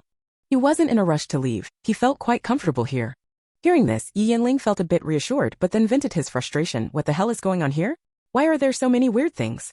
We can't kill them all. It's endless. Yi Bushwan kept an eye on their surroundings. We've encountered so many things here by the river. Big Brother and the others will pass through the city district. The problems they face may be even worse than ours. He fell silent for a moment, lowering his voice. I hope they're okay. The three of them fell silent. Okay? Not likely. If they were encountering so many strange attacks by the river, the city would be even worse. They could only pray they all made it out alive. Whether they got injured was secondary. The snow fell heavily, and soon they were all covered in snow, looking like snowmen. Yi Yanling furrowed his brows. We're not staying here the whole night, are we? We'll turn into ice sculptures. Yuzimo took out some equipment and checked it, his tone serious. It's minus 44 degrees Celsius right now. We can't stay here much longer. Even ability users couldn't handle such low temperatures. It could freeze someone to death. Yi Buishuan didn't speak but used his spiritual power to check their surroundings again. After a while he said, it's safe for now. Let's wait for the helicopter. Yi Yanling looked toward Nightling's direction. Can we really leave Lingling alone in there? Yi Buishuan responded, whether we can or not, we have no choice. There's no turning back. We can only hope she comes out safe. At this point, asking if it's okay was pointless. Worrying only causes chaos. Yi Ling was on the verge of losing it. She didn't even dare to open her eyes. She wasn't sure if it was the blackfish absorbing too much miasma or if it had disturbed the foundation of the evil spirits, but now they were all emerging to try and kill her. There were all kinds of ghost faces stuck to the barrier, old ones, children's, men's, women's, and even baby faces. In short, all ages were represented. I'm terrified of ghosts. And now they're literally right in my face, going all out. She crouched down, clutching her head. What do you want from me? I didn't come here to absorb you. If anyone should be attacked, it should be the blackfish. I'm so mad, why can't I get into the space? If she could just get into the space, she wouldn't be stuck here with all these ghost faces. Maybe her resentment was too strong because at that moment, the yin-yang pearl emitted a strong light, causing all the ghost faces stuck to the barrier to disappear in an instant. But the miasma around her didn't seem to lessen at all. Second brother, look, there's light. I saw Ling. The three of them had been taking turns resting in the helicopter, and it was now Yi Yanling's turn to stand watch. While he was thinking about the thunder abilities, he suddenly saw a strong light coming from the spot where Yi Ling was, and her figure flashed by. Huh? Ling came out. Yi Buishuan immediately snapped out of his thoughts. He straightened up and looked forward. Yi Yanling quickly realized his mistake. His second brother had only just recovered and had been fighting all this time. Even if he were an Iron Man, he wouldn't be able to take it. He had woken him up just as he was falling asleep. He felt terrible. No, I just saw a light. Second brother, go back to sleep. I won't make a sound again. Yi Buishuan rubbed his temples, exhausted. If you see anything unusual, tell me immediately. Don't keep silent. With that he closed his eyes and fell asleep in seconds. Asterisk, asterisk, asterisk. Yi Jingyan and the others still hadn't reached their destination. They had already been on the road for 6.5 hours. Who would believe it? They had traveled from the south to the north of L City, and yet, after 6.5 hours, they still hadn't arrived. Normally, the journey would have taken no more than an hour. Yi Jingyan glanced at the map on the tablet and quietly told Yi Tianfei, we're almost there, about 10 more minutes. When Mengxia and Moody were both asleep in the back seat, looking a bit disheveled. Their hair was messy, their coats torn, and they had some cuts on their faces, evidently from the fighting along the way. Yi Tianfei whispered, we're running low on fuel. If we keep taking detours, we'll have to walk the rest of the way. The fuel was supposed to be enough, but they had been fighting strange creatures and constantly taking detours because many of the roads were damaged, which had delayed them. Yi Jingyan replied, it's fine. I sent the message earlier, and once they see it, they'll come to meet us. I just don't know if Ling and the others have arrived yet. Upon hearing Yi Ling's name, Yi Tianfei's expression softened slightly. They should have made it by now, it's been so long. When we see Ling, I'll make sure to take in her scent so I can remember her aura. The next time we encounter an illusion, I'll be able to tell what's real and what's not. Chapter 64. Yi Ling, my courage is terrifying now. The eastern sky of L City gradually brightened. 3 hours had passed, but Yi Jingyan still hadn't seen any sign of Yi Ling and the others. When Yanchen walked up and stood beside him, you should rest for a bit. I'll wait for them. No need. Yi Jingyan couldn't sleep as long as Yi Ling and the others were still missing. He turned to look at the tired Wen Yanchen. You don't have to stay with me. Go rest. There's a lot to do during the day. When Yanchen sat on a nearby chair, propping his head up with one hand, frowning. I can't sleep. My head hurts. I can still see the scenes in my mind from when I was controlled. If it weren't for you, I'd be in danger. I checked the information just now. There's no green fox like the one we encountered in the L City Zoo. Either it came from somewhere else or it was a private pet. Either way, it's a disaster for humans. We didn't manage to kill it, and who knows how many people will die because of it. Yi Jingyan turned to look at him. I've reported last night's situation to the command center here and to the capital. They need to be on guard. But for ordinary people, it's hard to tell what's real. When Yanchen glanced at him, everything's a mess, especially here. They're too busy with their own problems. Even if you report, they won't have the time to deal with it. He rubbed his temples harder. Even with precautions in place, when facing such strange creatures and extreme weather and miasma, no defense system can hold up. Yi Jingyan said sternly, no matter how bad the situation, we still need to report. They need to do statistics and warn the survivors. Even if our warnings only save a few people, it's still worth it. Moreover, my uncle is there and needs us to pass along information. The message we give him may not be much, but at least it's the truth, right? Throughout history, when disasters or wars broke out, there was never a time when data wasn't distorted or the truth hidden. When Yanchen had a severe headache and didn't want to argue, so he waved his hand. You're the boss. Whatever you say goes. Yi Jinyan walked out of the room and approached them. He said to Yi Jinyan, big brother, you've been using your mental power a lot. You're probably more tired than we are. Go rest for a bit. I'll wait for them. Seeing Yi Jinyan come out, Yi Jinyan frowned. Why is everyone coming out? Go back to your rooms and sleep. I can't sleep. Are you a kid? Even if you can't sleep, at least rest your eyes. Go on. When Yanchen stood up and pulled Yi Jinyan aside. Come on, you know how bad his temper is. Let's not add to the trouble. Just as Yi Tianfei stepped out of his room, he overheard their conversation. He silently retracted his steps and went back to his room, deciding to lie down and sleep. Since his third brother had taken the scolding for him, he didn't need to go and get scolded himself. Mu Di and Wen Mingxia were hiding behind the door. When they heard the noise outside, they exchanged glances and quietly made their way to the bed. They had planned to wait until Yiling returned before resting, but now it seemed more reliable to just do as they were told. The two of them slept on the same bed.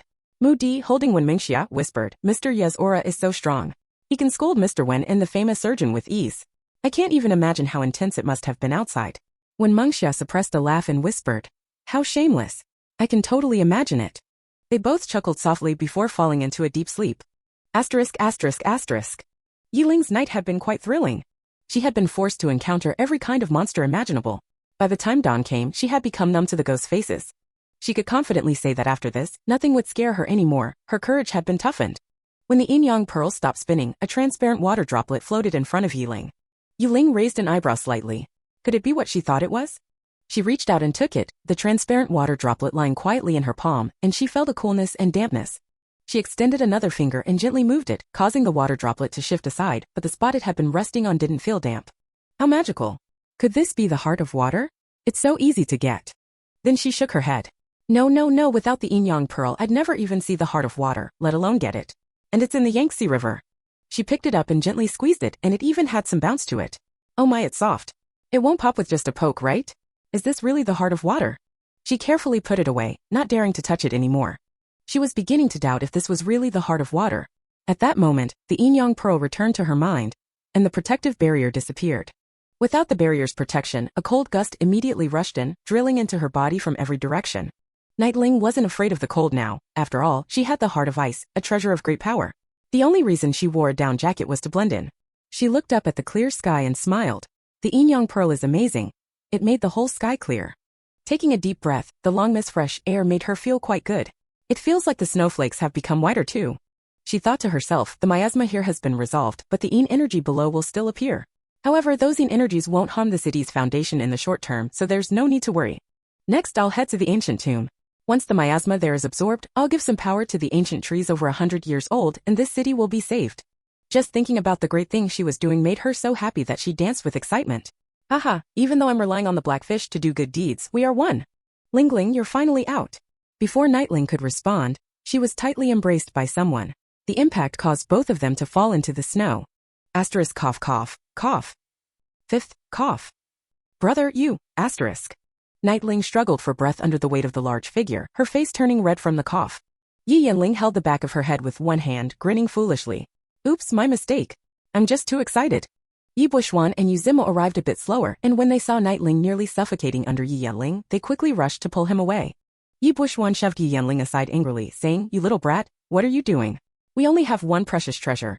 If you hurt her, just wait and see how I'll deal with you. Yi Yanling didn't care about the scolding and instead flashed a big happy smile at Nightling. Yu Zimo helped Nightling up, glancing down at her flushed face and damp eyes. His heart suddenly tingled and the unfamiliar feeling made him slightly uncomfortable. Fortunately, it was just a brief tingling and he quickly ignored it, asking with concern, Are you feeling okay? Nightling raised her small fist and threatened Yi Yanling. Fifth brother. If you press me down like this again, I'll make you eat a fist. Good thing I'm tough, or I'd be in the hospital by now. She then gave Yu Zimo a sweet smile. I'm fine, thank you for your concern, big brother. Yi Yanling pretended to be sad. Lingling, I waited for you all night, and now that I finally see you, you want to hit me. Well, even though I'm feeling bad here, as long as you're happy, go ahead and hit me. Saying that, he covered his heart and bent slightly, pretending to be in pain. Chapter 65. Do you really think I'm an innocent fool?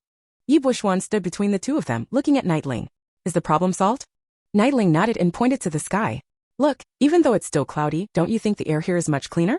Yuzimo nodded. Yes, I can no longer feel the dark aura. The brothers also looked up at the sky and indeed, as Nightling said, the air had become much cleaner. It was the first time they had seen such a clear sky after the earthquake. Yi Buishuan approached her, raising his hand as if to ruffle her hair, but quickly realized his hand was dirty. He lowered his hand and praised her. You've done something remarkable, easing the harsh environment here. Although the residents of L City have inhaled a lot of miasma, as long as it doesn't worsen, they still have a chance at survival. Yuzimo looked at Nightling. Do you want me to report the situation here? Nightling asked in return. Report to whom? Uncle or someone else? Yuzimo replied, as long as I report it, more people will know. Nightling shook her head. No, I don't want others to know the change here was caused by me, not yet. Yuzimo stared at her for a while and then nodded. Okay, I won't report it for now. But we can't hide it forever.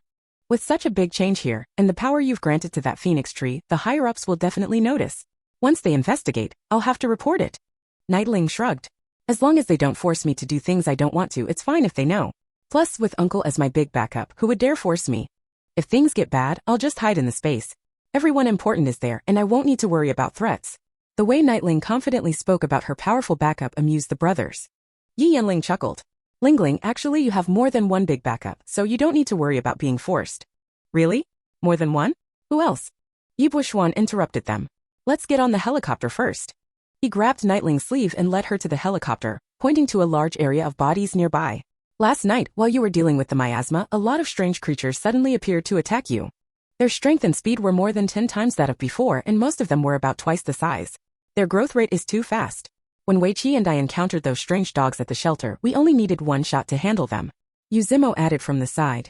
They were acting very oddly last night. Usually, the strange creatures we've encountered would avoid humans if they were stronger. But last night, they attacked recklessly. This might be related to the miasma you were purifying. Perhaps they rely on the miasma to enhance their strength, so they didn't want you to destroy it. Nightling's heart skipped a beat, and she quickly asked, did any of you get injured? Yi Buishuan laughed lightly. It's nothing, just some minor injuries. Were you successful last night? Nightling smiled and nodded. Yes, very successful. It was incredibly successful, but there were so many wild ghosts. I spent the whole night with them. The three of them were shocked. Wild ghosts? So the eerie howls they heard last night were from them? After getting on the helicopter, Nightling took out 3 apples and a bottle of Norin's disinfectant from her space, handing them over. Disinfect first, then eat these. They'll help replenish your fluids. Yi Buishuan and Yi Yanling knew these weren't ordinary apples. They were grown with the nourishment of the Fuso tree and a spiritual spring, so calling them spiritual fruits wasn't an exaggeration. Without hesitation, they disinfected and then took the apples to eat. Yuzimo knew that everything Nightling took out was precious, so he wasn't being polite either. After finishing one apple, their fatigue faded significantly. After feeling the changes in his body, Yuzimo raised his eyebrows and made a seal your mouth gesture toward Yi Buishuan, signaling that he wouldn't talk about it. Nightling suddenly smiled. It's fine, you can talk about it. Yuzimo was confused. What? Nightling smiled. Anyone who has entered my space or knows about it will find it difficult to mention it to outsiders. If you don't believe me, you can try asking an outsider. Just kidding. I'm not merging with the space for fun. On the 8th day after opening the space, it automatically put a sealing spell on everyone inside, except for me. Of course, I also secretly did something with you and Uncle. As long as you mention the space to anyone who doesn't know about it, the lighter consequences would be memory loss and fainting, and the heavier ones could be insanity or even death. I subtly warned Big Brother and the others so they can trust me. But I can't be unprepared for everyone else, right? I'm not really an innocent fool. The 3 of them were stunned. There was such a thing. They hadn't felt a thing. But Yi Buishuan and Yi Yanling quickly accepted it, since they were family and wouldn't harm each other. Yuzimo, however, was covered in cold sweat. He was lucky he hadn't mentioned the space to anyone. If what she said was true, he could die unexpectedly without knowing why. But after thinking about it carefully, it seemed reasonable. If she didn't have some precautions against everyone, she would eventually get caught off guard one day. Second brother, did you get the crystal core? I got it. Okay, let's go find Big Brother.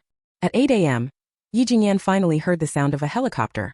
After the helicopter landed, Yi Jingyan hurriedly went up to greet them. Big Brother! Nightling jumped down from the helicopter, and Yi Jingyan caught her in his arms. Why did it take so long for you to come back? Did you run into trouble? Before they could answer, Yi Jingyan already guessed from their clothing what had happened. It seemed they had a rough time last night. Yi Buishuan's expression was serious. Let's go inside and talk. On the way here, they had seen too many tragic scenes. It was like a living hell. Nightling held Yi Jingyan's hand and transmitted some life force to him, making his fatigue disappear instantly. Big Brother, take me to collect the supplies first, and then I'll send you into the space to rest and recover. There's still a tough battle ahead. Although the sky over the northern part of the city was indeed clean, the areas closer to the main city, such as the eastern, southern and western parts, were still thick with pollution. It would take at least a week to clear it all.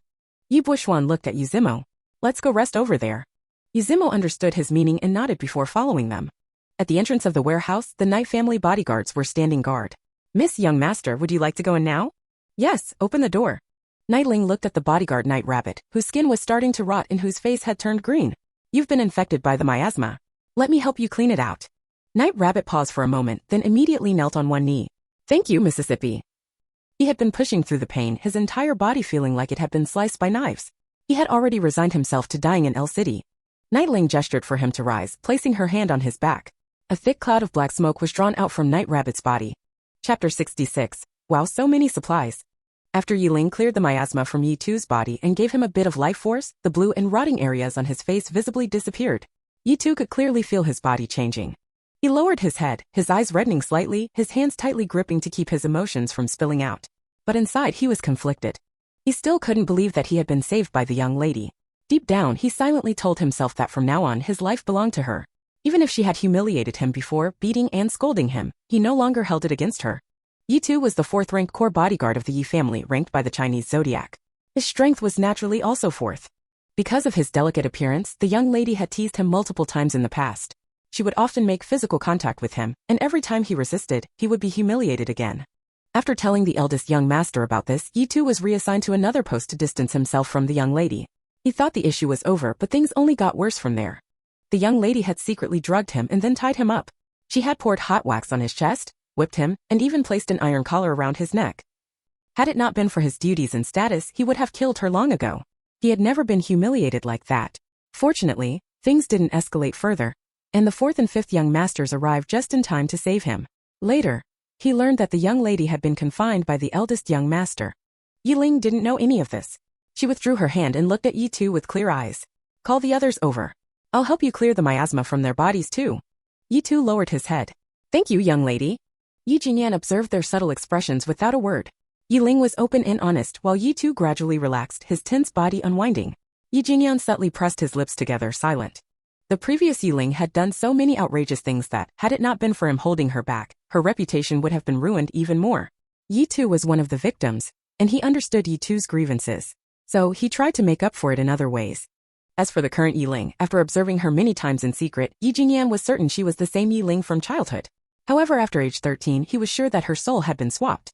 Though a person's personality may change dramatically, many of their life habits and instinctive actions remain the same. The Yiling from before age 13 had familiar habits, preferences, and kindness that were unmistakably hers, while the later Yiling had completely changed. He snapped back to the present and spoke to Yi Tu in a deep voice, "Open the door." Yi Tu nodded and entered the password, using facial recognition before the heavy door slowly creaked open. Yiling followed Yi Jingyan inside and was immediately stunned by the sight before her. So many supplies. How were these collected? This is amazing. The warehouse was enormous, formerly a dock transfer station that had since been relocated. This space had been temporarily vacated and was taken over by Yi Tu and his team. Yi Tu spoke to Yi Jingyan, eldest young master. These containers are filled with imported goods, everything from seafood to daily necessities. There are 36 containers in total. After the earthquake broke out, we braved the disaster and typhoon to bring them here. He then pointed to a row of large trucks. This truck is filled with flour, 28 tons. This one has rice, 29 tons. This one is cooking oil, 28 tons. And this one has sugar, 25 tons. As Yi Tu listed the contents of each truck, Yiling stored them in her space. When he pointed to another truck, he suddenly glanced at Yiling. She looked at him in confusion, but he explained, "These trucks are filled with your favorite snail noodles and potato noodles. 10 tons in total." Yiling was surprised. Snail noodles and potato noodles? Yi Tu nodded. "We found them at the toll station on the highway and knew you liked them, so we made sure to bring them back." Yiling raised her gaze at the large truck. "I don't like snail noodles. I can't stand the smell. But I love potato noodles. I've always liked them." Yi Jingyan's eyes flickered slightly, confirming yet another thing. Yiling gave Yi Tu a thumbs up. "You guys are amazing for managing to get this. Although I don't like snail noodles, I admit they're a treasure. A lot of people fight for them." As she finished speaking, she stored them away in her space. "My goddess likes them. I don't know if Sister One likes them, but most girls love them. Hee hee. I can use these to win their hearts." Yi Jingyan. Yi Tu gestured to another truck with a slightly awkward expression and said, "This truck is full of women's products. We checked the brands and they're international brands, very safe. There are sanitary pads, panty liners, and other essentials, 100 boxes in total. Yiling was delighted. Good stuff. This is rare in the apocalypse. Yi Tu pointed to another medium-sized truck. This one is small umbrellas. We thought since we're in the apocalypse, these things will be in high demand once they're used up. Even if they're not needed, we can use them as trade goods. Small umbrellas? Yiling was momentarily confused but quickly realized from Yi Tu's uneasy expression and her brother's flushed ears what he meant. She hurriedly stored the umbrellas in her space and pretended not to know as she walked ahead. Oh no, what else could it be? I actually asked that. But? She sneaked a glance at her brother's ears, which were now bright red. My big brother got shy. Haha, this is too cute. Who would have thought that the cool, powerful CEO would blush because of small umbrellas? I love this contrast. Yi Jingyan. Wait, his entire ear is red now. Yi Jingyan, whose face was rarely flustered, reached up and pulled the hood of Yuling's jacket over her head. Stop staring at me. Collect the supplies. He wanted to say stop thinking weird things. There are too many people around who can hear you. Does he not care about his image? Yiling pushed the hood back and smiled at him. Okay. My big brother seems to have gotten embarrassed by me. Oh my gosh, this contrast is too cute. Yi Tu, noticing the subtle reactions between them, didn't know the reason but pointed to several large cardboard boxes. Here are the supplies we've packed: floral water, mosquito coils, mosquito nets, fans, and other items. They might not be needed now, but they'll be useful in the future, so we brought them along. Yiling said with certainty, they'll definitely be useful in the future. We will survive until then, and these will be treasures. Meanwhile in the space, Yi Butler and others watched as truck after truck appeared in the open area, astonished by the sheer amount of supplies.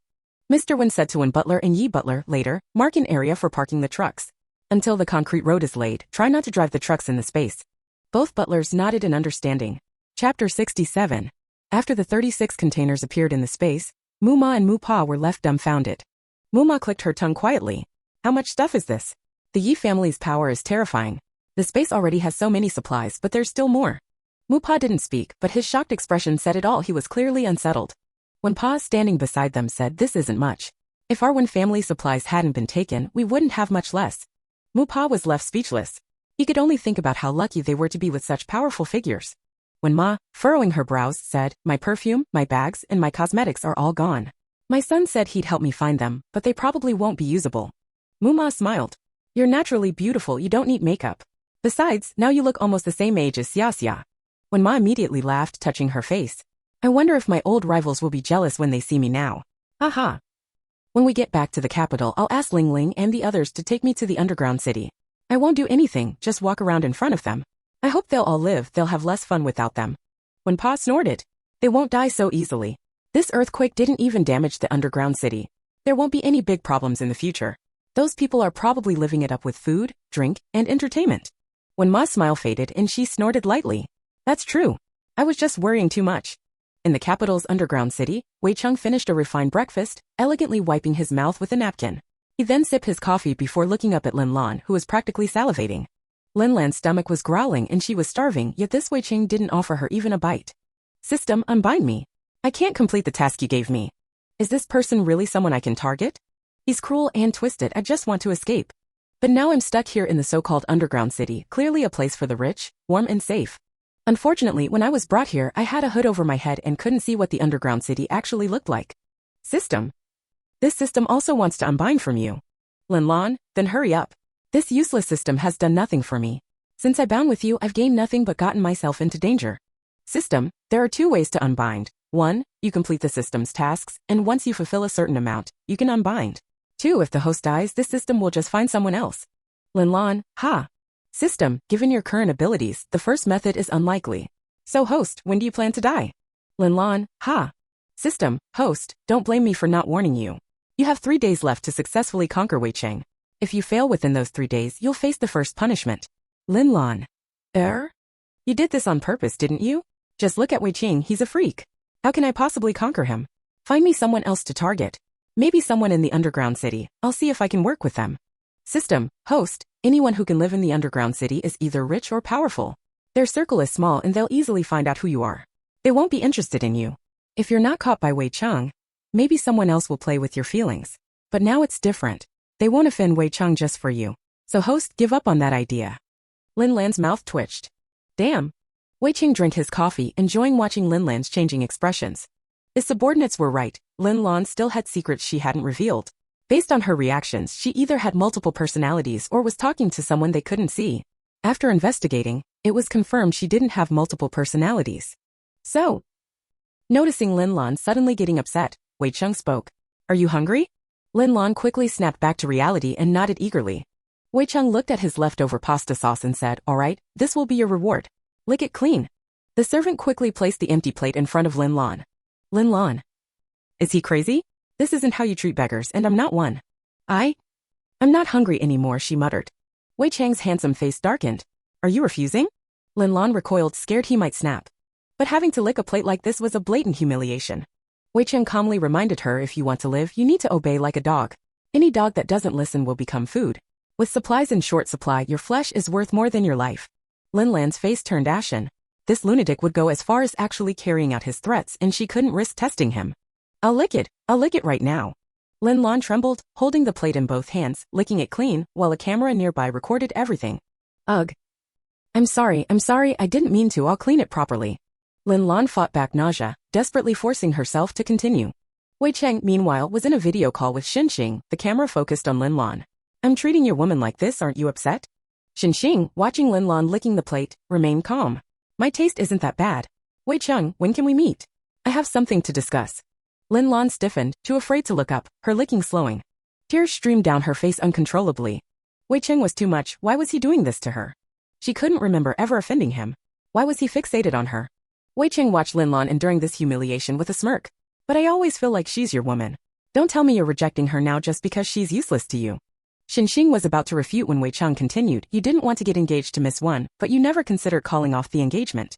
When your former fiancé found out about your private dealings, she called off the engagement. Are you really telling me there's nothing between you two? Xinxing, irritated, remained silent, his eyes cold. Being rejected like this had become a joke among high society. Everyone knew how he had lost the One family's eldest daughter. Wei Cheng suddenly realized, oh sorry, I forgot you don't like hearing this. The truth is always so hard to hear. Xinxing crushed the glass cup beside him, forcing out a stiff smile. Wei Cheng, no need to joke. I've peacefully broken up with Xia Xia and it's none of your business. I have things to attend to. You can continue playing. The video call ended and Wei Cheng wasn't angry.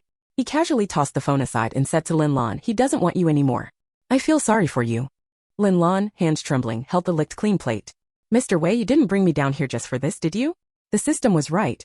She had to stay calm and figure out what he really wanted. Otherwise, she'd be completely at his mercy. Chapter 68. Wei Cheng's Ruthlessness. Wei Cheng set down his coffee cup, a smile playing on his lips as he spoke. I heard something interesting. It seems you're jealous that Miss Yi isn't a member of the Yi family, yet she's living better than you. So you've been spreading all kinds of rumors about her. Lin Lan's pupils contracted. How did he know she was the one spreading rumors? The thing is, with Yi Ling's bad temper, even if she didn't spread the rumors, they'd spread anyway. Wei Cheng continued, but how do you know Miss Yi isn't a member of the Yi family? The Yi family hasn't made it public that Miss Yi is adopted. Only people in our circle know she's the illegitimate daughter of the Yi family, not adopted. Heh. Lin Lan couldn't hold back a cold laugh. Wei Cheng raised an eyebrow. Your reaction tells me I've said something wrong? Lin Lan replied, of course it's wrong. An illegitimate daughter? Do you believe that? Wei Cheng gestured for her to continue. Lin Lan thought that since he wanted information about Yi Ling, maybe sharing some would help build rapport. But before she could speak, her stomach growled. She didn't immediately speak but instead covered her stomach and looked at Wei Cheng. Wei Cheng chuckled lightly, negotiating terms. You're not worthy. If what you say is valuable, I might consider feeding you. Lin Lan cursed him in her mind before speaking. I overheard the Yi brothers talking once. They said Yi Ling is the granddaughter of their grandfather's old war buddy, and because of their good relationship, they took her in. I also heard she's had a pretty tough life. She's no real young lady. If she were an illegitimate daughter of the Yi family, I wouldn't be jealous. At least the Yi family has status. Being an illegitimate daughter in that family still means she's a proper young lady. But for some old man, no one knows where he came from to take Yi Ling in and raise her as a young lady. How is she worthy? Lin Lan got more and more excited, completely unaware that the man opposite her was getting more and more terrifying, his expression darkening. He spoke coldly, overheard? Why would they discuss such important information in a place where outsiders could hear? The Yi family has so many servants, would they let an outsider run around their estate? Lin Lan realized his tone wasn't right and quickly explained, I heard this information back in my previous life after the apocalypse. I was once staying in a shelter with them, and I accidentally overheard it. Really, I'm not lying to you, young Master Wei. Wei Cheng stood up and walked to her. After putting on disposable gloves, he grabbed Lin Lan's hair and forced her to look up at him. Lin Lan winced in pain, but the fear was stronger. Wei Cheng tightened his grip on her hair, causing Lin Lan to tear up. He waited until she was on the verge of screaming in pain before slowly speaking, "I don't want to hear that from anyone else." With a violent toss, he threw her aside and tossed the handful of hair he pulled out onto her. He spoke to his subordinate, "Take out her tongue and send her to Wei Lu. Let her know this person can be treated however we want, but she's not to die." "Yes." "No, please don't." Lin Lan was terrified. She crawled up from the floor, trying to grab Wei Chang's leg, but her pleas were in vain as the subordinate dragged her away. She begged frantically, "Young Master Wei, I was wrong. I will obey from now on.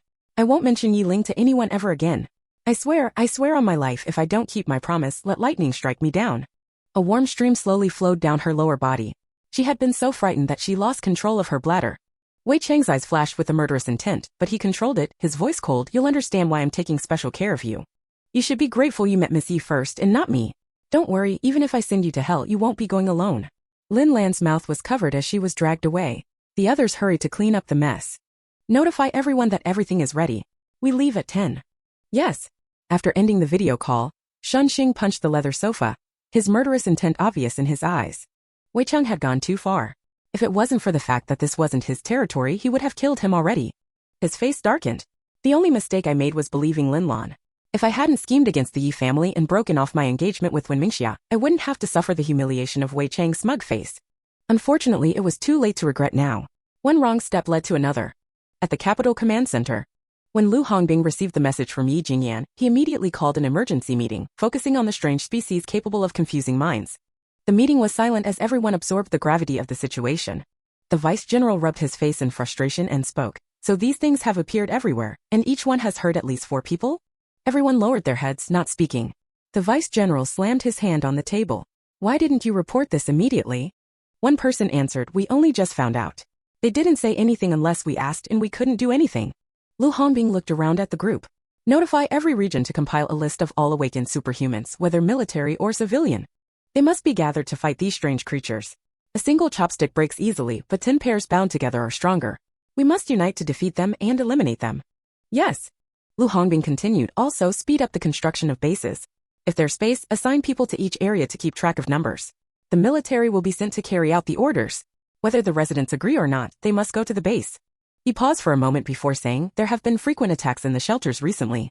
Many residents would rather take the risk of returning home or squatting in someone else's house than stay in the shelters. This is dangerous. If they remain scattered, they're more likely to fall victim to the strange creatures. The residents must be placed in the base. This is for their own safety." After the meeting, Lao Gu and Wei Zheng'an went to a corner, where Lao Gu asked, "Why didn't you say anything during the meeting?" Wei Zheng'an smiled. "What is there to say? His reasoning is sound. If you have any opinions, you can speak with him." Lao Gu chuckled softly. "What opinions could I have? His power grows by the day. Who would dare speak up at a time like this?" Wei Zheng'an's smile remained, thinking, "You know better than anyone that speaking up at a time like this is risky. So why are you encouraging me to step forward?" "Old man, asterisk." Lao Gu whispered, "Find some time for the 2 young ones to meet. We might still have enough supplies for now." Wei Zheng'an replied, "Oh, that's unfortunate. The younger one left the capital, but the older one is still here. Maybe we can arrange for them to meet." Lao Gu thought for a moment and nodded, "Sure, they're both your sons, there's no difference." The 2 agreed and left the meeting area. Lu Hongbing and the vice general stepped out from the shadows, with the vice general commenting, "At this time, they're still thinking about alliances. It's absurd." Lu Hongbing replied, "Absurd? I don't think so. It's actually quite reasonable." Chapter 69, A Ray of Hope in the Darkness. The vice general paused slightly before understanding the implication of the words. Lu Hongbing withdrew his gaze and looked at the vice general. "They were previously responsible for administration, and in times of peace they looked down on us who only know how to fight. But now things have changed. Now it's power that determines status. Although Old Gu's soldiers are fewer than ours, they are still formidable. As long as they don't do anything too outrageous, we'll turn a blind eye." The vice general nodded slightly. "You've been working for 36 hours straight without rest. If you keep going like this, your health will eventually break down. You should take a break, even if it's just for half an hour." Lu Hongbing's eyes were bloodshot as he pinched the bridge of his nose and replied, "Fine, I'll rest for a bit, but if anything happens, call me immediately. Also, send people to check if there's anything in the capital that could manipulate people's minds. If anything unusual is found, eliminate it on the spot. Don't take any prisoners." "Understood, understood. Please go rest in the office." Back in his office, Lu Hongbing didn't rest immediately. Instead, he took a bottle of seemingly ordinary bottled water from his bag and drank a few sips before finally lying down on his desk to rest. Yi Ling had sent everyone to rest in the space except for her eldest brother. Her 3rd brothers didn't want to leave her alone outside, but she wasn't tired and going into the space seemed like a waste of time. But everyone disagreed with her reasoning. In the end, it was her eldest brother, Yi Jingyan, who stayed behind to accompany her, while the others went into the space to rest. The Yi family base had already been emptied by her, and now only the vacant houses remained. She didn't think it was necessary to stay there, so she took a jeep and a backpack from the space, then drove off with her brother. Sitting in the passenger seat, Yi Ling said to Yi Jingyan, "Big brother, let's check the nearest neighborhood. I sense a very evil and hopeless energy there. Once we deal with it, we'll head to the ancient tomb." "All right." Yi Jingyan didn't ask any further questions and steered the wheel towards the distant neighborhood. Song Jie crouched in the old wardrobe, covering her mouth tightly to avoid making any sound. But the chewing and screams from outside made her tremble uncontrollably. This was the house she rented, and the screams were from her female classmate, who lived with her boyfriend. He was trying to bolster his courage by shouting. Song Jie had returned from the shelter the previous morning. At that time, her classmate didn't want to leave, thinking the shelter, despite being messy and dirty, was safer because there were more people and the monsters wouldn't get them. But Song Jie insisted on returning because as a single woman, she was being targeted by several men. Some of them looked at her lecherously, while others directly assaulted her. Every time she resisted fiercely, she was beaten. Her classmate and her boyfriend didn't dare step up, which she understood. After all, in these special times, looking out for oneself was the norm, so she came back alone. She thought the neighborhood would be empty, but to her surprise, there were quite a few people who had escaped from the shelter. Yesterday afternoon, she had spent time with an elderly couple and a mother and her son. In the evening, when she was about to return, the aunt suggested that everyone stay together for safety as nobody knew when some monster might show up to devour them. However, Song Jie was instinctively afraid of men. Even though the elderly uncle seemed very old, or the boy was only 15 or 16, she was still afraid of being around men. So she resolutely decided to return. That night, she hid in the wardrobe. Although it was uncomfortable, she felt it was the safest option. Half asleep, she heard voices and the sound of a door opening. She was terrified at first but, upon listening closely, realized it was her classmate and her boyfriend who had returned. The two shamelessly found the food she had gathered and started eating it. At first, she wanted to stop them, but after hearing their conversation, she was too scared to move. Her classmate's boyfriend said, "Once we find your classmate, you're not allowed to interfere. She's being targeted because of herself. Who told her to be so pretty and not find a man?" Her classmate hesitated before replying, "But she's been my classmate for 4 years at university. How can I bring myself to hand her over to those two men?" Her boyfriend said, "You heard what I said. Either you hand Song Jie over or I hand you over to them. You choose." "Fine, it's her. But try not to hurt her." Song Jie was both shocked and furious. But more than that, she was terrified of the wardrobe door being suddenly opened. If it were to be opened, they would find her hiding. At that moment, a low growl came from outside. It was the sound of a monster. Perhaps their noise had attracted the creature. The monster broke in, and Song Jie's classmate screamed as her boyfriend pushed her out to face it.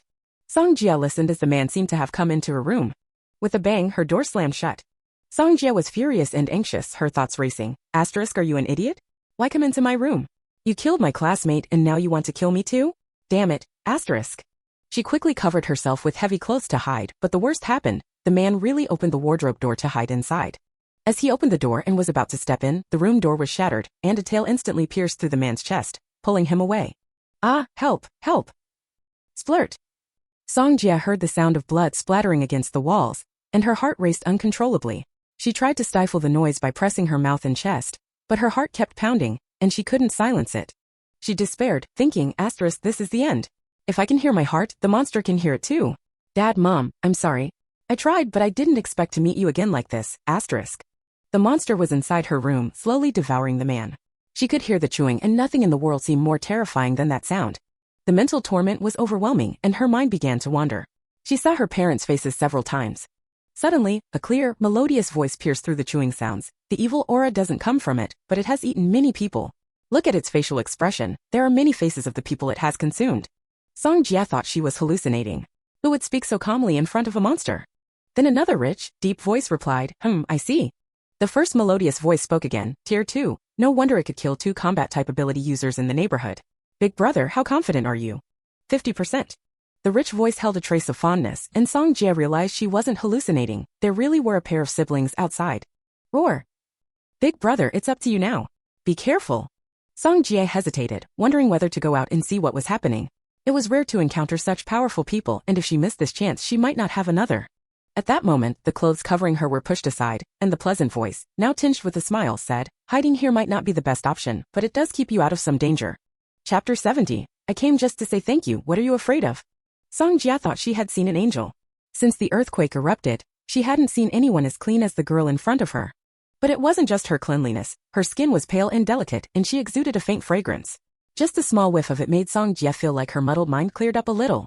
A small face, no bigger than her palm, was smiling at her, with clear, large, sparkling eyes looking right at her. Wasn't this an angel? Yiling extended her hand. Do you want to stay in the closet, or should I pull you up? Song Jia released her hand from her mouth and reached out. Please pull me up, my legs are numb. Yiling held her hand and transferred a bit of vitality to her. The discomfort in Song Jia's body instantly disappeared. After being pulled out of the closet, Song Jia was still in shock. It wasn't until a loud crash and a flash of blue light from outside that she snapped out of it. You guys are supernatural beings. Your abilities seem way stronger than any supernatural beings I've seen. Yiling nodded without modesty. Yes, we're indeed stronger than most people. She pointed to the severed limbs and arms in the room. Is this your friend? The blood here will attract more bizarre creatures. You can't stay here anymore. You either go to the shelter or the L City military base. Song Jia followed her finger and saw half a head under her vanity table, and her classmate's boyfriend's face was right in front of her, especially his wide, staring eyes, fixed on her. She didn't even have time to scream before her vision blurred and she fainted. Yiling caught her and turning to the approaching Yi Jingyan said, People's psychological endurance needs to be tested in adversity, or things like this might happen. Yi Jingyan glanced coldly at the half-head and then surveyed the room. Buildings like this are over 50 years old. Neither the soundproofing nor the sturdiness is any good. The noise here has already attracted other bizarre creatures. We should leave. Wait a second. Yiling gently touched Song Jia's forehead. Song Jia immediately woke up. She saw she was still in the room and hurriedly covered her mouth to stop herself from screaming. Yiling smiled at her. If there's anything you need to take, quickly go get it. Song Jia's legs were weak, but she gritted her teeth and forced herself to move. Luckily, she had already packed many important documents when she went to the shelter earlier. She just needed to grab a few more clothes. After following Yiling and the others to the living room, she finally saw what kind of monster had eaten her classmate. It seemed like a giant lizard, but not exactly. Its tail was long and thin, and the tuft of fur at the end looked like a sharp weapon, still covered in blood and flesh. The creature had a long mouth with two sharp, large teeth visible. Its abdomen had a big hole with ice shards around it. She quickly looked away and followed them out. When they passed the second floor, both Yiling and Yi Jingyan paused as their ears picked up something. Yiling said to Song Jia, Are you leaving by yourself, or do you want to hide first? Song Jia could tell from her movements that she had noticed something. Yiling was looking in the direction of the mother and son's house. I want to stay with you guys. I know this family. Yiling advised, I personally suggest you wait in the car for us. You won't like what's inside. Although Yiling smiled, her tone and gaze made it clear that there was no room for refusal. Song Jia wisely went downstairs. Yi Jingyan turned to Yiling. She's not an ordinary person? What are you planning to do with her? He wanted to know if saving this girl was just a coincidence or for some other reason. Yiling was about to step forward when she heard the question. She looked at her older brother in confusion. She's not an ordinary person? I didn't know that. We saved her because it was convenient, right? As for what to do with her, she can follow the soldiers. We can't exactly take her to the safety base ourselves, can we? Yi Jingyan smiled slightly. It's fine, just asking casually. Yiling suddenly pulled Yi Jingyan's arm and yanked him behind her, her expression turning sharp. She looked ahead, and ice flowers appeared under her feet. They quickly spread forward, freezing the walls, doors, and windows. After a brief moment of distaste in her eyes, Yiling said to Yi Jingyan, This neighborhood is done for. We can't stay here. Yi Jingyan glanced down at her hand tightly gripping his wrist, then up at the back of her round head. He nodded softly. What do you plan to do? Yiling turned to him, serious. After freezing it, we'll blow it up. She kicked the door open, and when they saw the scene inside, neither of them reacted except for a slight frown. After all, they had already seen the scene through their spiritual senses. The room had already been frozen by Yiling's ice elements, but they could still see black insects everywhere. They were larger than the cockroaches from the south. There were two corpses in the room. One was lying on the ground, the other was slumped on the sofa. One had turned into bones from the waist down while the other had turned into bones completely. The blood had stained the yellow sofa and white tiles red. Yiling didn't want to go in, her trypophobia flared up and goosebumps covered her body. She stepped back, looking up at the roof. They must have climbed up through the pipes and sewers. They shouldn't have appeared in such cold weather. Yi Jingyan stood beside her. I noticed they have fire elements inside. This might be related. We need to report this, since we've never seen such mutated insects before. He turned to Yiling, take out a container from your space. I need to bring 2 back to the research institute for study. Yiling nodded. After they packed 2 insects, they moved on to check the next house. Inside the space. After Moody's body had recovered to its peak state, she ran downstairs to sit under the camellia tree. She was planning to meditate here and reflect on the issues encountered during last night's fight. But just as she began to meditate, someone sat down next to her. She didn't plan on paying attention. Everyone in the space knew she was meditating and wouldn't disturb her. But she felt the person's gaze fixed on her, so she had no choice but to open her eyes and look. When she saw that it was Yi Tianfei staring at her with a serious expression, she immediately leaned back in fear, feeling an urge to stand up and run. Oh my god, why is he staring at me so seriously? Did I do something to upset him? She quickly recalled her actions last night, when she had used vines to restrain him from going to save the fake Ling Ling. She instantly broke into a cold sweat. Mr. Yi, I apologize. I shouldn't have blocked you last night. But you saw it too, it was fake. Summer and I couldn't just watch you go to your death, could we? After saying that, she quietly moved back a bit. When he didn't speak, his aura was rather intimidating.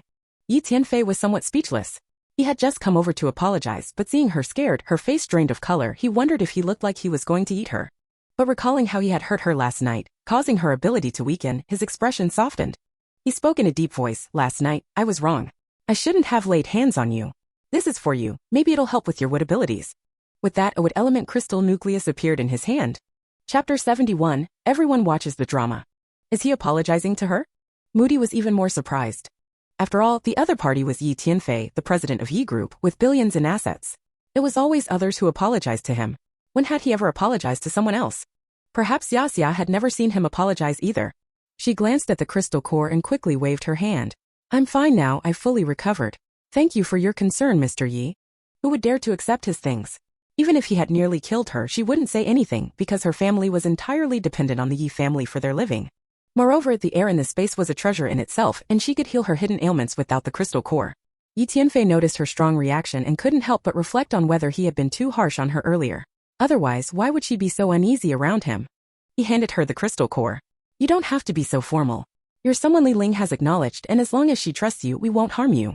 It's an extreme cold period right now, and wood-type crystal cores are hard to come by. You might not need it now, but we can't always guarantee you'll be able to access the space when needed. I know how powerful my flames are, and I admit that I shouldn't have used fire to attack your wood-type ability last night. I hope you won't do something reckless again. If anything happens, I wouldn't know how to explain it to Li Ling. Moody, hearing his words, could only accept it reluctantly. Then, I'll take it. Not far away, when Mingxia was hiding behind the durian tree, watching the two under the hibiscus tree, she stomped her feet in excitement. Yi Boxian, who had come to pick fresh durians for Li Ling, saw her twisting her body and followed her gaze.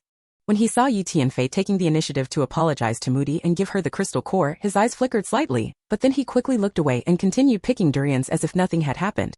After Yi Tianfei left, when Mingxia noticed Yi Boxian was standing nearby, she hurried over. Hey Yi Boxian, did you see that? Your younger brother, Yi Tianfei, actually took the initiative to go apologize to Moody. Yi Boxian caught the durian and replied casually, what about it? Is there a problem? Of course there is. When Mengxia walked over to him excited, your Yi family brothers, other than caring about Li Ling, when have they ever cared about another woman? He must have a thing for Moody. Yi Boxian simply responded, Miss Moody is a good person with a solid character. We investigated her before. Though she's a top celebrity, she doesn't live recklessly and has strong principles. If the fourth brother really likes her, there's nothing surprising about it. After all, her beauty has gained attention internationally. He didn't mention that he secretly hoped his brothers would be interested in other women so they wouldn't always be focused on Li Ling. When Mengxia nodded vigorously, that's true. I don't follow the entertainment industry, but I often see news about her going viral. I've always had a good impression of her. Yi Boxian said nothing more and turned to leave. He wasn't interested in discussing another woman with someone else. On the second-floor balcony, Yi Jinyan and Yi Yanling were watching Yi Tianfei and Moody's interaction. After observing it, Yi Jinyan's lips curled into a slight smile. Good, one competitor down. Yi Yanling clicked his tongue. Fourth brother's actions say it all. Yi Jinyan, however, replied, maybe he just went to thank her. Yi Yanling scoffed, yeah, since when does he need to go personally to thank someone? But this works out. Li Ling really likes this big star and even wants her to be her sister-in-law. Yi Jinyan looked at him. Don't blame me if you say something you shouldn't. If you get beaten up by him, I'm not going to help you. What are you two talking about? When Yan Chun walked over and followed their gaze, seeing Moody meditating under the hibiscus tree, he eyed them both carefully. You too. Yi Jinyan snapped, shut up. Yi Yanling chuckled, you've got the wrong person. We only have one woman in mind, and that's Li Ling. Oh. When Yan Chun gave them a knowing look, then noticed Yi Tianfei talking to Yi Boxian not far away. He looked from Yi Tianfei to Moody and then back to Yi Tianfei. It seemed like he understood now. Yi Tianfei, unaware that his simple gesture of thanking was being misunderstood by everyone, would definitely give them an eye roll and comment that they were all bored. Outside the space, Li Ling followed her brother downstairs, then suddenly chuckled, causing Yi Jingyan to look at her. What's going on? She had just been serious, but now she was smiling. Had something happened in the space? Li Ling quickly suppressed her smile and shook her head. Nothing. Asterisk. Oh my god, is my wish about to come true? Thinking back, she and the fourth brother really have a special connection. The book even mentioned in the first life they were stuck in an elevator together. Asterisk. Asterisk, I'm so excited. If it happens, their kids will be unbelievably beautiful. Asterisk. Asterisk, considering their current situation, it's still early for them to get together. I'll need to find opportunities for them to spend time alone together. Asterisk. Yi Jingyan raised an eyebrow. So it was about the fourth brother and Moody. When did those two have something going on? He rubbed his temples, realizing that he had been so busy lately that he had missed things happening around him. Song Jia saw them both coming out and quickly got out of the car. She looked behind them as they came down and felt a chill run down her spine when she saw they were the only two.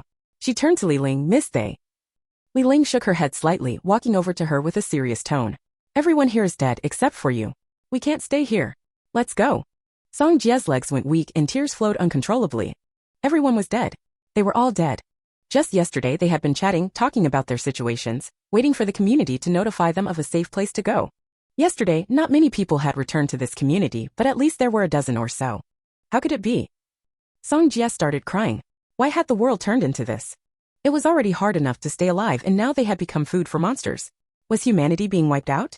Li Ling patted her shoulder. "If we don't leave now, we won't be able to. Get in the car and let's go." She and her brother had already heard the sounds of insects crawling. The three of them got in the car and drove out of the community. Li Ling and Yi Jingyan got out of the car and stood at the entrance. Then to Song Jia's shock, the entire community was frozen in ice, the buildings cracking and then collapsing with a huge crash.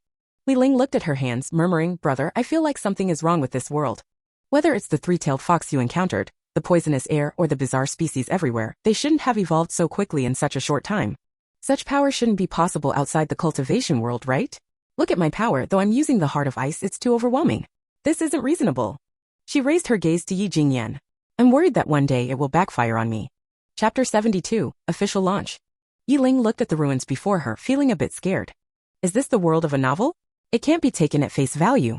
Maybe this world is sick, which is why natural disasters, strange creatures, reborn people, and book crossers, things that shouldn't exist, are appearing. But I feel anxious. The power I've shown is terrifying, this isn't normal. What she didn't notice was that as she stared ahead, a flash of black pupils appeared in her eyes, so fast that even Yi Ling didn't notice the anomaly. Yi Jingyan reached out and held her hand tightly, comforting her. "Don't be scared. If there's any backlash, I'll take it for you. If I fall, you still have second brother, third brother, and the others. We won't let you face any unknown dangers alone." He paused for a moment before continuing, and strange phenomena have always existed. But most of the time, they're suppressed for the sake of social harmony and the people's faith. Do you remember I told you before? Strange creatures started appearing 3 years ago. But their destructive power wasn't as strong then, so it was suppressed. But who can say for sure that these strange creatures only appeared 3 years ago? There are still plenty of areas in the world where humans cannot set foot. Who's to say there aren't powerful creatures there? Even if a few adventurers venture into these forbidden zones, they either die or come back acting crazy, what we call mentally disturbed. Lingling, this world is vast. There are many secrets that haven't been discovered by humans, and they may have always been here. It's just that the rule of this world was briefly handed over to humans. He paused again and helped Yi Ling put on the hood of her down jacket, speaking softly. "Let's make an assumption. This world was once ruled by higher life forms for a long period, but due to reproductive issues, their numbers drastically declined. Humans are incredibly fertile. Once their numbers reached a certain point, these higher beings, after living in comfort for so long, decided to wage war on the weaker humans for control of this world. Perhaps these higher beings were tired of ruling and handed over the world temporarily to the humans. But the destructive power of humans was too strong, leaving the world in ruins. The higher beings were affected, and as their activity range shrank, they grew dissatisfied and wanted to take back control. That's why we're seeing natural disasters and anomalies. They want to make the greedy and weak humans disappear." Yi Ling was stunned, feeling that what her brother said made so much sense. Yi Jingyan gently turned her around, walking slowly toward the car. "It's normal to feel scared. After all, the education we've received teaches us to trust in science, not mysticism. When we gain extraordinary power, fear and anxiety will temporarily appear. You can consider it an adaptation phase. Once this phase passes, the unease and fear will gradually disappear." Yi Ling felt a little better after hearing these words, her unease alleviated for the moment. In the back seat, Song Jia watched the figures walking ahead, her eyes full of envy. So this is what it's like to be a superpowered person. Although this community only has 8 buildings, each with 6 floors, this wasn't something one person could destroy. At this moment, she desperately wished for the power to become an ability user. If only she were one too. The 3 of them left in the car, and at a turn, Yi Ling quietly released second brother and the others from the space. They drove 2 more cars to follow behind. As soon as Yi Bushwan and Yu Zimo appeared, both immediately checked their phones for signal. When they saw only one bar, both of them looked displeased. According to the time outside, they had been gone for about 3 hours, but both had special statuses and were expected to be contacted by superiors at any time. Fortunately, they both had special phones to contact special groups. Yi Buishuan called Wei Qi, and the call was quickly answered. Captain, you've finally shown up. We have an urgent mission. The superiors want us to assist the military in L City with the eradication of strange creatures, especially those that can confuse the mind. The political commissar here said they would cooperate fully with our mission. Now we're just waiting for your reply. Yi Buishuan thought for a moment before responding. Understood.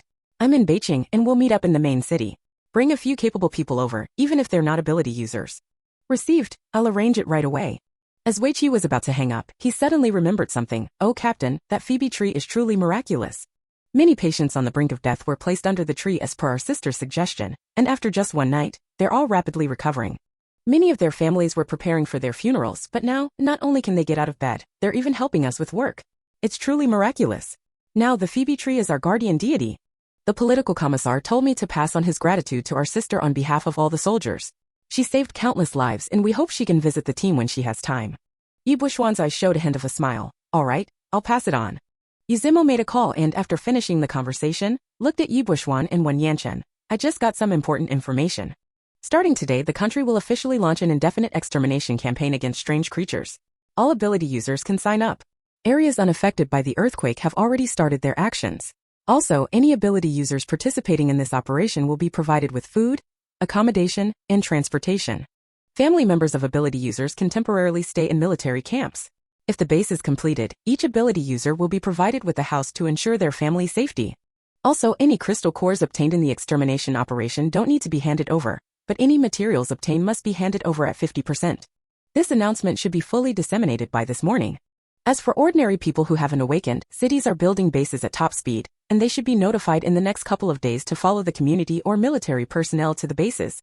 Mu Di and Wen Mengxia were both excited after hearing this. Mu Di was so excited that her eyes even reddened. This is great. The country is working hard to save its people. I believe that as long as everyone cooperates, we will definitely get through this. Wen Mengxia nodded vigorously. Yes, we will. How about we form a team, come up with a team name?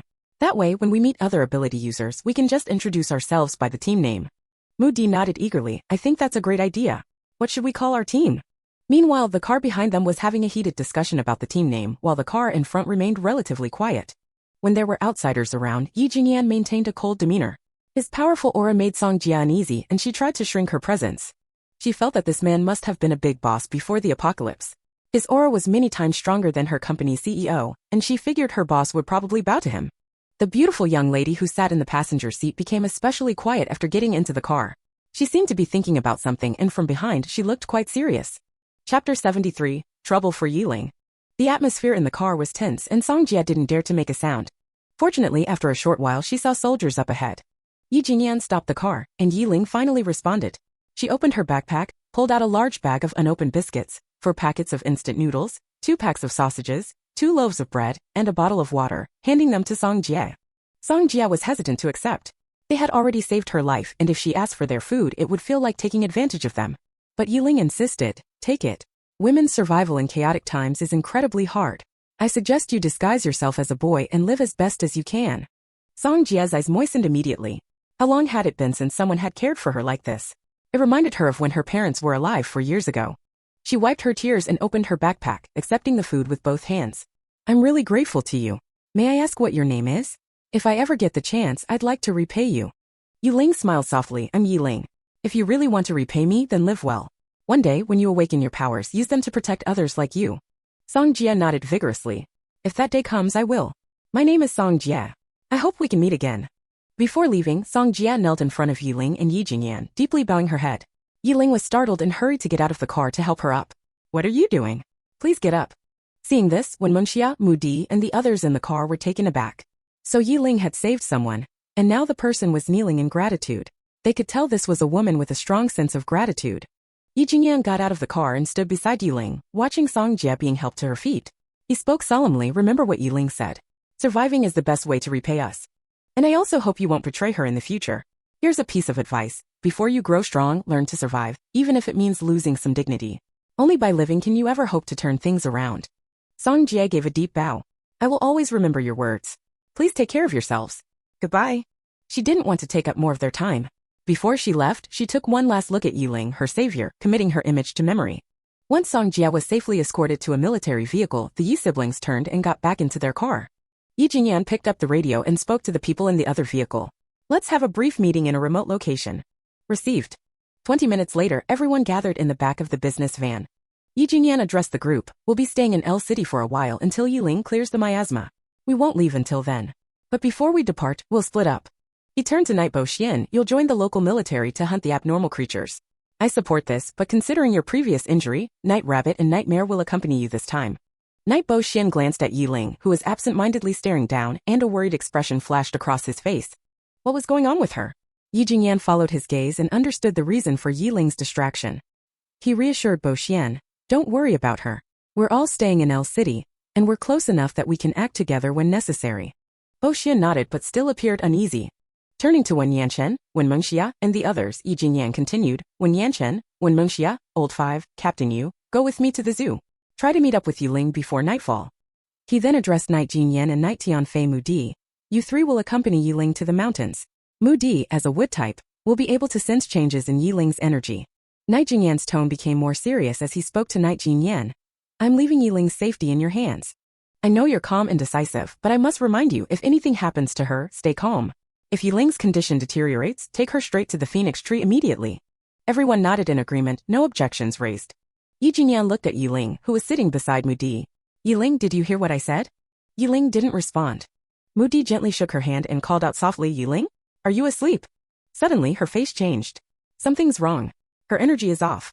Before anyone could react, Yiling suddenly coughed up blood, her body swaying before collapsing into Mudi's arms. In that moment, as she lost consciousness, Yiling transported everyone, herself and the car, into the space. Inside the space, everyone panicked as they searched for Yiling. They rushed to her room, only to find it empty. When siblings, along with Yuzimo and Mudi, frantically searched every room but found no sign of her. Suddenly, a shout came from outside the courtyard. Why has the sky turned dark? This is the first time I've seen the sky go dark in the space. The sky's dark. Mudi quickly glanced outside and indeed, the sky was slowly darkening. Night Yanling hurried to the phoenix tree, craning his neck to look up. But the tree was too tall and the light too dim for him to see if Yiling was there. He shouted to the distance, Big brother, second brother, use your mental power to check if she's up there. Yi Jingyan and Night Bo Xian rushed to the tree. Their faces grew serious. Our mental power is being blocked by some force. We can't see anything above. Night Yanling, now frantic, snapped, is she up there or not? Why did she vomit blood? Big brother, what did you do outside with her? Why did she vomit blood? Night Bo Xian turned to Yi Jingyan, forcing himself to stay calm as he analyzed the situation. Could it have something to do with her absorbing too much miasma? Last night, when she absorbed the miasma by the river, a tornado was formed, causing a big commotion. Although the miasma was absorbed by her yin-yang pearl, it's still in her mind and could be affecting her. And the yin-yang pearl also absorbed a lot of negative energy, anyone else would have been done for. Night Yanling scowled, his eyes narrowing dangerously as he glared at Bo Xian. Stop talking nonsense. There's no way she's in danger. He turned to Yi Jingyan, his voice sharp. You haven't noticed? From the moment we left the space, I couldn't hear her thoughts. She's usually chattering away in my mind, but now she's eerily silent. I didn't have time to check on her, and now this huge disaster happens. How can you tell me to stay calm? After finishing, he stormed off, using his wind abilities to search the entire space. He wouldn't rest until he found Yiling. Yi Jingyan and Night Bo Xian were knocked back by the sudden gust of wind. Yi Jingyan turned to Bo Xian. Keep searching. Chapter 74, It Hurt So Much. Nightling's sudden incident sent everyone in the space into a panic. They all began searching for her, with the servants and bodyguards almost conducting a carpet-style search. Night Jinyan had already searched the places like the Fuso tree, the spiritual spring, the lakeside, and the orchard, and now he was heading towards the farthest area. He was running so fast that he nearly tripped several times. When Yuzimo arrived and saw him like this, he realized just how important Nightling was in the hearts of the Night family brothers. This was the first time he had seen Night Jinyan in such a disheveled state. Night Tianfei pushed his speed to the limit. Among everyone in the space, only he and Night Yanling were the fastest. Their afterimages could be seen everywhere, but after going back and forth several times, they still hadn't found Nightling. Mudi and Wen Mengxia were frantic. They had searched everywhere they could, but in the end, they both looked towards the distant snow-capped mountain. Snow Mountain. Snow Mountain, Wen Mengxia said quickly. We've searched everywhere except for the Snow Mountain. Mudi grabbed her and they both rushed towards the mountain. When they arrived at the base, they realized that the Night brothers had already begun to climb. Without a second thought, they started climbing as well.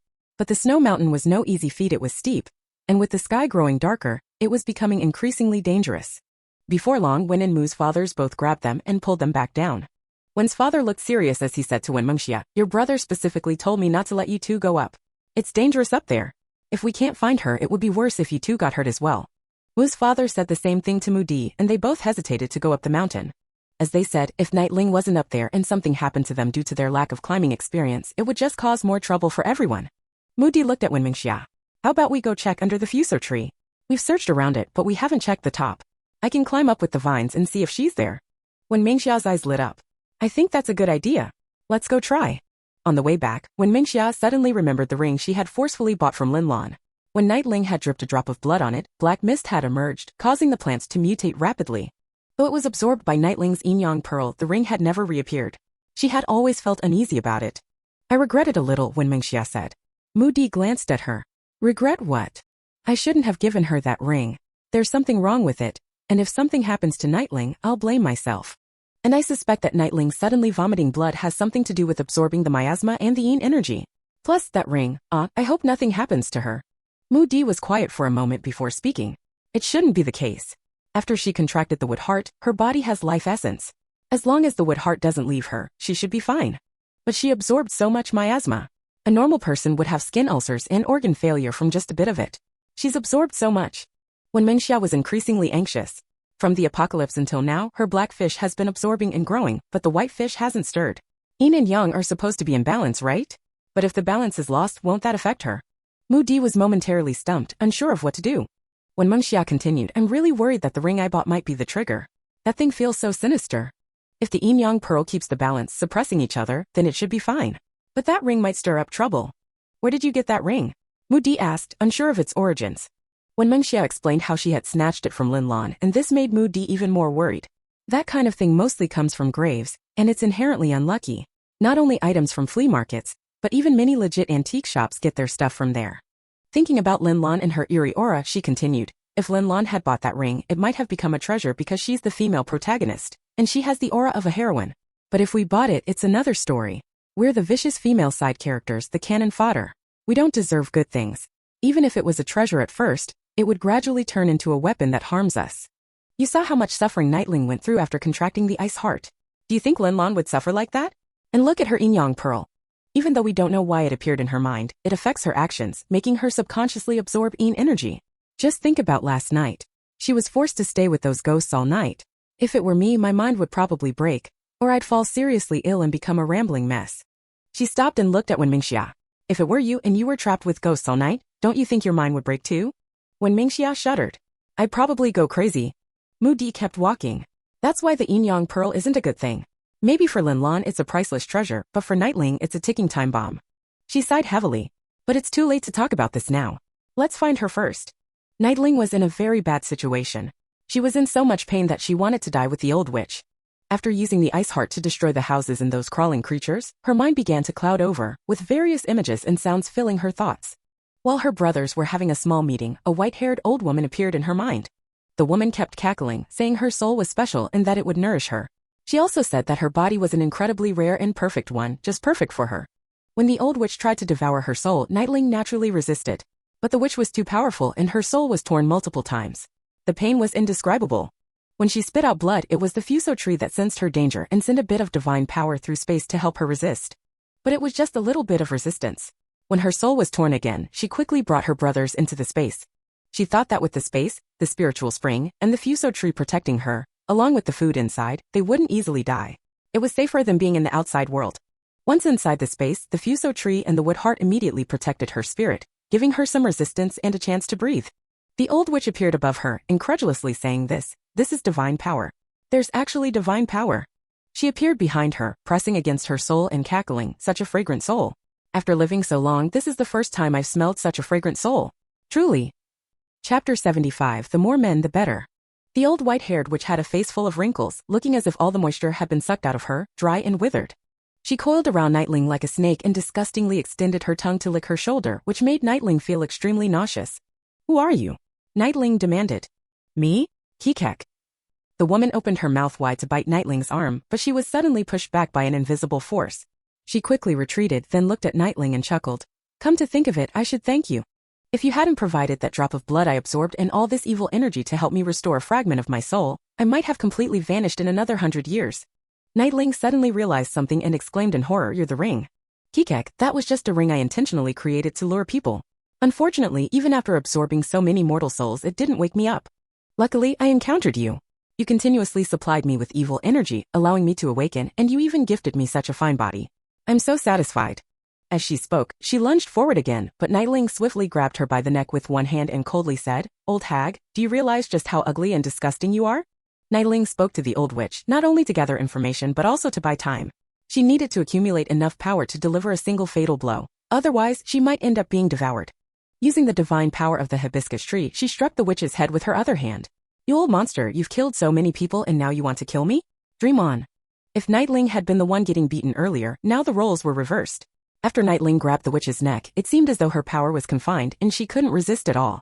Unbeknownst to Nightling, while she was beating the witch, the sky above them in the space was continuously changing. It shifted from daytime to nighttime, leaving everyone in the space confused. Up on the snowy mountain, Night Tianfei and Night Yanling were already at the peak. They looked up at the constantly shifting sky, and Night Yanling asked, "Fourth brother, do you think this phenomenon is related to Nightling? What is she going through?" Night Tianfei stared at the sky for a while before replying, "Hard to say. Feels like a battle. Let's not dwell on this for now. While it's still light, let's carefully search for her on the mountain." However, the mountain was so vast that it would take them a long time to thoroughly search it. Just as they were about to split up, they heard Night Bo Xian's voice from below. "You two, come down. She's not on the mountain." Not on the mountain? They hurriedly headed towards Night Bo Xian's location. Night Bo Xian was waiting for them halfway up the mountain. When they reached him, he pointed into the distance. "See the hibiscus tree? There's white light flashing from time to time. Nightling should be there." The two brothers looked in the direction, but due to the distance and the fact that they weren't spiritual type abilities users, they didn't see the white light that Night Bo Xian mentioned. Night Yanling, in a rush, left a quick remark, "I'll go ahead. You follow me." With that, he was already 5 meters ahead. Night Tianfei, falling behind a step, descended the mountain with Night Bo Xian. "Where are eldest brother and third brother? Have they already gone?" "Yeah." Eldest brother noticed something odd first, so he went ahead. Night Tianfei thought for a moment, then said to Night Bo Xian, "Second brother, don't blame me for being selfish. Once we find Nightling, don't let her keep absorbing the poisonous gas. The city is ruined, so it's ruined. After the earthquake, half the cities in the country are gone. This one doesn't matter. But we can't lose Nightling. She can't be harmed." Night Bo Xian replied, "I discussed it with eldest brother before coming. The poisonous gas really can't keep being absorbed. If her yin-yang pearl loses balance, it'll be dangerous for her, this space, and everyone outside. However, we can suggest it to her, but we can't force it. Don't forget, she's not that reckless troublemaker anymore. She's now the true Qi Yiling, the one who's had her own opinions since she was young. Do you understand?" Night Tianfei was silent, but his pace quickened. With the support of the wood element heart and the hibiscus tree, Nightling grew more and more intense in her attacks, eventually forcing the old witch to reveal her true form. It turned out to be a giant snake, a black one. In front of it, Nightling's soul felt as weak as a little rabbit. With the power of the hibiscus tree, Nightling instantly appeared above the creature's vital spot, landing punch after punch. The demon soul begged desperately, "Stop. I won't eat you anymore, I promise." In response, she intensified her strikes, hitting the vital spot harder. "Stop. Please stop. Even if you kill me, there will be another demon soul like mine to appear." At this moment, it was no longer as arrogant as before. Its soul was nearly dissipating, and after struggling so hard to wake up, it didn't want to vanish so quickly. Nightling grabbed its vital spot with one hand and snarled, "What do you mean? Does your ring still contain demon souls? Could you please release your hand first?" Another brutal blow followed. Nightling, normally a gentle person, had her violent side awakened by this demon soul. She wasn't about to waste time with words, she would beat it without hesitation. The demon soul quickly explained, "There's only my fragmentary soul in the ring, no other souls. But among the evil energy you absorbed, there are many powerful fragments of souls. As long as they aren't purified, they will wake up like me and devour your soul." Nightling froze for a moment, realizing something. Does this mean the poisonous and evil energy she absorbed hadn't been fully purified by the blackfish? She stomped on the demon soul's vital spot and said coldly, "If you don't want to be annihilated, tell me how to solve this. Otherwise, I'll kill you right now." A look of malice flashed in the demon soul's eyes. It was a powerful demon, reduced to being bullied by a weak human. This was the height of humiliation. However, this weak human had divine power protecting her, so it couldn't resist. Suppressing its anger, it said, "I've never seen your yin-yang pearl, but look, it's lost its balance. All power depends on balance. Once it's disrupted, problems arise. You've absorbed too much evil energy. If you don't absorb masculine energy soon to suppress it, your yin-yang pearl will turn into an evil orb full of malevolent power. At that point, your primordial spirit will be consumed by it, and you'll become its puppet to wreak havoc on the human world. The solution is simple. Find something with masculine energy to absorb. For example, men, specifically men who are still virgins. Their masculine energy can counteract this evil energy. The more of these men, the better. Absurd. Nightling couldn't believe what she was hearing. Men who were still virgins, and the more, the better? If she did this, how was she any different from the Sea Queen? She stomped harder on its vital spot. I don't believe there's only this one way. You said masculine energy, what other ways are there? Tell me. The demon soul screamed in pain, its already fading soul becoming even more transparent. It flicked its tail and said, this is the quickest solution. If you've only absorbed a little evil energy, you could try things like the Bagua mirror, the Feng Shui sword, or other Taoist tools to ward off evil. But you've absorbed far too much evil energy.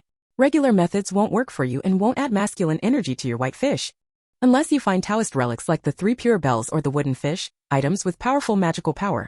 But those are nearly impossible to find, they've disappeared for many years. You could also seek the Heart of Fire. If you have it, all your problems would be solved. But the Heart of Fire is in a volcano, how are you going to find it? There are so many volcanoes in the world. Do you think you can find it?